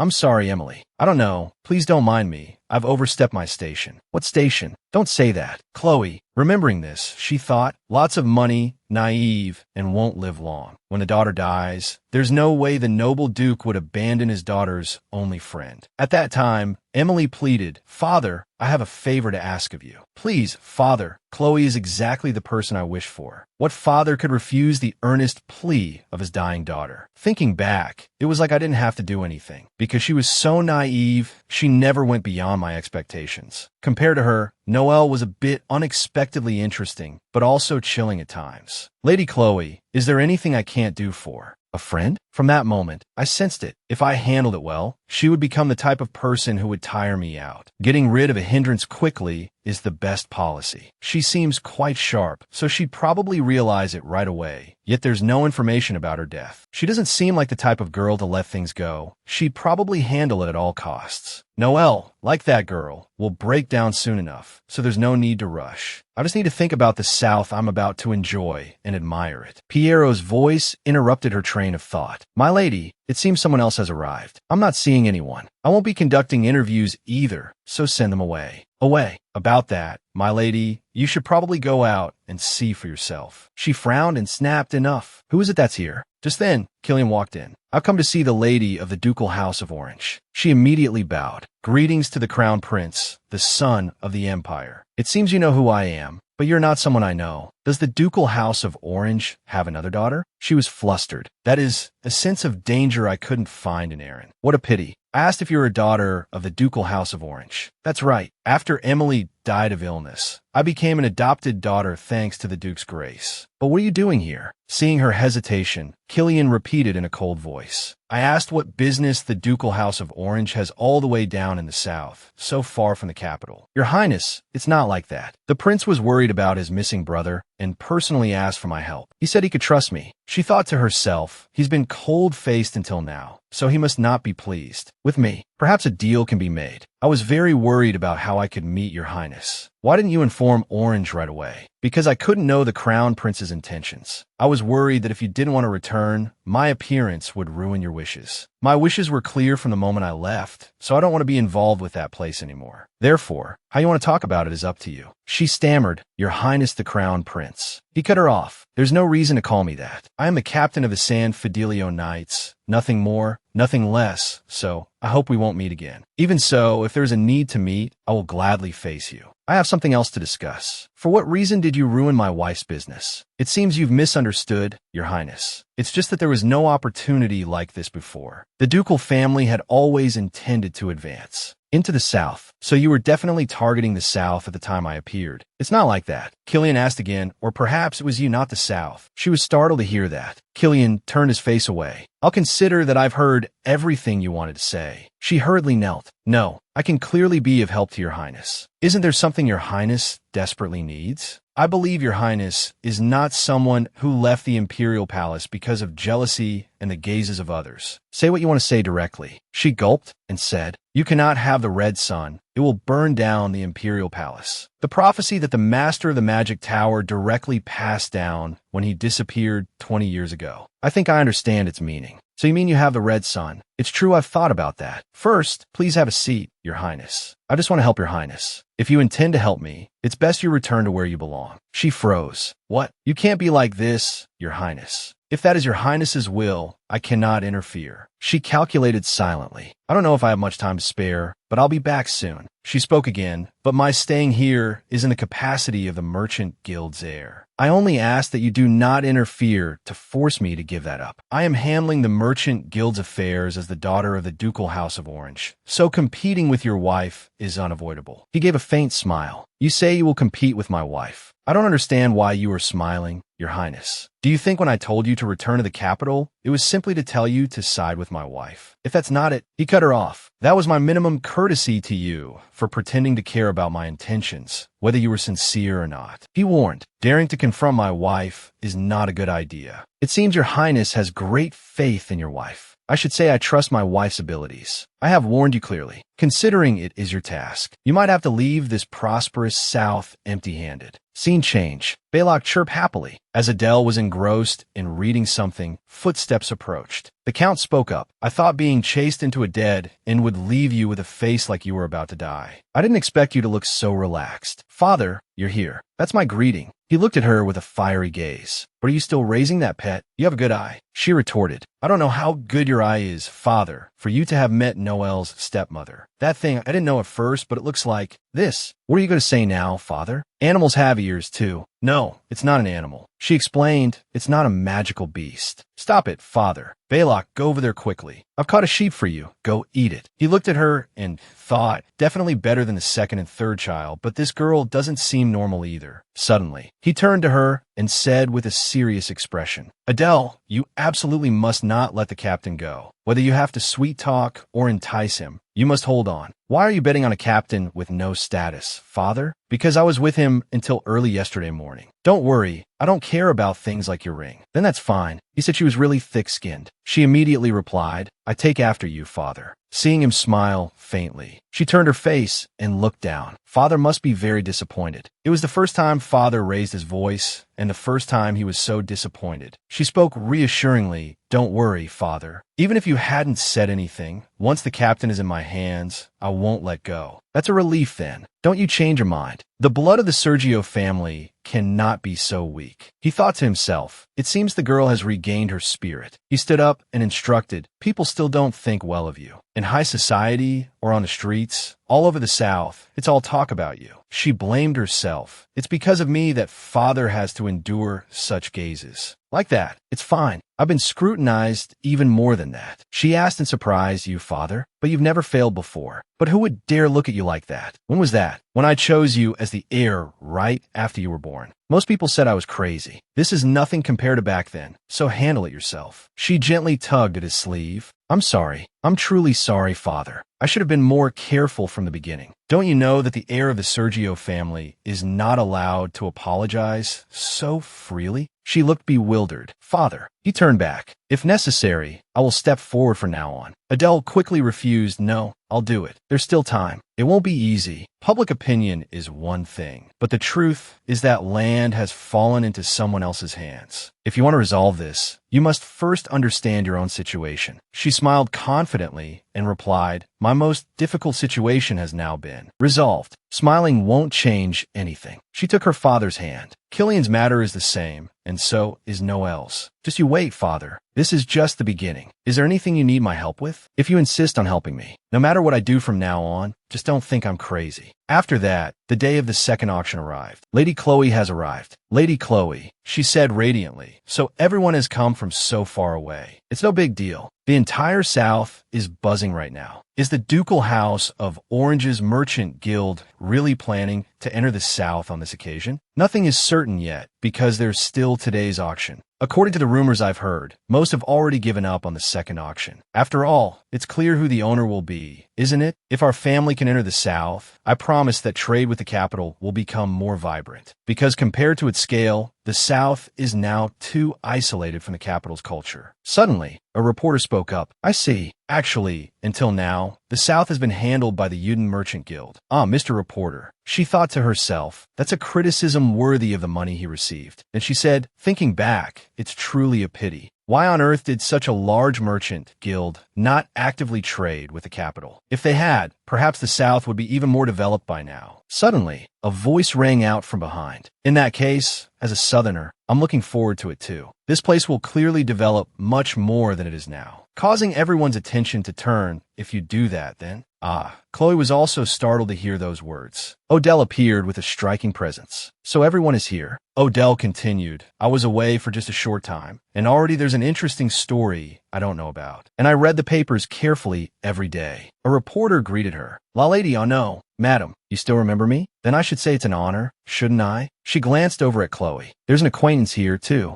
She thought to herself, what is she planning? This isn't a good place for that girl to get involved. Then she forced a smile and said, I didn't expect to meet you again like this. Not at all, Lady Chloe. I must say we are deeply fated. It's so nice to meet again like this. She looked at Odell and thought, what's with all this ostentatious fuss? Is she afraid people in a place like this don't know the reputation of the Merchant Guild's heir? Fine. I was already annoyed, so this just ruins my mood. She covered her mouth and said, you are truly radiant, madam. I feel ashamed standing next to you. Is that so? She laughed to herself. Haha, not even returning the courtesy. Hold it in. The more she's like this, the more I must show everyone the true elegance and composure that fiery girl lacks. Ah, madam, since you're here, could you stand with me? I might be managing the Merchant Guild here in the future. If I could be in the papers with a famous figure of the South, there would be no greater honor. Odell replied, how could I refuse when you put it like that? The reporter then asked Lady Odell, what is the reason you are so determined to bid on the second plot of land? Did you say determined? He hesitated. While considering its size, it looks too small. My great-grandfather started the Uden Merchant Guild in a warehouse just big enough for one desk. Compared to that, today's road is no different from Palace. But now the scale is much larger. Building a new merchant guild headquarters on that road is truly absurd. Yes, that's right. I don't understand why you intend to use that place. That is, of course. Suddenly, Odell raised her hand and called out, over here. Everyone turned in unison and asked in astonishment, madam, what is all that? As you can all see, that is the machinery we own. I ordered this machinery to be prepared to start the construction one day earlier. Although things didn't go as planned, since they've already been called here, perhaps they can be used for something. For example, plowing up the road of the Marquis' residence that will be auctioned today and building a very large pond. Of course, I'm just giving an example. The people were bewildered, but they had to admit it wasn't just a boast. If you are among those who have been supported by the Sergio family, you would understand. Whether it's an impossible statement or a crazy easy one. As long as it comes from the mouths of the Count and Countess Sergio themselves, there is nothing that won't be kept. Odell continued, now that I've said it, it sounds even more reasonable. A pond in the city center. If it's dug in the style of a waterway surrounding the residence, everyone can enjoy the view. The reporter stammered, but if that's the case, the Marquis family. Odell cut in, then they can't get in. It will become an island. I hadn't thought of that. But to do that, I have to win today's bid first. Yes, that's right. She glanced at Chloe. Today, it's just the two of us competing. I hope luck will be on my side. Good luck to you. Perhaps my dress will get a little dirtier after this. Yes, of course. Chloe then pulled her hat down. Then she whispered to Odell, Madam, that was a truly amusing joke. It's the first time I've heard something so funny since coming to the South, so I was quite surprised. Odell whispered back, Really? I think there are far more interesting stories. Someone might be very sad because of your words, Lady Chloe, because that person was very happy to have a friend. She feigned ignorance. I don't understand what you're saying. You don't understand? Suddenly, Odell scolded her. You fool. Chloe froze in shock, then asked angrily, What did you just say? Odell laughed it off.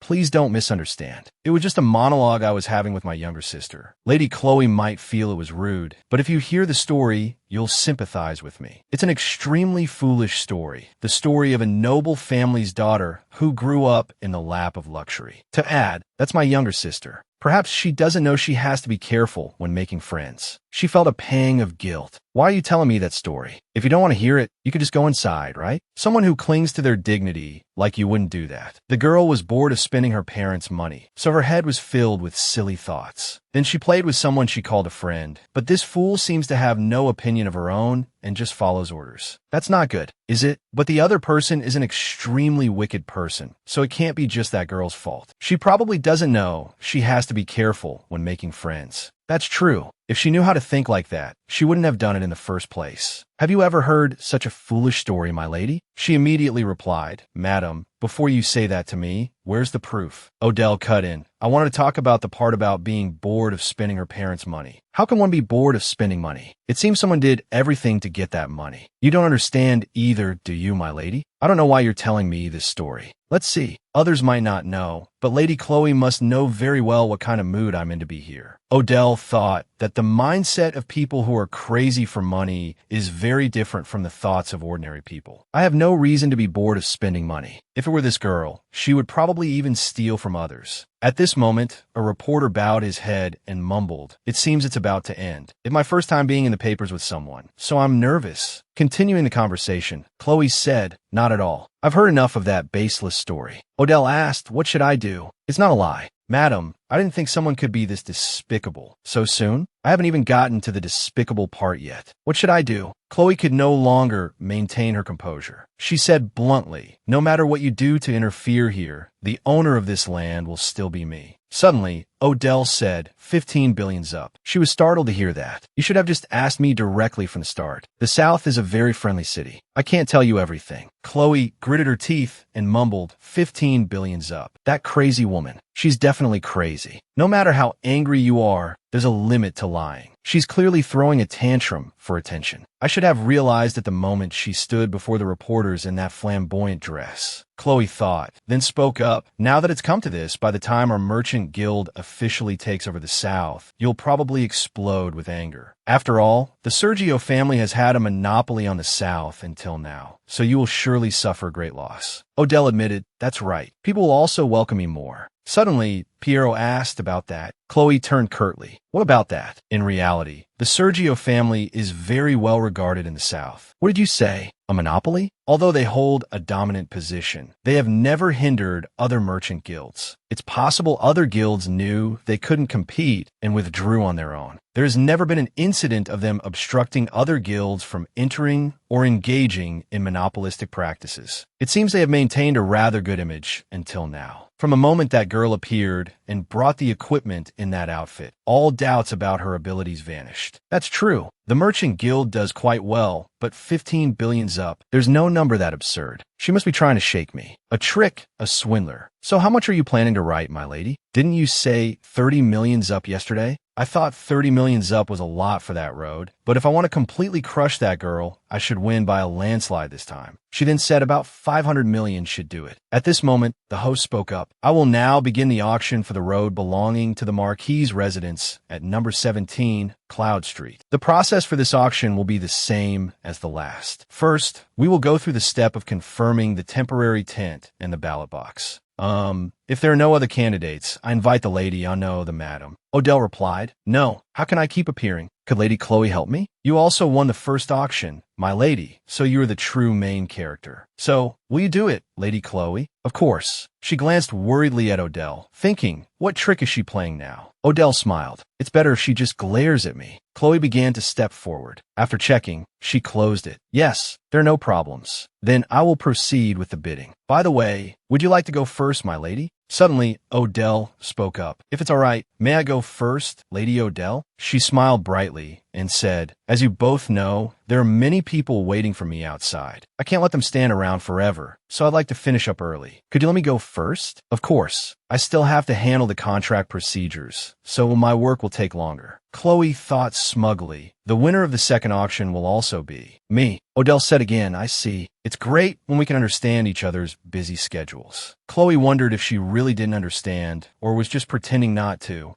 Well then, when Lady Andalex comes out, Lady Chloe can go in. I understand, Chloe said to herself. She's trying to provoke me in every way possible. But that girl's cheap games are about to end. When the auction is over, there will be something quite worth watching. Let's see how the face of that shameless person who doesn't know her place will twist. A moment later, Adele pushed aside the curtain and stepped out. Madam, it seems your bid went well. Adele smiled and replied, thanks to you, my lady. Suddenly, she called out, Madam, making her pause. Madam, you just need to fold the paper and put in the seal box. Yes, I know. But why do you ask? Chloe stepped forward and said, Madam, I don't want to say this, but I'm truly bewildered. I don't know what the high society culture is like in the South, but seeing your actions today has surprised me. Is that so? I don't know the culture of the capital, but at the very least, your actions are also quite surprising, my lady. She asked, what do you mean? You must know better than I do, my lady. I have absolutely no idea what you're talking about. It seems you've misunderstood something about me. If you have such solid proof. Of course I don't. Adele said to herself, if I did, do you think I would have left you alone until now? She said impatiently, please move aside. I already said I'm very busy. I don't have time to waste on tasteless jokes. Oh my, it seems you still don't believe me. Then I suppose this time I'll have to show you something truly interesting as an apology, right? She frowned. What is it now? Excuse me, but may I ask you a question, sir? What is it? If one breaks the rules of a sealed bid auction, how is it handled by law? The people below heard this and began to murmur. That is, Chloe thought in astonishment. Does she really want to try it, madam? If you argue about your sister's matter without proof, I will hold you legally responsible. Adele replied, even if you didn't ask, my lady, that's a level worth considering. Besides, I'm not finished speaking. Please answer me quickly, sir. That is, according to the law, a fine of 1 billion zup must be paid for violating the rules of a sealed bid auction. Of course, this has never happened before and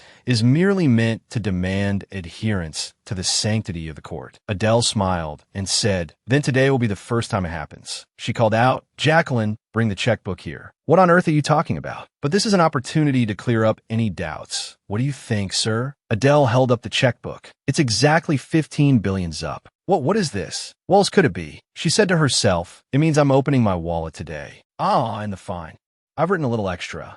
Actually, I've already thought about the penalty. She turned to look at Chloe. What are you doing over there? You busy person. Then she gave a faint, mocking smile to herself. Well, now it's your turn to open your wallet. She stood there, dumbfounded in astonishment. Adele calmly told Jacqueline, could you bring me some of those cookies over there? Anyone would think we're having a picnic. Is it such a fun picnic, my lady? Even if they win the bid for the land this time. The fact is we've already lost the Marquis mansion. We might get the passage tax and cause that girl some losses, but where will we build our headquarters? We can think about that later. The maid whispered into Adele's ear. I'm not sure, but I heard the Ducal House of Orange is quite famous in the capital, right? They're clearly a wealthy family. If that Duchess doesn't sell the Marquis mansion then, What should we do? Adele put down her teacup and stated firmly, they're probably not that rich. Pardon? How can that be? Because truly wealthy people don't count their money from the back. I don't know about now, but she's not. A biological daughter. What? You mean she's an adopted daughter? What tricks she used to become the adopted daughter of a ducal house, I can roughly guess. She thought, if I had sent Noelle to the capital as planned, she would have taken my sister's place by now. While I was keeping Noelle tightly in the south to prevent things from happening, that girl took another position. I deliberately kept my distance from the capital, not even socializing to prevent rumors from spreading. But it seems fate is unavoidable. That's why there's no point in me saving money. My lady, she's coming out over there. She looked up at Chloe. Hesitation could be seen on her face. Then Chloe also put her vote in the box, then returned to her seat. Now, I will announce the winning bidder. First, second place, Miss Adele with 15 billion jup. The crowd buzzed again. Clown Street number 17, the final winning bidder. With 15 billion and 1 jup, Miss Chloe. She walked up with a smirk. Oh my, what to do? I won again this time.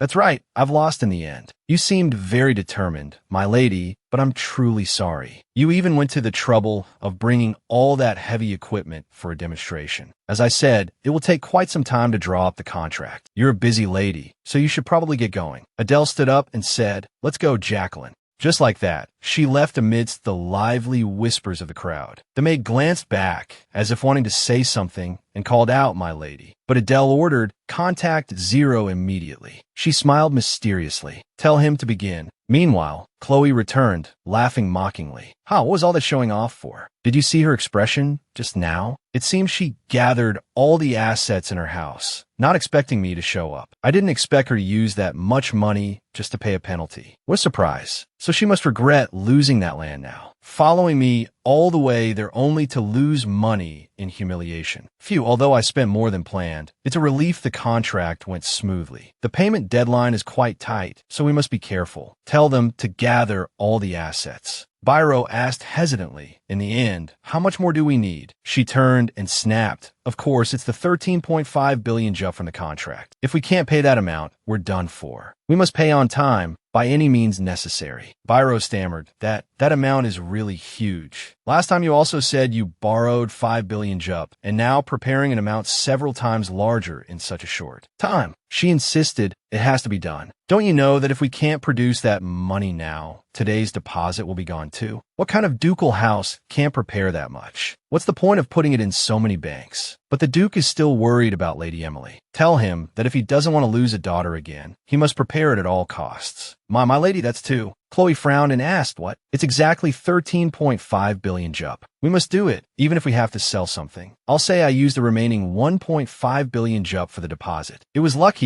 it was only 1.5 billion jup. If the bid had been a little over 15 billion jup, the contract would have been canceled and there would be nothing I could do.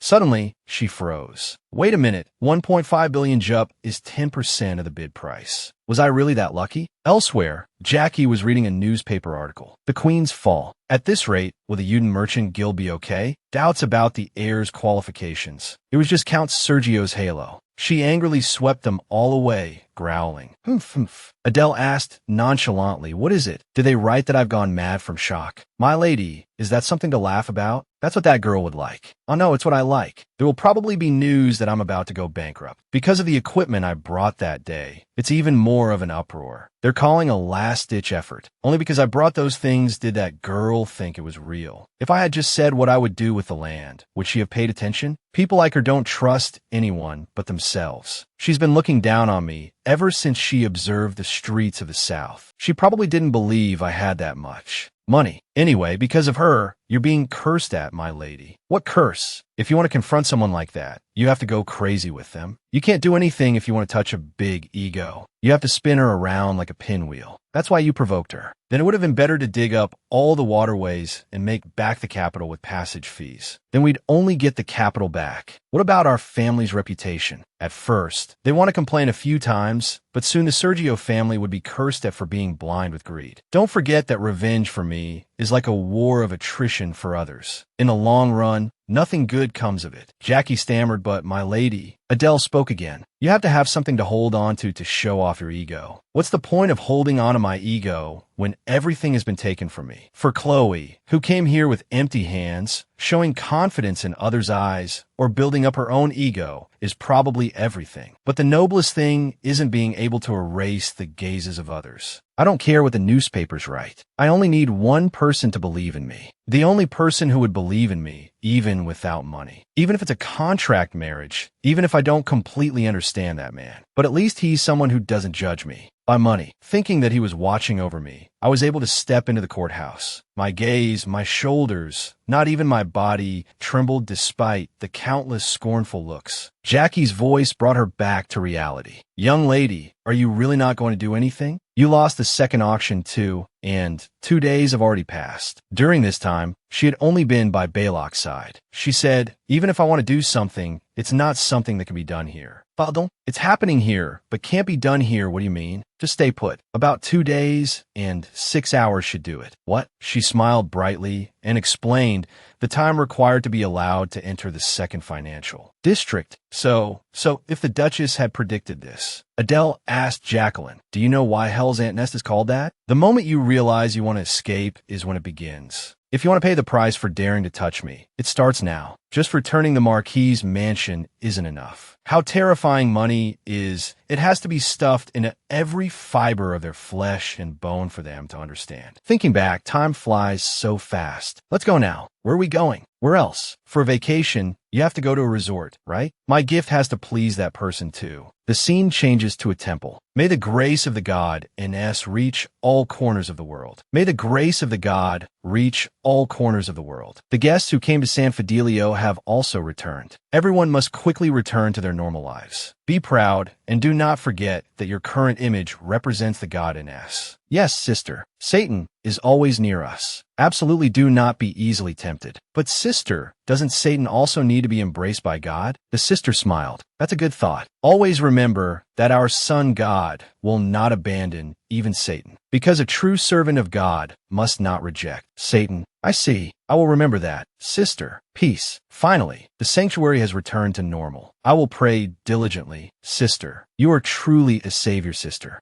At that moment, a bell chimed. Sister Rebecca and the nuns looked up. It's a full moon. They say a gift from the god Ines will arrive on a full moon night like this. Sister Rebecca said, don't forget the story we shared today and pay special attention. So it's Nero. You've come at the right time. Come here quickly. Let me pray for you. Nero cut her off. There's no need. This brat, I should have realized when he was frequently meeting with someone. The sister asked, then why did you come here? You don't have any business with me either. That's right, isn't it? Someone called. The sister was bewildered. Sister Rebecca asked, startled, who? What is it? A sense of unease suddenly made her want to make the sign of the Holy Cross. It can't be. It's impossible. Tell me quickly. Who is it? Elsewhere, a carriage rattled through the dark night. Noelle, inside the carriage, wondered vaguely, where is this? There's a rattling sound beneath my feet, so it must be a carriage. My whole body aches. Am I really going to die like this? She staggered to sit up. Ugh, no, I will live. By any means, as long as I survive and get out of here. Suddenly, the carriage door opened, startling Noelle. Adele said with a smile, oh my, I thought you were sleeping. You woke up at the right time. Adele hummed, as if wanting to say something. All right, I understand. You're still alive. Oh dear, so you can't speak. She removed the gag. Anyone would think I was strangling you. If it were that easy to kill you, why would I bring you all the way here? Noelle bowed her head in fear, begging, sister, sister, spare me. She thought that she couldn't fight back with strength. I have no weapon, and now even the person who supported me. Thinking of this, she remembered someone and asked, what about Zurich? Adele informed her, he is atoning for his sins. For the crime of letting you be his fiancée, he is now diligently carrying out his duties. Where did he go, in the end? Are you curious about that? Now is not the time for you to worry about Zurich. If he doesn't do his assigned task well, that man won't be able to return here either. She thought Kidden's subordinates are closely following Zurich. Watching that weakling 24 hours a day must have drained them dry. Adele leaned down and continued. Anyway, he was a friend, and he has worked for the Merchant Guild all this time, so I'll let him die from overwork. That way, his family can also receive a pension. Of course, if he dies, I'll register his marriage to you immediately. Trash should be collected together, right? Because of you foolish people, I've suffered losses. That's just enough to compensate for my fatigue and stress, isn't it? Noelle was startled. Sister, please spare me. It's all right. Even if you wanted to, you can't die. Yet, why wouldn't I know that? A fate that will die at some point. That means until that death is set, you're no different from an immortal bird. That's why changing your mindset is so important. Adele gagged Noelle again. Even if you die, you have to be useful once in your life, right? Of course, there will be someone to help you see the light. After speaking, Adele went outside and closed the door. She smiled brightly. You've come, Sister Rebecca. Ah, why is Miss Agnes here? Dear Sister Rebecca, have you been well? I missed you so much. The sister replied, flustered, no, I'm fine. Yes, I understand, of course. What have you done now in the end? Oh no, I wouldn't be surprised by anything Miss Agnes does. Now, whatever you say or do is as fast as lightning. Isn't that right? The sister, startled, thought to herself, What is it? Sister Rebecca flared up and shouted, You've probably brought another pile of your family's vast wealth to surprise everyone. The self-respect of a servant of God doesn't allow me to be teased like this every time. No need to say much. Things like Satan's wealth. Adele interrupted, It's not Satan's wealth. I've caught the real Satan. Sister Rebecca froze. This. What is this, Miss Agnes? Isn't this Miss Agnes's younger sister? Sister, please calm down and listen to me. Listen to what? As the sister approached Noelle, Adele said, Don't do things like saving her or anything. The sister stopped. Miss Agnes, I don't understand the situation, but she is your sister after all. I thought you were just stubborn, that you wouldn't go against morality. Do you really think of me that way, sister? That's not the issue. Adele quickly pulled Rebecca away. You call me Satan every day, don't you? Where does that blood go? Satan's sister is also Satan. Yes, that's true, but Adele said only Sister Rebecca could take in her satanic sister. For Rebecca, instead of praying for salvation hundreds and thousands of times, reforming Noelle, the cause of all tragedies in the world, would be closer to the duty of a saint, preventing plagues and even chaos. A few days ago, you spoke of a dark shadow falling upon my house, and you told me, a person's fate can be changed. I have spared her life until now because she is my sister, but if I leave her like this, she might endanger others soon. If I just let her be, wouldn't that be going against God's will? The sister turned to look. That young lady couldn't possibly be like that. Sister, don't be fooled by appearances. They say Satan appears beside us in the most brilliant form. No, when did you memorize that? The sister thought to herself, no matter what I said, she just smiled, so I thought she was only half listening. The sister asked, even so, for you to entrust your sister to me like this, until now, I have done everything I could as an older sister. But in the end, it was all useless. Adele said sincerely, I believe only you can reform that child. You mean me? Of course. You are someone who does not bow to money and power. You strictly follow the will of God. Among all the people I've met, she is the most stubborn, obstinate person who doesn't even spare her own family. A resilient goddess who will break and refute everything, including Noelle's angelic appearance and pitiful crocodile tears. I will come to take her back in a week. I'm counting on you until then. I told you last time, even if I accept, I cannot be sure I can completely remove that person's darkness. No, that's not necessary. What's there to remove? You don't need to treat her well. You don't need to give her any special treatment either. The sister asked, Then what are you telling me to do? Just do the things you do to me. Isn't there something you wanted to do to me, but couldn't do? Please do it. Just think of her as me and drag her to the ends of the earth. Can I really do that? Of course. I promise there will be no consequences whatsoever. The door opened once more. Noelle thought to herself, that sister from before was trying to help me. Immediately, Sister Rebecca stood towering over Noelle. Adele, beside her, said, I promise you, sister, in my capacity as a descendant of the Sergio family, when I return, if my sister overcomes this and survives under your guidance, I will donate 1 billion jup to establish a welfare fund under the name of the Holy Goddess. And if she runs away or dares to refuse your orders or says something nonsensical and dies in an unexpected accident, I will donate 10 billion jup. May the gods protect you. After that, Adele asked, It seems you don't like me. I lost my mind. You couldn't have imagined I was this kind of person either. Did you imagine your precious friend was such a person? Impossible. Clearly that day, du har kind met. It seems someone stabbed you in the back first. You've been deceived, you fool. No, there might be a misunderstanding. Let me meet her and talk. Do you think I'm stopping her from meeting you? Noel thought in surprise. Could it be? Then, let's make a bet. I will go down right now and immediately send a telegram to Chloe. I'll tell her you're half dead and have been taken by me to San Fidelio. If Chloe decides to come see you, I will give you the position of heir. Noel was astonished. How? How can that be? Instead, if Chloe doesn't show up, then you must also promise me. She grabbed Adele's hand and continued. Your life belongs to me. With that, Adele went outside. Jacqueline asked, shouldn't you go down, my lady? Yes, I should. You shouldn't have refused when Sister Rebecca told you to go see the commander. Let's go back and ask. The training grounds are right here. After all, if we go now, we might be able to see him for a bit. Adele pulled her hand back. That's not it. She looked at her own grubby hands. I don't want him to see me like this. She remembered his words. You have to believe in what you're doing. I'm not ashamed of what I did to Noel, but I don't want Killian to see me like this. It was the same at the last engagement ceremony. This will only make Killian more and more suspicious. Thinking this, she asked herself, what is this? Wait, this is just like a girl who's fallen in love. Suddenly she turned and said, hey, Jacqueline, let me ask you something. Actually, me and the commander, what is it? The commander satisfies all the conditions for a contract marriage partner. Thinking about it that way, he seems like a pretty good person. Would you believe me if I said that? Jacqueline was bewildered.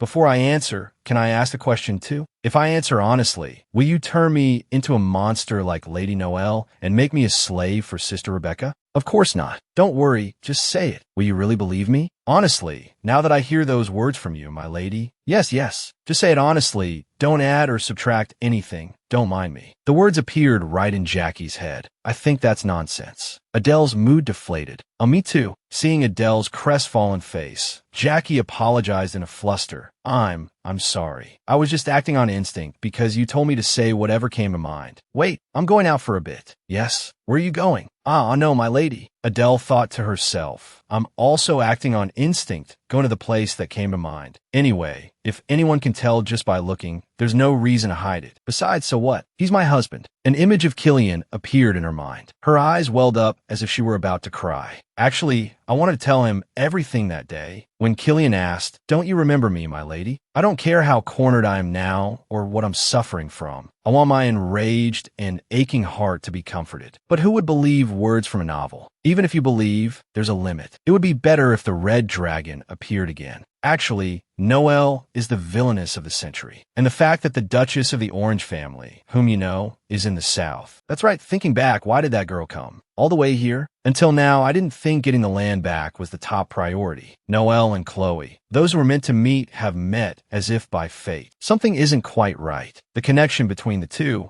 the male lead, who chased out the crown prince and rightfully became emperor. I don't see the second prince, Aaron. I heard he's filling the missing crown prince's empty seat, so naturally he's in the palace. The main characters from the original story have all appeared around me, but the absence of the male lead, Aaron, is truly suspicious. Am I overlooking something? The description of Aaron in the original story was clear. No, maybe his identity has changed like Chloe's, or many things have changed during that time. I'll definitely meet him, so there's no need to guess. The male lead, the one who, upon seeing him, everyone is certain is the main character. Suddenly, she froze. Wait, could it be? The scene changes to Chloe's side. Still nothing? Why is it so late in the end? Piero replied, about that, even for a ducal house, the credit limit at the bank is limited. But we can't just sell our current businesses for a cheap price because of that. Chloe frowned. Stop rambling. Hurry up and tell them to do it and send more. It will increase several times, tens of times. How can we grasp the center if we don't focus on the south right now? Suddenly, Piero saw something and stammered, young lady. Over there. She turned around and was surprised to see Adele. Why is that girl here again? Then she walked over and spoke. It's been a while, my lady. I heard you've been staying indoors for a while. What brings you to the hotel? Adele replied, although I can't stop by every day, since this is one of the Sergio family's businesses, I have to meet the manager from time to time too. Here reports. Recently, you've helped us achieve a huge increase in revenue, young lady. I had to come and thank you, right? I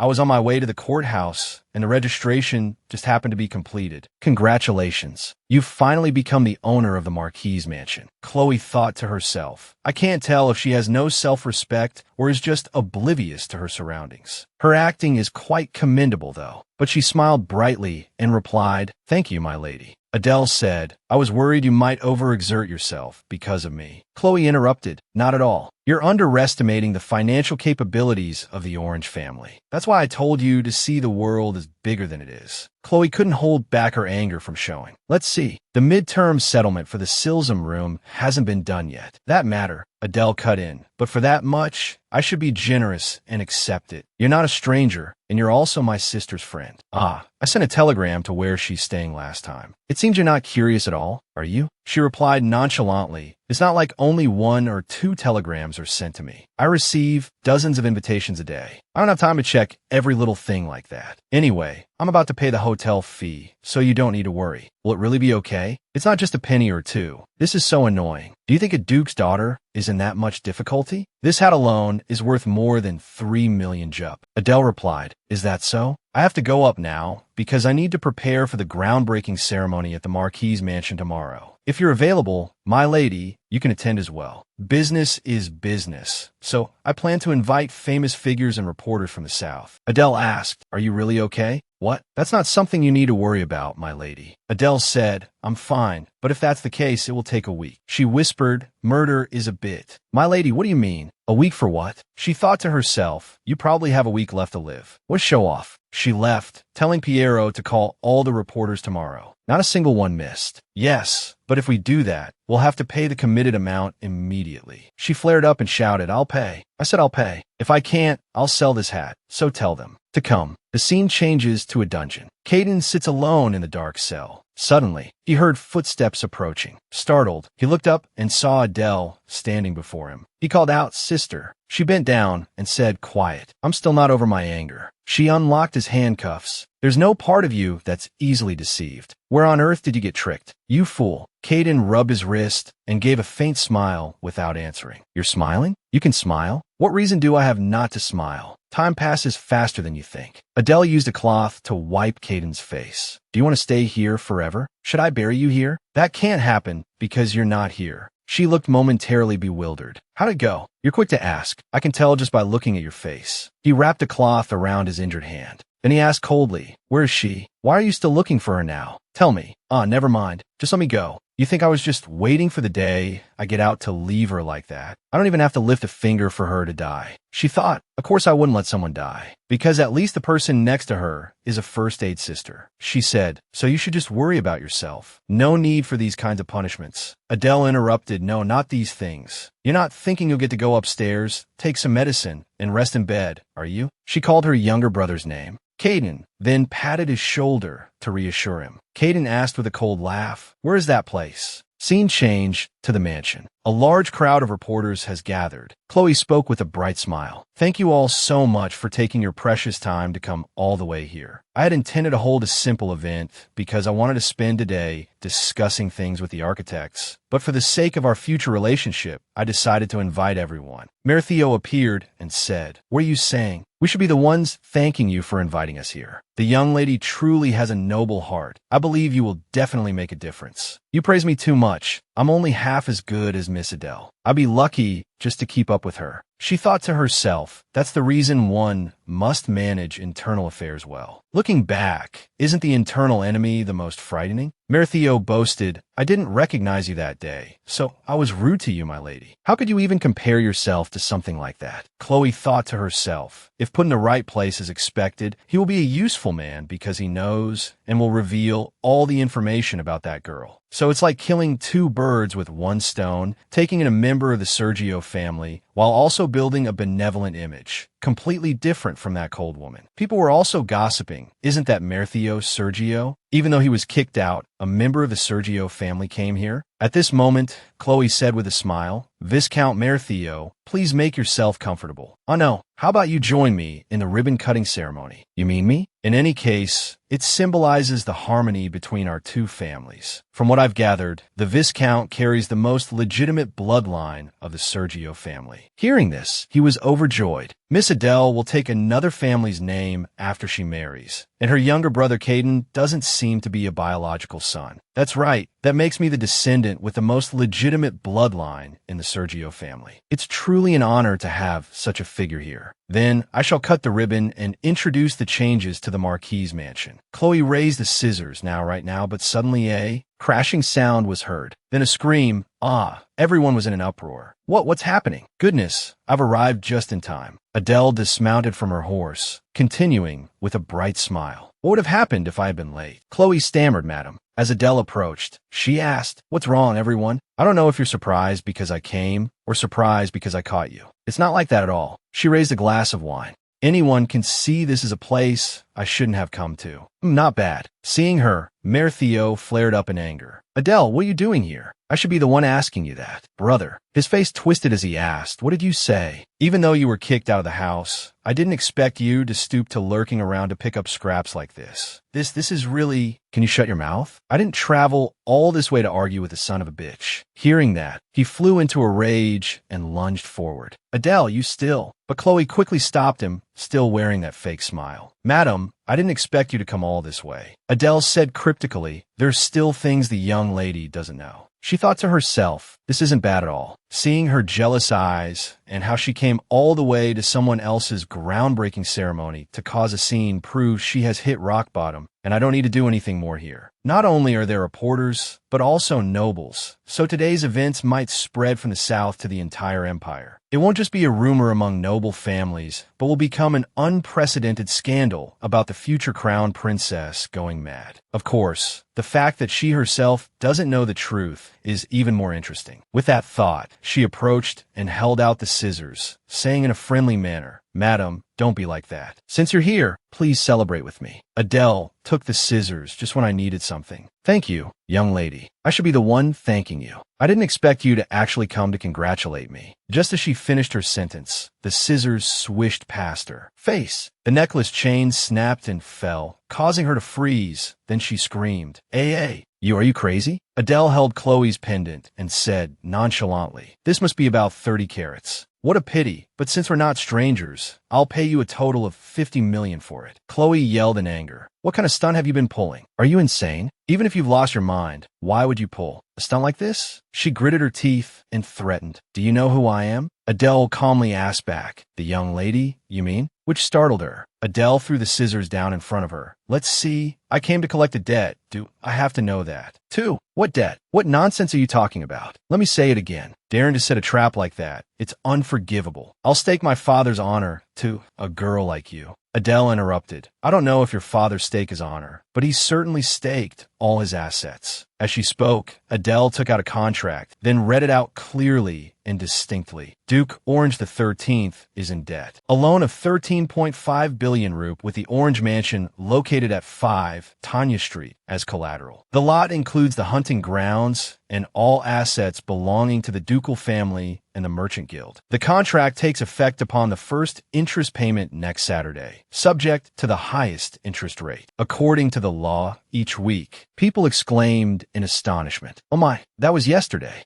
Adele continued solemnly. When interest payment is delayed by more than 24 hours, one may have to accept the legal debt. And this is today, the debt settlement is to be decided by the creditor, Enid Session of Financial. And the debtor must comply with that decision for the purpose of recovering losses as quickly as possible. How strange. Chloe was stunned, her face changing color. But she immediately snatched the contract. What crude arguments. She told herself that she couldn't believe it. She must not believe it. Then she said, who would believe the words of a girl as cunning as a snake like you? It seems you're jealous and trying to pull some trick with this fake contract. She was about to tear the contract when a Slicing sound was heard. Blood splattered everywhere. Adele said in a cold voice, "You said it was useless, so this happened. Is that it? This contract is bound by mutual obligations. Objections or withdrawal from the contract can only be made 3 days before the first interest is incurred. Anyone who dares to ignore the obligations of this sacred contract will be punished by blood by the magic tower, where the magical power of ancient Bologna is sealed." I knew the young lady would show up like this, so I spent an extra day to get the certification from the magic tower. At this moment, Xerox came forward. Here you go, Representative Director," Adele said. "Then I suppose I should start by properly introducing myself. The young mistress of the Southern Sergio family, heir to the Yuden Merchant Guild, also the representative in charge of 15 branches under Enid Sishan, and one crucial thing, a 1.7 billion root profit from the Viscount Zoe family, commercial carriage production. The family of Count Glet, who are in the flower-growing business, also holds a loan certificate of about 3.1 billion rup." He startled and stammered, "Madam." Adele continued to list. "The family of Baron Torres, in charge of equipment for 12 hotels, is paying 1.9 billion rup a year. And the family of Marquis Neplin, next to them, is investing all their efforts, 1.5 billion rup, in founding a fencing club. You could say I'm holding all of your lives in my hands, couldn't I? Madam, it's not like that for us.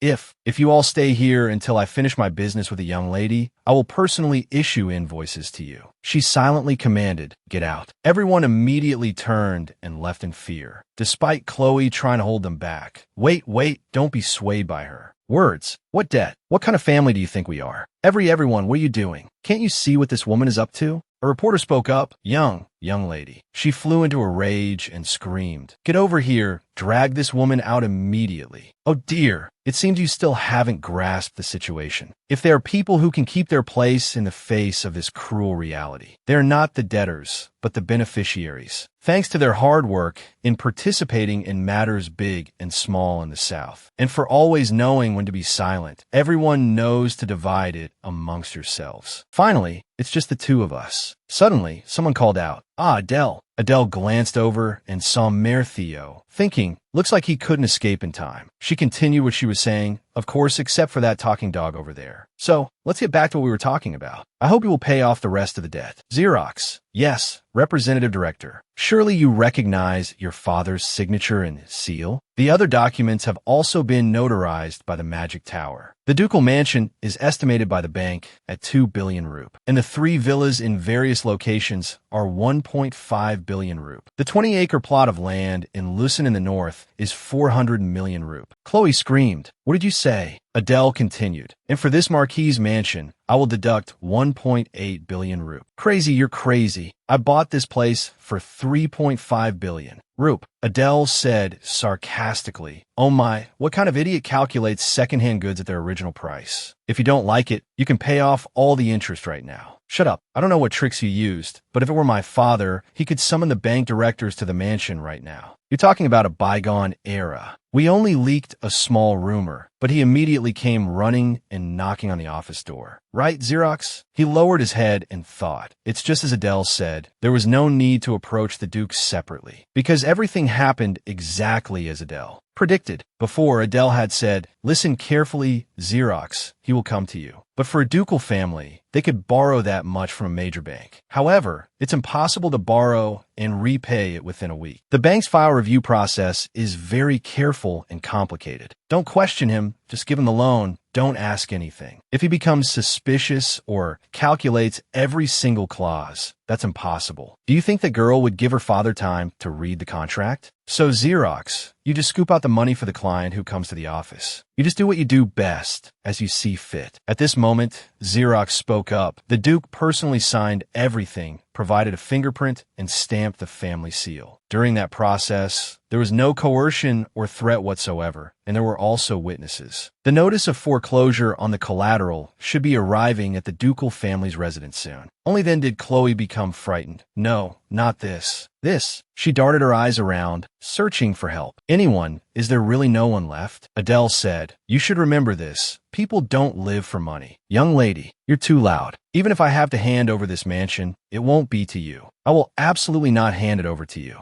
The money I paid to buy this mansion was borrowed from Chet Bank. So even if it's taken from there, it won't be you who gets it. Got it? Adele stepped forward, treading on her dress. I don't know if the young lady is aware of this, but that Chet Bank is about to change owners. My accountant here went to the Capitol, and the first thing he did was buy up all of Chet Bank's shares. She felt dizzy. What did you say? Did you think I would make a move without even looking into that? If you were a girl with a muddle mind, you would have done something that foolish from the start. But what is a little pride that you would jump into a pit of fire for it? What nonsense are you spouting? When I mentioned a figure of 15 billion rup, you should have stopped there. You should have known your place and stopped when you drained the last of your money. For someone who uses others like you do, there's nothing to see but a competitive streak and pride. But if you had just opened your eyes a little wider, you would have seen the merchant guild employees and their families suffering because of one of your decisions. Adele raised her hand and signaled. Let's begin. Ugh, this isn't fun at all. Caden appeared and asked, what? I think it's plenty of fun. She said, from now on, block the front and back. Everything in here is yours, Caden. Suddenly, Caden exclaimed, whoa, big sis, that one. Mayor Theo was trembling in fear on the ground. Adele said, not that one. The reporters already saw his face earlier. Caden's eyes sparkled as he pleaded, sis, please. They probably didn't get a clear look at what that guy looks like. To be honest, that person's looks aren't the kind that automatically catch the eye. Finally, Adele relented. Fine. Caden pointed at Chloe and asked, then what about this one? She screamed, this girl? Who do you think you are? Adele said, everyone saw that one too. Unfortunately, they saw her completely intact appearance. Is that so? Unexpectedly, Adele continued, but they didn't see whether or not there's a tongue in her mouth. Startled and afraid, she used her hands to cover her mouth. Adele approached and said, that's right. It's better to cover the part you can't be responsible for, young lady. Chloe could only let out choke sounds. Ugh, ugh. Adele flicked her hair back. This should do, right? She turned away and said, I'll deduct another 3 million rup. After that, she returned to the Sergio mansion. At the dinner table, the Count asked, Adele, you once said you wouldn't enter the capital. Have you changed your mind now? I never thought about it, but this incident will surely spread to the capital anyway. So from the very beginning, I had to make a clear statement so they can't just rush and recklessly. That's true. We've only stayed in the South all this time. First of all, if we want to circulate money smoothly, we should own at least one bank. The construction of the Marquis mansion should also be expedited. We must show everyone clearly who the real owner is. The Count agreed. That's right, but I don't understand why it's so quiet. There is even a rumor that the Duchess held a banquet that day, but for some reason, I haven't heard a single word about what happened that day. These words left Caden and Adele bewildered. Adele, you don't know anything? You went there that day with the land deeds for the Marquis estate. She gave a faint smile and replied, let's see, I only went to deliver that. He gave a faint, wry smile. Just then, the butler approached. Come to think of it, I heard a rumor about Sir Mayor Theo at the city salon. Mayor Theo, is that guy still walking around so brazenly? No, not at all. It seems he was discovered in an alley behind the Norton family's estate. According to the rumors, his 4 limbs were nearly severed. He frowned and asked, what? Then his face darkened as he looked towards Caden. Could it be? Adele also glanced at him, silently scolding. I told you to do it discreetly. The butler quickly said, it wasn't the young master, my lord. They say the wounds weren't from a sword. Is that so? Yes. The doctor said it wasn't a clean cut, but seemed to be from an animal attack. Seeing Adele sigh in relief, Caden thought, there's no need to be so serious. She said with a smile, anyway, I've caused an unwanted commotion, so I'll take this opportunity to improve my image. I was originally going to sell the waterway to show that girl, but I think doing it for real should be fine too. All right, that doesn't sound like a bad idea. Go ahead. Besides, Adele, that place has been entrusted to you, so you don't need to wait for my permission anymore. She called out in surprise, Father. The butler asked the young mistress, are you returning to your room? Yes. Has the architectural firm contacted us? No, but San Fidelio contacted us this morning. They said the commander will arrive tomorrow. She said happily, oh my, I must prepare to welcome the commander. Please make preparations so that he feels comfortable whenever he arrives. Of course, young mistress. Hearing the name Killian, Caden's face darkened. He slammed his water glass down. As Adele stood up to leave, she paused. Why are you following me? Caden replied. So you're telling me not to follow you? You don't have to force yourself. Force myself? I'm telling you that you don't have to force yourself to pretend to be excited. What are you talking about? You think everything you do is perfect, but but it's not. When you force a smile, he pointed at her eyes. It's different here, isn't it?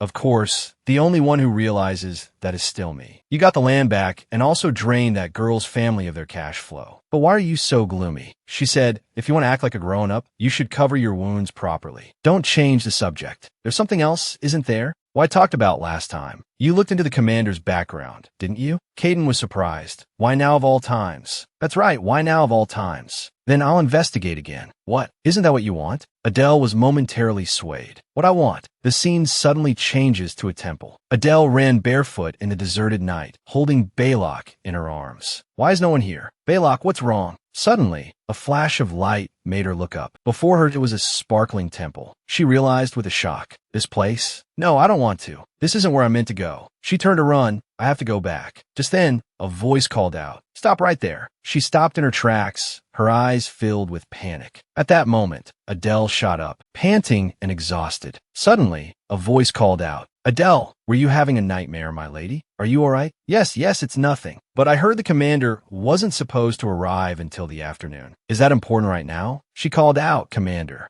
Is something wrong? She thought to herself, he's not like his usual self. Killian said, the night before last, I saw my sister-in-law at San Fidelio. Ah, so you saw Noelle. She bit her lip, troubled. So that's what it was. How should I explain this? Suddenly, Killian reached out and cupped her cheek. I'm not sure. At a glance, it looked like she had a chain on her ankle. I was about to go and confirm, but Sister Rebecca pulled me away. Adele was inwardly astonished. She's still doing well. Huh? She said it was due to circumstances. I have my own thoughts, because there's no other place for Noelle to come to her senses. I don't care whether my sister-in-law comes to her senses or not. I'm asking why you didn't come to see me. She stammered, that's because I was busy. He asked dejectedly, busy? Is it your answer now? I really was busy. The commander knows that too. I'm in an urgent situation these days. If it's difficult, I'll help if you tell me what it is. No, it's all over. Besides, the commander doesn't tell me everything either. She hesitated. Our work is different. I see. I should go down to greet your father. You should sleep a little more, my lady. She looked down and replied, yes. Then she pondered, why do I keep thinking about it? It was just a dream, after all. Sleeping a little more should be fine, right? Suddenly, Killian turned back and grabbed her hand. She cried out in surprise. He asked, if you were going to hold the blanket, why not? Hold my hand? You think I'll just let it go because you're telling me to go have a meal? Do you think not being able to see you and just returning like this is enough? Why do you think I came all this way? Killian thought to himself. Looking at it now, her hair doesn't look like it usually does. He slipped a sparkling ring on her hand. I should have brought this last time, but I'm late. Didn't I promise? I won't let your finger be bare. You lost a ring to your father because of me. After all, you still remember that? How could I forget? Whose business is it, anyway? Do you like it? Yes. Yes, the ring is too. Killian cut her off, moving closer to her. No, what I mean is, he gently slid his hand to her neck. He smiled softly and said, in any case, my lady should rest a little more. If that's the case, I suppose I should leave. Actually, I was planning to come see you that day. Is that so? I know. She asked, bewildered. Yes? How do you know? He pointed to his own cheek. Because when you say things you don't mean, right here it's different. I wonder why you have that expression. Suddenly, she threw her arms around him. My lady, is there something you want to say? It's not that. It's just I like it. Scene change. A stack of bills was thrown forcefully to the ground. An angry scream rang out. How much money have I spent until now? Chloe stomped on the bills and continued. They all wiped their mouths clean and stuck to that girl. Byro quickly tried to stop her. Young lady, she growled to herself. On the day of the groundbreaking ceremony, when I finally managed to escape back to the hotel, the suite was completely cleared out. The luggage was moved to the guest room, but it was all stamped with the Sergio family seal. On top of that, I was even threatened by Caden. You're going to keep screaming anyway, right? Then stick out your tongue. Remembering this, she clutched her head and screamed. Young lady, please calm down. We have to go back now. The Duke will probably be overwhelmed trying to handle this alone. Go back to what? He'll probably kick me out the moment he sees me now. But there's no other way. If we go to the capital, there might be a way, right? What on earth did I do to end up like this? How'd I climb all the way up here? I haven't even touched what I wanted. Yet, the position that someone else will sit in, I struggled to survive and climbed all the way here while others gave up on their own. This is all because of that girl. Everything went wrong when I met that girl. Byro asked, what do you think about going to see the young mistress of the Sergio family now? It's late, but if you apologize and explain the situation, even if she refuses. Chloe interrupted. Are you telling me to go beg that girl? I thought I would become the master of the Imperial Palace, so I tried hard to make my mark. Byro spoke again. At least if we have young Lady Noelle, she might put in a good word for you. Young lady, we need something right now to make negotiations easier. But right now, there's only one carriage to take. You back. Chloe suddenly gave a dangerous smile. No, there's no way that's the only thing left. There's one thing that is completely mine, unrelated to the ducal family. Even if that girl possesses everything, she can't have it. Byro asked, puzzled. You have something else? Never mind that. I have to stay here. You go back quickly and do as I say. Suddenly, Byro hesitated awkwardly. Young lady, it seems someone has come. Chloe turned and snapped. Get out of the way, you coward, she said aggressively. Who dares to come without an appointment? But upon seeing the person, she froze in shock. Then she burst into tears, reproaching, why did you only come now? In another place, fireworks exploded brilliantly in the sky. Zeki, standing by the window, turned and said, look over there, young lady. Oh no, madam. Zeki praised. Truly brilliant. Young Master Caden rebuilt a complete ruin in just 10 days. Adele said, it's just a trick to deceive others. Even so, who else could do such a thing? Others wouldn't have dared.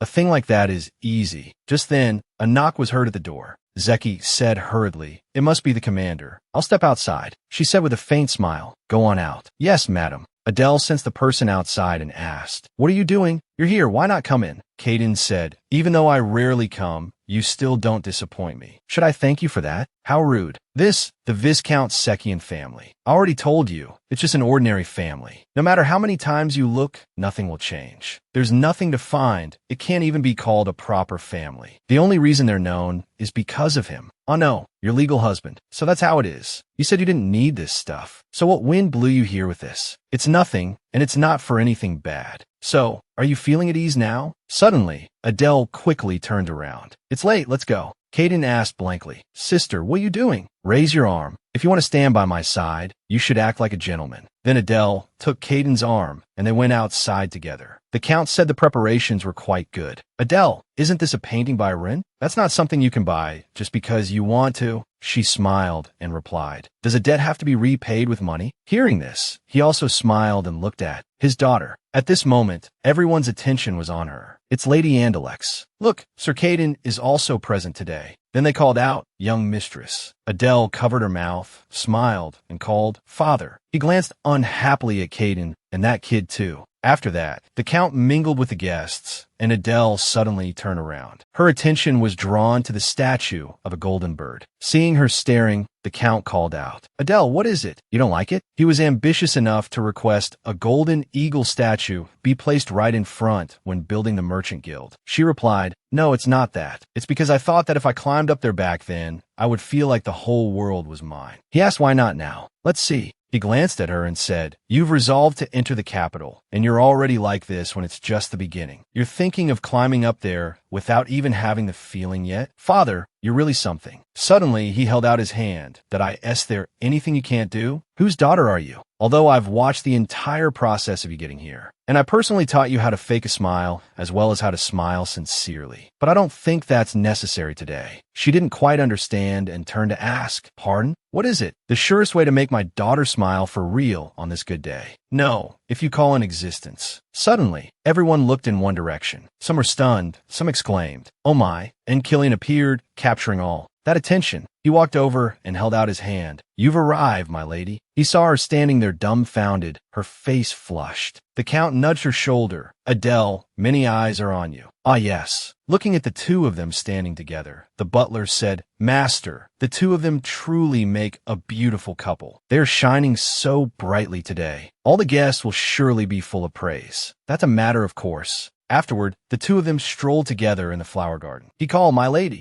My lady is the main character of the banquet, so you should probably go back to greet the guest. It's fine. I was planning to appear at the end to say hello. He teased, just like a main character. She looked up at him, thinking, Other people usually fall in love before getting married, but it's probably the opposite for me. It's strange that after realizing my feelings, I'm always mindful of every little thing, and even a light-hearted joke isn't easy to say. Out loud, standing before the statue, Killian asked, "I think this is the first time I've seen this." She stammered, "Yes, yes, you mean this." He praised, "It's beautiful." "Yes, I thought so as soon as I saw it." Killian interrupted her, "I meant you." He looked at her, smiled, and called, "Adele, do you think there's anything else in my eyes besides you? Why are you like this? It's more like, why have you been like this lately? What about me?" He pulled her closer. "Even now, we're too far apart. A polite person? Who's like that? I'm polite. Is that what you think, my lady? It's all your fault, my lady. Why did you leave me alone again?" Their lips were about to touch when suddenly a loud voice rang out. "Messenger of the sacred gods, please help me give birth to a healthy child." Killian let out an annoyed sigh, while Adele burst out laughing. "You find this very amusing, my lady? Well, at least my lady is happy." "That yes, a little." She chuckled to herself, thinking, "That's right, this is the kind of person my husband is." She said, "I'll try praying to the captain too. What do you want? If I tell you, will you grant it? If it's what you want, anything is possible. You don't believe me? What about the captain? Does the captain believe me? Do you even have to ask that?" "Adele, whenever you want." She said, "Right now, I like this place." "What?" "The South." In everyone's eyes, this place might seem quite noisy, but I love my family, this merchant guild that I manage myself. To the employees, including those in the 15 branches who have trusted and followed me until now. Everything here, the South, is my home and my future. I cherish this place dearly, and the captain too. He called softly, "My lady." Then he pressed his lips together. The two looked at each other in awe. Another voice called out, "My lady, where are you? We have to go now, don't we?" I have to go. The captain can just watch from here. You don't like being the center of attention. You said you'd accept everything." He asked, "Is that all your wish is? Why is it just that? This could be the most difficult thing for someone. This very place will become the new image of Yuden. I plan to dig a waterway around the Marquisite's mansion. I will build a giant lake, 2 academies, a shrine. I will build a conservatory to protect rare animals. I will turn this place into a destination for the entire South." Hearing this, people asked, "Did you say this entire area?" Besides the Marquisite's mansion, the rest is land that's hard to appraise because it's the center of the South. Adele analyzed. The first teaching of the goddess is that one must share good fortune. The Yuden Merchant Guild is what it is today thanks to everyone in this South. For any single family to monopolize a space like this cannot be for the future of the South. Hearing this, Count Sergio nodded in satisfaction. The crowd murmured in confusion. "Oh my, doesn't everyone know who I am and which family I belong to?" Adele continued, "I just want everyone to know how wonderful this place is, so you don't need to look so deeply impressed."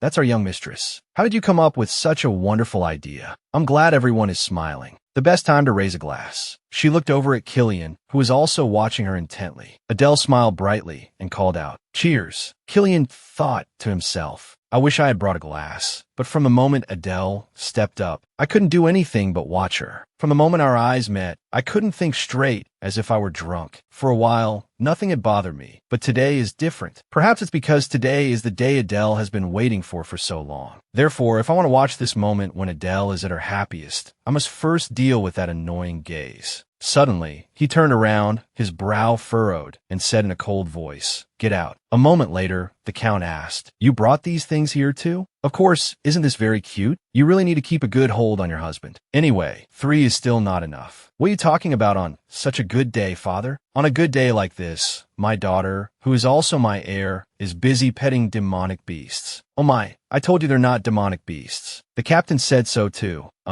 And besides, there's Noelle. Why are you suddenly talking about Noelle?" He frowned, thinking gloomily. This girl, she's so insensitive. Doesn't she know whose daughter she is? If I curse someone else's child, will my own child be safe? Then he turned and drained his glass of wine. She advised him, "Father, don't drink anymore." "I know. I'll put them away, all right? No matter what you say, I'm responsible for the 3 of them. I have to open a large-scale sanctuary so that one day it can meet its mate, right? That's why I hope my beloved father, the former head of the Merchant Guild, will acknowledge the guild's traditions and respect me." She thought that although she didn't intend to overpower her father, she at least wouldn't push him away. He said, "So you intended to have the first dance with me. Isn't that a tradition of the guild?" Hearing this, Adele couldn't quite process it. She hesitated. The first dance, haha. I don't know why I'm like this, head of the Merchant Guild. It's as if you're forcing a smile because you don't want to dance with me. Father, I don't know if I've ever said this before, but actually, he interrupted her. I don't believe it. Now let's go. Everyone must be waiting for you to dance. Adele continued, finishing her sentence. Noelle is still alive. She must be living well, so don't worry, father. On second thought, I think I've had too much to drink to dance with you. She thought to herself. He let it go. You push her away. Go and invite that boy. It won't be good for you if your husband is absent on an occasion like this. She replied cheerfully. Yes. He thought to himself, is she that happy? That girl never had a weakness before. Should I call this fortunate, or is my heart in turmoil? Suddenly, she turned back and said, there won't be anything for you to worry about. He didn't understand and asked, what? I'm only like this in front of you.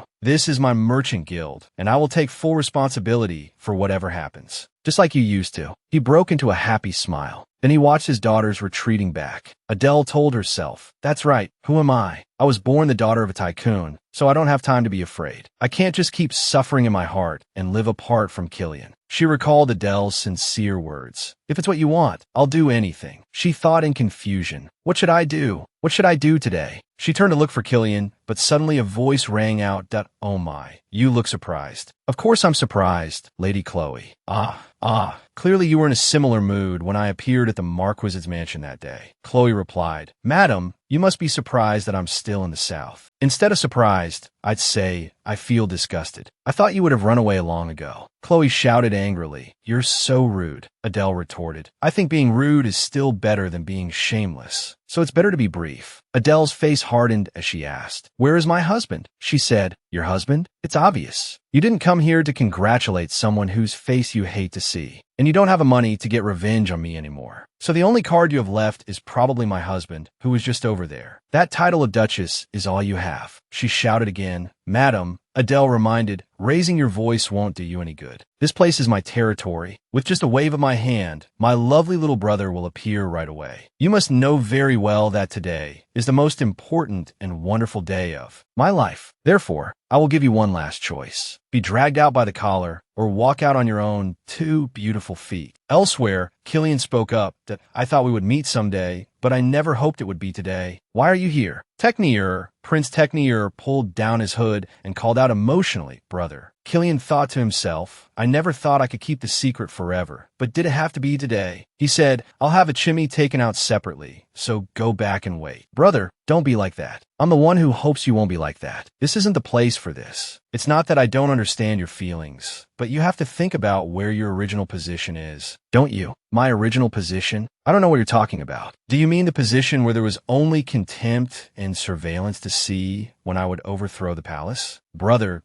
keep your voice down. I don't want to dig up what happened back then. The place I'm staying is here. I've cut off all my past ties, so let's not get involved with each other anymore. Brother, His Majesty is in critical condition. He really wants to see you. No, it has to be this way. Why should he see me? You're saying that because you don't know, aren't you? Something like that should never have happened. But if something happens to father, then naturally you... Killian interrupted. Whose idea was this?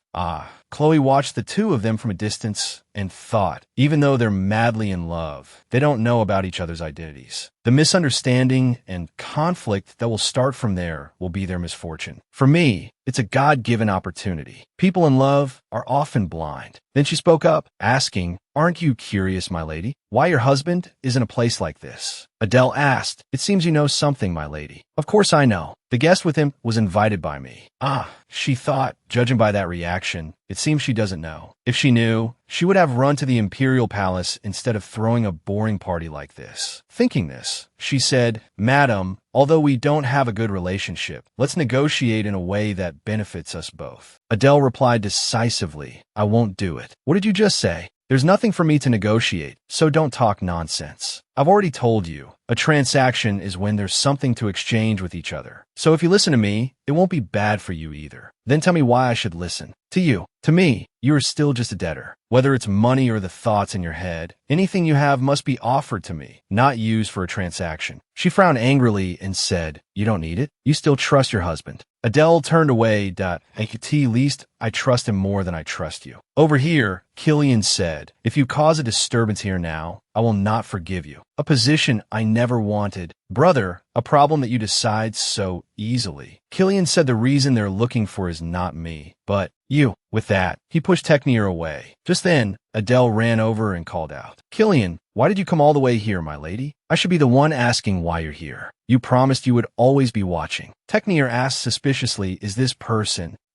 Chloe approached and answered, yes, this is the young mistress of the Sergio family that I told you about. Killian shook her shoulder. You have to go back. That place can't be without you, my lady. That's right. Today is an important day for me. So I also need to know who this guest I'm meeting for the first time is. Who is it? The first guest to come see you. Clearly, they must be an important person. Killian hesitated. Adele, this person. Chloe cut in again. Madam, allow me to introduce you. This is a distant relative of the captain. Adele looked at Killian and asked again, is that true? Is he really a distant relative of the captain? Killian kept his head down and didn't tell the truth. She gave a faint smile that I see. Since he didn't say anything, I didn't know a family member had come. It's a pleasure to meet you. I am Andalek Sishin Sergio. I am the wife of Sir Killian Sishin Sergio. Technier hesitated. I am Leo Technier. Killian said, my lady, that's enough. You say it's enough? What a shame. We have to part ways just after meeting. It would be a great honor if you attended today's banquet. But since you're meeting my husband privately like this, you probably don't want to. Perhaps next time would be better. Truly, I really wanted to meet a relative of my husband's at least once. At least his childhood, which I don't know about, would have seemed less lonely. With that, she turned to leave. The prince hesitated and called out, brother. Then he gave a faint laugh. Oh my, what on earth is all this?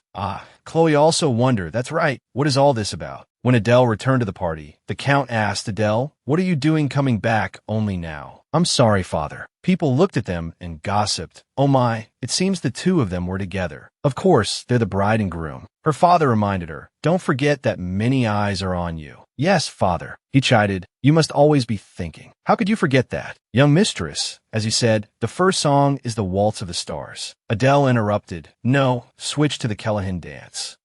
But the Kellaghan dance is in the southern style, so the rhythm is quite fast. It might be complicated for someone who has only lived in a temple like the captain. She said, it has to be this way for everyone to regain their spirits. She turned and asked Killian, is that all right? He replied, of course. Then, melodious music began to play. Killian and Adele danced together rhythmically amidst the crowd's murmurs. Look at their steps, as light as a feather. I heard Lady Andalex learn to dance before she left. At this moment, Killian spoke. Adele, are you all right? Of course. She continued without looking at him. I should be, right? I'm the one who doesn't know if you're really all right. What? This dance is from the south. If you think it's here, it's already gone. If you think you've caught it, you've already missed it. Let's see. If that's the case, then I've already experienced that countless times with my lady. Where are you going? You're so idle. Captain, I told you not to call me that. Then what should I call you? I can't believe you still don't know. It's not that I don't know. She whispered, spread your arms a little wider. Killian immediately stepped back, and their hands separated as well. Yes, just slowly like this. The two bowed, ending the dance. At that very moment, Adele said, you can let go of my hand now. Your Highness, the Crown Prince. This sentence stunned Killian. He stood frozen, looking at the woman before him, followed by the farewells of the guests. Thank you so much for coming to the party, my lady. After it ended, Adele hurriedly left. Killian followed behind her, calling my lady. He glanced at Count Sergio, asking for help. Sensing something was wrong, the Count called out, Adele, what's wrong with you? The banquet ended well without any mistakes. So don't worry. Isn't it time for us to talk about that? After the first dance, the two of them hadn't stood together even once. A distance that was neither close nor far. Killian said, Father, I'll have to rely on you. Oh, my son-in-law, what on earth? He stopped as if he understood the problem. Could it be? Adele said, I'll be taking my leave to rest first. Please go home, father. I'm tired today, so I'll stop here. All right, then get some rest. Jacqueline, quickly take the madam back. Yes, sir. Killian stopped the maid. I'll go. Pardon? But this is the Marquisite's mansion, so there are no personal servants. It would be better if I stayed, Captain. But Killian paid no mind and followed Adele. What is all this about? The Count said, what's meant to happen will happen. Is that it? He thought. Actually, it was only a matter of time before Killian's identity was revealed. But why did it have to be now? Suddenly, his gaze shifted to someone. Caden appeared and asked, Father, you're still here? Then I'll take my leave. The Count angrily pulled him back. Isn't it enough that you've been missing this whole time, you brat? Get up there right now. Wait, no. It's still just my speculation. If I drag that kid into this now, He imagined a gloomy cadence saying, "I'll tear him to shreds so he can't get near my sister again." No, this is a bit. Am I committing treason? My world's most precious treasure will lose either her father or her brother. Thinking this, the Count gave a dismissive laugh.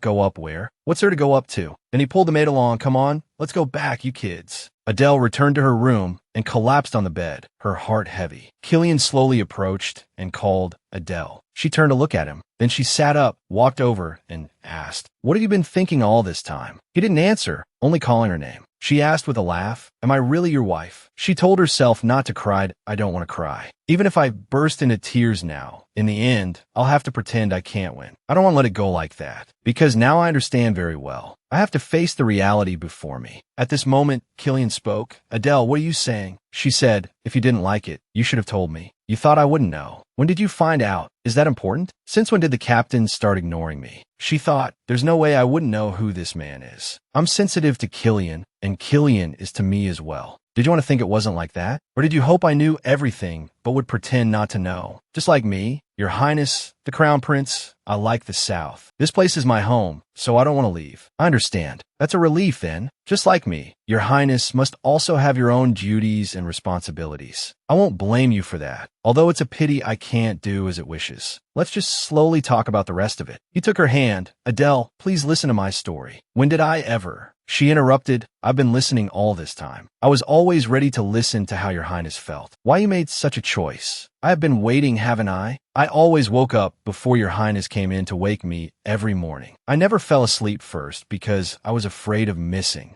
anything. I always try to listen during every moment we were together. I just kept waiting, even during the moment you were with your noble younger brother, Your Highness. If you couldn't hide it forever, at least don't let me find out through someone else." She pulled her hand back and continued, "Then I might have been less miserable. Your Highness will never know how I felt standing in that position. I think that much is enough." On the other side, the prince said, "No matter how I look at it, I can't believe it, that she would act that way at the Duke of Orange's family estate. I don't think she seems like someone who would deliberately make things difficult for others." Chloe immediately said, "As expected, the prince is also swayed by appearances. You've been deceived by that girl's looks and acting, just like His Highness the Crown Prince. That is the fearsome woman who has monopolized both the South and my family." The prince turned and reminded her, "My lady, I think this is the first time I've seen my brother like that. He's not that kind of person." Then he said to Chloe, "In any case, it's hard to judge after meeting only once. The reports I've received from others say the same. There's no way this South is already in the hands of the Sergio family." Chloe argued, "Who would dare to speak ill of that girl directly? If they did, they would be buried alive immediately." The prince replied, "That's strange. It seems this is the first time you've spoken ill of someone, my lady. That's why I'm like this. My father, who was already heartbroken over Emily, was then thrown out onto the street. What on earth happened? I also needed to confirm whether that person was truly the Crown Prince before speaking to Your Highness. I don't understand that person's thoughts, but I don't think approaching him recklessly is the way." "Good. Since the lady was also managing a merchant guild, I try to learn more by building a close business relationship, but it seems the lady misunderstood me. I apologize, Your Highness. I wanted to help the prince, but I didn't expect things to turn out this way." He looked at her doubtfully, then sighed in frustration. "In any case, if I want to understand the situation, I need to see him again as soon as possible. Just thinking about His Majesty's condition makes me want to forcibly bring him back. But who is he to me? That's impossible. But still, this makes me understand even less." He had said, "The place I want to stay is here." Even if he had his own reasons for leaving the imperial palace, there was no need to show such attachment to this place. Suddenly, Chloe's voice interrupted the prince's thoughts. Although it's difficult to access the South, the fact that the merchant guild controlling the South isn't entering the capital clearly implies some kind of opposition. "Opposition?" she said. "Is it opposition? That's just my speculation." The prince thought to himself, "There are too many suspicions, so at this rate, she'll probably take the bait." She continued, but I'm worried someone will harm the honor of His Highness the Crown Prince. I'm afraid he'll be caught up in unnecessary gossip by marrying someone like that. Clearly, the Sergio family was one of the families His Majesty previously mentioned out of concern for San Fidelio's influence in the south. Currently, there still isn't enough information about that family. The prince said, I don't think he's the type to make a rash choice, but if you say so, miss, it's better to be cautious. Come to think of it, there is a suitable person. A suitable person? Didn't you say the entire South has submitted to the lady's family? Even so, there's still someone who can testify to what kind of person a lady is. Who is it in the end? Are you sure?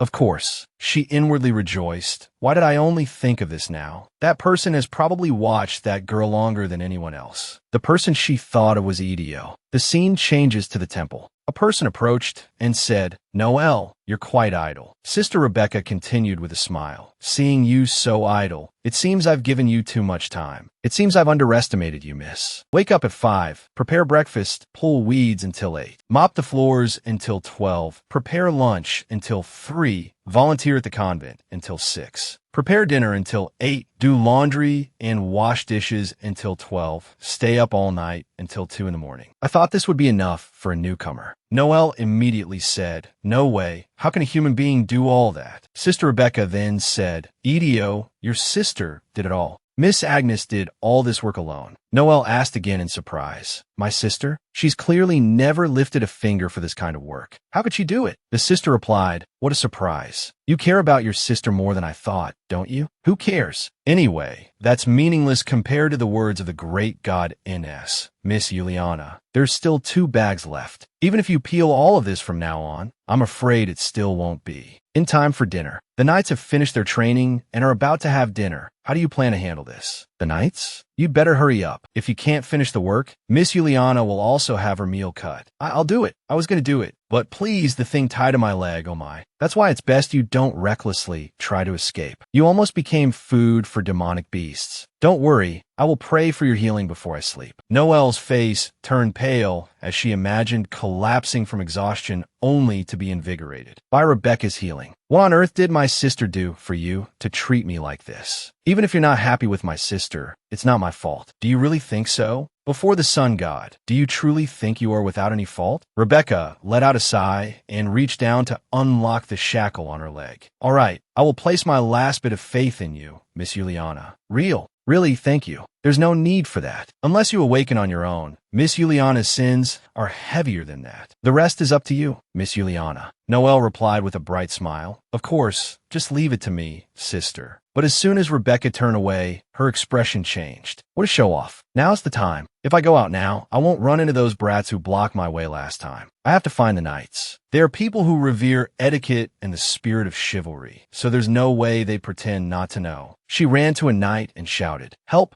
me, please help me, Sir Knight. And just like that, she threw herself at Michael. Help me, Sir Knight, please help me. Michael asked who she was, then saw the shackle on her leg. Yes, this cuff hurts so much I can't walk. Please help me, Sir Knight. He said calmly, Don't worry, miss. I will take responsibility for escorting you. If I hadn't met you, Sir Knight, how much more would I have suffered? It's all right. Anyone who leaves the place they live is like that. I won't forget this kindness. If you could prepare a carriage for me. Michael asked again. A carriage? We've arrived. When she realized she had been brought back to the temple, she was horrified. Here. Suddenly, a voice rang out. Sir Michael. You've arrived? Rebecca continued. And what's more here, she stammered. Michael said with a smile, as expected of Sister Rebecca's volunteer. It's a good thing I recognized the mark immediately, just as the guildmaster said. I think we should make the mark a little stronger. Noelle looked at him in shock, thinking to herself, is this really a slave of this house? Michael spoke again. I have some rather good things used to punish knights. Would that be all right, sister? Rebecca stroked her chin. I suppose we'll have to. After all, the neck is more visible than the ankle. Hearing this, Noelle collapsed on the spot. So, Miss Juliana, would you like to start with the healing or with peeling potatoes? The scene changes to the Sergio mansion. She asked dejectedly, the situation in the capital? Sarek replied, The news of the ducal family's bankruptcy is about to spread. She said to hand over the suburban mansion from last time to the Duke before things get noisy. I prepared it as you said, but are we really doing this? That's right. By then, we should know enough about a person's sins. Recruit the people who were kicked out of the ducal family. They're accustomed to the culture of the upper class there, so they will be useful later. Also, find out about the person who is entrusted with managing the merchant guild there the longest, because I have a few things I need to ask. I understand. Suddenly, Edio stood up, dizzy, and clutched her head with a cry.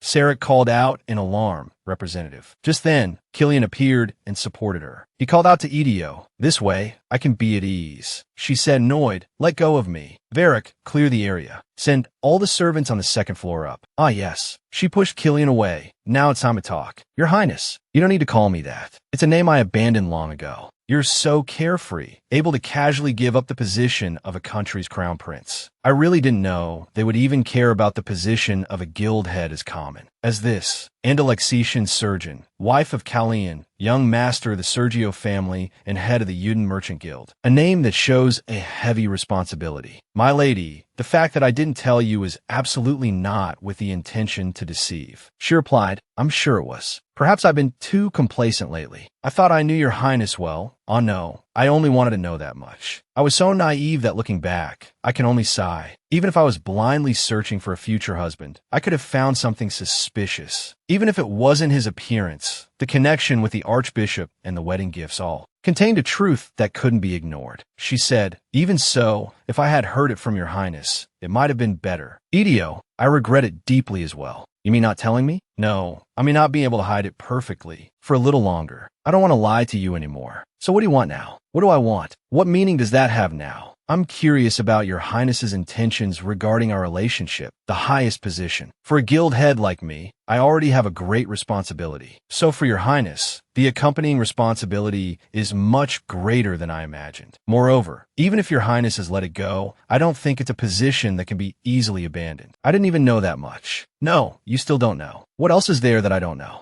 He said, "Things like that aren't important to me. It's just that our relationship is not something that can be ended. Just because you hate, like, or are angry. Even if everything in the world goes your way, this one thing is impossible." She asked blankly, "What? What do you mean?" Suddenly, some invisible force stuck their hands together. She asked in shock, "What is this? Try to do something about it." Killian asked nonchalantly, "Why should I? This is an oath from the archbishop. How can it be easily undone?" "What archbishop's oath? When did the archbishop?" She paused as if remembering something. "Don't tell me." Killian revealed, "It's Skyla's promise. You know about Skyla's promise, the ancient spell. You clearly said not to worry about it back then. You said it was just a normal blessing. It is a blessing, at least for me." She thought blankly to herself, "Oh my, who's sympathizing with whom now?" Another lie. He said, "If you know about Skyla's promise, you should know this too. No matter how much of a fuss you make, you can't go back. No, we won't go back. Even if my lady curses me and rejects me for the rest of her life. What can't be, can't be. Even if I have to live by your side and be cursed for the rest of my life. Divorce is absolutely not an option, so you should stop daydreaming." With that, he left, leaving her standing there stunned. She clutched her head and gave a faint laugh.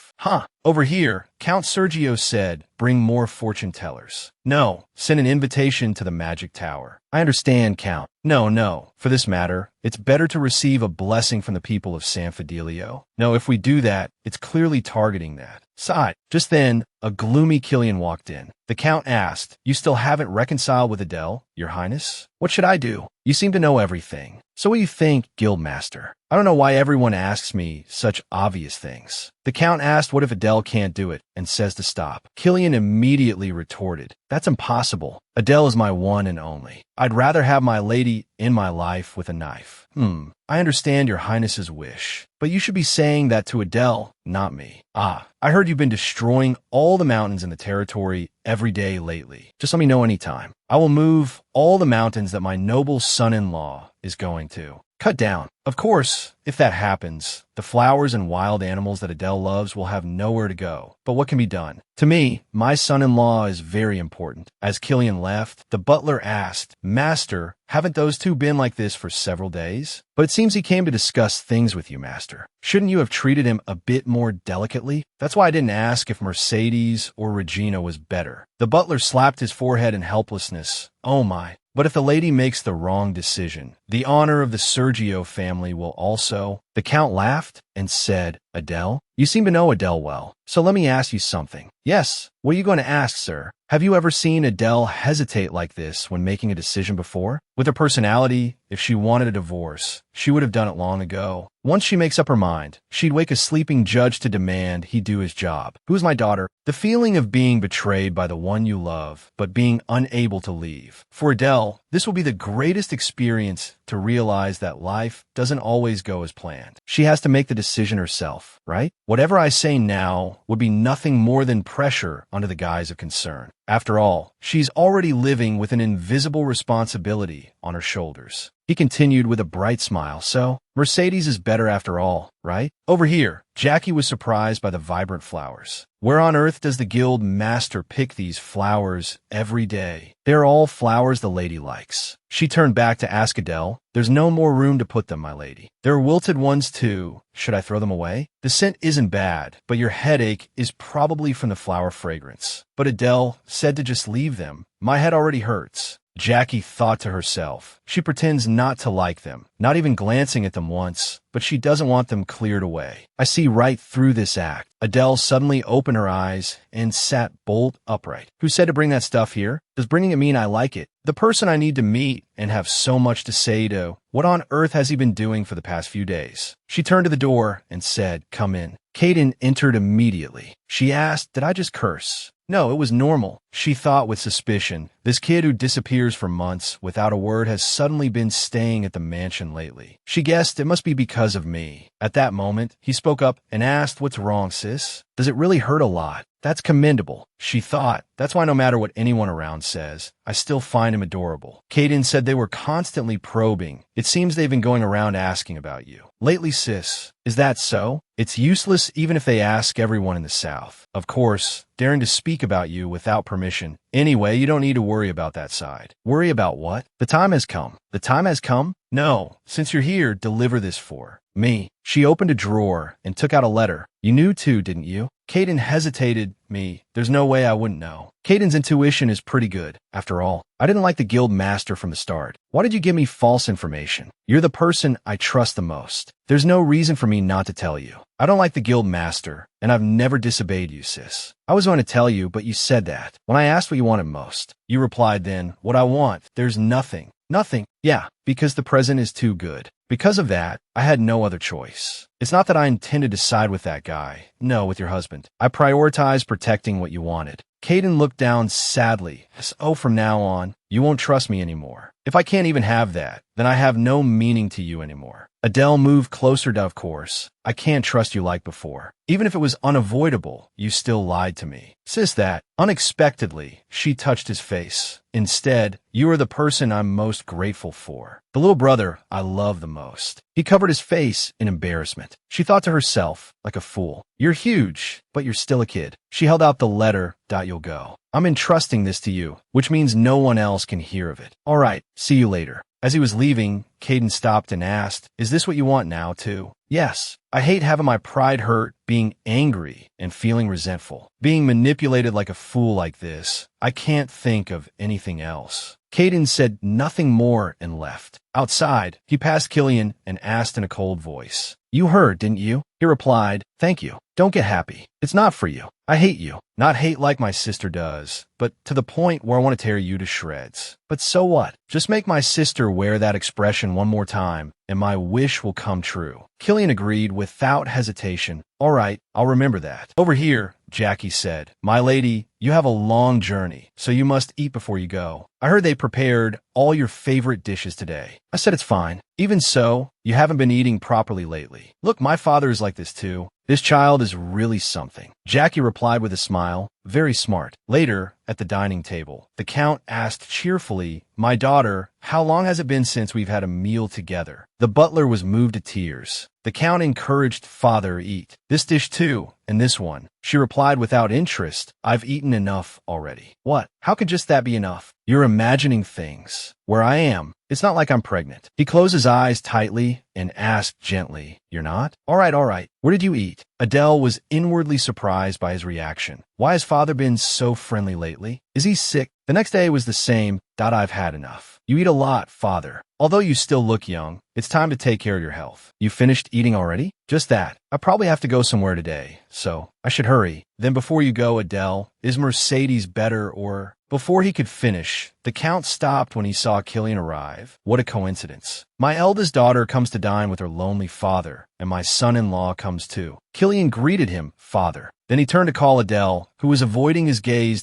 My lady. The Count's voice was hoarse. Adele, since you're here, finish your meal. I don't know where you're going, but you can have someone else do it. No, I absolutely must. Suddenly, Killian knelt, causing her to stop mid-sentence. Everyone called out in alarm, Guild Master. Adele looked at him and asked, why are you doing this? Get up. He replied resolutely, no. Then he took her hand. I know you have suffered because of my existence all this time. I knew that, but I had hoped you wouldn't find out until the very end. Because I didn't want you, who have always been shining, to be burdened with my painful past. But on the other hand, I hoped you would know who I really am and what I'm like. Would you still see me the same way even after knowing all that? Now, if anyone asks about me, I only have one thing to say. My life has never shone except for the moments I was with you. Adele pulled her hand back. Who asked? I have to go now. It's late. It's not like I'm always just waiting for the Guildmaster to speak. So if it's something you must say, wait until I get back. Unless you want to suffocate me to death, don't pick flowers from the early morning and don't catch baby squirrels either. Even if you kneel like this, I won't pay it any mind. So don't do such meaningless things. Also, don't think about going somewhere and making useless commitments. Just stay quiet like you've been doing and appear when you really need to appear before me. Do you understand? It shouldn't be that difficult. If you are still here when I return, I will give you my answer then. I'm telling you this in advance, just in case. This is truly a promise. It's not that I hate you.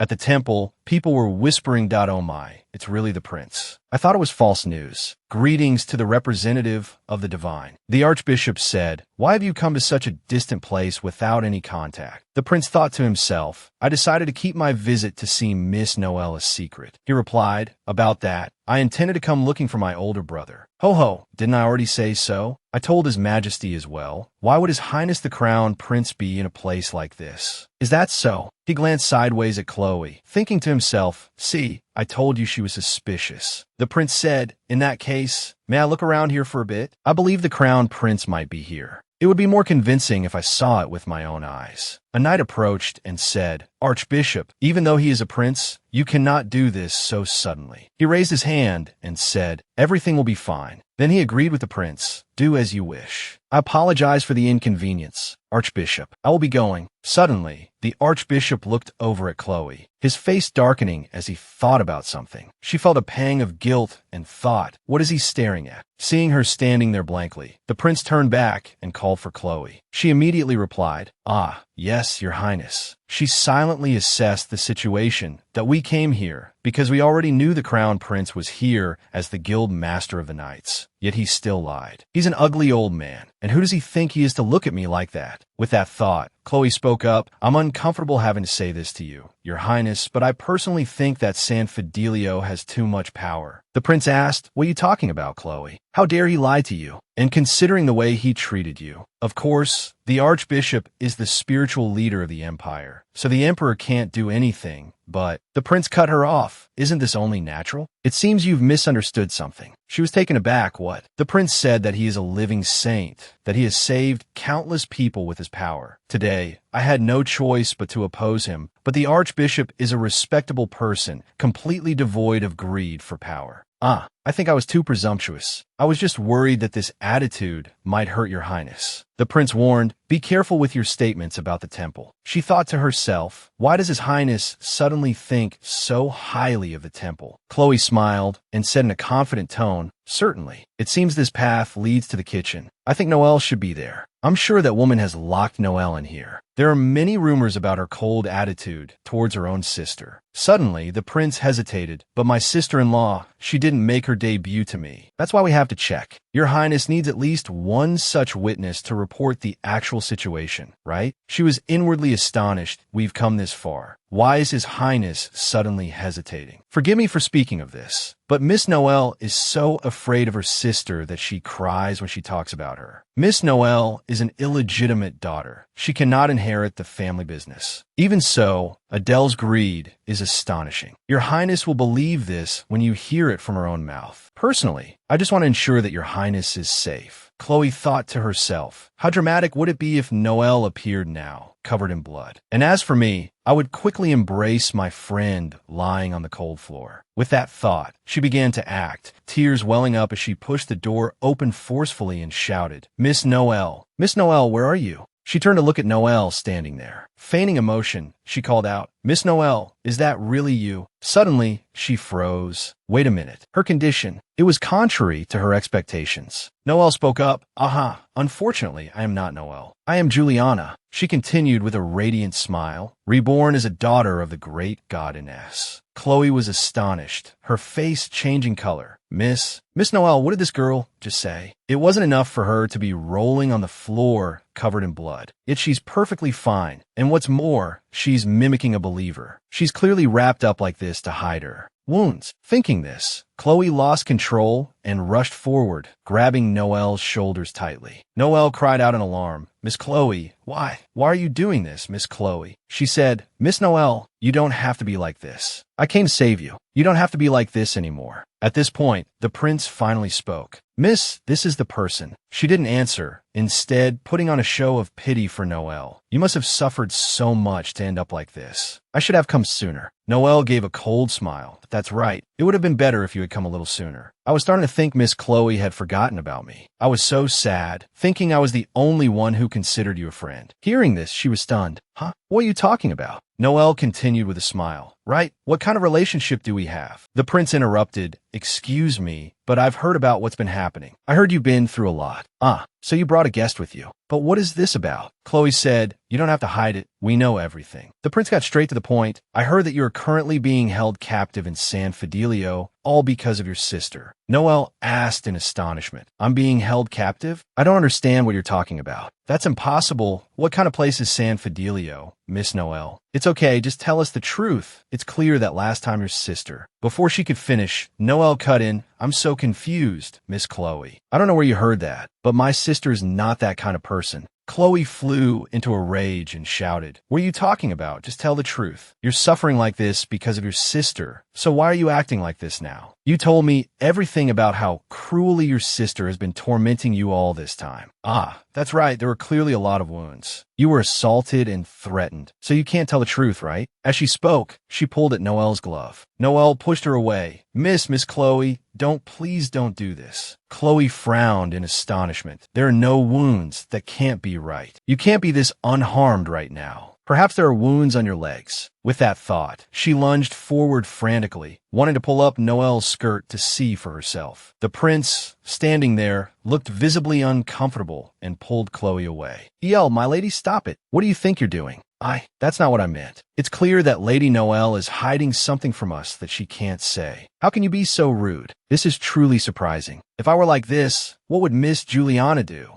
It's all right. Please don't blame Miss Chloe. The prince called out in surprise, Lady Juliana. Noel spoke up for Chloe. There must be a misunderstanding. She's not usually like this. Chloe trembled with anger, but could only scream internally. Noel continued, I will pray for you, Miss Chloe. You'll pray? For me? Confessing to the gods is not something to be ashamed of. Now, close your eyes. Afterwards, the prince said with a laugh, that was a wonderful prayer session, Lady Juliana. It was nothing. I'm sorry this is all I could do to help. If you wish, Lady Juliana, I will take you to the Count's mansion. No, I still need to be taught more. I am still too lacking to follow my sister's example and walk in her path. She bowed respectfully and said, may the gods bless you on your way back. The prince smiled and said, then I hope to see you again if we have the chance. My lady, let's go. Chloe hesitated, but Mr. Leo. Hearing the name Leo, Noel turned her head to look. Then she fell in a deep thought. At that moment, Adele appeared. Oh my, you're so devout, all thanks to your sister. Sarah Baca approached with cakes and said, today, you deserve to. Noel looked at the plate of cakes without a word. Oh dear, take your time and eat. Are you okay? Of course I have to be okay. So you have to keep your promise, too. Just hand Chloe over to me. After that, Adele got into the carriage to return. Suddenly, someone called out, Miss Agnes, it really is Miss Agnes. It's been a long time. Hello, Serena. He asked, did you come alone? Yes, I have something to discuss with Sarabaka. I thought the commander would come along. What a pity. That person, he was here not long ago. The mission is already complete, so, yes, it's all done? Who said so? She thought to herself, my husband said so. He laughed and replied, that's true. If the commander was also thinking of the archbishop, it would have been difficult for him to return so easily. The archbishop? What about the archbishop? Ah, that. He ran off while the archbishop was praying. The prayer session was a bit long, but I didn't expect the commander to do that. He jumped on his horse in such a hurry. It made me think a war had broken out. It was the first time I'd ever seen the commander in such a rush. Hearing this, Adele froze. If that's the case, then on that day, she recalled, how'd I get all the way here? Seeing her standing there in a daze, Renat called out, Miss Agnes, I've bothered you too much. You must be busy. Not at all. Please get in. I'll give you a ride down. Elsewhere, we've arrived. Chloe ran after him, calling, wait, Your Highness. He asked in a cold voice, why are you following me again, my lady?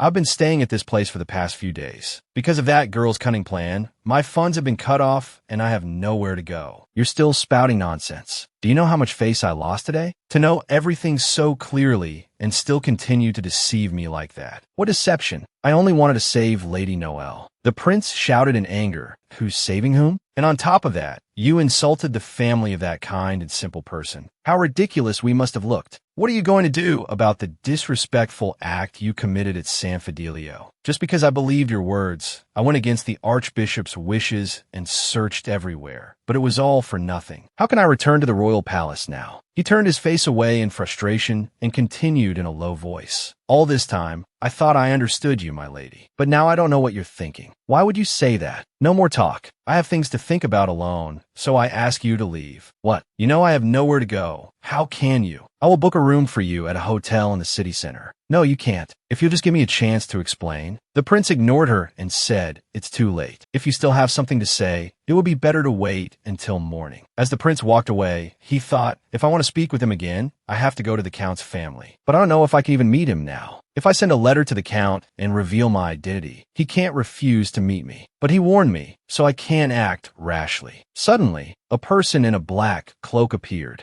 The guards immediately became alert that who's there? Caden slowly pulled down his hood. How boring. I was waiting to see if I could kill someone. A guard stood in front of the prince. I asked who you are. The prince stopped him. Wait, are you from the Sergio family? Caden took out a letter. Take it. The prince took it, inwardly surprised. Isn't the symbol of the Sergio family the Cetian? The prince immediately asked, did my brother send this? If your brother sent it, there's no way I'd be running this errand. How rude. He's your sister's husband, after all. Wow, you've got quite a mouth on you. Suddenly, a scream rang out.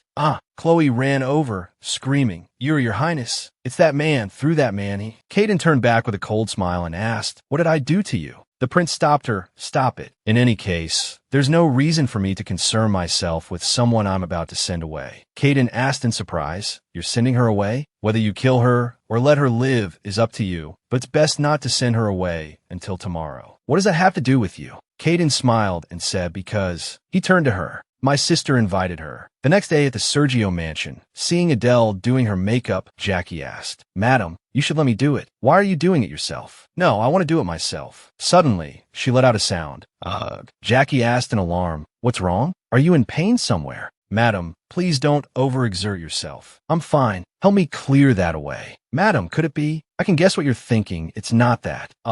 Could it be? You know how I've been lately. I'm just tired from the long journey. And Balak. Jackie sighed and replied, Balak? Oh, don't even get me started. What's wrong? His work. Oh no, work is work. Suddenly his appetite. Looking at it lying there with its belly exposed, Jackie said, it's a bit strange, but it seems to be a magical beast for sure. If not, how could that tiny body devour that much food? Where does all the food go? It devoured all the animals that Master Caden caught without leaving a single bone, right? You know that once Master Caden goes out, he clears out an entire mountain. Adele laughed and said, of course I know. The commander is the same. Where did such a cute magical beast come from? Jackie thought to herself, if she wants to force herself to use so much, It might also be because of me, because I'm so gloomy and lifeless. If she wants to fill an empty heart. No, because Madam is like this. I'm the one who's having a hard time. Jackie lowered her head and said, "Without you, Madam, the lonely and sad thing is this mansion. This entire mansion only looks to you, Madam. We only smile when you smile, and if you are silent, everything becomes still. You said you would let the Sergio family be the Madam, and the Madam be the Sergio family, didn't you?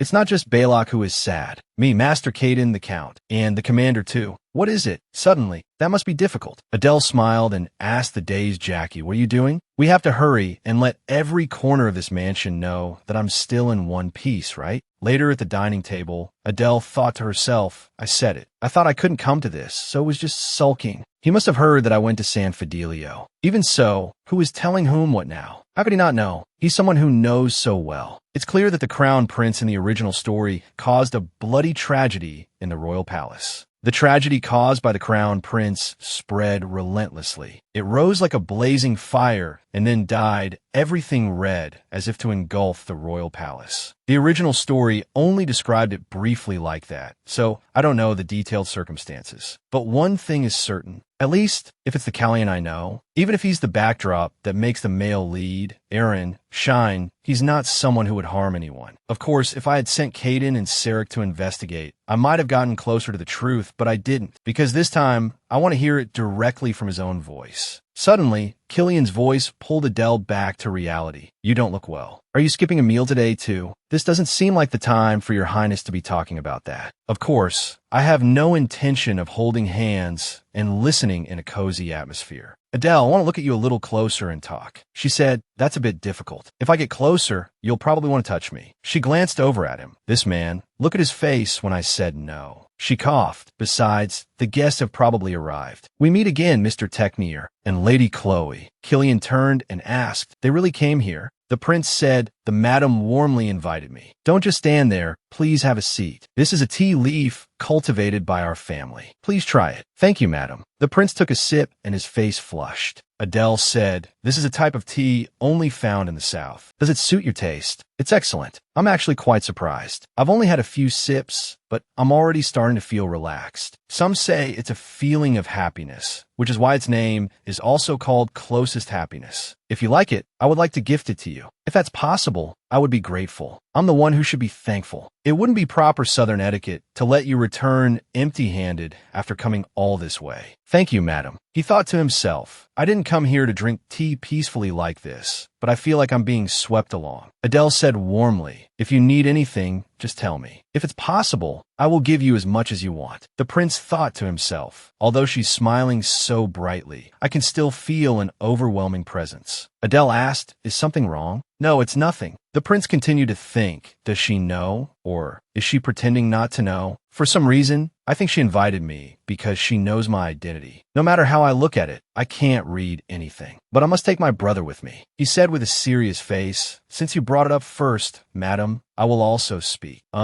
Actually, I came here to see my older brother. It's a good thing we met like this. Even if she doesn't know who I am, she must understand the meaning of what I just said. He continued, "Someone is waiting for you." Killian quickly said, "Stop." She maintained her calm smile, that you're the one who should stop. Why be so rude and upset our guest? Please don't mind him, go on. Sir Leo. The prince continued, "That person misses you very much, brother, so I must take you with me." "Is it a family member?" "Ah, well, you could consider them as such." "Oh my, why would someone like that let the commander go so far away?" The prince stammered. That is. Chloe spoke up. "You don't understand the situation, and yet you say such rude things, madam." "I'm rude? You surprise me again. If it were me, I wouldn't carelessly let someone I miss leave my side. As a wife, I'm allowed to wonder about that." She thought smugly, "Now who's the one speaking carelessly?" She said, "You'll regret those words. The one who should regret is the one who doesn't cherish and love their family, especially if it's someone you can't afford to lose." "I understand your point, madam, but there might be a slight misunderstanding. I think it would be better if you came with us, madam." Killian called out, annoyed. "Leo." Adele replied, "Thank you, but I must refuse. Please reconsider. It's clearly not a bad thing for you either, madam." "I can assure you." "No, I don't decide my life based on someone else's assurance. Besides, nothing bad happens in this place. I still have a lot of work to do here." I also have to personally oversee the harvest of these tea leaves. The prince thought, the queen's position, no less. He said, this little bit of tea. To say that, you must not like this tea. The prince stammered. But the moment you look away, it's easy to lose its flavor. Happiness right in front of you is often like that. You have to constantly watch over it without taking your eyes off. Together, you must block the wind, rain, and storms. You must cherish the person beside you until the very end to be worthy of enjoying it. So, unfortunately, I cannot leave this place. I regret the effort I've put in all this time. The prince tried to persuade her. Please think it over again. Adele stopped him. I'm sorry, but I also manage a merchant guild. There are only two things I can go for directly. When I go to make my things, and when I go to retrieve my things. The prince worried. What am I hearing right now? At this rate, my brother. At that moment, Killian spoke up, madam.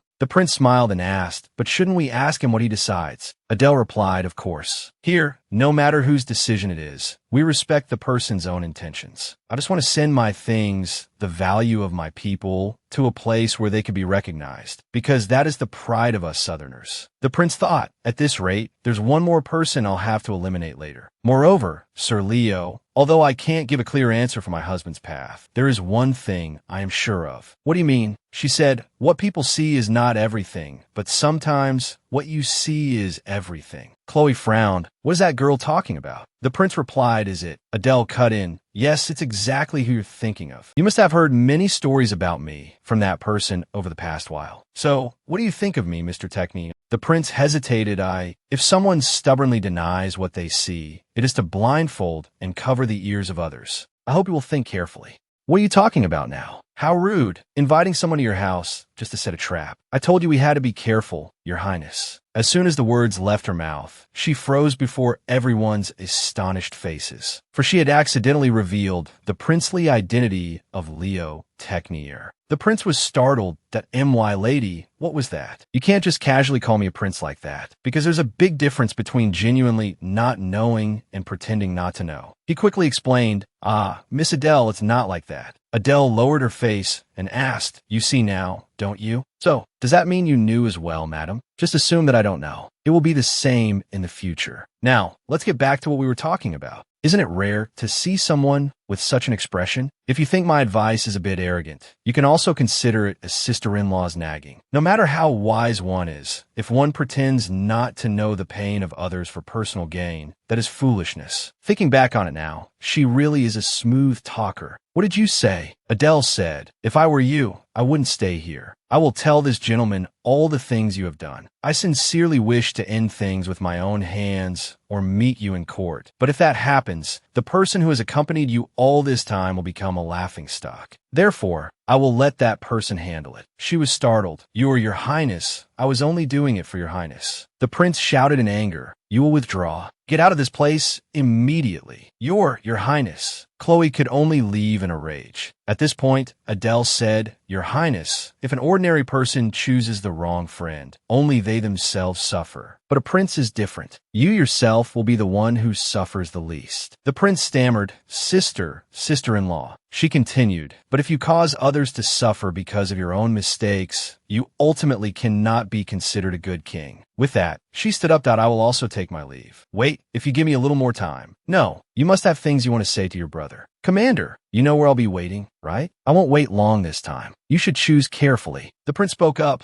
Brother, what I want to say. He replied decisively, I'm not going. I've made my intentions clear up until now. I have never changed that intention, so don't waste your effort. I'm begging you, brother. Please, reconsider. Killian asked with a smile, if you had a wife like that, could you just leave her and go? If that's the case, shouldn't you try to persuade her to come with you at all costs? That's what the madam doesn't want. She's not the kind of trivial person whose mind can be forcibly changed. Even so, you don't necessarily have to follow her wishes. It seems you're misunderstanding now. I have never just done as she wishes. Adele wishes to live in the South, and I only wish to be by Adele's side. From the day I was born until now, this is the only place I can call home. Hearing this, the prince could only say, Brother, I understand, but I don't know what to do about father's wish. Tell him he should forget it. For now, just go back today. Brother, father won't give up on his wish so easily. That's why even on his sickbed, he'll only ask about you every day. He might have already sent someone. The conversation ended. As the prince went out, a servant asked, "You've arrived, your highness. I have prepared the carriage. Please get in quickly." He said wearily, "Do I have to go with that girl? I'm done for." "Go with whom, your highness? There is no one in the carriage." "That's impossible. The lady clearly went out just now. There's no one. If she had gone out through the entrance, I would have definitely seen her." The prince scowled and ordered, "Go find that Chloe girl immediately." "No, find my sister-in-law." Meanwhile, Adele told Jackie, "Move around for me." "Yes, madam. What's wrong?" "Baylock, it's me. If you keep this up, you'll make me sad." Hearing that, it poked its head out. That's right. "Baylock, you're lonely too, aren't you?"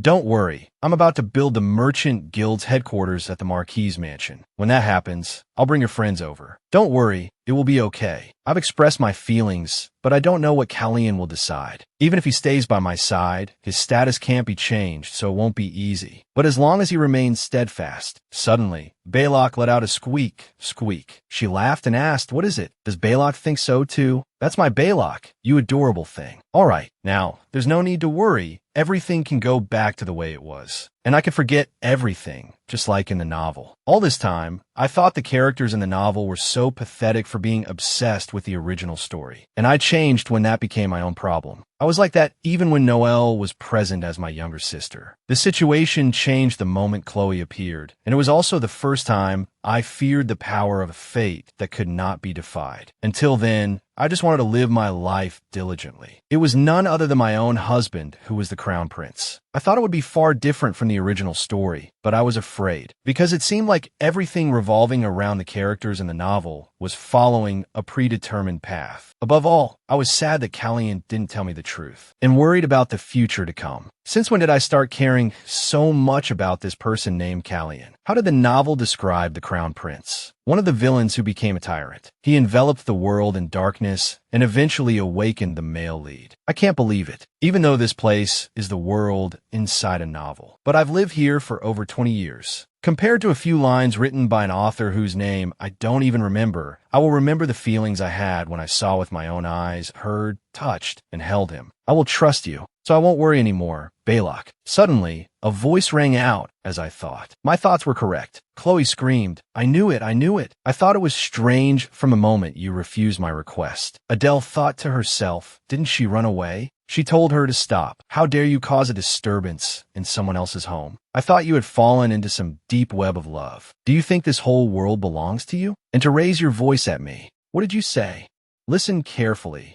"Your husband," Adele shouted, cutting her off. "Enough. I don't know what trick you're trying to pull, but there's no way I'm making a deal with a girl like you." "Is that so? Do you even know what kind of person your husband is? It seems you're the one whose eyes are askew, so you can't see anything. No matter what kind of person my husband is, you will have to kneel before me. Whether my husband chooses the South or the royal palace, you will not be able to hold your head high in front of me, Chloe. I gave you a chance to run away, but in the end, you came to disturb my rest. I guess this means we're seeing the end, aren't we? You're so interested in another person's husband's business. Should I perhaps examine what's inside that head of yours?" She screamed, "Don't you laugh. You think I don't know things just like you. You've made deals before too, so don't act all high and mighty by yourself." She threw something on the ground. Adele picked it up and was astonished. "This is..." "Baylock, go on. Keep pretending to be so clever. Did you think you're the only one in this world walking around with a red dragon?" "What? A red dragon? Are you talking about my Baylock? Could it be you really didn't know? Ha ha ha, so that's it. That's the reason you look down on me so much. Tell me now, what about my Baylock? You should be asking that noble crown prince, shouldn't you?" "No. If he had told you the truth when you asked, he wouldn't have deceived you from the very beginning. You also don't know why the noble crown prince of the empire left the royal palace. The knowledge of the brilliant queen of the South is nothing special, is it? Chloe, if you're trying to provoke me, I'll give you time for that later. So for now, tell me the reason you snuck all the way in here." She thought to herself, even in times like this, she acts so calm and arrogant. "Let's see for how long." She said, "If he cannot possess the red sun, he will burn down the imperial palace. The one who received that terrible prophecy before he was even born, that's your brilliant husband. So what? So what, you ask? If you want to live, of course you have to break the curse, right? That's why he searched for the red dragon and went all the way to San Fidelio. And in the end, he married someone like you. What a capable man, right? To be precise, there's nothing he wouldn't do to protect his throne. Well, I mean, his Baylock, that's right. Your pet is the red dragon. And you're being used, Andalex. I thought there must have been a reason for refusing this. That's right, so leisurely that you wouldn't even listen. It turns out the deal was already done. Locked in the imperial palace until you were over 10, you couldn't see the outside world or understand worldly affairs, but I worried for nothing. I didn't expect you to be this meticulous, Adele asked. Is that something to laugh about? Is a 10-year-old child being locked in the palace something to laugh about? Is she getting angry over that? Well, I suppose so. The crown prince you trusted so much hid everything and approached you. It must not be pleasant, but it's not enough to lose your mind. If you don't understand, I'll explain it again. For you. No, there's no need for that. Balok, come here. I'm not sure about my husband's affairs, but if this little one is really a dragon, I don't necessarily need someone to explain it. Chloe asked in surprise. What are you saying now? Adele said she heard that a real dragon could do anything for its master, right? Adele looked at her and ordered. Bait, Balok, she instructed. Not the torso, Balok. It would be a waste if she died right away. She screamed. Now what are you doing? Then Balok lunged and bit her arm, making her scream in pain.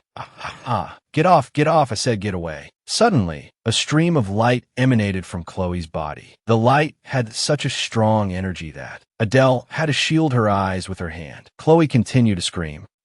She realized that the powerful energy was caused by the baby dragon. Adele quickly called out, Balok, wait. She ran over and pulled it off. Chloe, she hugged it and said, Balok, it's okay. Suddenly, her whole body stiffened, and she immediately fell to the ground and fainted. Chloe was stunned by the scene unfolding. What is this? Why all of a sudden? Could it be because of the heart I'm carrying inside me? She screamed frantically. I don't know, but why? At first, you sent a beast to attack me, but even if you didn't, I have to get out of here first. Now, there's no one on my side to listen to my story. I might really die. A while later, the prince arrived to witness a chaotic scene. Move it, doctor. He approached his servant and asked, What's going on over there? Could it be my sister-in-law? Suddenly, he saw Killian was there too. The prince called out under his breath, Brother. Jackie sobbed uncontrollably. Commander, young miss, my lady. Killian's entire body froze, his vacant eyes fixed on her, muttering Adele's name. Afterwards, Adele vaguely heard them talking. There's nothing physically wrong with her, but for some reason, she can't open her eyes. Is Kaladin still in San Fidelio? She didn't know how much time had passed. Adele finally opened her eyes and woke up. She looked around the room. This place, I clearly remember hugging Balok and feeling dizzy, then I just passed out. Just then, Killian walked in. She looked at him and called, Commander. He immediately ran to her and asked, Adele, you're awake? Is your body okay? Oh no, I have to call the doctor right now. Commander, wait, calm down, I'm fine. More importantly, we have something to talk about. But Adele right now, no, it's now. I want to hear it now. Killian, I can guess why you had Balok's identity. But Chloe, that girl, said the commander needs Balok, so that's not at all. Adele, I know. I trust you. You're not that kind of person. She thought because she knew him best, she said again. What I want to ask is it true that you need Balok? Do you need Balok's life? Killian replied, I don't need it. Adele, don't worry. There's no way I would harm him. She hesitated. If that's the case, then first, we must start with my story. Unable to possess the Red Sun, he will burn down the Imperial Palace. A curse to destroy everything in the Imperial Palace. That was the fate cast upon me before I was born. Perhaps because of the mix of peculiar mixed blood and royal blood. An ancient prophecy decided my life with a single line, and that was seen as truth when my mother passed away right after giving birth to me. I wasn't allowed to be held or even looked at. For the first time in my life, I realized that instead of seeing someone turn away in confusion, it was better not to expect anything from the start. It seemed His Majesty didn't believe in the curse like the others. But whenever he saw me, my father always seemed conflicted. Killian, you are still not to go outside, appearing before others. And then His Majesty officially appointed an empress, and a legitimate prince was born. My surroundings gradually grew cold, only curious about when I would usurp the crown prince's throne. At that time, people gossiped they truly didn't understand His Majesty's thoughts. The position of crown prince remained, but he never once appeared at official gatherings. It's unclear how weak his body is, but now that there's the legitimate Prince Aaron, it's just a matter of time, isn't it? If it's that thing, I can give it up any time. The title of Crown Prince means nothing. A position I couldn't leave even if I wanted to. It was no different from a curse. What are you saying? You tried so hard to keep that position, and now you're giving up. It wasn't keeping it, it was enduring it. Why would you say that? How could you? At first, when I said I would renounce the title of Crown Prince, I didn't expect the emperor to object so furiously. At that time, my father brought up one thing after another, but I didn't hear a word. Not sad, not happy. Even so, the only support I might have had was still there. All I did was train in swordsmanship, cutting and cutting down everything I saw. I even cut away my own weak heart. Finally, when I could no longer feel anything, I received what was called a gift for the first time. That person was the Archbishop of San Fidelio, God's representative, and also my mother's godfather. This is the sword that can determine fate. You can easily awaken the red dragon and break the curse. A sword too ordinary to break such a terrible curse. But the moment I held it, I knew what it meant. Even without being told, my body could feel that this was a holy sword. Indeed, I was right to think you would be a good match for it. A place like this is not suitable for using it. When the right time comes, you will surely know. After that, expectation and resentment, and even regret. I cut away everything that could be cut. Just when I thought there was nothing left, I heard the news. A fire broke out in San Fidelio, just like that curse. So it was you, the one who will end my life. Balak had rushed at me relentlessly, tired of the tedium of its immortal life. Strangely, that sight made me feel a sense of kinship. Thank you. Although thanks to that, the curse could also be broken. The fire blazed so intensely it could burn a mountain, and as soon as the flames that could melt the eternal snow of San Fidelio disappeared, a dragon egg was left in the ashes. I didn't know when it would wake up again. No, if it were me, I wouldn't wake up, because if I had to be born again, the world I would have to face would only be cruel and tedious. Then the Archbishop asked the Crown Prince, "Why are you giving this to me? It has no meaning to me, but I should say there is no longer a curse to be broken." From the moment I left that suffocating imperial palace, all curses were broken. To me, the curse wasn't about seizing tyrannical power, sitting on the emperor's throne, then burning the palace and killing my relatives. It was a bleak life like a bird in a cage. If you permit it, I intend to stay here from now on. Life after that was truly monotonous and orderly. Whether it was spending 3 years in the ice cellar of Kellahan or returning to San Fidelio to lead the Night Order, I had a freedom that was the opposite of life in the Imperial Palace, no matter what others said. Although that freedom made me not want to do anything anymore. But that was more than good enough. I lived through each predestined day, sometimes taking on the Archbishop's troublesome tasks. But every day was so busy that nothing else could interfere. Let's get married, until one day, a pair of blazing red eyes appeared, igniting everything. Archbishop, besides the devout woman, it was the first time someone looked me straight in the eye and spoke to me like that. Anyway, aside from the curse, thinking back now, perhaps I had fallen for you from the moment we first met. I couldn't take my eyes off Adele from the very first moment I saw her. I found those red eyes, shining like precious gems, truly impressive. But that appearance was only captivating for a moment. The unexpected proposal left me stunned. Then there was her proud and strong demeanor during negotiations. I thought she had been kicked out of the temple. But it was absurd when she appeared.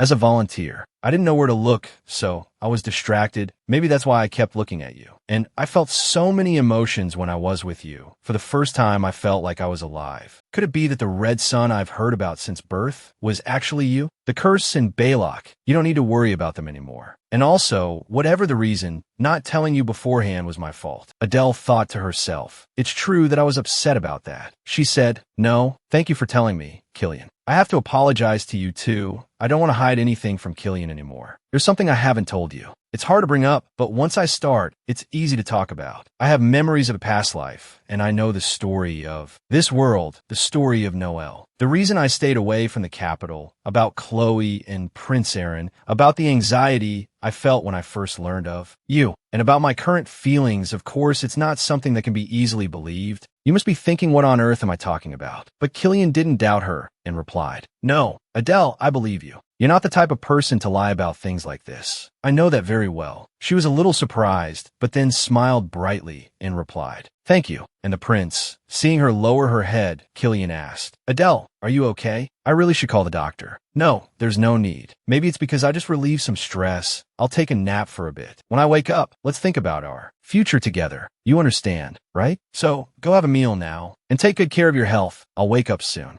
Jacqueline is outside too, right? She must have been very surprised. "Oh, and Kaladin, maybe the news." Killian reminded her to rest soon. She smiled and replied, "I know. In short, please tell everyone that I'm fine and not to worry. And don't you forget what I just said. You must be by my side when I wake up." She held his hand tightly. "Promise." Killian smiled and replied, "Yes, don't you worry." In her dream, Adele walked through the dark night with bare feet. "I thought it would be morning when I woke up. Where's this place now? I still have so much to do. There's no time for dreaming." Suddenly she tripped on something. She stumbled and cried out, "No." But the next second, she was safe and sound. Nothing had happened. That startled me. Even if it's a dream, I didn't even. No, wait. She was grabbed by something huge. She wondered red. At that moment, she was set down. She looked up in bewilderment. In front of her was an enormous dragon. Just then, a voice rang out. Surprising, isn't it? She recognized it and immediately called out, "Balak, since when could you talk? And why are you speaking so informally to me? Did I teach you talk like that?" It looked questioning when it saw her expression. "What are you doing, Balak? Don't you know who I am?" It hesitated. It's you. "I'm glad to see you're okay. But why did you suddenly get so big? It'll be hard to get into the greenhouse like this. Let's hide for a while, Balak." It asked in surprise. "I've become like this, and you still intend to take care of me?" She smiled brightly and said, "What are you talking about? Of course, it probably won't be easy, but I decided to take responsibility for you, didn't I?" It replied sadly, "I'm sorry. I've received too many apologies today." It continued what it was saying. "It's because of me that you fainted. Because I was in a small form, I didn't notice what that girl was holding. If you had put me down then, and my magic wasn't dispersed, something terrible would have happened. But because you intervened, a part of my magic in that heart made you faint. The amount of magic that clashed was not an amount a normal person could withstand. But when I woke up, I didn't feel anything." She wondered, could it be? "Don't worry. You don't have to worry about a thing, because I will do it. It's fun. I swear to you this is the first time I've been this happy. Because I wanted to stay in that form for a long time. It's been so long that I don't even remember when I was last cared for like this. What on earth? Why are you suddenly saying such things?" "Balak," it said once more. "Thank you." As soon as the words were out, its image began to fade. She cried out in alarm, "Balak, why is your body?" She tried to hold on to it tightly. "Oh no,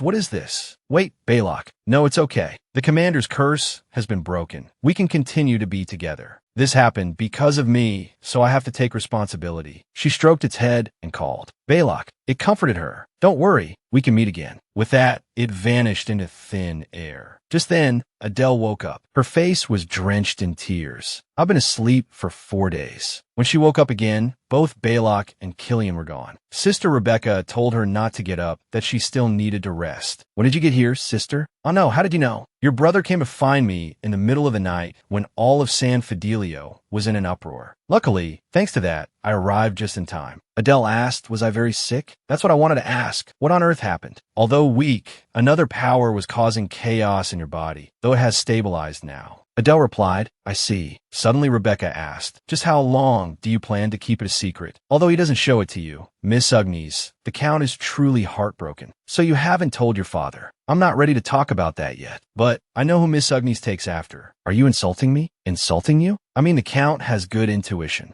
Suddenly Adele grabbed Rebecca's hand. Why are you like this?" "It's just for some reason I wanted to hold someone's hand today." "I'm even happier to see you again, sister." "Is everyone well?" "The greenhouse has been perfectly repaired. You can't even see a trace of that day. As if nothing ever happened. If anything has changed, it's only one thing." She looked over and saw her brother. "So you were here, Caden. You're already walking around like this. Are you okay?" "Of course. I was sad when I woke up and didn't see you." Caden didn't turn back. "Sister, if I hadn't been absent that day." She immediately cut in. "I'm alive thanks to you. I heard everything about you bringing Sister Rebecca here from San Fidelio. You say bring, but remembering Rebecca's weary face, I know how it was. This incident wasn't your fault either, and I'm fine now. It's the first time I've rested this long. I'm walking around like this because I miss Balak." "Now," Caden said suddenly. "I sent it back." She asked, bewildered. "What?" "Because it was was too big and would be easily discovered here, I returned it to the forest. I'm sorry for not getting your permission.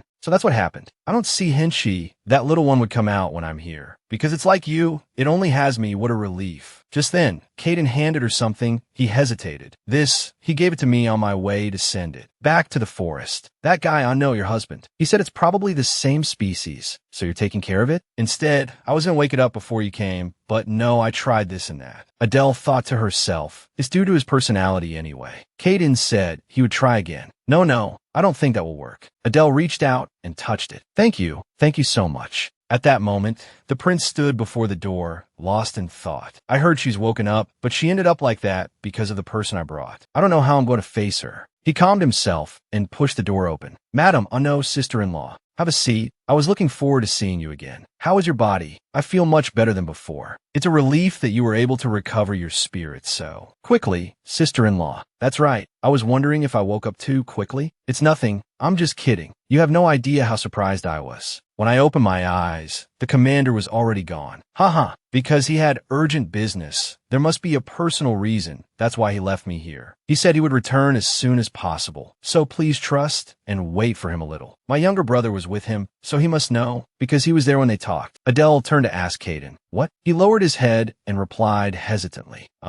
because it was really urgent business. So it was important business. There are times you take his side, huh? The prince added, I also feel guilty. Fortunately, he was able to invite the sister from San Fidelio, so I was relieved. A man who couldn't wait for a moment and paced back and forth in front of the door when I was a little late at the Merchant Guild, who thought something had happened and went out with a sword at sunset. You stayed by my side without eating or drinking when I fainted. You even promised you would definitely be by my side for a moment when I woke up. You're saying that because Sister Rebecca came, he trusted her and left immediately? If both of you here want me to believe that, then I guess I have no choice but to believe it. However, I wonder if this child will be the same? Both of them called out in alarm. Sister-in-law. Therefore, the two of you must tell my unborn child the truth about its father. Sister, really that guy's child? I know that person's. My nephew, sister-in-law. Your body, how is it? As you can see, it's still in one piece. Both of them thought blankly. How would Killian react? Because I didn't want to cover up the situation at that time with the existence of the child, I ordered the doctor to keep quiet. I thought Killian would tell me everything when he came to the garden that day, but something unexpected happened. I thought he was going to tell me after I woke up, but he just disappeared like this. Now, then, I'll give the prince the first chance. Can you tell me where my husband is now and why he is there? Sister-in-law, he earnestly begged me before he left. So please understand my difficult position. Adele said, all right, little one. From now on, you will lose one of your two uncles. The prince was startled. Sister-in-law, I can't help it. In a situation without a father, losing one uncle doesn't matter. She continued, her words stunning Caden.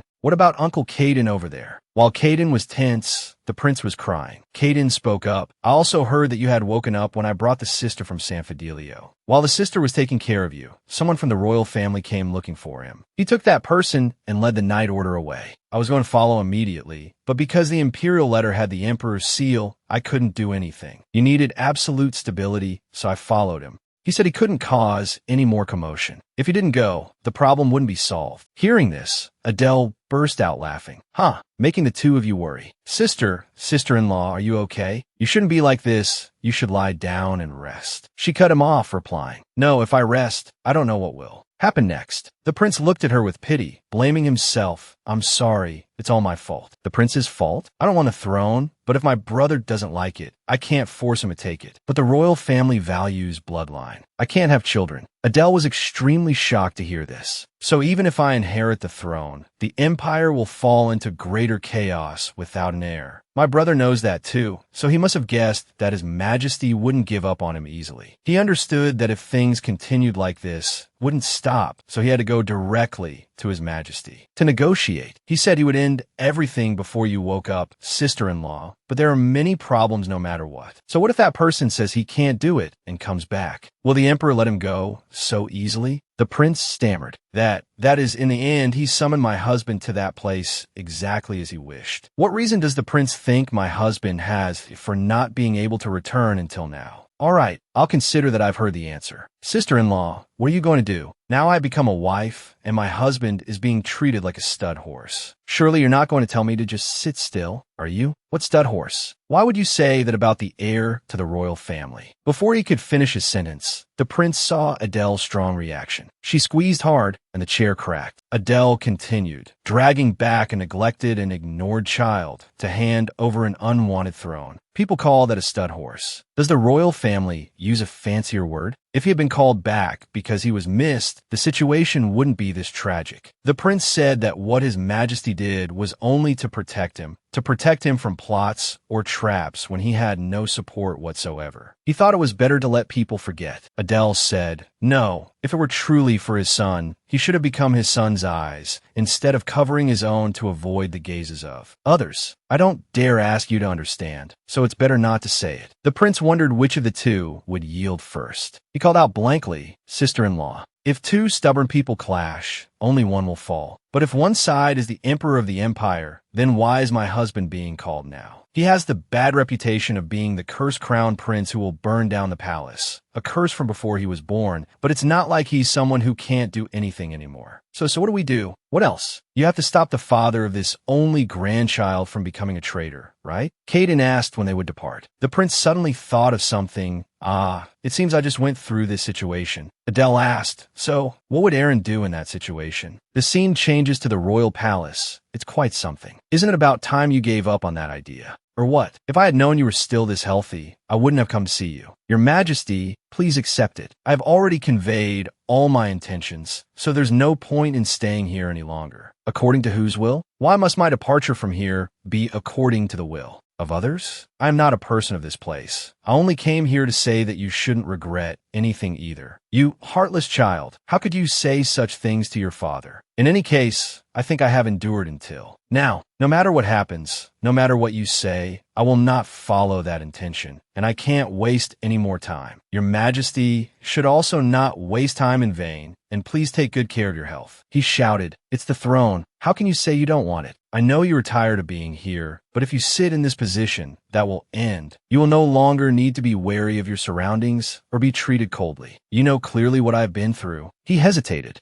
No, you have to be healthy, right? From a moment your Majesty knew the truth, I was no different from someone who doesn't exist in this place. I had no other choice at that time. That matter was the top priority. Don't you know what the nobles are like? Killian, if you were in my position, if you had a child. Killian replied firmly, I would give everything a father could. I would give all the good things in the world. Even if it's just for a fleeting glance, I would still embrace it. That's why I'm giving this position to you. Before that, shouldn't you always be by the child's side? Everything has its time. I think this has been long enough. Your Majesty, I don't want to wrong my person any further. He shouted, stop right there. Just then, the door opened. A troop of royal knights immediately entered. Killian turned back and asked, you think these people can stop me? Of course not, because you are the wielder of the holy sword. Killian, you know what it means if you cut them down here, don't you? That's not a problem. You can end on your own. Your Majesty, even if it's unintentional, it's the rule of the royal palace. Scene change. The construction of the Marquis's residence is proceeding smoothly, isn't it? Of course. I am putting my heart and soul into the preparations to meet everyone's expectations. So the rumor about the merchant guild leader being seriously injured. Are you really okay? Yes. Can't you tell just by looking?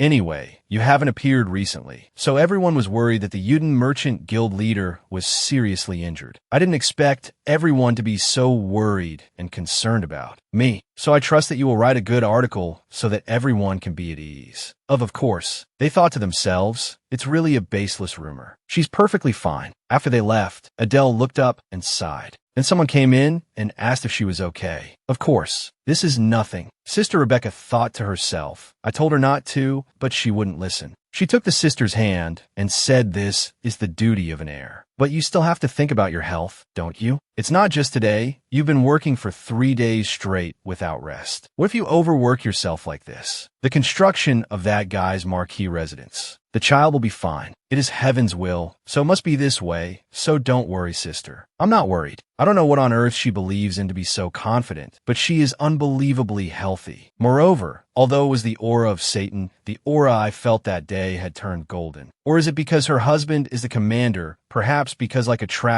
good attracts good, evil attracts evil, so the commander's sacred aura was transferred. Even so, she is surprisingly strong. All right, let's just say she's still healthy. So why on earth didn't you tell the Count? Count, he's so worried. Shoo, wait a minute. Just then, Jackie came in and announced, Madam, it's ready. She smiled and replied, all right. Then outside the residence gate, Adele, why is your face so gaunt? That's why I couldn't keep you here. Your face has thinned by half. Sister Rebecca stood there stunned and asked, Count, what is all this? It's because of the things he tied to the carriage. The Count laughed and said, haha, I was afraid you'd be lacking something. So this father prepared a few things. You should have told me beforehand. I was in a hurry to prepare, so there are still things missing. It would be good to have that Caden fellow at times like this. He's always asking how his sister is, but when he's needed, he's nowhere to be found. I don't know whose child likes to wander around so much. Just let him be, father. He's always been like that. There's a limit to holding him back. In any case, I'm not at ease. Why go so far away? If you go to Irica, I can come see you on the weekend. There's no need. Sister Rebecca is going with me. The Salvation Sister of San Fidelio is going with me. What else are you worried about? He hesitated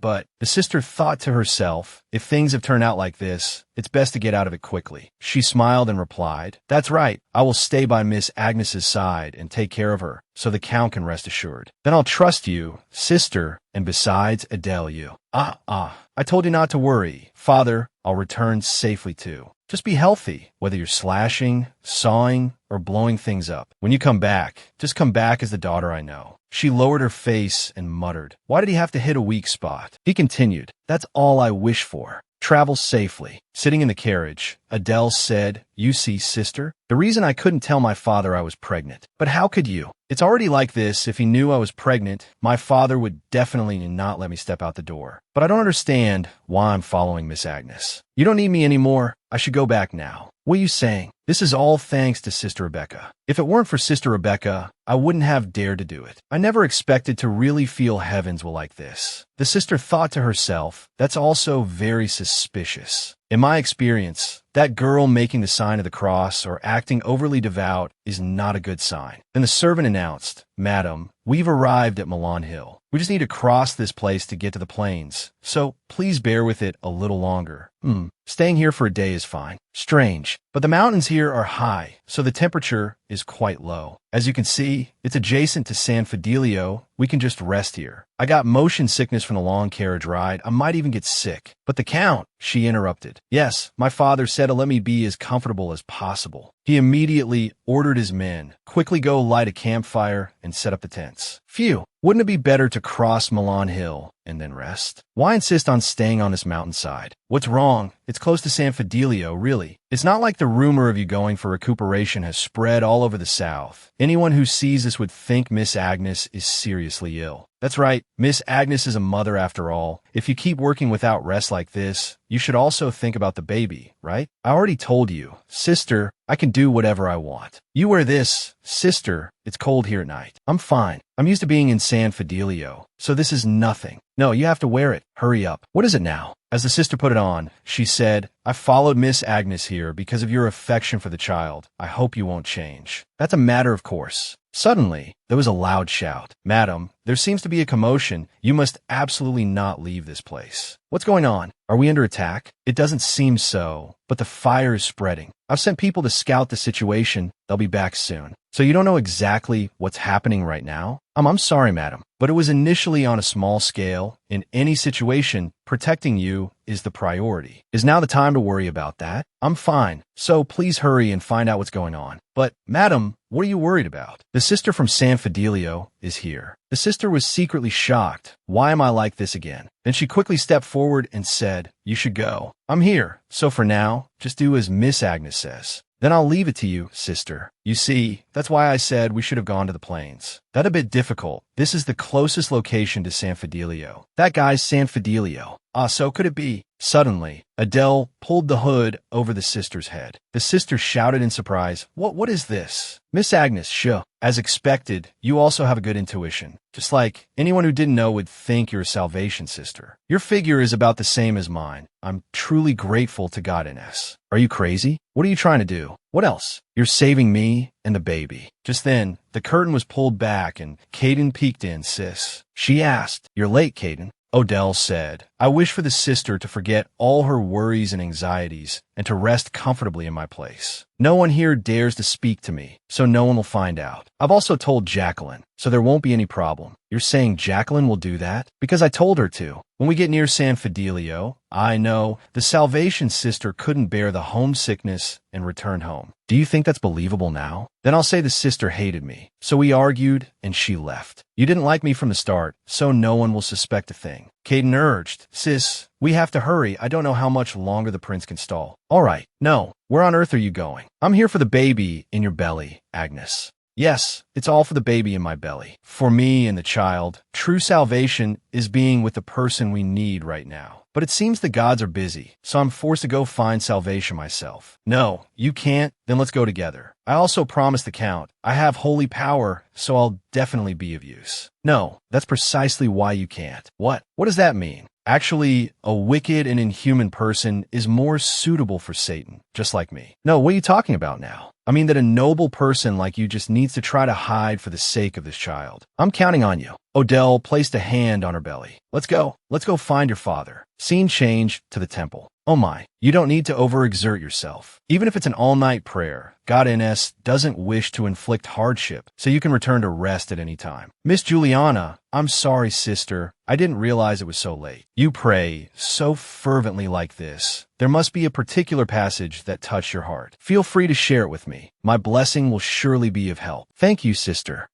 Chapter 1, Verse 4, The Battle of the Gods. The ordeal to avenge forbearance, and your enemy brings only joy, is the pain of the flesh, so destroy it. These very words touched me to the bone. The sister thought to herself, what on earth was I expecting? I can't take back the blessing I've already given. You work hard today, Miss Juliana. It is thanks to the grace of God Agnes who brought the light of the great sun down to earth. In any case, the truth is I'm adapting well here. This level of piety is no less than that of an official believer. Although the beginning was a bit different, you can't judge people by such things. The moon is so bright tonight. I guess the light that Miss Juliana is waiting for will also soon illuminate the path ahead of her. After that, Noelle returned to her room. She stood looking at the bright moon through the window. Suddenly the door opened. Odell said, Long time no see, Noelle. She turned around and called, Sis, the gods have finally answered. It seems you're prepared. Caden muttered blankly, Why do we come here? Odell approached Noelle. Well then, it's time to keep your promise. Then at the entrance of San Fidelio, the prince spoke a greeting. You're here, sister-in-law. The prince is right on time. He looked at Noelle in surprise, so my sister came along too. It's a pleasure to see you again, Noelle replied. It must be the will of God NS. Hearing that, Caden frowned with clear displeasure. Sister Rebecca's group has already departed for the resort. The prince did a good job. That's nothing. The carriage will probably arrive at the resort safely. Yes, probably so. But is it really necessary? Although we have to avoid the Count's eyes, isn't this a bit too grand? You think I did this to avoid my father's eyes?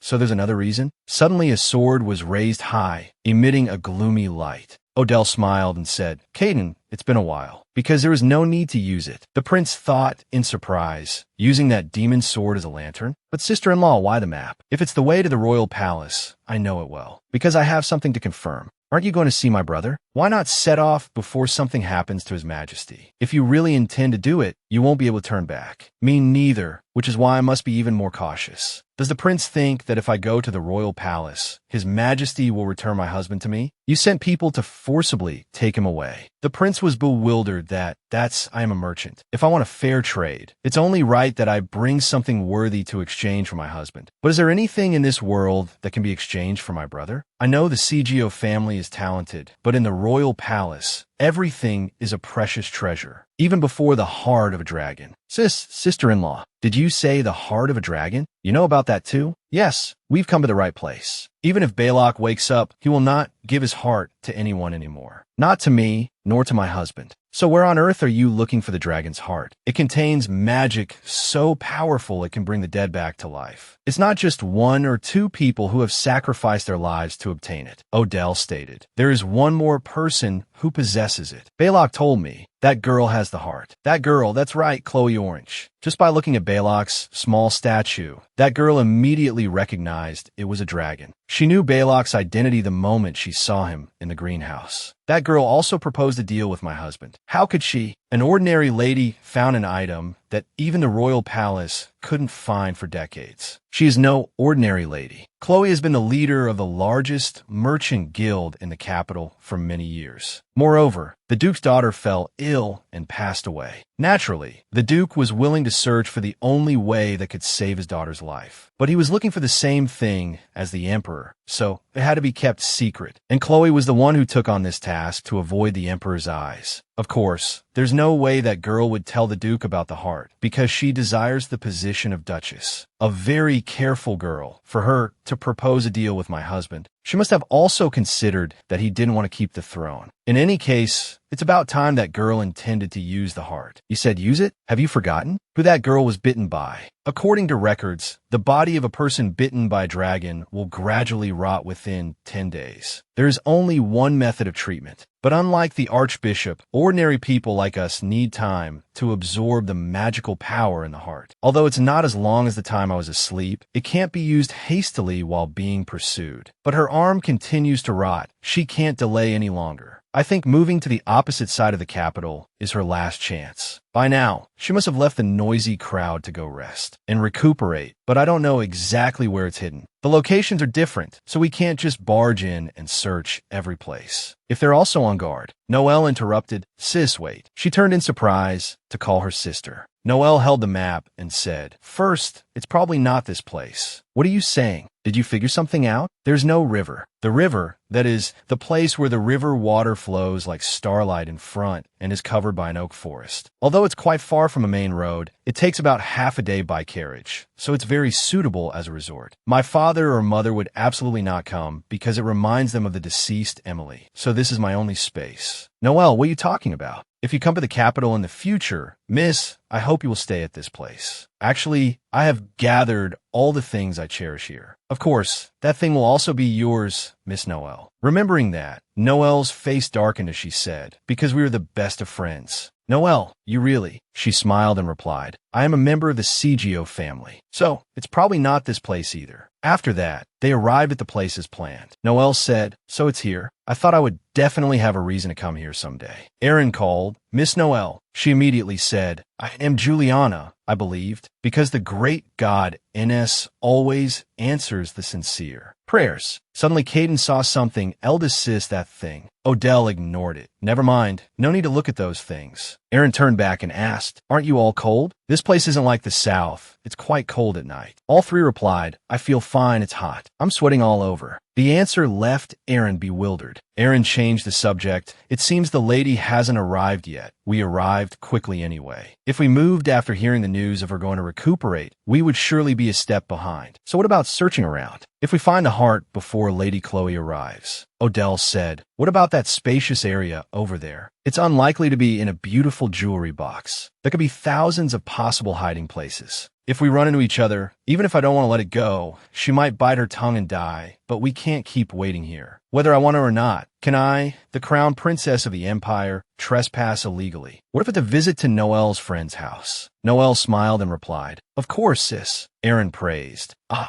Miss, you truly have a generous heart. Hearing that, Caden was disgusted. What, eldest sis, how long do we have to look at that? Shoo. Suddenly, Odell's eyes widened in surprise, because she had seen Chloe with a group of mercenaries. She said, Hold on. Wait until Chloe disappears alone. Sister-in-law, the mercenaries' movements are not normal. You wait here. I'll handle it. The prince? Sister-in-law is pregnant, and the young lady should stay in a safe place. You're telling us to stay away now? Aaron replied awkwardly, Sister-in-law, did I do something wrong again? Odell said, By the way, I have to clarify one thing. "Yes, Prince, do you like my sister?" He answered unconsciously, "Yes." Then he was startled and asked, "What?" Odell smiled and said, "So it's true." She thought that's why the main characters fall for each other. Then it's better for the prince to observe from here. That's not possible. How can I do that? Even meeting my brother is impossible. I'm saying this because I feel grateful for it. I'm saying this to preserve the prince's fantasy. The kind main character should be rewarded, right? We can't make any noise, so the fewer people the better. Are you really going with just the three of you?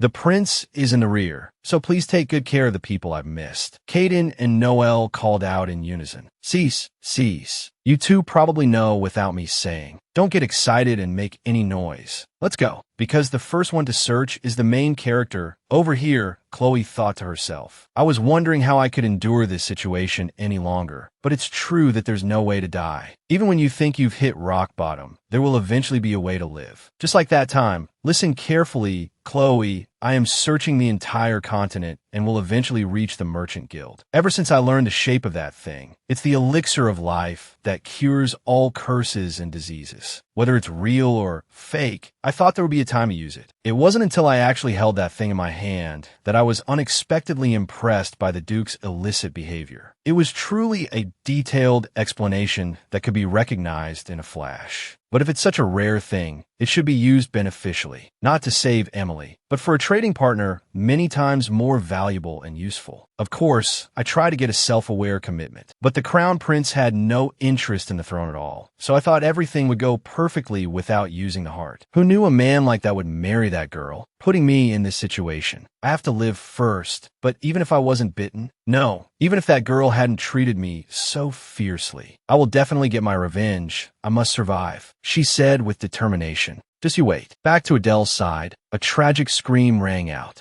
Cough, cough. Caden squeezed some guy's face hard. He said, "Be quiet. I told you to be quiet." As he spoke, he threw the man aside. Adele, standing nearby, covered her mouth with her hand. Caden turned and said, "I didn't kill him because it's not good for the nephew in your belly." "Thanks. I mean it. I'm not killing people because my nephew is watching." Okay, I know. Just don't get on your face. I'm just tired from morning sickness. I know. From now on, I'll try not to get any on you. It really won't be like that, because I just need to hit the vital points. All right, anyway, over there. Suddenly, an enemy appeared behind Noelle. A scream rang out. "Noelle, be careful." She turned to look at the man without any fear. Very quickly, she attacked his hand, followed by a punch to the stomach. He was caught off guard by the counterattack and couldn't defend, flying far away. Noelle quickly snatched the sword, and then only a scream was heard. Blood splattered everywhere. Adele turned back with a straight face. "Sis, what did you say?" Adele gave a forced smile. "It's nothing. Just keep doing what you're doing." Adele thought to herself, I don't even know whose daughter she is anymore. Once you've been deceived once, you'll never forget. Noelle said, "All right, so this is what it's like, Caden." He replied, "Don't say such nonsense." Adele turned around, thinking I can probably leave it to these two and go inside. I don't have time to intervene. I don't know if it's okay. I can't be on bed rest anyway, and acting fierce is a bit weird. As Adele was walking, she heard a loud shout from the very back. "Just you wait." Inside, Chloe was screaming her head off.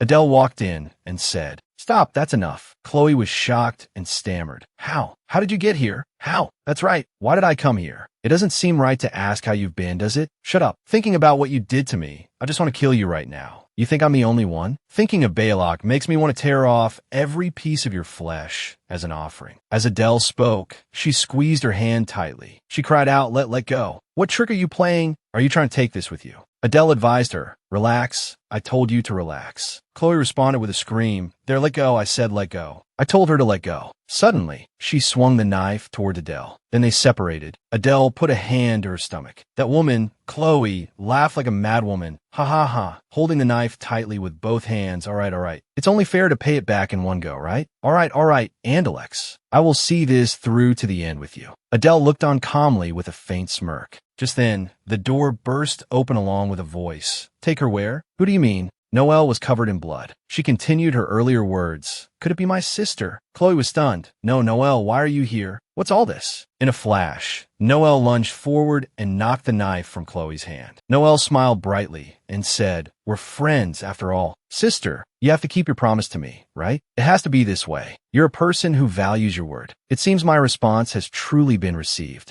Adele told Chloe, hold out your hand. Sister, what are you saying? If I sever the tendons in your wrist, it will open automatically. Adele snatched the object from Chloe's hand, making her cry out, KHH no. So is this the key that saved my life and can break the curse? No, it must be to break that man's curse like shackles. Sister, now you can go outside and look at it, can't you? Adele said, this is really the last time, Chloe. How much more are you planning to take? You already have everything. Now, that's the only thing I have left. How could someone like you know my position? A girl who lives the life of a protagonist, possessing everything like you do. Adele asked back, a protagonist me? Don't pretend you don't know. You've lived like a protagonist, and now you're even planning to become the empress. If you plan to take everything for yourself like that. Adele cut her off. Why is becoming the empress being a protagonist? It seems you've misunderstood. Being a protagonist means I am the master, not someone's wife. But what you said seems to be right, because I have always lived my own life. Thanks to that, I've learned something wonderful. Noelle looked at her and spoke, really, you need to come to your senses. When a friend comes to visit, you should play with them. A moment later, Noelle came out and said, Sister, I'm late. I said I'd come quickly. Adele asked, what about Chloe? Aha, don't worry. She's still alive. To let that thing live? How surprising. Chloe is fine. She's just sleeping for a while. Even if I don't kill her, with that arm, she'll die soon enough. No, once she has the sister's blessing, Chloe can't die. I've been diligently collecting it just for today. If it's the sister's blessing collected over all this time, its effect is no less than the dragon's heart. Because the nature of the powers is different, it can't break an ancient curse. But for healing, no matter how severe it can, save them. Noelle said, I'm not so cruel as to let my only friend die so easily. I'll keep her by my side for a long, long time. Adele thought to herself, that's no different from keeping her alive just to kill her again. But what are you looking at, sister?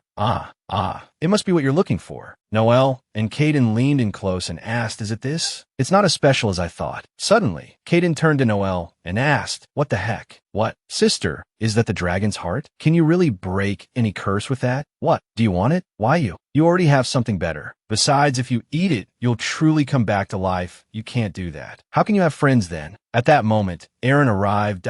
Oh my, sister-in-law. So you're here? I'm so glad you're safe. There were quite a few subordinates on the road below the residence. I've handled it, so there won't be any problems. You've worked hard. Unlike my siblings, he's like a knight from fairy tale. He hesitated, but everyone... Lady Noelle, are you all right? Oh my, what on earth happened inside? Look at all this blood. Let me wipe it for you. Caden said to Adele with disgust, Sister, don't look at that. So now, if we just bring this to your husband, everything will be over, right? Sister, what are you thinking about so deeply? I was just wondering how this managed to get all the way here. Balok's item probably looked like this too. This child must have once been an important family member to someone. Hearing this, Caden looked bewildered, not understanding at all. She mused, it was once someone's life. Even if something happened before it came to me, it's natural for me to understand the time and regrets it has gone through. After all this time, it will finally meet its master. I must act in a way that I won't regret. It seems I really am pregnant. I fell asleep as if I had fainted. The next day, Adele woke up. Noelle came in and spoke.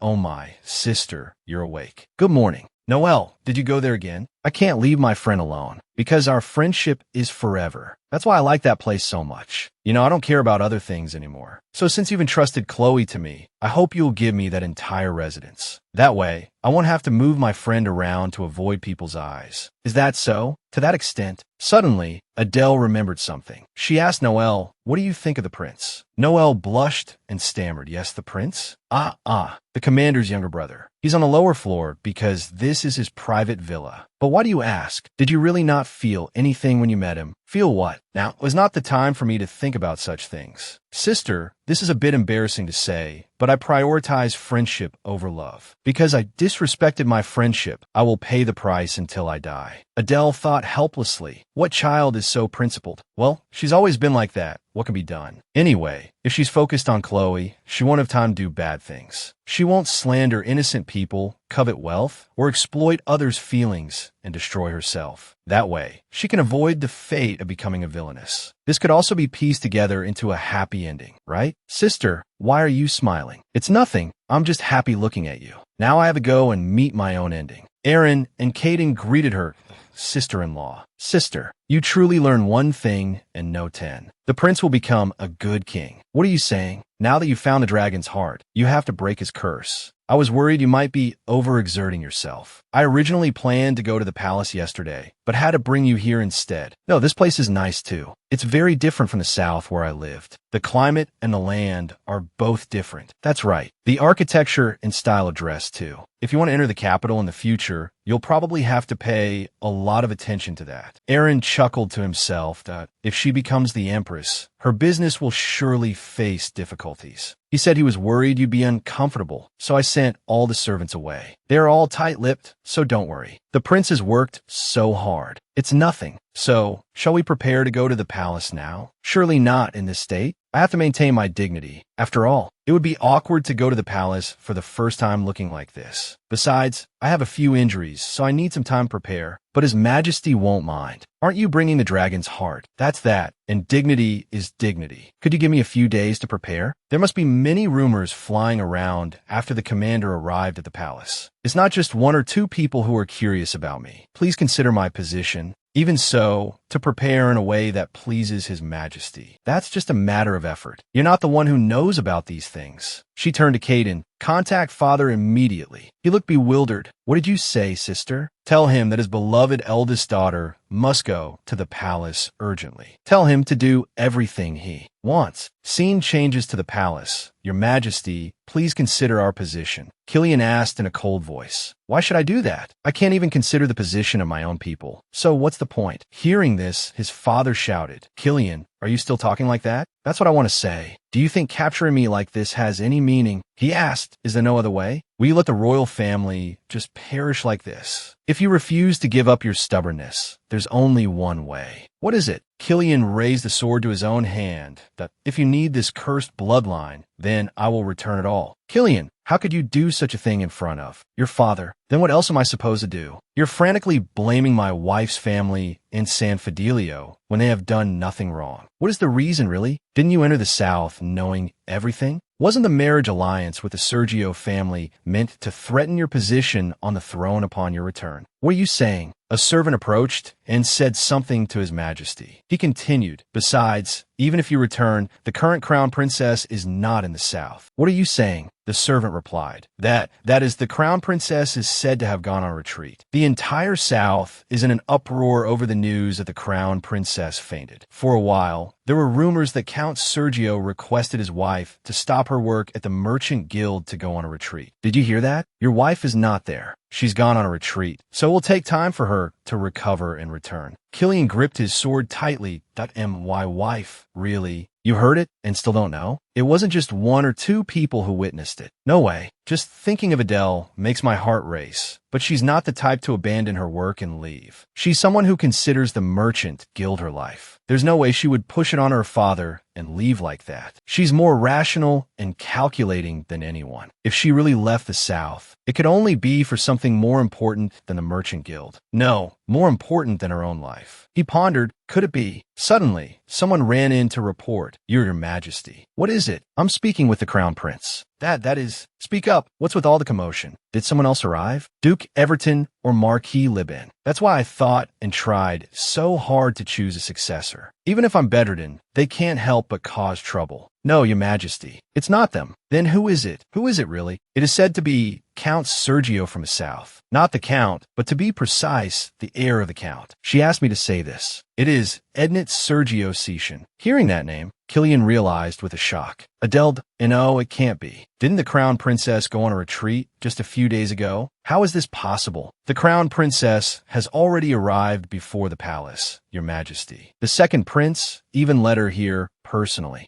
Even if it's true, it's not something to make such a fuss about. If the Crown Princess has arrived, she can just enter the palace. How dare she behave so rudely? That is, the Crown Princess is riding a creature that I have never seen before. It has a long nose and a body as large as a house. So I didn't dare. All four sides were sparkling, and a crowd rushed to see. It's the first time there has been such a magnificent parade. What on earth is that sound? Killian, it seems these people have gone mad. What is that sound, really? He smiled and replied, it's definitely my wife. Over here, a large elephant was taking powerful steps. Adele patted its head. Calm down, we're almost there. Aaron asked in a daze. Sister-in-law, what on earth is this? What do you mean? Aaron, were you talking about the tributes over there? Because all of that. Ah, Aaron, they're gentler than they look, so there's nothing to be afraid of. They're gentle and lovely, so they also like to carry people around. You call them lovely? Of course. If they're in a good mood, they'll wrap you with their trunk and toss you up high.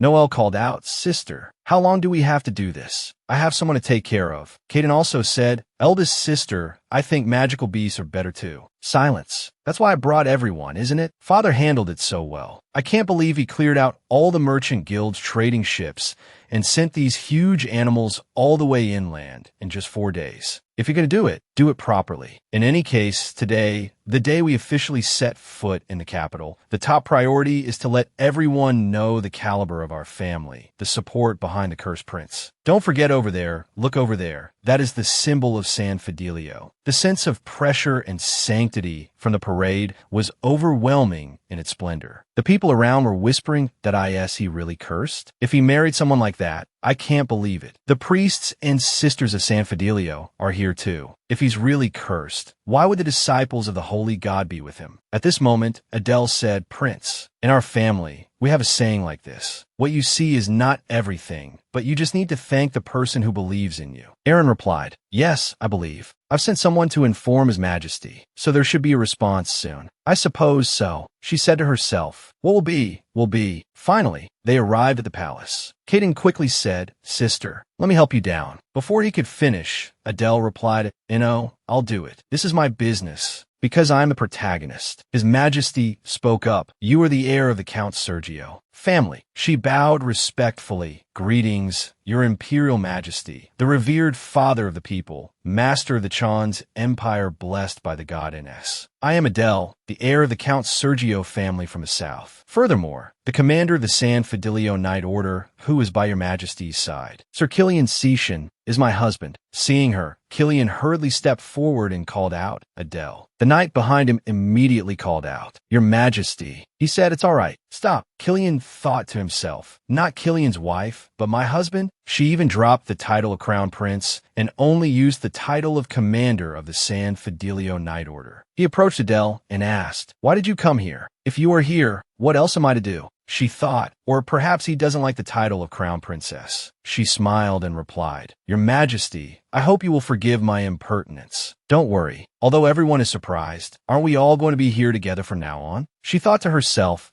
as expected, he's no ordinary man. But it seems you've arrived rather noisily. I didn't want to greet you in this manner either, but due to the urgent situation, I had no other choice. My husband, the commander, cut off all contact after arriving at the palace, so it is my duty as a wife to find him. My lady, there's no need for this. Why, for my sake, my lady? No, Commander, of course I must do this. She turned to His Majesty. While I was not by his side, did you not personally take care of the commander in the capital where he has no connections? As his wife, it is my duty to pay my respects. His Majesty said, and we're not strangers, so there's no need to be so formal with family. It's not that I don't understand the Crown Princess's heart, but if it's gems and treasures, the royal family should be the ones sending them. How can I accept such things? Please don't say that. Although it was rushed, I prepared it with all my heart. So, would Your Majesty please take a look? Then I must also have a gift in return for the Crown Princess. There's no need, Your Majesty. I have already received too much. I have never given you anything. If you're troubled by that, I will think about what I desire and let you know. Of course, it must be so. Who is it that is making the request? She bowed her head. You command. What are you saying? Is there anything I cannot do, unless it is something that harms the dignity of the royal family? All right, let's see what the Crown Princess has brought that makes her so confident. I have prepared what you need most, but it seems I was a little thoughtless. What I need? How surprising. This is the first time I've heard such words. I'm the one who's surprised. I'm suddenly anxious about whether Your Majesty will be pleased. Raise your head. If you are so devoted, I must accept it. No, Your Majesty. I didn't consider that you lack for nothing. All right, whatever it is. She replied, Yes, even if it is the dragon's heart, should I send it back? As expected of Sergio, bringing just one thing as a gift is enough to catch my attention. You know of our family? Of course. Your father is very cautious, so the nobles in the capital may not know, but I am different. Hear the detailed story from account. I wonder what grudge he holds against me now. Odell thought to herself, this father of mine, what has he done now? He said that from now on, there will be nothing to worry about. Although I don't know what fuss the nobles will make. If they know what you brought, they will all shut their mouths. Suddenly, Odell asked, it seems your majesty thinks the commander is suitable for the throne. He said, isn't that a matter of course? Callion is the firstborn who continues the royal bloodline. But how can it be that even I couldn't predict this at all? I don't know what you've heard from Callion, but my son was destined to sit on the throne from the very beginning, even if the second prince had no issues whatsoever. That is a matter of course. The perfect person must ascend to the throne. Odell smiled and replied, so that's how it is. He continued in a gentle tone. As you can see, since birth, Aaron has been timid and thus unsuited to take on the role of emperor. Is the commander different? That's right. Although his childhood was not smooth, thanks to that, he has become stronger. The crown princess also knows well what kind of person her husband is. Throughout the empire, there can be no one as strong as Callion. Oh my, we've been talking for so long without any tea. What are you doing? The crown princess has arrived, and you can't even prepare a decent cup of tea. Ah, your majesty, if you don't mind, you could taste the tea of my homeland. Tea from the south? We are growing tea leaves on our family's farm. Perhaps your majesty will also be pleased. Perhaps because it's tea from the south, the aroma is special. I hope you will like it. Aaron wondered to himself, what on earth is sister-in-law thinking? He's not someone who can be easily fooled like me. Looking at his majesty, Odell said, from that expression, it seems it's effective. I'm glad your majesty is pleased. Thanks to the crown princess, I got to enjoy delicious tea. We've shared enough small talk. Now I want to see what you brought. Of course, your majesty. You have worked hard to find it. Compared to the one who brought a piece of the sun, is still lacking. I never expected it to be given like this. When he saw the item, his majesty exclaimed, oh my! Suddenly, his expression showed astonishment. This is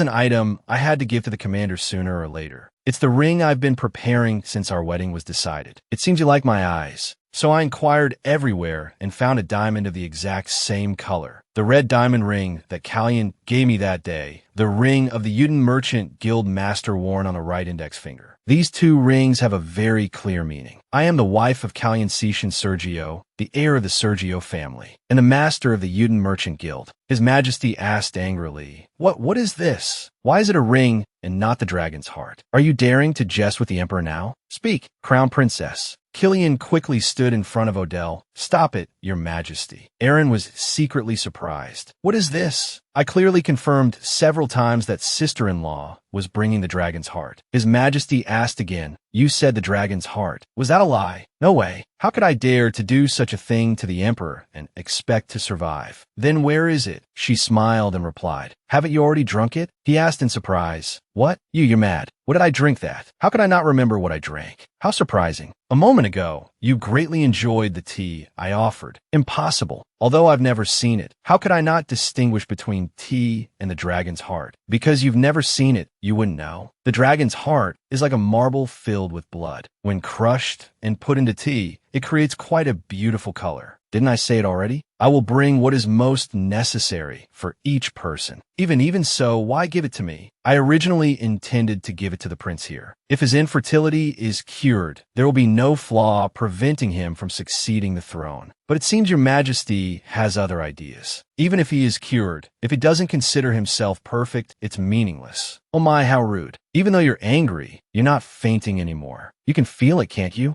He put a hand to his chest. This is... In any case, in your majesty's eyes, no one is more suitable than yourself. So it's best that the one who considers himself perfect here continues to hold the throne. If you are healthy and rule the empire for a long time, who knows, this time you might meet a prince who is perfect from the very beginning. Crown Princess, that title is too much for me. No, I cannot accept that title. As a noble of the empire who has received your majesty's grace, of course, I always wish for this country's prosperity. Therefore, I had hoped to welcome an emperor more outstanding than anyone else. But your majesty's eldest son cannot become such a person. How can he sit in a position that requires understanding all the people when he cannot even understand his own wife's heart? Now, as a citizen of the empire, I am forced to object. So, my dear, it seems you are most suited to be my husband. He was moved and called her name. Odell. The emperor also turned to look at Killian and remained silent. Odell spoke again. Your Majesty, a moment ago you promised to grant my wish. He said indifferently, yes, as long as it does not cross the line. He thought that he couldn't take back his words now. In any case, he couldn't have his way. Odell placed a hand on her chest and said solemnly, as the one who offered the dragon's heart, I dare to ask the noble emperor, your Majesty, what your son wants, what he thinks, please listen to him until the end. That is all I wish for. I shall take my leave. At this moment, Aaron called out, Your Majesty. The close attendant turned to say something. Quickly, stop His Highness the Crown Prince. Aaron refused. Stop it. Let him go. Outside, Killian said to Odell, I'm sorry. I didn't want to be seen in this state, but in the end, she cut him off. Do you remember? The first time we met, I said I would help you live in the lap of luxury if you sign a contract with me. Why bring that up? I'm going to make the offer again. The position you are about to give up, I can't say it will be as honored and revered as in the palace. You might not be able to give orders as you please for the rest of your life. However, every day you will be free to choose the tea you desire. There will be a brilliant cup full of tea leaves and a marble table to place that cup on. There will also be vast gardens and fields to place that table in. There will be mountains suitable for strolling and residences to occasionally visit for a rest. And if you look inside, you will see me, a hot-tempered person who always does as she pleases, but who loves you more than anyone. She asked brightly, So, do you want to go with me? Killian lowered his face and asked, Is the person there beautiful?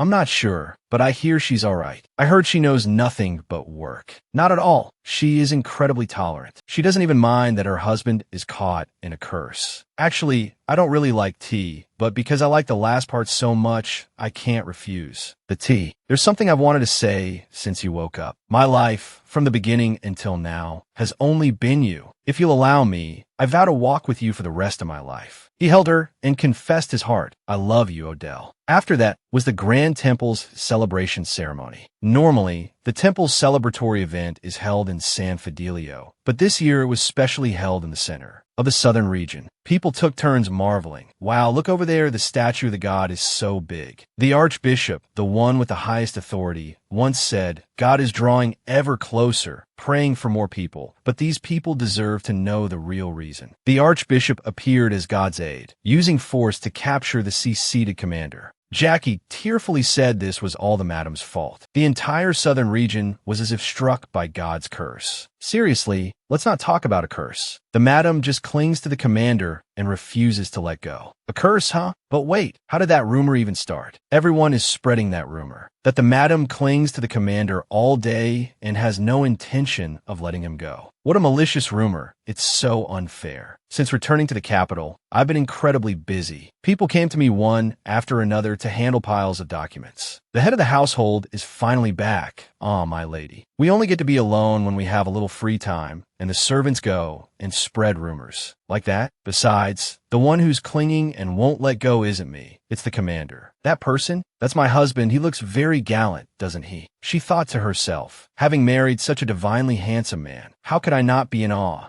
It's truly unfair, but it's also karma. Suddenly, someone approached and said, It's good that you know, madam. Odell exclaimed excitedly, Believer Rebecca, if we're talking about being wronged, it should be the days I spent with you, Lady Agnes. What brings you here? Preparing for the event? Now that you mention it, I don't see the archbishop. He has some urgent business, so he will be late. Right, he shouldn't overwork himself at his age. Well then, I'll take this time while waiting for the carriage. To take a nap. Rebecca stopped Odell. We need Madame Agnes to make an appearance today. Oh dear. In a little while, after your name is called, please go up to the podium and say a few words. Odell was bewildered. Huh? Show everyone that Madame Agnes has been reborn as a new person. Wait, if we need to stall for time, just ask Father to bring out the prepared dishes. Why is it my turn? What do you mean a new person? Ah, that's right. There's Noelle. Let's ask her. Just then, Noelle appeared. Why are you telling me to do it? Rebecca asked in surprise. You really want Noelle to handle such an important task? Odell was also stunned by that attitude.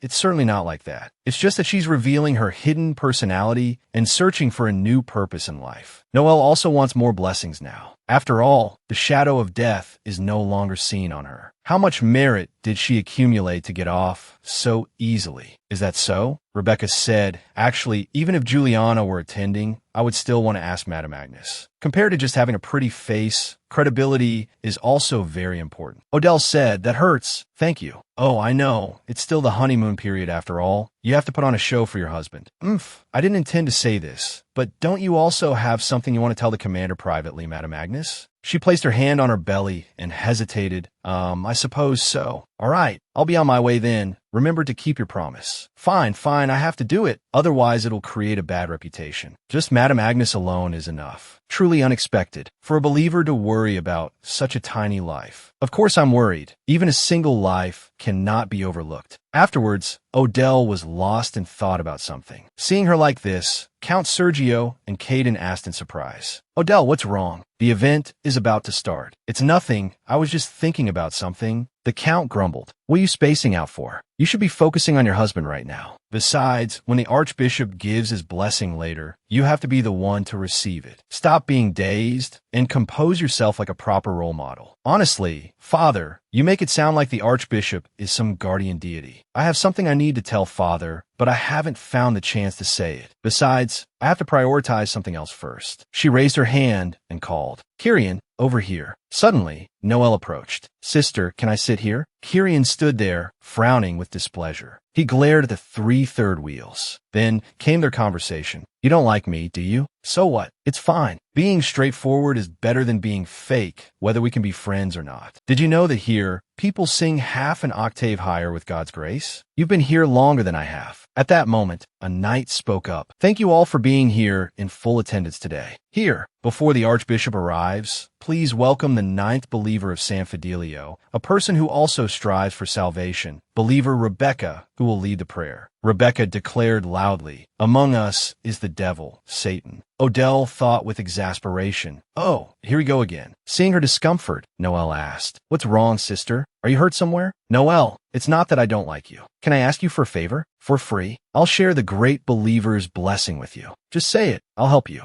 Then, pass a message to Caden next to you. Relay my exact words. I'm sorry, but this, Odell said. This time, the Merchant Guild has an ancient artifact. It's usually used on demonic beasts, but if you want it, I won't sell it. I'll just give it to you. Noel immediately changed her mind. What message do you want to pass on? Odell whispered, Kyrian, my love, how does it feel to become the father of twins? A moment later, Rebecca called Odell up. As you all know, Madame Agnes is here. She is a symbol of the mortal world, a person who can conquer all. Odell also cried out loudly, Oh God, please save me. Rebecca continued, For such a great figure to have come to our sacred San Fidelio, it is truly surprising and also very frightening. Of course, the origin of San Fidelio is to drive evil from the world. I don't understand how this person managed to set foot in here in the first place. Odell frowned, thinking to herself, I'm just doing what you told me to do. It's all a trial. Even I'm throwing myself into the fray to protect everyone. In fact, this is the greatest trial for me. For a gullible and foolish person like me who only judges others by their appearance, this trial is also an opportunity. Once a Satan, always a Satan. Therefore, Madame Agnes has no other choice. Among the people I have met, she is the most responsible and resolute, always striving to complete her mission. Odell blushed and called out to Rebecca. The sister continued speaking.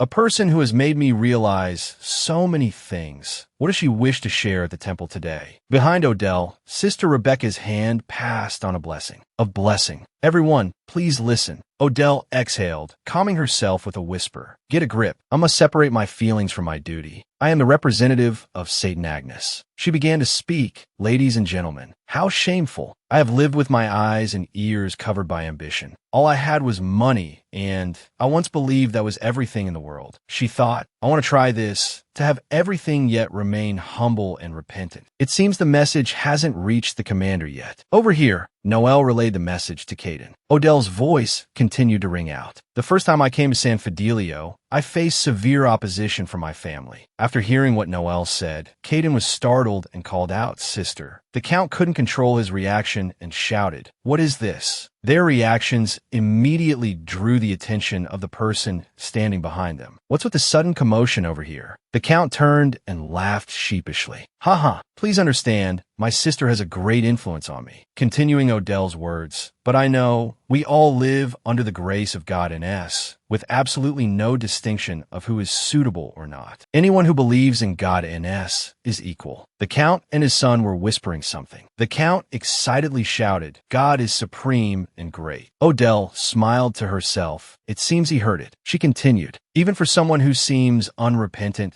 God always extends a hand to help them atone." Below, the Count went over to Kirian and said joyfully, "You are truly amazing." Kirian was bewildered by the Count's form of address. He called out, "Father." The Sun God will always open his heart to welcome everyone. Anyone can come to God. It doesn't matter if it's late or not, or who you are. At this moment, the news that Odell was carrying twins reached Kirian's ears. Kirian's face immediately flushed red, and indescribable joy could be seen in his astonished eyes. Up above, Odell continued her speech. To convey that message, God in S said, "Listen to the person right in front of you. Even when it seems like everything is over, everything will reappear if we are sincere." Kirian walked up to her. She looked at him and said, "It's very complete." Kirian continued, "And will be loved again. I came to give an answer to what you wanted to tell me. I know it's rude, but I couldn't wait. Until now, you have always been my salvation, my life. And now, you have brought me a happiness beyond compare. You are the most beautiful and perfect goddess. The one I met here in San Fidelio, it was you who saved me." Odell's face also flushed red. The ceremony, which had turned into a display of family affection, came to an end. Noelle was overjoyed at the prospect of getting the antique she had traded with Odell. Caden kept muttering,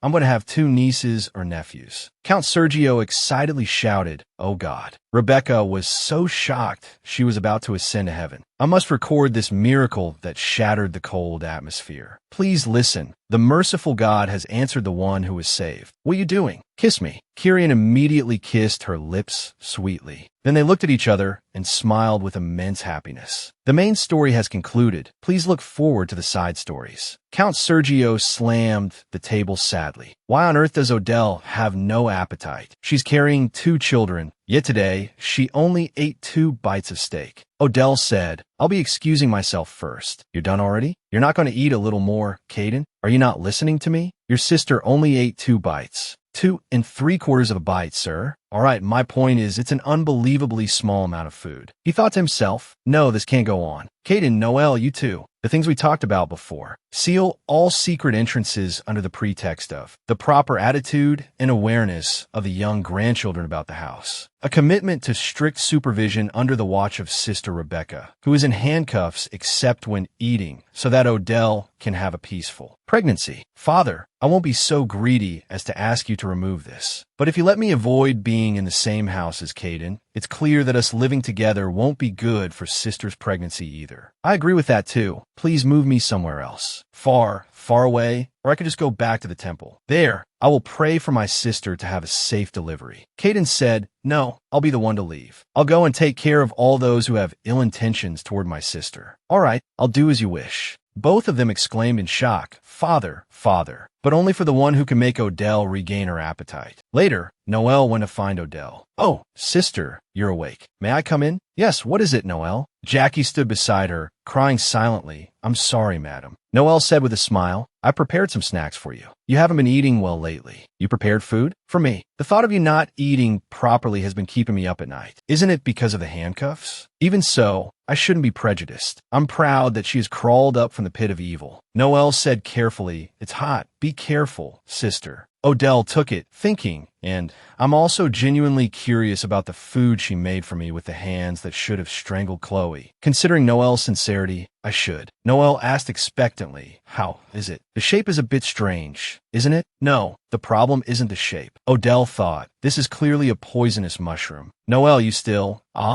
Sister, don't misunderstand. This isn't an ordinary poisonous mushroom, though it is a poisonous mushroom. This is a type of mushroom that grows in the most secret S-shaped area of San Fidelio's medicinal garden. I heard that if you eat it, even a dead person would find it delicious. You don't think eating this will kill me, do you? "Oh no, I've already tested it. It's true that you'll vomit a little blood after eating it, but you'll definitely get your appetite back. I heard he spent the whole day thinking about food, and even gnawed on bricks in the basement last night." "Yes, all right, congratulations." I think I can hear Chloe's screams echoing in my ears. Noelle said, "It may look like that, but I heard it's not actually poisonous. Although there are cases of deep sleep, it only lasts for about a week. If you eat for a week, it's like there are no major side effects." Odell said coldly. Jacqueline opened Noelle's mouth. Sister, why are you like this? Did I do something wrong?" "Wah." She said she was being sincere. Afterwards, Noelle was kicked out by her. "I think I need to take a walk. My stomach is starting to feel unsettled." "Madam, but don't you want to eat something?" "Let's see. I'm not a picky eater to begin with."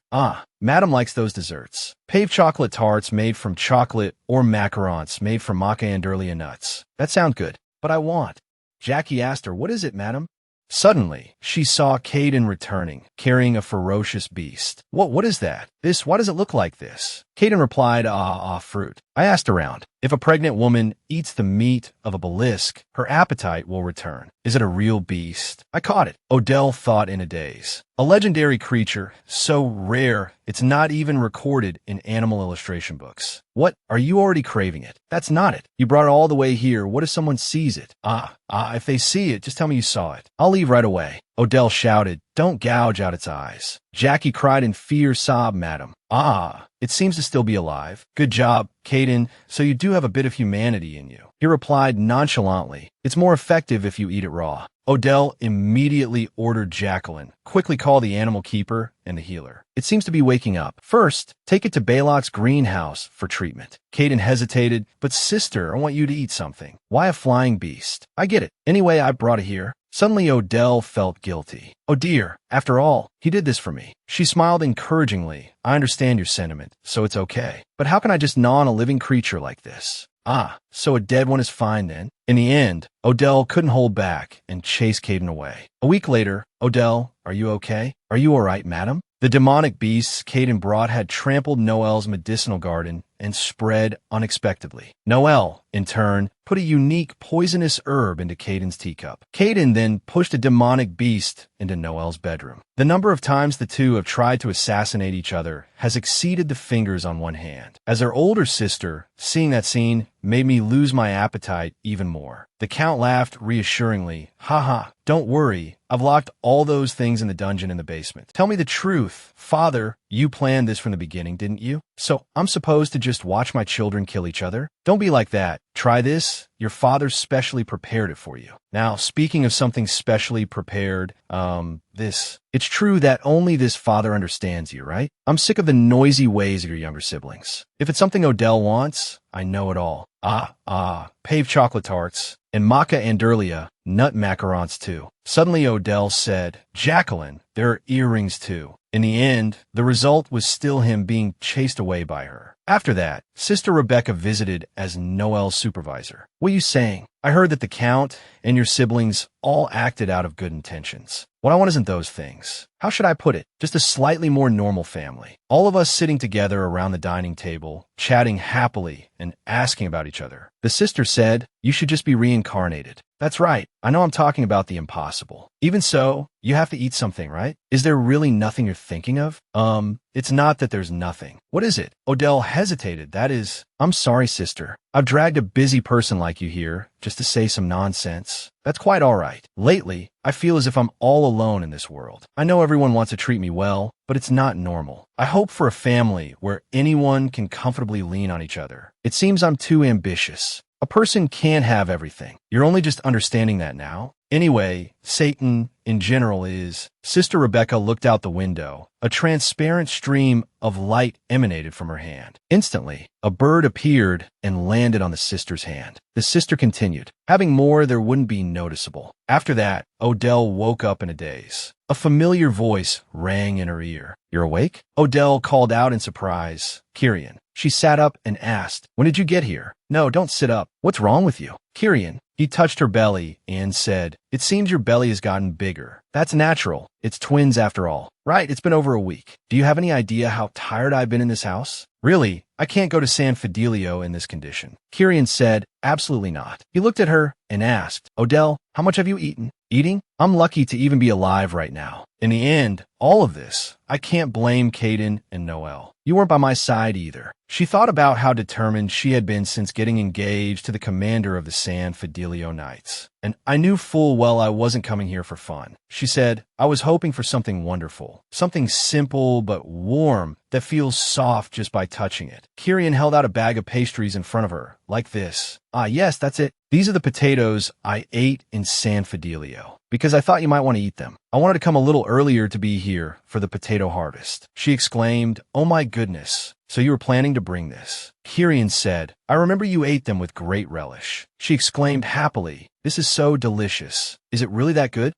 Yes, it's unbelievably delicious. It seems the two babies find it delicious too. That's why they're being so well behaved. I'll bring more next time. A married couple is truly different. That's why you knew this is what I wanted. Thank you. You're the only one who understands me. Hearing that, Kirian smiled happily. Afterwards, she also fell asleep with a smile still on her lips. Kirian quietly went outside and met Sister Rebecca. I heard that all the fields in San Fidelio have been completely overturned. Is that so? You must have had a hard time, sister. I have no right, but why don't you ask Lady Agnes directly? If you did, you could have been clear without all this trouble. Then she wouldn't rely on me this much. If it's Odell, I'll just endure it. Her siblings who would stay, even if they died, and her father who puts his all into everything. I just need to get past them to solidify my position, whether it's my life or everything else, using every trick I have. Thinking this, Kirian said, just leave Odell like this for a little longer. The only person she trusts in this world is me. Ah, yes. The sister thought to herself, I want to leave this house as soon as possible. Commander,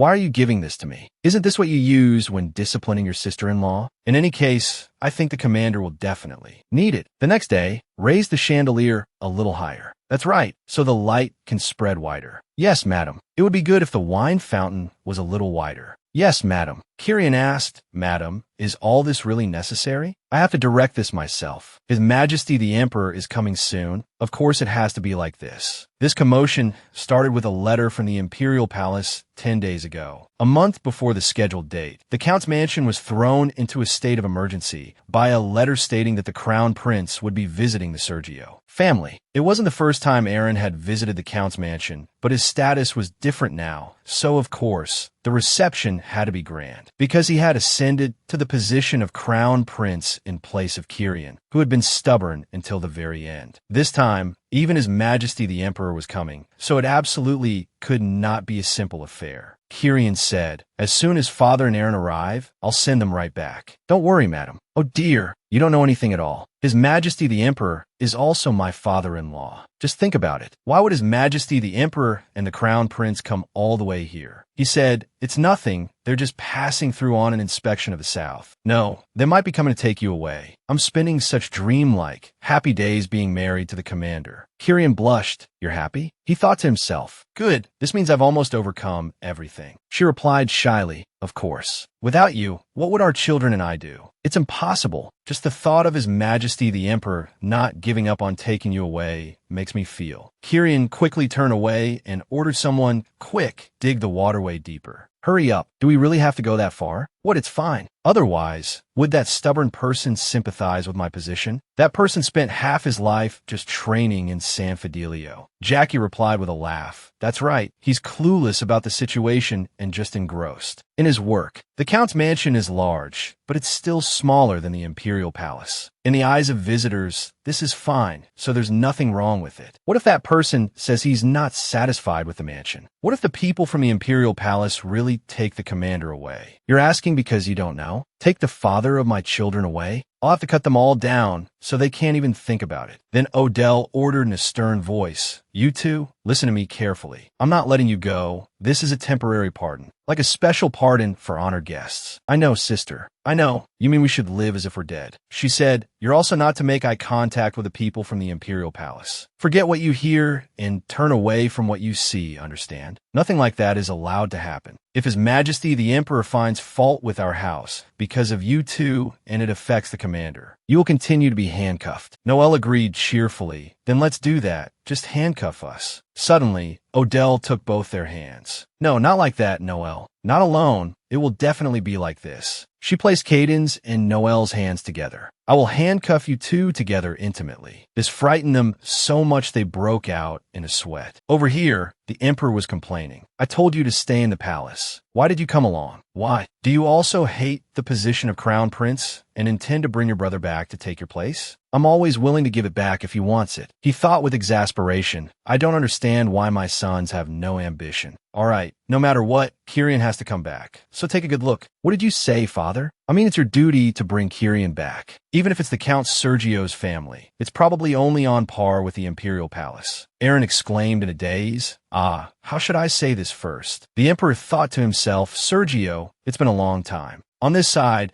Count Sergio said, that's as low as I can bow, so I'll have to live with it. But what is the reason you're so insistent on staying in the south? I'm simply helping that Grace reach places His Majesty finds hard to reach. Goodness, if your father heard that, he would probably faint. Killian calmly replied, that might just be the case. But you are different from your father, the Count said with a laugh, above all, because my daughter does not want to return to the Emperor's side. His face darkened as he asked, what did you say? The knight hurriedly replied, that is, your majesty. Suddenly, his eyes showed clear astonishment. Excuse me, what I'm seeing right now. Before his eyes was a surprisingly magnificent and luxurious mansion. This, after all, not only that, but the entrance path was a waterway. The emperor asked in a daze, what is all of this? This is the glass bridge and the gold bridge. Count Sergio appeared and continued respectfully. Allow me to guide you from here to the path you will take. Your Majesty, from now on we will travel by this carriage. A carriage, this is the walking path near the entrance. Ah, over there are the servants' quarters. The main building is this way, Your Majesty. Seeing the structures here made the emperor and his followers gape in astonishment. Afterwards, the emperor was led onto a boat shimmering with a golden light. How could we let such a noble guest walk? From here, we will travel by boat. We've arrived. You've had a long journey, Your Majesty. Finally, at their destination, the emperor looked around and saw his followers, all of them dispirited. I must pull myself together. I didn't expect them to go this far.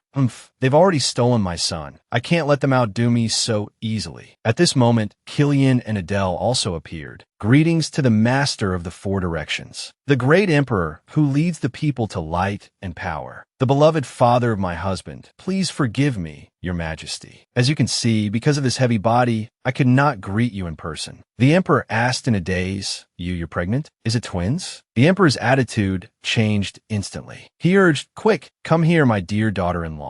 She looked at her father and said enthusiastically, this way, please. Those people exclaimed, oh my. Adele thought, as expected, father couldn't hold back his power and suppress his aura. The emperor asked, that's right, are those children my daughter-in-law's younger siblings? Yes, they are, Noel and Caden. It is a great honor to meet the noble emperor like this. Me too, Your Majesty. There's no need to bow. I am also very pleased. Perhaps you're like the crown princess, so you both behave politely. Isn't that right, Aaron? Upon seeing Noel, Aaron blushed to the tips of his ears. He was startled by the sudden question. Yes, that's right, father. Adele frowned in suspicion. Why such a reaction? It's just that I couldn't directly see the scene with Chloe a few days ago, but it's enough to realize. She thought, there are two cases where one cannot see what's right in front of them. They're either blind or crazy. Aaron said, I also know very well how beautiful Lady Noel is. The emperor also realized the issue. Is that so? He thought that becoming in-laws twice wouldn't be bad. He then said, then you should follow the young lady for a tour of the Sergio estate. What do you think, my lady? Could you take my son? Noel replied blankly, yes. Seeing her younger sister hesitate, Adele gestured as if to handcuff her to Caden. Noel was startled and agreed. Then let's do that, Your Majesty, that's great. While you two take a walk, we'll go inside and chat for a bit. The Count has prepared some light refreshments. Since I'm her older sister, I'm a little worried. Noel seems embarrassed. I see, but don't worry too much. How could Aaron act carelessly? She smiled and replied, yes, but in her heart she thought, acting the opposite is the problem. She approached and called out to Noel. Her sister smiled brightly in response. Sister, Adele reminded her in a cold voice, don't run away, don't stab, don't kill, unless you want to die by my hand. The emperor, however, thought the two sisters are so affectionate. At this moment, Adele turned to call out, My youngest brother, Caden, don't you dare throw up here. I must have seen it wrong. Perhaps it was due to fatigue and lack of energy after that major incident. At this moment, Aaron asked, "Are these flowers planted by you, my lady?" Noelle replied, "Yes." He looked at Noelle and thought, anyway, such a weak and fragile lady. If they're already buried, then no guidance is needed. Aaron called out, "My lady." Noelle immediately replied, "It's nothing. Let's go this way." He asked, "Next time, would you like to visit the capital, my lady? I will give you a tour then." The capital, of course, the South is a wonderful place, but the capital also has resorts. If you go a little to the north, there's even an ice castle. It used to be a place to torture traders, so it's closed now. "Oh my, I'm sorry. I'm spouting nonsense in front of you, my lady." "It's all right," she said excitedly. "Please continue." "What? I didn't expect the capital to be a place like that. I want to hear more details." Aaron was flustered. "That from which part? But my lady, you seem a bit too close." The group of people nearby said to each other, "How dare they make the crown prince sit like that? Isn't this an unusual family?" "Exactly. The prince has given up the throne. But are we to leave the prince in a common family like this?" "That's right. Even if not now, they might incite the prince later. They intend to blind his majesty with things like this. Truly, how short-sighted." Overhearing those words, Aaron frowned and turned. "How dare they? Please wait here for a moment, my lady. Your Highness, you mustn't. The two babies are about to be born. If a commotion happens, it won't be good for my sister-in-law." She thought, "Of course it would be even worse for me." "You think so deeply, my lady. If a commotion happens at the Count's mansion instead of the Imperial Palace, who knows how the news will spread?" "Yes, your Highness, please also consider me and let it go this time." "There's no other way," Aaron said. "Actually, I had thought about teaching them a lesson once. Among them is Count Amanda, who failed in his attempt to push for his daughter's marriage to my older brother." "I see. So everyone has entanglements like that." "I see. That red-haired Marquis Clemens over there is the guardian of the recently missing Lady Chloe. For a girl with no connections to stand out so much in the capital is also like that. Some say that the reason the lady was able to approach the Orange Ducal family was all thanks to that person's efforts. What on earth are those two plotting?" Suddenly, Noelle smiled brightly and asked, "Your Highness, could you go inside first? I just remembered I have something to do." She quickly went to find Caden, her hand tightly gripping the cross behind her back. "Here's the thing. I know how much you think of Sister Adele, but it's not like an older sister has to know everything about her sibling, right? We each know our part and keep our mouths shut. How about it?" Caden immediately agreed. "All right." The two began to divide them up. "The redhead over there is mine, so the rest are all yours." At this moment, Aaron unexpectedly approached, calling out, "My lady. In any case, to leave you alone in a place like this." Before he could finish, he cried out in astonishment, My lady." The sight of Caden carrying a person on his shoulder and Noelle grabbing the redhead by the collar. The two looked at Aaron, bewildered. Caden said, "This is getting tiring." Noelle gave a dismissive laugh. "It's fine. I know what to do." "Your Highness the Crown Prince, what on earth are you doing there? I should have told you to hurry along." My lady, how could you?" "Don't worry too much. I'll let them live." Later, the Count said to the Emperor, "I heard His Highness the Crown Prince is quite ill, Your Majesty. He's not usually so weak, but perhaps he hasn't adapted to the South after the long journey. For the Count to welcome us so warmly, it's truly embarrassing." "It's no problem, Your Majesty." I heard from the servants that some nobles have returned to the capital without a word. How could those people be so rude? After I return, I will investigate this matter thoroughly." "Please do so, Your Majesty." The Count thought to himself, if there are any bodies left to investigate. If it were just Noelle, I wouldn't know, but with Caden there too, it's obvious. Later, he scolded the two. "How foolish. Thanks to you two, a field that was just recently reclaimed has been completely destroyed." Caden and Noelle replied one after another, "I don't regret it. The disposal was as you wished, Father." "Me neither. You should have listened, Father." "You too, that's not it. In your eyes, is a swamp a decoration?" The next day, the Count said, "A fitting punishment is good, but please consider the circumstances, as they may have contracted an endemic disease on their long journey to the south." "An endemic disease? Is there such a thing?" "Occasionally, due to the temperature difference, one can lose their senses and suffer from delusions. But don't worry too much. At that time, just feed them this." The Count thought, "Actually, this plant comes from Noelle's garden. It will paralyze the tongue and make it difficult to speak." The Emperor said, I didn't expect the Count to be so considerate. I will definitely have them use this. It's only natural. Your Majesty has heard, haven't you? Last night, a shooting star fell in the southern sky. A shooting star? Isn't that a good omen? Then the heir of the empire will surely be born healthy. The Count immediately replied, I wonder how intelligent the child who will be the master of the Yuden Merchant Guild, the leader of the South, will be. As soon as the words were out, the emperor looked at the Count grimly. I sent people out, thinking we might be able to retrieve a piece of the meteorite. It's unlikely, but I want to use it as a commemorative stone for the children's birth when building a monument later. That's wonderful. Suddenly, a subordinate entered and said, My master, I'm sorry to interrupt, but you need to step outside for a moment. The Count asked, What is it? Don't tell me. Adele has, but there's still time. It's not that. An unexpected guest has arrived. A voice rang out. Are you too well? His Majesty the Emperor, Count Sergio. Isn't that the Archbishop? Why have you come here? The Archbishop said with a laugh. What else could it be? The child of Miss Agnes and the Knight Captain is about to be born. Of course, I must come for the descendant of San Fidelio. At this moment, Adele asked, All of this was sent by the Archbishop, Father, and His Majesty? Yes, I've only brought in what could be carried inside. I heard from the butler that the master has summoned all the famous philosophers and priests and carefully considered to choose the middle name. Adele asked blankly, for Brainium. Yes, what was it? To become a wealthy person who leaves a long-lasting legacy for future generations. Adele said with a headache, I am very grateful that everyone wants to name the two children. But what I mean is I want my children to grow up more normally. Jackie thought to herself, that's impossible once you're born into the Sergio family. That's true. The madam was born with a golden spoon in her mouth. Yes, that must be it. Even using a golden spoon with diamond plates can feel this disheartening. Just thinking about it is stressful. Even so, because the madam is the eldest daughter of the Yuden Merchant Guild, those things are a given, but the children will be different. Their father is the captain of the knights, isn't he? It's not because he's my husband, but because he values feelings the most. I didn't know a person could be like that. As the son of the emperor, the knight captain favored by the archbishop, and the son-in-law of the Sergio family. Even one of those things would be enough to make one lose their mind for a lifetime. But he always maintains a good balance with incredible self-control. With a face like that, his inner self is enough to be overlooked. If everything were perfect both inside and out, it would be against the rules. Handsome, tall, healthy, and profound. Hearing this, Jackie was speechless and replied, Yes. Suddenly, Adele turned around, smiling brightly. Killian also smiled and called to her. Adele, she thought to herself, when I want to see him, ta-da, he appears just like this. You're only just arriving? You're sweating so much. You must have come from the training grounds. No, I was making something. Making something? What is it? Last time it was a potato basket. What is it this time? It's nothing. Killian stammered. This? Oh my goodness, it's a cradle. You made it yourself? Yes, so your hand was injured a few days ago, not because of training. He replied shyly. It was my first time, so I'm not used to it. Adele was deeply moved. What should I do? I'm going to cry. Thank you. This is truly the gift I wanted. Tomorrow, Jacqueline and I will choose fabric to line it with. You don't have to go to such trouble. What are you saying? There is no gift more precious than this. The more I look at it, the more it shines and sparkles. I've truly never received anything like this, Killian. The children will surely feel their father's love the moment they are born. I'll try my best, so I'll head to the training grounds for a bit now. You should go.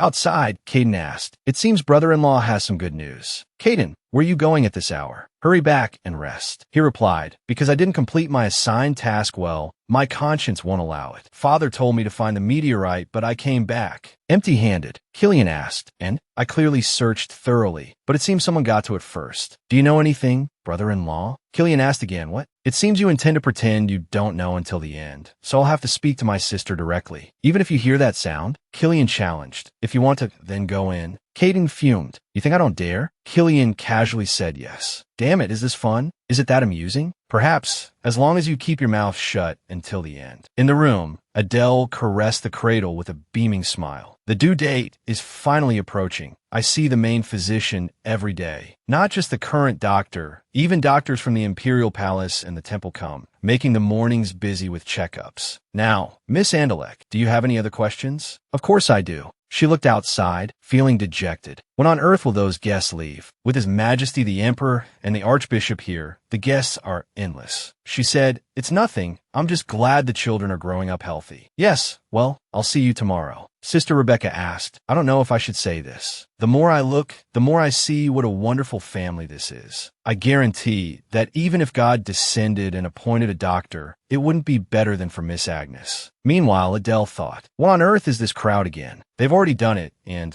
they're definitely doing it like this. She replied, "No, every time you come here, you don't feel happy, so why do you come? If it's for the Archbishop, he's in the Gardens Annex. I came for Miss Agnes. I thought I should give you something too." Adele and Killian asked in surprise. "What? Sister Rebecca is giving me a gift? What are you asking? Do I look like someone who can't even give a gift? Even the captain. So surprising, truly unexpected. I'm so moved. But it's all right. As you can see, sister, I've already received too much. Aren't you too curious about the children's gender?" Hearing this, they were both surprised again. What do you mean, sister? I mean, don't you want to know if they are a princess or a prince? Sister Rebecca knows that. You too must have forgotten. I am the sister of salvation, the ninth sister of San Fidelio. I am responsible for all lives and can feel that power. In short, just tell me quickly before I change my mind. What would be the best way to do this? Suddenly, Killian called to Adele. "No, I think it's fine not to know." "Really? We're so close to meeting them in person. I want to wait until then. A son or a daughter. They are both precious to me, so nothing changes. Isn't that right, Killian?" Of course, all right, if that's what you two want. Then I suppose I must return to San Fidelio. I have to depart today before the sun sets." Suddenly, Adele grabbed the sister's hand. But the sister turned back and asked, What is it, Sister Rebecca? "Right now, I'm very tired and miserable because of the excessive attention from those guests." So what? "All I know is the gender of the two children in your womb. That's why I know the people who will go crazy over that." Afterwards, Adele exclaimed, I can finally breathe a little. How long has it been since I've been this free?" Of course, the path of the one who bears the shackle for others is very difficult. Everyone crowded around Sister Rebecca, asking, "I heard you know the gender of the children. How dare you not tell even the Emperor?" "Sister Rebecca, aren't you one of my people?" She screamed with a headache. At this moment, Killian asked, "Adele, if there's anywhere you want to go, just tell me." Jackie added, "That's right, madam. It's been a while since we've had this chance. Whether it's the sea or the city, just say where you want to go." Suddenly, Adele said, "The Rankin Marquis." Both of them said in unison, bewildered. "What?" Adele said with a smile, "The new house I bought in the middle of the city center. Why there? The renovations aren't even finished." "That's true, but I can't give birth on the street," Killian asked in astonishment. "What?" Jackie was in a panic. "Mom, Adam, are you in labor? Then you should have said so sooner. Let's hurry back to the Count's mansion, okay?" "No, I want to give birth in silence, in a reverent and sacred way. If we're at the Count's mansion, half the nobles of the South will surely flock there. Then they'll hold a drinking party in the name of prayer, followed by a month-long celebration. Giving birth surrounded by strangers like that, just thinking about it makes me dizzy." Thinking this, she suddenly cried out, "Ugh!" Killian called her name in a panic. Adele, take a deep breath, okay?" What should I do, madam? Should I call the Count? Or Master Caden? Or Lady Noel?" Adele grimaced in pain and said, "I'll only say this once, so listen carefully, both of you. Jacqueline, you go down and head to the nearest village. Call about 2 midwives and their assistants to the Marquis. Discreet people with no connections to noble families. If I haven't given birth after 3 or 4 hours, just secretly inform my father. Prepare for the children to be baptized as soon as they are born." Yes, I understand, madam." And next, Killian, "I'm here." "Adele, what are you doing not holding my hand?" Then came Adele's scream. "There, madam. Adele, wake up, okay?" A midwife entered and said, "You're the children's father, right? You need to step outside first." "Why do I have to? My wife and my children are in here." "If you're going to use the excuse that it's the rule in the South." "No, you're my way here. You're really in the way. I can't deliver the babies." Killian was stunned. The first time he'd heard something like this. No way. Absolutely not. Please save my Adele. That's why I'm asking you to go outside." The door slammed shut. Killian shouted her name loudly. "Adele." After that, everyone jumped to their feet. Why on earth is there no news? The Count paced back and forth. There are still a few days until the due date. Why on earth? Sister, why? Sister Adele isn't like that. Someone who always appears so dignified and fearless is in so much pain. The sister approached and asked, "What on earth is going on? Sister, why are you only just arriving? What was I supposed to do, handling those people over there by myself? Just brushing them off and getting here is a miracle in itself. Is Miss Agnes still the same?" "Yes. I don't know how many hours have passed. At first, I could hear moans, but now, even if I strain my ears, I can barely hear a sound." "Can't you do anything, sister? If it were an illness, maybe, but childbirth is a law of nature, so I cannot interfere." "Then what should we do? Everyone is a mess. It's so unsettling." At least the captain is still keeping his composure. "Captain, you've really been through a lot." He said, "I don't want to know. I will confirm their gender myself when the children are born." "Captain, that's not it. What I wanted to say." Killian was in a panic, repeating over and over, "I don't want to know. I will confirm their gender myself when the children are born. I will confirm their gender myself when the children are born." The sister was speechless. This person is now also a member of the Count's family. Killian let out a faint, unconscious laugh. During my 10 years at San Fidelio, I was trapped in the Kellan ice cave for 3 years. I thought time had stopped, so I was never swept up in its flow. I thought I would live like that for the rest of my life. But every second Adele was there made my heart tremble. No, maybe it was from before that, from the moment Adele said she was pregnant. From a moment she didn't mind the long journey to come for me, despite never having left the South. From the moment we held hands and stood at the wedding hall. If not then either, then it might have been from the first moment our eyes met. Therefore, please, even if you're not a god, if someone can bring Adele back, I will immediately kneel and beg. I cannot endure any more pain. Just to be by Adele's side again, I would sacrifice my own life. Suddenly, Killian's eyes widened at the sound of a baby's cry. The door opened, and the midwife, holding the baby, said with a smile, "Congratulations, the first baby has been born. Everyone, take a look. It's a healthy prince." Killian was too stunned to react, and just stood there dumbfounded. "A son? The first grandson of the Sergio family has been born." "Really, sister?" Noelle said happily, "I want to see too. I want to see too." "Father," the Count turned and said to Killian, "You should come and see too, your firstborn." But Killian ignored his child and asked anxiously, "Adele, what about Adele? How is Adele?" The midwife replied, "The madam is." Before she could finish, the cry of the second baby rang out. The midwife said with a laugh, "It seems she's born." Another midwife brought the baby out. "Congratulations. It's a beautiful princess." Killian immediately ran into the room, calling Adele's name. Despite the protests, wait, not yet. She hasn't fully recovered from childbirth. The Count smiled and said, "Just let him be." He tightly gripped her hand. "Adele, you've really worked hard." She smiled and asked, "Killian, have you met our children? I heard they are both healthy. Their cries are loud too." At this moment, the midwife brought the babies in and said, "The children have been washed clean. Please hold them." She asked, "What should I do?" "The child I'm holding is our son, and the child you're holding is our daughter." Killian looked at the daughter in his arms. He said a word, but didn't know what to say. After a moment, he said awkwardly, "So the name's not yet." Adele said the Archbishop named them Artemia and Apollonia. Killian hesitated, but that. Adele immediately replied, "Yes. I think those two names are too grand for our children. They're so small and lovely." Killian said, "Father named them Francis Maximilian Cacho, Eugenia." Before he could finish, the two babies burst into tears, making Killian and Adele look at each other blankly. Adele said, "And the names my father-in-law chose are Mercedes and Fiat." Hearing these two names, the babies also cried out loud. Killian asked her in confusion, "Adele, so what should we do?" Adele smiled and listed each name. Dionia, Enia, Dianyong. As soon as she read these two names, the two babies calmed down and fell asleep. Adele said joyfully, "Killian, really? Yes, I love you." "Young, Dion, I love you too, he said, and they both smiled, full of happiness. Later at the temple, I thought there would be no banquet more magnificent than after Miss Andelec's baptism. That's right, it was truly amazing.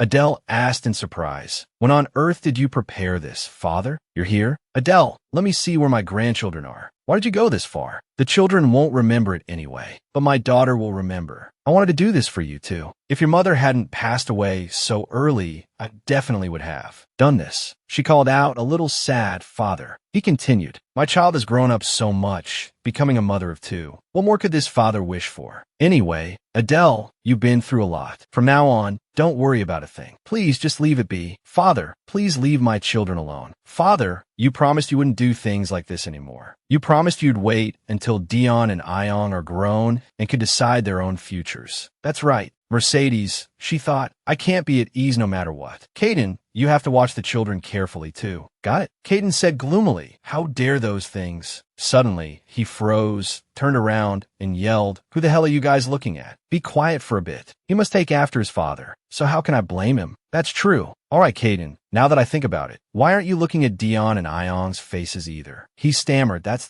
just... It's because they look so much alike. Why is my brother-in-law in my sister's belly? And there are two of them. The person I'm most wary of was born from the person I love the most. Suddenly, a baby's cry, wah, wah, interrupted Caden's train of thought. Adele smiled and said, Oh, Ion, are you awake? Come on, Caden. Do you want to hold her? No, it's not time for that yet. I think I need to step outside for a bit. Adele exclaimed in surprise. Huh? Caden, little one, your uncle is helpless too. The other babies started wailing as well, wah wah. Adele fumbled. Oh dear, Dion. Oh my, someone please. She turned and called to Noelle. Come here quickly and help me hold Dion. I'm on it. Oh my, what kind of flower is that? Are you planning to decorate Dion's clothes with it? It's rare for you to have such a good idea. No. This is a rare medicinal herb, so I found it quite interesting. On the outside, it's a beautiful flower, but if dried for 10 days, it can secrete a deadly poison sufficient to take down 10 adult men. Seriously, if you're planning to decorate Dion's clothes with that, get out now. Adele shouted, Go now, all of you get out. Phew, my children. Mommy's sorry for letting you see such an unpleasant side of the family on this auspicious day. Your grandfather is just waiting to take you away. Your uncle only dares to hide behind a pillar, and even your aunt. She let out a frustrated sigh. But not everyone is like that. You still have your father. Your father is very different from your aunt and uncle. Of course, to your paternal grandfather, no one can deny that Killian is an upright man. If your father stands at the center of a family where everyone is different, he will be a good role model for you. She saw Killian approaching with the knights. She said, He's appeared, and the archbishop too. Don't worry, that is a token of the bishop's sincerity. Suddenly, a flash of light startled Adele.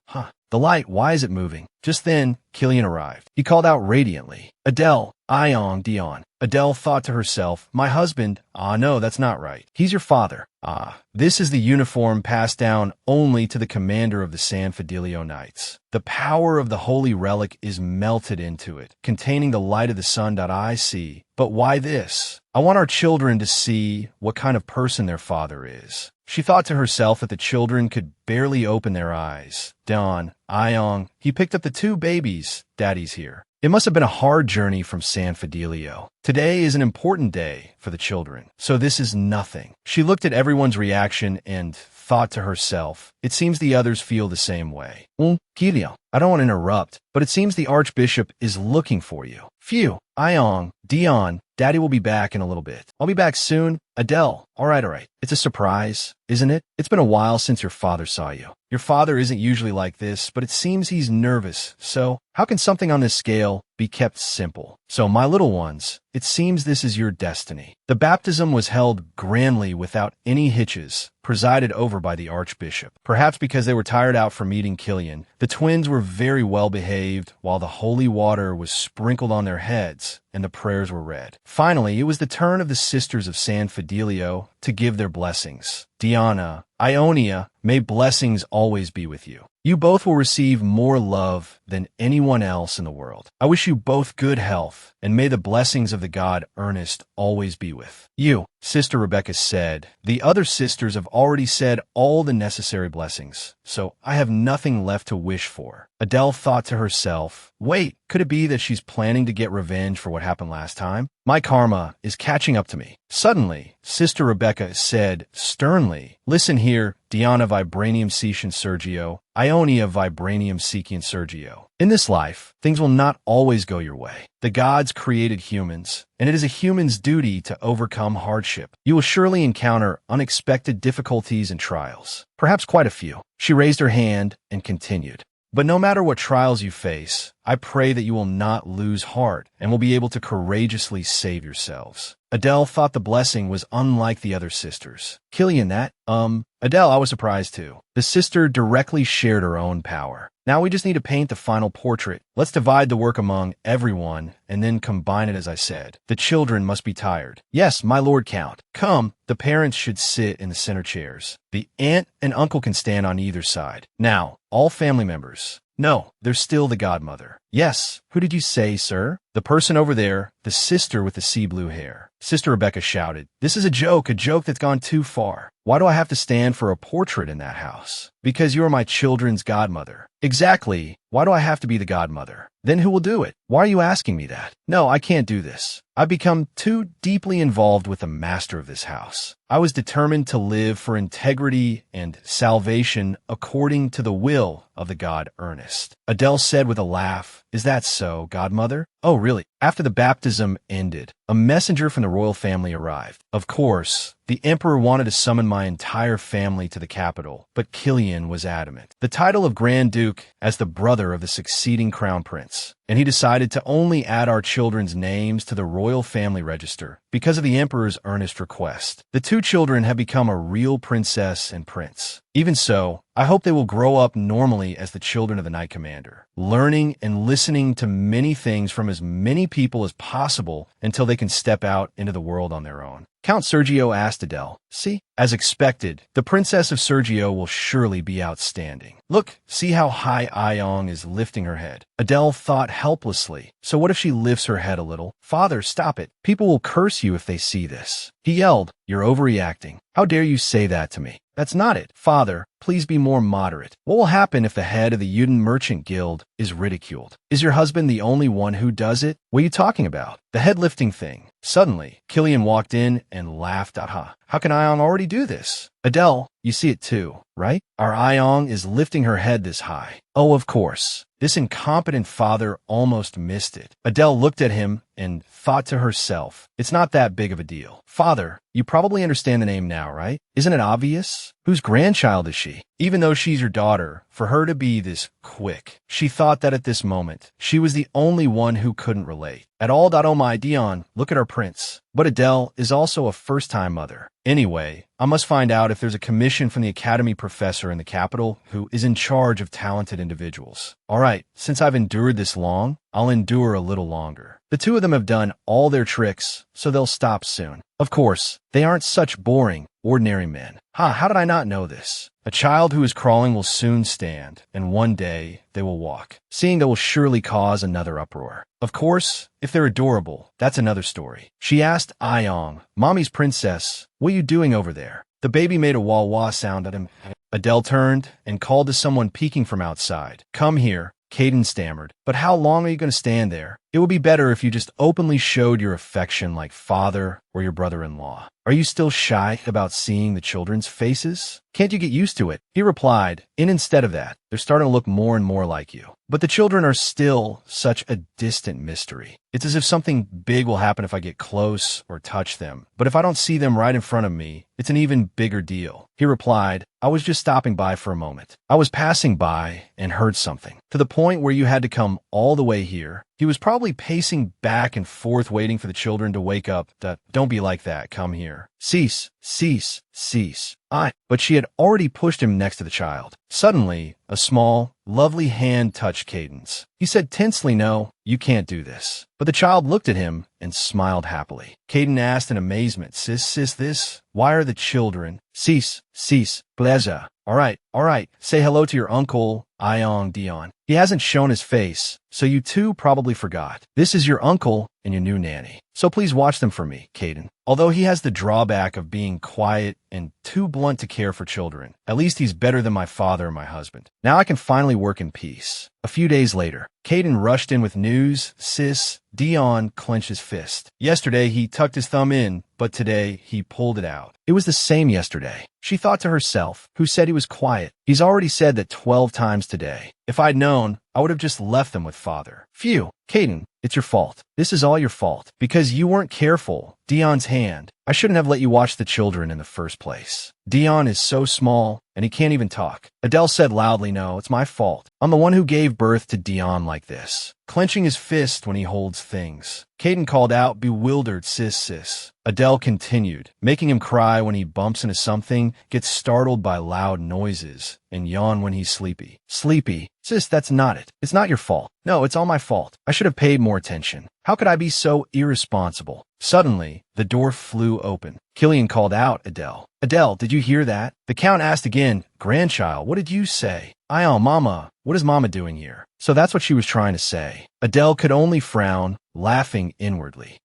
Don't be like that. Just say it directly. Tell her to grow up and succeed her mother to become the excellent master of Sergio and Yuden. Father, I'm sorry to dash your hopes, but Ion is a very normal child. What are you talking about? Is there any child in this world as smart as Ionia? My granddaughter has an innate talent. So, have you used up all the commemorative coins? I heard that most of the gold coins minted in the South are commemorative coins for Ion and Dion. Don't you have any sense? It's just meeting and getting acquainted with the faces we need to welcome. At most, it's just a job like that. What you said isn't all there is to it. If it were just commemorative coins, that would be one thing. I try to please Father, but the day the children first clapped their hands, all the wine and food in the South were distributed for free. The day their front teeth poked out a little, a huge amount of cash was donated to San Fidelio, that he even recently carved the children's names onto a new merchant ship. The Count asked, so what? If I want the children's names to be known everywhere. She interrupted, calling out in a cold voice, Father, no. I've told you before. My children will grow up normally. From now on, no minting coins, no anniversary days, no baseless exclamations. The three men said one by one, but Adele. Sis, but Dion. Adele's face darkened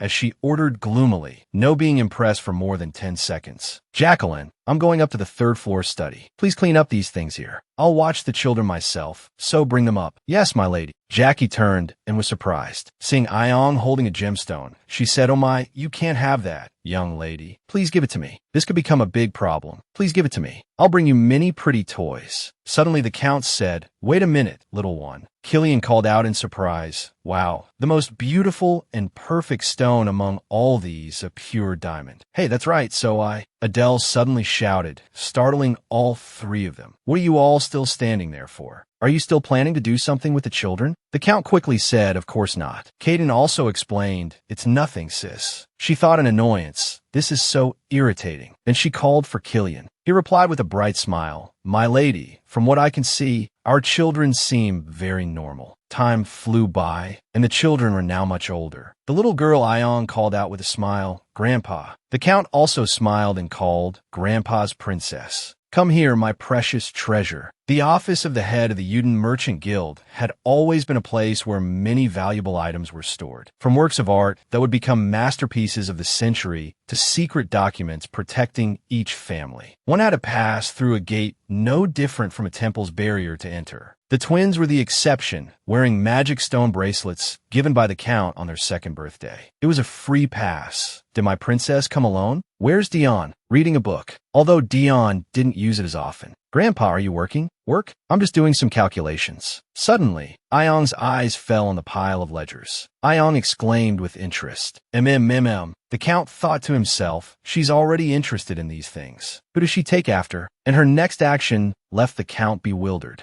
Ion asked, What's wrong, Grandpa? She arranged the bills in the correct order. Little one, how did you do that? Ion replied casually, Well, this one goes like this. Did Ion do it wrong? The Count laughed with delight. No, not at all, little one. That's not it. But this is a secret between the two of us. Okay, what? Well, if your other grandfather finds out, it will be difficult. The Count thought he only asked to put their names in the royal family register, but now he's using it as an excuse to visit the South. If he finds out about our Ionia's talent, I don't want this precious, adorable child to be dragged into the painful political battles of the Emperor or something like that. What's wrong with letting her live here in prosperity? No way. Ion asked, but Grandpa said he would make a really pretty room if Ion came to visit. A pretty room. Then I will build you a castle. Okay, yes, but Ion wants to live here with everyone. With Mom, Dad, and Dion too, because we're a family. All right, it seems a castle won't do. I can't let my precious treasures out of my sight. All right, I'll give you something even better than a castle. Later, Adele asked, So you made this, Father? That's right, a dollhouse. It has a diamond chandelier that not even the palace has. I'll make one for you.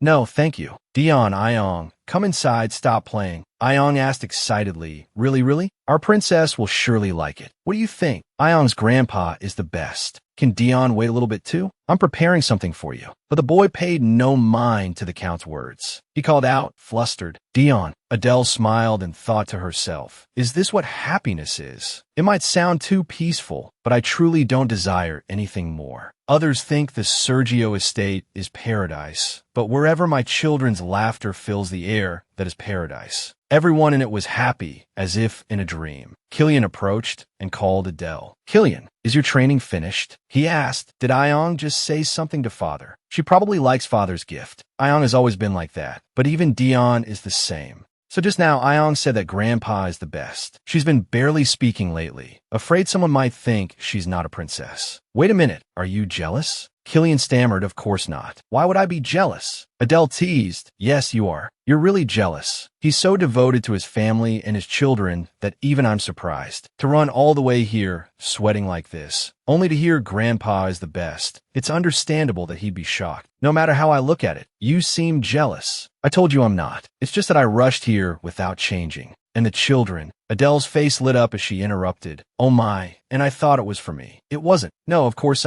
isn't having you enough? Of course not. You know I only ever have you. She hugged him and soothed. Then can you come to me first now? Of course. No matter who the children play with or what they say, as long as you have me, it's okay, right? That, of course. I thought I would find peace like this, but from that moment on, father started trying to keep the children in. The South. He hugged the two children and said, Our Ayong is getting more beautiful by the day, and Dion seems to resemble his father more. What is that again? Do you still have more gifts to give, father? You're making me sad. This world is vast, and there's still many things I want to bring you. At this rate, the children will get bored of the South before that. Of course not. The princess and prince love gifts, right? Ayong, you don't like gifts? Ayong hesitated and replied, It's not that. My princess, do you want to go somewhere else? Seeing Ayong's silence, she was surprised. Oh my, it seems that's true. What's going on? Normally she would say she likes something and clap her hands. The Count picked Ayong up. Just say it. If it's something my princess desires. Ayong answered bluntly. A horse. The Count was stunned. A horse. Yes, a big, beautiful horse like this. Don't worry. I'll contact a ranch today to find a horse that you'll like. Really? A beautiful pony just like Ayong and Dion arrived last month. It's a bit small, but it's from the lineage of the ancient empire, so it will grow quickly. Dion refused, but not a pony. The Count paused for a moment, then picked up the two children. All right. It must be a purebred horse to satisfy our prince. I will immediately send a merchant ship to Iorica and bring back the most perfect purebred horse. I heard the chieftain in the Vomau Desert raises a pretty good horse. Then will you give us a ride, Grandpa? The Count's face darkened as he thought. Giving a ride is a different matter. If it were a normal horse, I don't know, but you can't just let anyone ride a war horse. Especially not my two grandchildren who are more precious than my own life. Ayong asked again, You'll give me and Dion a ride, right, Grandpa? Ayong will be in the front. Ayong will do it. Then I'll hold the shield. Yeah, we'll tell it to run really fast, faster than the wind. The Count replied, My little ones, then glanced at Adele, silently pleading for help. Where on earth did they see this? Adele held up the book, his nth gift, a comic book with the twins as the main characters, and silently replied, See, father, this is why I told you not to bring anything. Ayong's big, round eyes asked again, Grandpa, did you hear what Ayong said? Yes,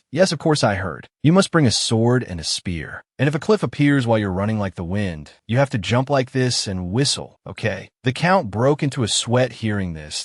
If I hold a sword in one hand and a spear in the other, do I have to hold the reins with my mouth? Dion reminded him, All right, Ayong, Grandpa will get tired. Why? Our Grandpa is the best. The very best. Dion lowered his head. I'm fine. I can endure it. The Count's voice was filled with pity as he called, Dion. For some reason, this feels even more miserable. The Count put the two children down and said, My children, it's true that Grandpa is the best. But what you're asking is something no one in this world can do. To hold a sword and spear in both hands and run at full speed without reins. The knight who exists in this world who can carry. Both of you. He stopped mid-sentence, his eyes fixed on the horse that had just stopped. Killian sat firmly on the horse's back, a sword in one hand and a spear in the other, just as rumored. The two children were excited. Dad, you came today too? The Count was stunned. Why does it have to be like this? He was immediately abandoned as both children ran towards Killian. Dad, give Ayong a ride, and Dion too. He smiled. Then let's give it a try. Dad is the best. Yeah, Dad is the best. Is that so? Hearing these words, Adele bent down to console the Count. By evening, if it's not enough, we have to stop now. We've ridden enough. We can ride again tomorrow. But from tomorrow, Dad will be going far, far away. There's no other way. New knights will be arriving at the San Fidelio temple, so I have to go. But we won't see Dad. We won't see Dad. Adele turned and said, it's only for a month at most, right? Dad'll be back soon. He frowned sadly. You say at most? Now you too. He put a hand to his head and sighed.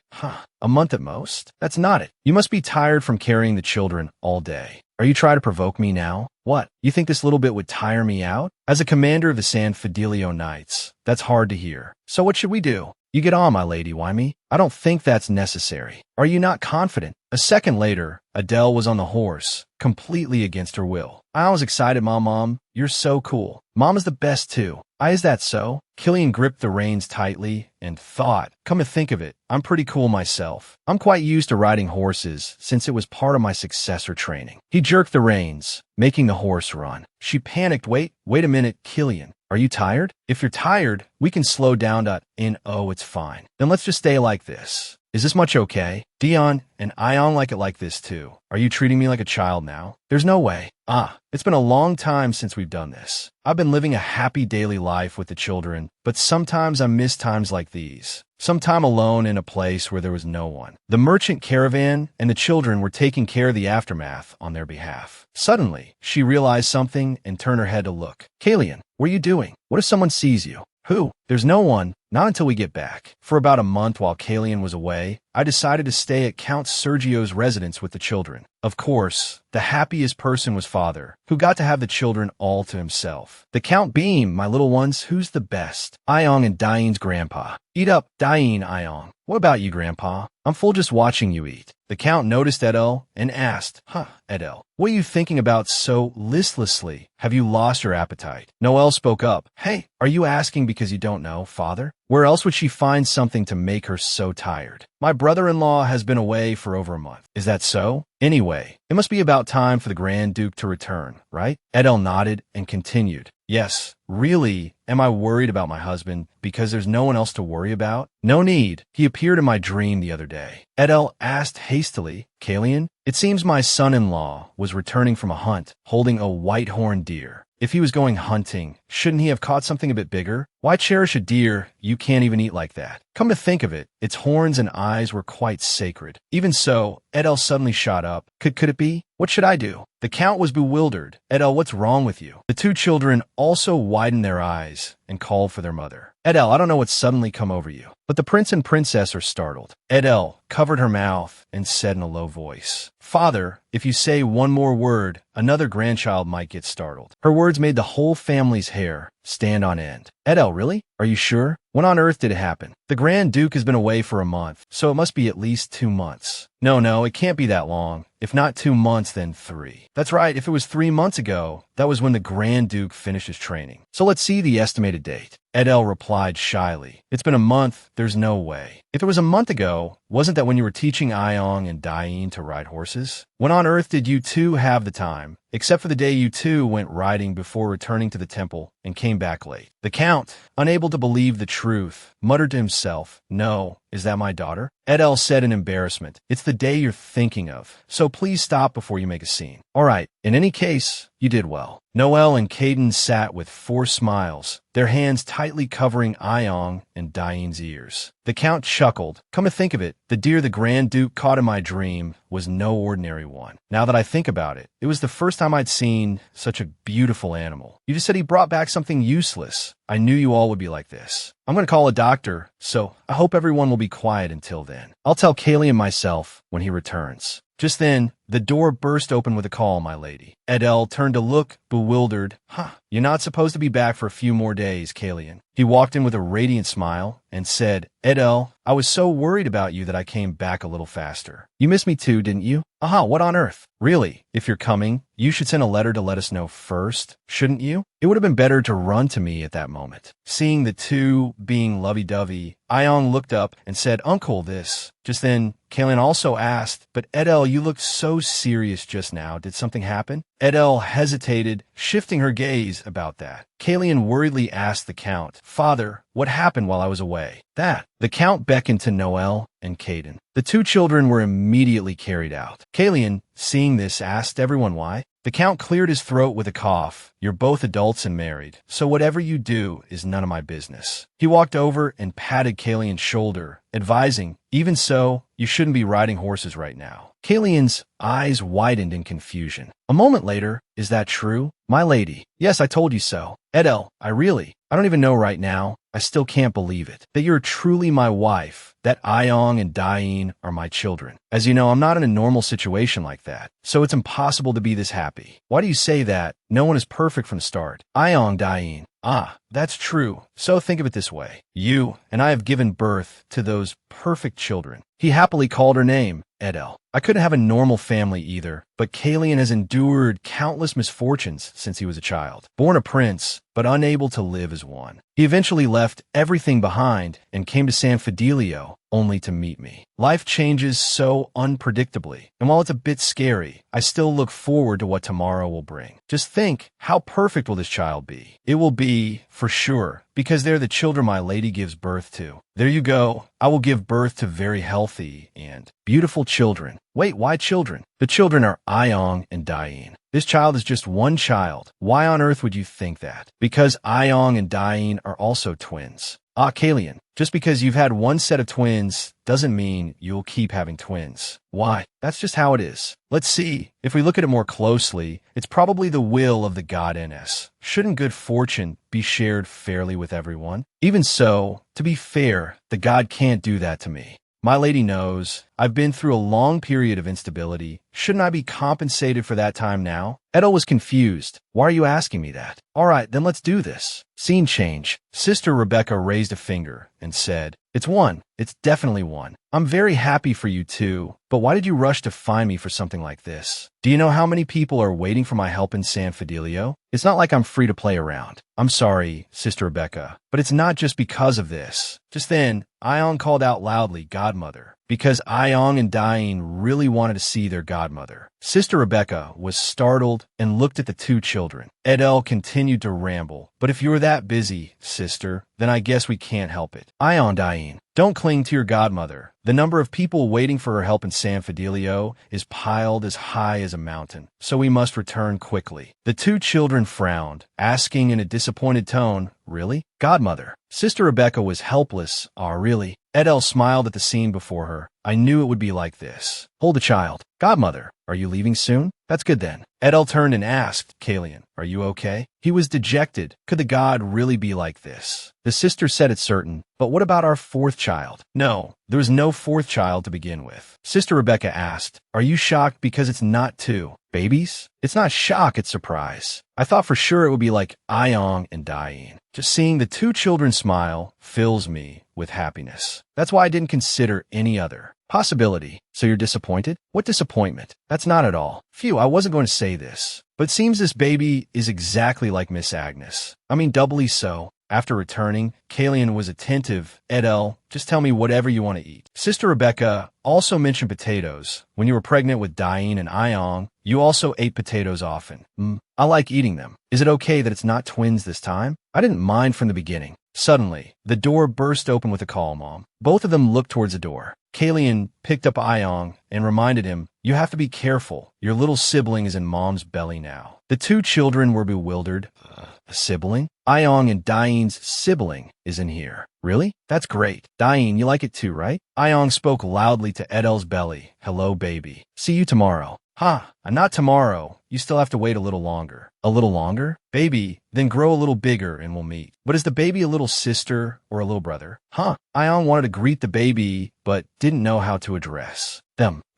Ayong, come to think of it, you haven't greeted your godmother yet, have you? Yes, that's impolite when your godmother came all this way. It's not for some other reason. Edel dashed off. Let's go, hurry up. We'll miss her at this rate. Edel, you have to be careful on the stairs. Jacqueline, head sister. Dain looked in the direction Edel went and said, I will definitely protect you, little sibling. Unlike the time she was pregnant with the twins, the pregnancy with the third child was quite quiet and peaceful. Of course, it wasn't naturally like like that. For the remaining time, if there wasn't the sound of please stop, it was because of a deal with father to let him name the baby, and telling Kitten that for some reason the baby seemed a lot like her. As for Noela, she would live quietly until I gave birth, with the promise of the largest herb garden in the south. But it's too peaceful. What's going on? It's so strange. Our family can't be like this. This family couldn't have changed completely after just a few months of comfortable living. It's about time for something to happen. It can't be father went to Chakar a few days ago. Although he intended to take Ayong, he failed. Kitten and Noela are also living peacefully. Kitten has been training at the waterfall lately. Noela is engrossed in reading. The Archbishop is also busy with the upcoming event. So is that it? I must be worrying too much, afraid they'll take the baby away. From outside, Jacqueline came in and called my lady. Both of them stared, stunned, at what Jacqueline brought in. A second later, Edel was horrified. His Majesty is coming down here? I knew it was too peaceful. My lady doesn't need to worry. I'll stop father myself. Are you trying to start a war? Kalian, you're about to be a father of 3. Why do you want to raise your voice at His Majesty? Even so, I can't let you go through hardship. Can you let me see the letter again? At times like this, we must remain rational.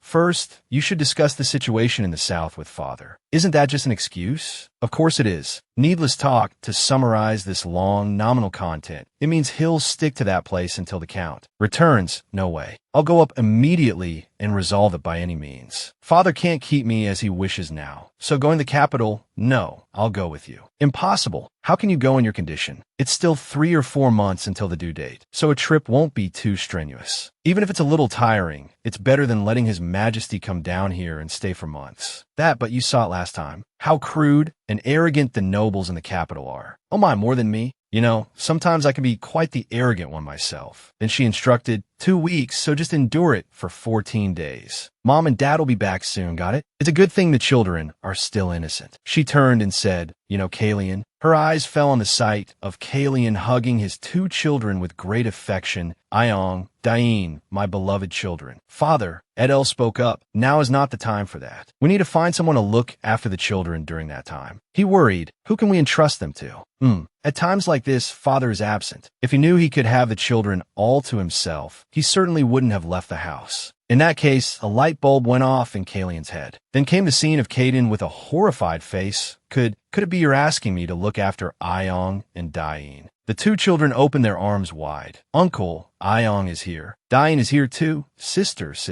Kaden hesitated. I don't think I can do it. Edel approached for a psychological attack. Kaden, what if someone we don't know harasses the children? Kaden's face turned grim. Who would dare? That's why you have to look after your niece and nephew. But I'm training. Here, haven't you been watching over Dain and Ayong while you train? It's not difficult at all. You just have to look after them. Just that. It would be better if you played with them too. Both of them love to run around these days. Just do as you normally do, as I normally do. Yes, just do what you have to do as you see fit. Ayong and Dain will know to follow you on their own, right? Uncle, hold Ayong's hand. Hold Dain's hand too. The children really do cling to their uncle. They must know you've looked after them since they were little. So let's go back and wait. Hurry up, but Edel enunciated each word. Hurry up. Let's go. Dain and Ayong are still too young. Wouldn't it be better to take them with us? What are you saying? I'm afraid His Majesty will take the children. So only we are going. I said we'd decide after seeing if they had fun today. Since there's no news by now, all 3 of them must be fine. That is true. Just then, the 2 children ran over, calling, Dad, Mom, Ayong, Dain are here. Did you have fun with your uncle? Yes, uncle is the best. That's a relief. What did you play? We ran and jumped like this. Is that so? What else? Ayong was chewing with his mouth full and didn't answer. All right, finish eating then talk. Dain has to eat too. Does Dain want more? The fork. As Kalian reached out his hand, Dain leaned over and threw the fork, which stuck into the tree trunk. Edel giggled. The fork fell. It's okay, that can happen. Another thud was heard. Another fork was stuck in the tree trunk, to the astonishment of Kalian and Edel. Ayong showed off. Uncle said to do it like this. If Uncle said to do it like this, how do you do it? The 2 children said in unison, always be careful. We never know if there's an enemy behind us. That's right. You have to aim immediately. What? How else? Edel called out loudly, Kaden. He reassured her. Edel, you have to hold it in. Kaden was immediately eliminated from the list. The second candidate appeared. Noel's eyes widened. Oh my, are you planning to entrust the twins to me?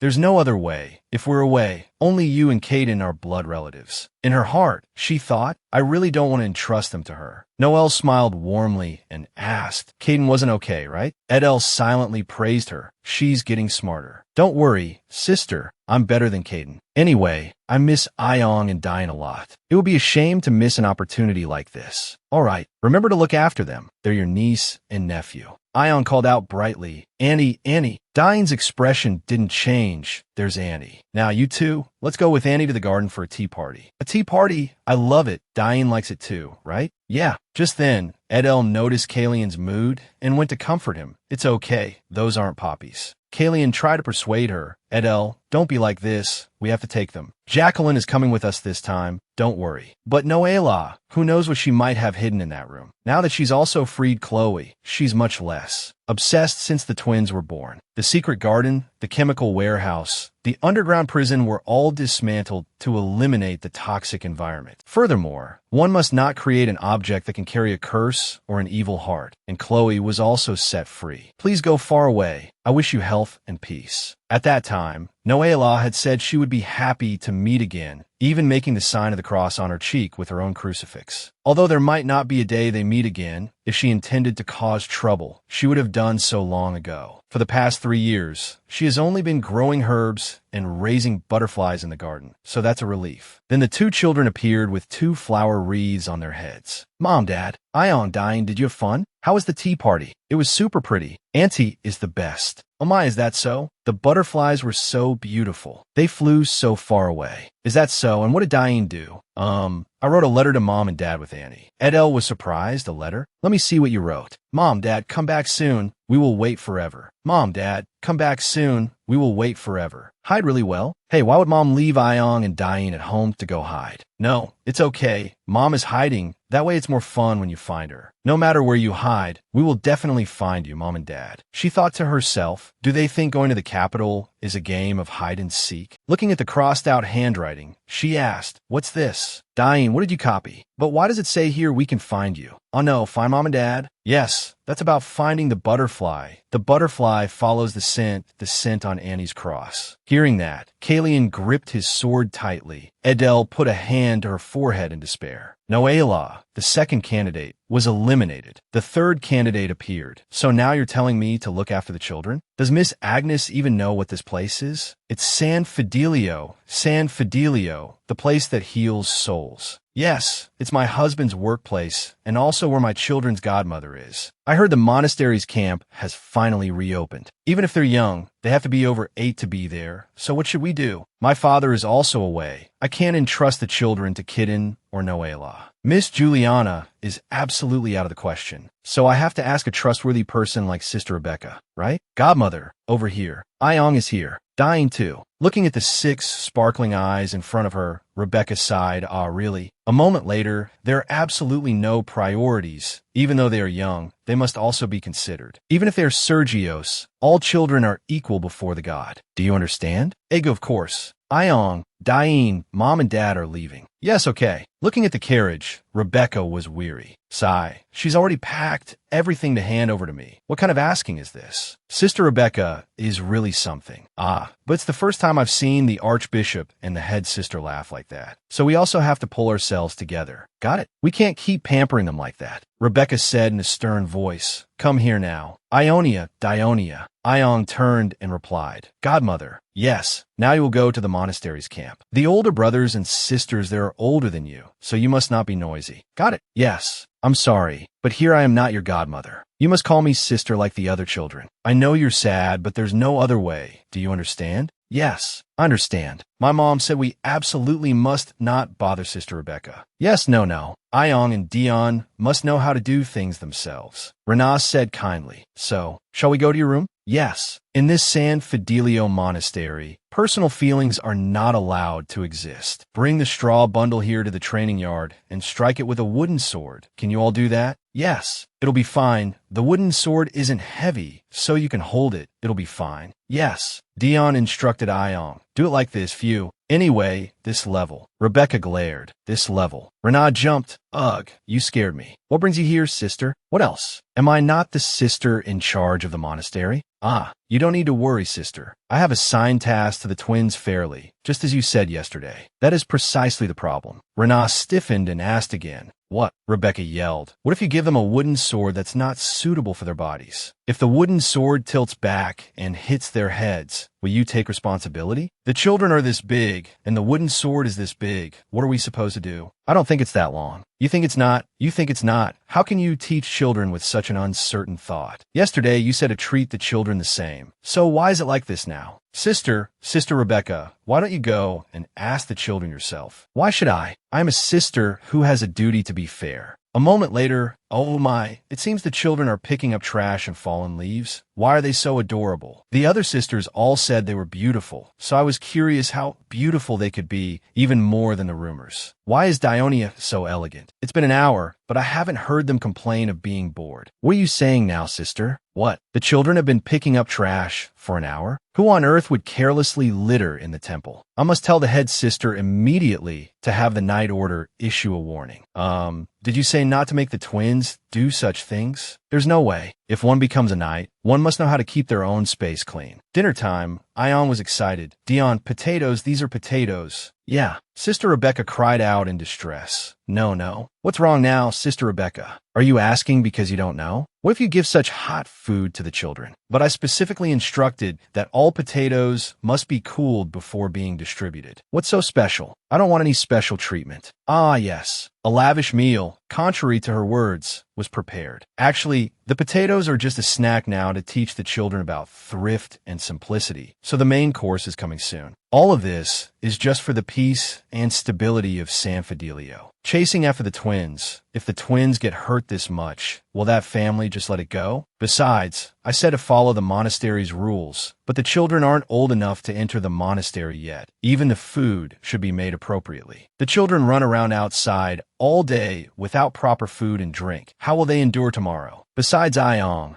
eats the most, right? No, why is she like that? Now, today's final activity is a treasure hunt. Do you like it? Wow, yes. Do you all remember what the teacher said earlier? Yes, good. Then whoever finds the most precious treasure within 1 hour will be the winner. Begin. Ion, we have to find the treasure. Ion asked, treasure. A treasure is the most wonderful thing, right? Yeah, a wonderful thing. Okay, a wonderful thing. This isn't a ring like Mom's. This isn't a treasure. This isn't a sword. Dad's sword isn't like this. Yeah, Dad's sword isn't a sword like this. There isn't one. It seems there's no treasure. So where do we find the treasure? Ion pointed to where there was a red rope. Dion, over there. Grandpa said red is the most wonderful color in the world. If we follow that color, maybe there will be a treasure. There. When night fell, a food tray was dropped and spilled. Rebecca asked in shock, "What are you saying now?" The sister repeated, "I can't see Ion and Dion. I've sent the knights to search, so there should be news soon." Why the children? Why on earth did they disappear? How on earth did those well-behaved children go missing? There are so many people, yet you don't know where 2 children went. Sister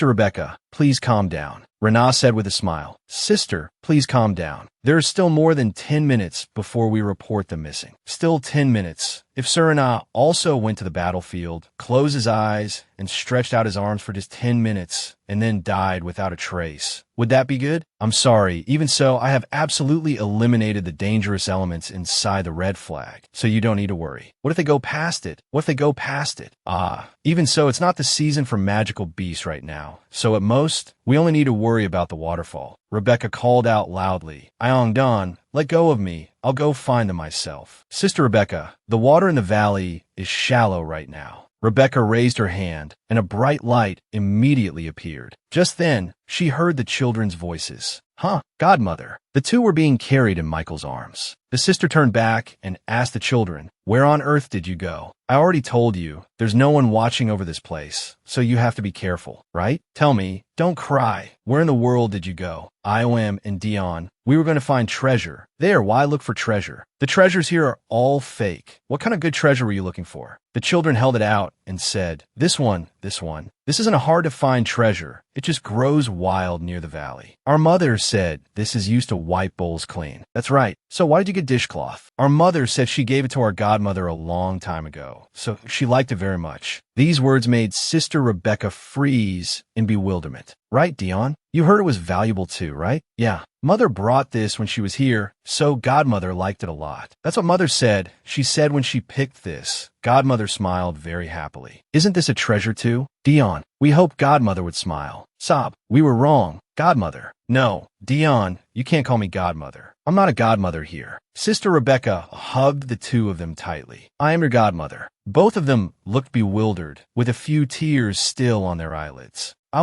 Dion, really if you did something wrong. But can we call you Godmother now? Of course, my treasures. Rana smiled and said, Godmother, let's go back first. The sister thought to herself, if I pretend to know now, I might get burned to death in fireworks. Meanwhile, O'Delly asked, the children will be fine, right, Callian? Of course. I promised to be back in 2 weeks, but it's been over 3 weeks now. The children will be very angry. How could that be your fault? I predicted it, but if it's more than predicted, can it be explained? The emperor said he would immediately prepare a delivery room in the royal palace and would also build a palace for the child in advance. He even made a fuss and packed his luggage, demanding to come along. If we hadn't escaped in the night, we would never have been able to get away. She said anyway, it's a good thing I came up early and showed my face first. Otherwise, father would probably have thought about staying. In the south. What nonsense are you talking about? O'Delly chuckled. Oh my, there's such a stable place like this. Anyway, I've already eliminated all the excuses for father to follow. So for now, he won't be a bother anymore. Killian said, we've passed the last mountain pass, so we've arrived now, my lady. Don't rush. I'm afraid you'll get hurt like this. Although it's the monastery's camp, the kids are only 4 years old. I don't know what they've been up to. Even though the kids are very well behaved. How did they live in the harsh sand, Fidelio? Weren't the children with the archbishop? That's why I'm even more worried. The children cling to the archbishop. He's getting old, so I feel bad. I'll go get the kids right away. No, let's go together. Just as they got out of the carriage, a clear voice called out, Mother, Father. O'Delly smiled and said, I am Dion, my children. Then she called out hesitantly, Sister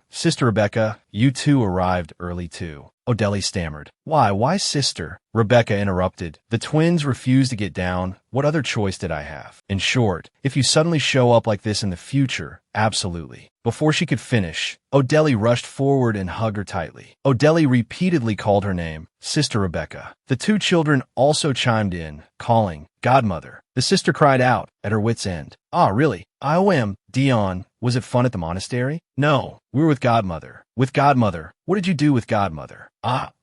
Godmother told us all about how Mother and Father were here.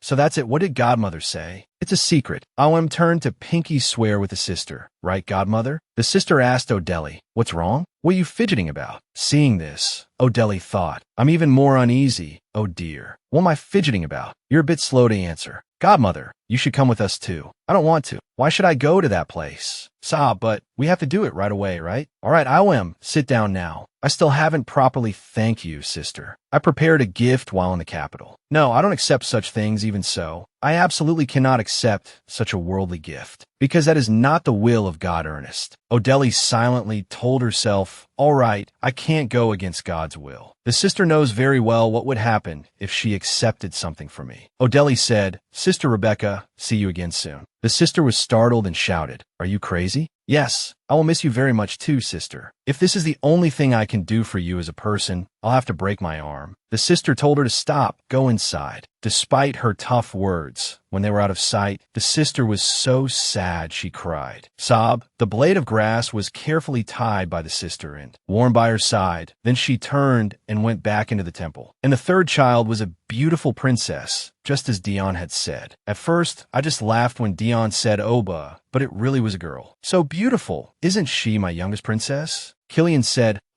really, thank you so much. You've worked so hard. O'Delly, she smiled and replied. Even so, this time it's only one. Avian, it's a pleasure to meet you. Avian Elmesia Cetian Cgio. This is the name her father chose over and over after consulting with astronomers, as if to make up for the time when the twins were born. Although it was decided to just change the name from Elmi to Elmesia, it was rare for the whole family to agree on the same view. At this moment, I.O.M. and Dion ran over and asked, are you okay, Mother? Does it not hurt now? Are you all right? Killian said, my princess, you heard your grandfather's words clearly, right? Yes. Father, Avian, your older sister and brother are here. The two looked at their little sister with sparkling eyes. Wow, so pretty, mother, so tiny. Hearing this, Odeli smiled. Suddenly, Avian started crying. Wah, wah, wah. Iom immediately comforted her. It's okay, big sister is here, as her youngest sister grabbed her finger. Iom wanted to call her little sister's name, but seemed to have forgotten. Killian, next to her, reminded her, Avian. Suddenly Iom called out, Bibby. Odeli was bewildered. Huh? I'll call her Bibby. Is that okay, Bibby? Seeing her little sister didn't react. The little girl smiled happily. Bibby, this is your big sister, Iom. Her brother also spoke up. Dion is your big brother. Moved, Odeli raised her hand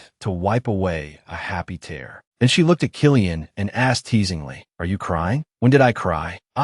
So that's it. She's really beautiful, isn't she? Killian smiled in agreement. Yeah. Then the two of them looked at their 3 adorable children, filled with happiness. Then one day, a clear voice called out, Iom, what are you doing? What is Iom doing? You should call me big sister. Bibby, the little girl with sparkling eyes, replied to her sister. Then she turned, smiled, and said, What is Dion doing? Dion also called back, Bibby, big brother, this is a book, right? Not a book, it's a book. A book. Does Bibby want to read a book too? Yes, but Bibby, I told you to wait here, and Mother would bring your book. So now I'll read my sister's and brother's book. Bibby wants this one too. You're really something. It's like this every time. Dion turned and called, Iom, just let it be, Iom, it's our turn to look here. Yeah, the forest princess put all the ingredients in at once and created a secret potion. Hearing this, Bibby excitedly exclaimed, Ah? Dion continued reading. The forest princess carefully approached so as not to wake the dragon and then gave it the potion. Wow, Bibby said with a lisp. The dragon became Bibby's friend. Then she exclaimed, Wah wah, this isn't Bibby's book. It's big brother and sister's book. So Bibby wants to be the big sister too. You be Bibby. That's not something you can just do as you please. Why? Why are you the big sister? And Bibby is Bibby, that thing. I speak better than you, eat more cake than you, and run better too. In short, that can't be changed. Big sister and brother read this book first too. Hurry up, Dion, we're gonna read this. Anyway, Bibby, Mother will bring Bibby's book right away. I know. Bibi bolted, sobi sobi. Then the children continued to read the book. The dragon spread its red wings towards the princess. The dragon said, How dare you wake me? And then angrily breathed fire. As Bibby hid in the bushes, her siblings said, You can't sit here, Bibby. She asked bewilderedly. Huh? Why? That's where Balok sleeps. Badugi, Badugi, Nut Badugi, it's Balok. You can't sit on Balok's egg. You have to come out. Why not? Because Balok is our big brother. So you can't call him Badug. Why is he a big brother? That's because Mother said so. No, it's Bibby's little brother. Not a little brother. I already said he's a big brother. But Bibby is better and eats more cake. Look at this. Badugi also doesn't speak well, just like Bibby. You don't do it well either. No, Bibby does it well. Bibby speaks well. Right, Badugi? Both of them replied helplessly. Then Iom asked Dion, Were we that part? Just then, Odeli came and called, Dion, Iom, Bibby, what are you doing? Bibby immediately called, Mother, and ran quickly to her, surprising her. The little girl hugged her mother tightly and cried, It's just me. That night, Bibby was huddled under the blanket, sobbing resentfully. Killian came in and said, My princess, are you asleep? The little girl immediately peeked her head out with teary eyes. Then she called out, Father, Father, why did you only just get here? He silently told himself, Although I've heard the gist of the situation, my Bibby is very sad, isn't she? Sob, sob, Bibby is very sad. Sob, Father, Bibby doesn't have a twin.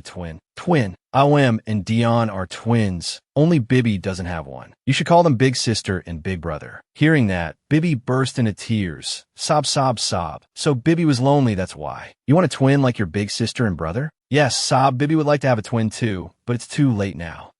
If I had a younger sibling. Killian thought of Odeli sneaking around outside and said, Even if you don't have a younger sibling, there are so many people who love Bibby. Really? Yes, grandfather often looks for Bibby too. But grandfather only takes big sister. He only takes Iom in the carriage. He said Bibby can't. Bibby, he's not going on a trip or a stroll. He has to go to the merchant guild, that's why. Okay. Then what about Uncle Caden? He always protects Bibby. but he doesn't show up. It's not just you. Awam and Dion were also 3 before they started talking. Bibi want a best friend too, a real best friend, not a stuffed rabbit. My princess, come here. Father loves Bibi, right? That's right. Of course, the most in the world. Yes, father loves Bibi the most. The little girl exclaimed, wow. Then she smiled happily and said, will you be Bibi's best friend, father? Yes, I promise. And so Bibi closed her eyes and fell asleep in joy. Hee hee. A while later, Killian went outside, and Odeli immediately praised, oh my, the footsteps of the esteemed knight captain are so precious. The father and daughter are so affectionate that I didn't dare to step in. You did well. Oh dear, why? Because. Suddenly Killian lifted her up, and she cried out, what are you doing all of a sudden? Inside the room, Bibi heard her mother's voice and sat up. She frowned and said, I hate you, father, you're a liar. Your best friend is mother.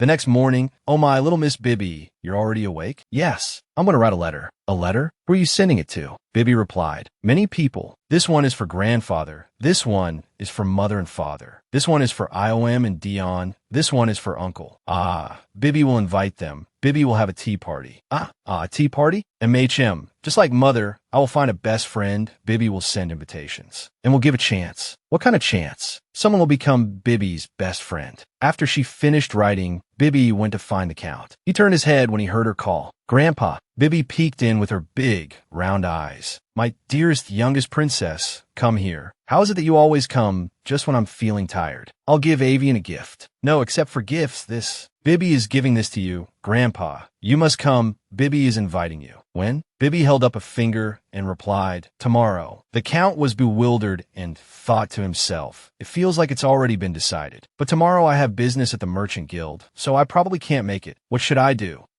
No. You must come. If you don't, I won't let you be my best friend. Next, Bibi went to find her aunt and uncle. Oh my, Bibi, what brings you all the way here? Bibi is here. Please take this. You have to come tomorrow. MHM, you two must come holding hands very close. Bibi, does it have to be tomorrow? Tomorrow. Annie has to go to San Fidelio. I'm going there to get herbs from Sister Rebecca. Then bring Godmother with you. Auntie. Caden asked bewilderedly. Me, do I have to come too? Yes, you have to come too, Uncle. What's more, you must. The two of them looked at each other and could only remain silent. Meanwhile, Adele asked, tomorrow Dion will go with Father to the Night Order, right? He said he'll go to the merchant ship's launching ceremony with Grandfather. Yes, my dearest little Bibi. Before she could finish, she stopped. An invitation card was presented. Mother, please take this. Dion, Ilm, and Father too. Bibi said brightly, you have to come tomorrow. Everyone must come. Bibi, where are we going exactly? Yes, that. Suddenly Bibi tripped and fell. The little girl turned back and tried to say, you must come. Then Bibi immediately fell asleep. Killian bewilderedly called Avian. He asked bewilderedly, is she talking in her sleep? The next day, Bibi had prepared tea and cakes. She said expectantly, this is Bibi's party. Badugi. My Badugi. Phew, Badugi's place is here. Who will arrive first? Father, mother, grandfather. Even if big sister Iom comes, I'll hug her like this. I wish big sister Iom liked Bibi too. Then I'd only be sad for a little while. I like my big sister a lot, but why hasn't anyone come yet? Bibi is waiting. What if it gets dark like this? What should I do? They're probably not coming. They're really not coming. No one is coming for Bibi. This can't be. Bibi was about to go somewhere when she suddenly tripped and fell. In pain, Bibi cried out,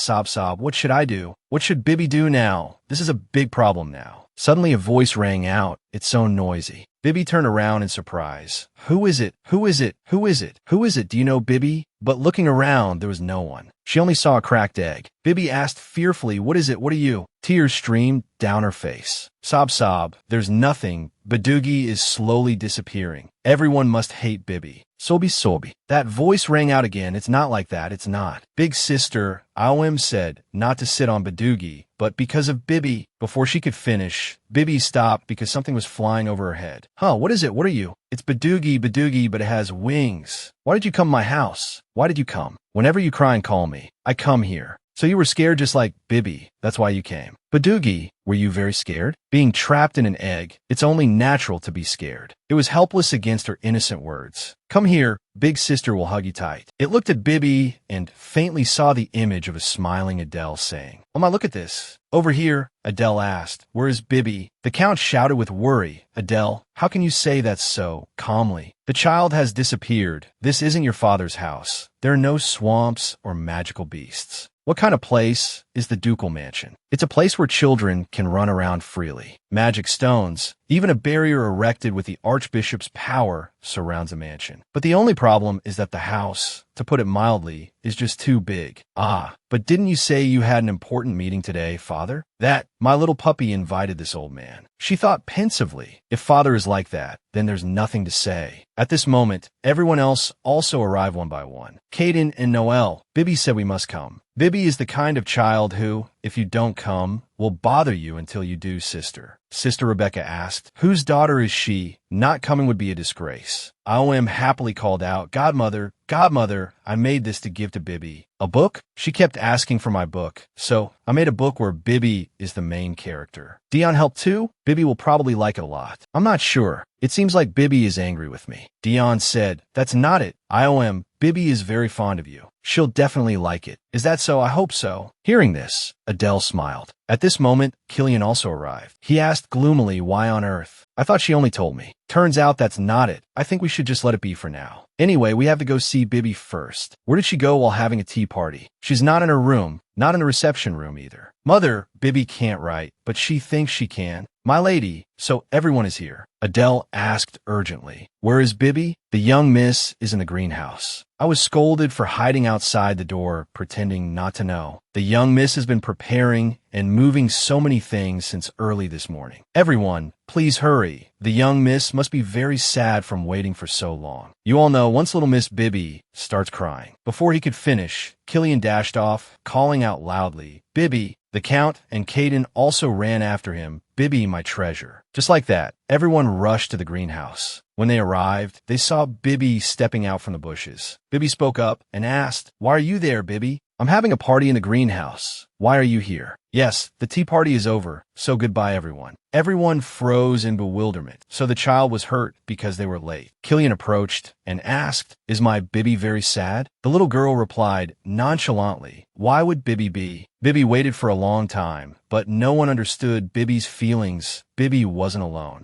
Bibby, what's on your back? Ah, are you carrying a doll? Can mother see? Who is Bibby's little sibling? Ah, no, this is Bibby's important friend. I can't give it to you. Just then, the cloth came undone. Adele was astonished when she saw it. She froze and called out, Balak. Then she immediately ran over and held out her hand. Balak, it also rushed into her arms. Adele was so moved, she burst into tears. How can this be? How could this happen? Bibby asked, Mother, you know Badugi? Of course, Balak is. Bibby interrupted and said, Bibby's little brother, right Badugi? It let out a weary sigh and flew away. But its gaze remained on Adele. Killian walked over and asked if she was all right. She just smiled without answering. Balak flew in a circle and then landed on Bibby. The little girl said happily, that's right. Badugi, good job. Adele thought happily, you came at just the right time, really at the right time. Balak, she said, Bibby, the party to find a best friend is over. But how about a party to celebrate Bibby finding a best friend? A celebration party, I like it. I like it. I'll invite everyone. A party to celebrate Bibby and her little brother. Then Bibby received a gift from her big sister IOM. Bibby's eyes shone with delight. Dion and IOM were also happy that Bibby was so happy. Count Sergio beamed as he looked at the scribbles in the invitation card. Sister Rebecca, though cold and indifferent on the outside, had a warm heart. Caden and Noel still looked at each other with such affectionate eyes. Killian and Adele were, needless to say, very happy as smiles were evident on their faces. They had overcome so many difficulties, and now they were gathered together again, filled with warm laughter. And so, the story comes to an end. Thank you for accompanying and supporting me while waiting for the new series. Please visit the channel to watch other equally great series to pass the time. Don't forget to subscribe to the channel and hit the notification bell so you don't miss the next video. Thank you. I wish you a happy and energetic day.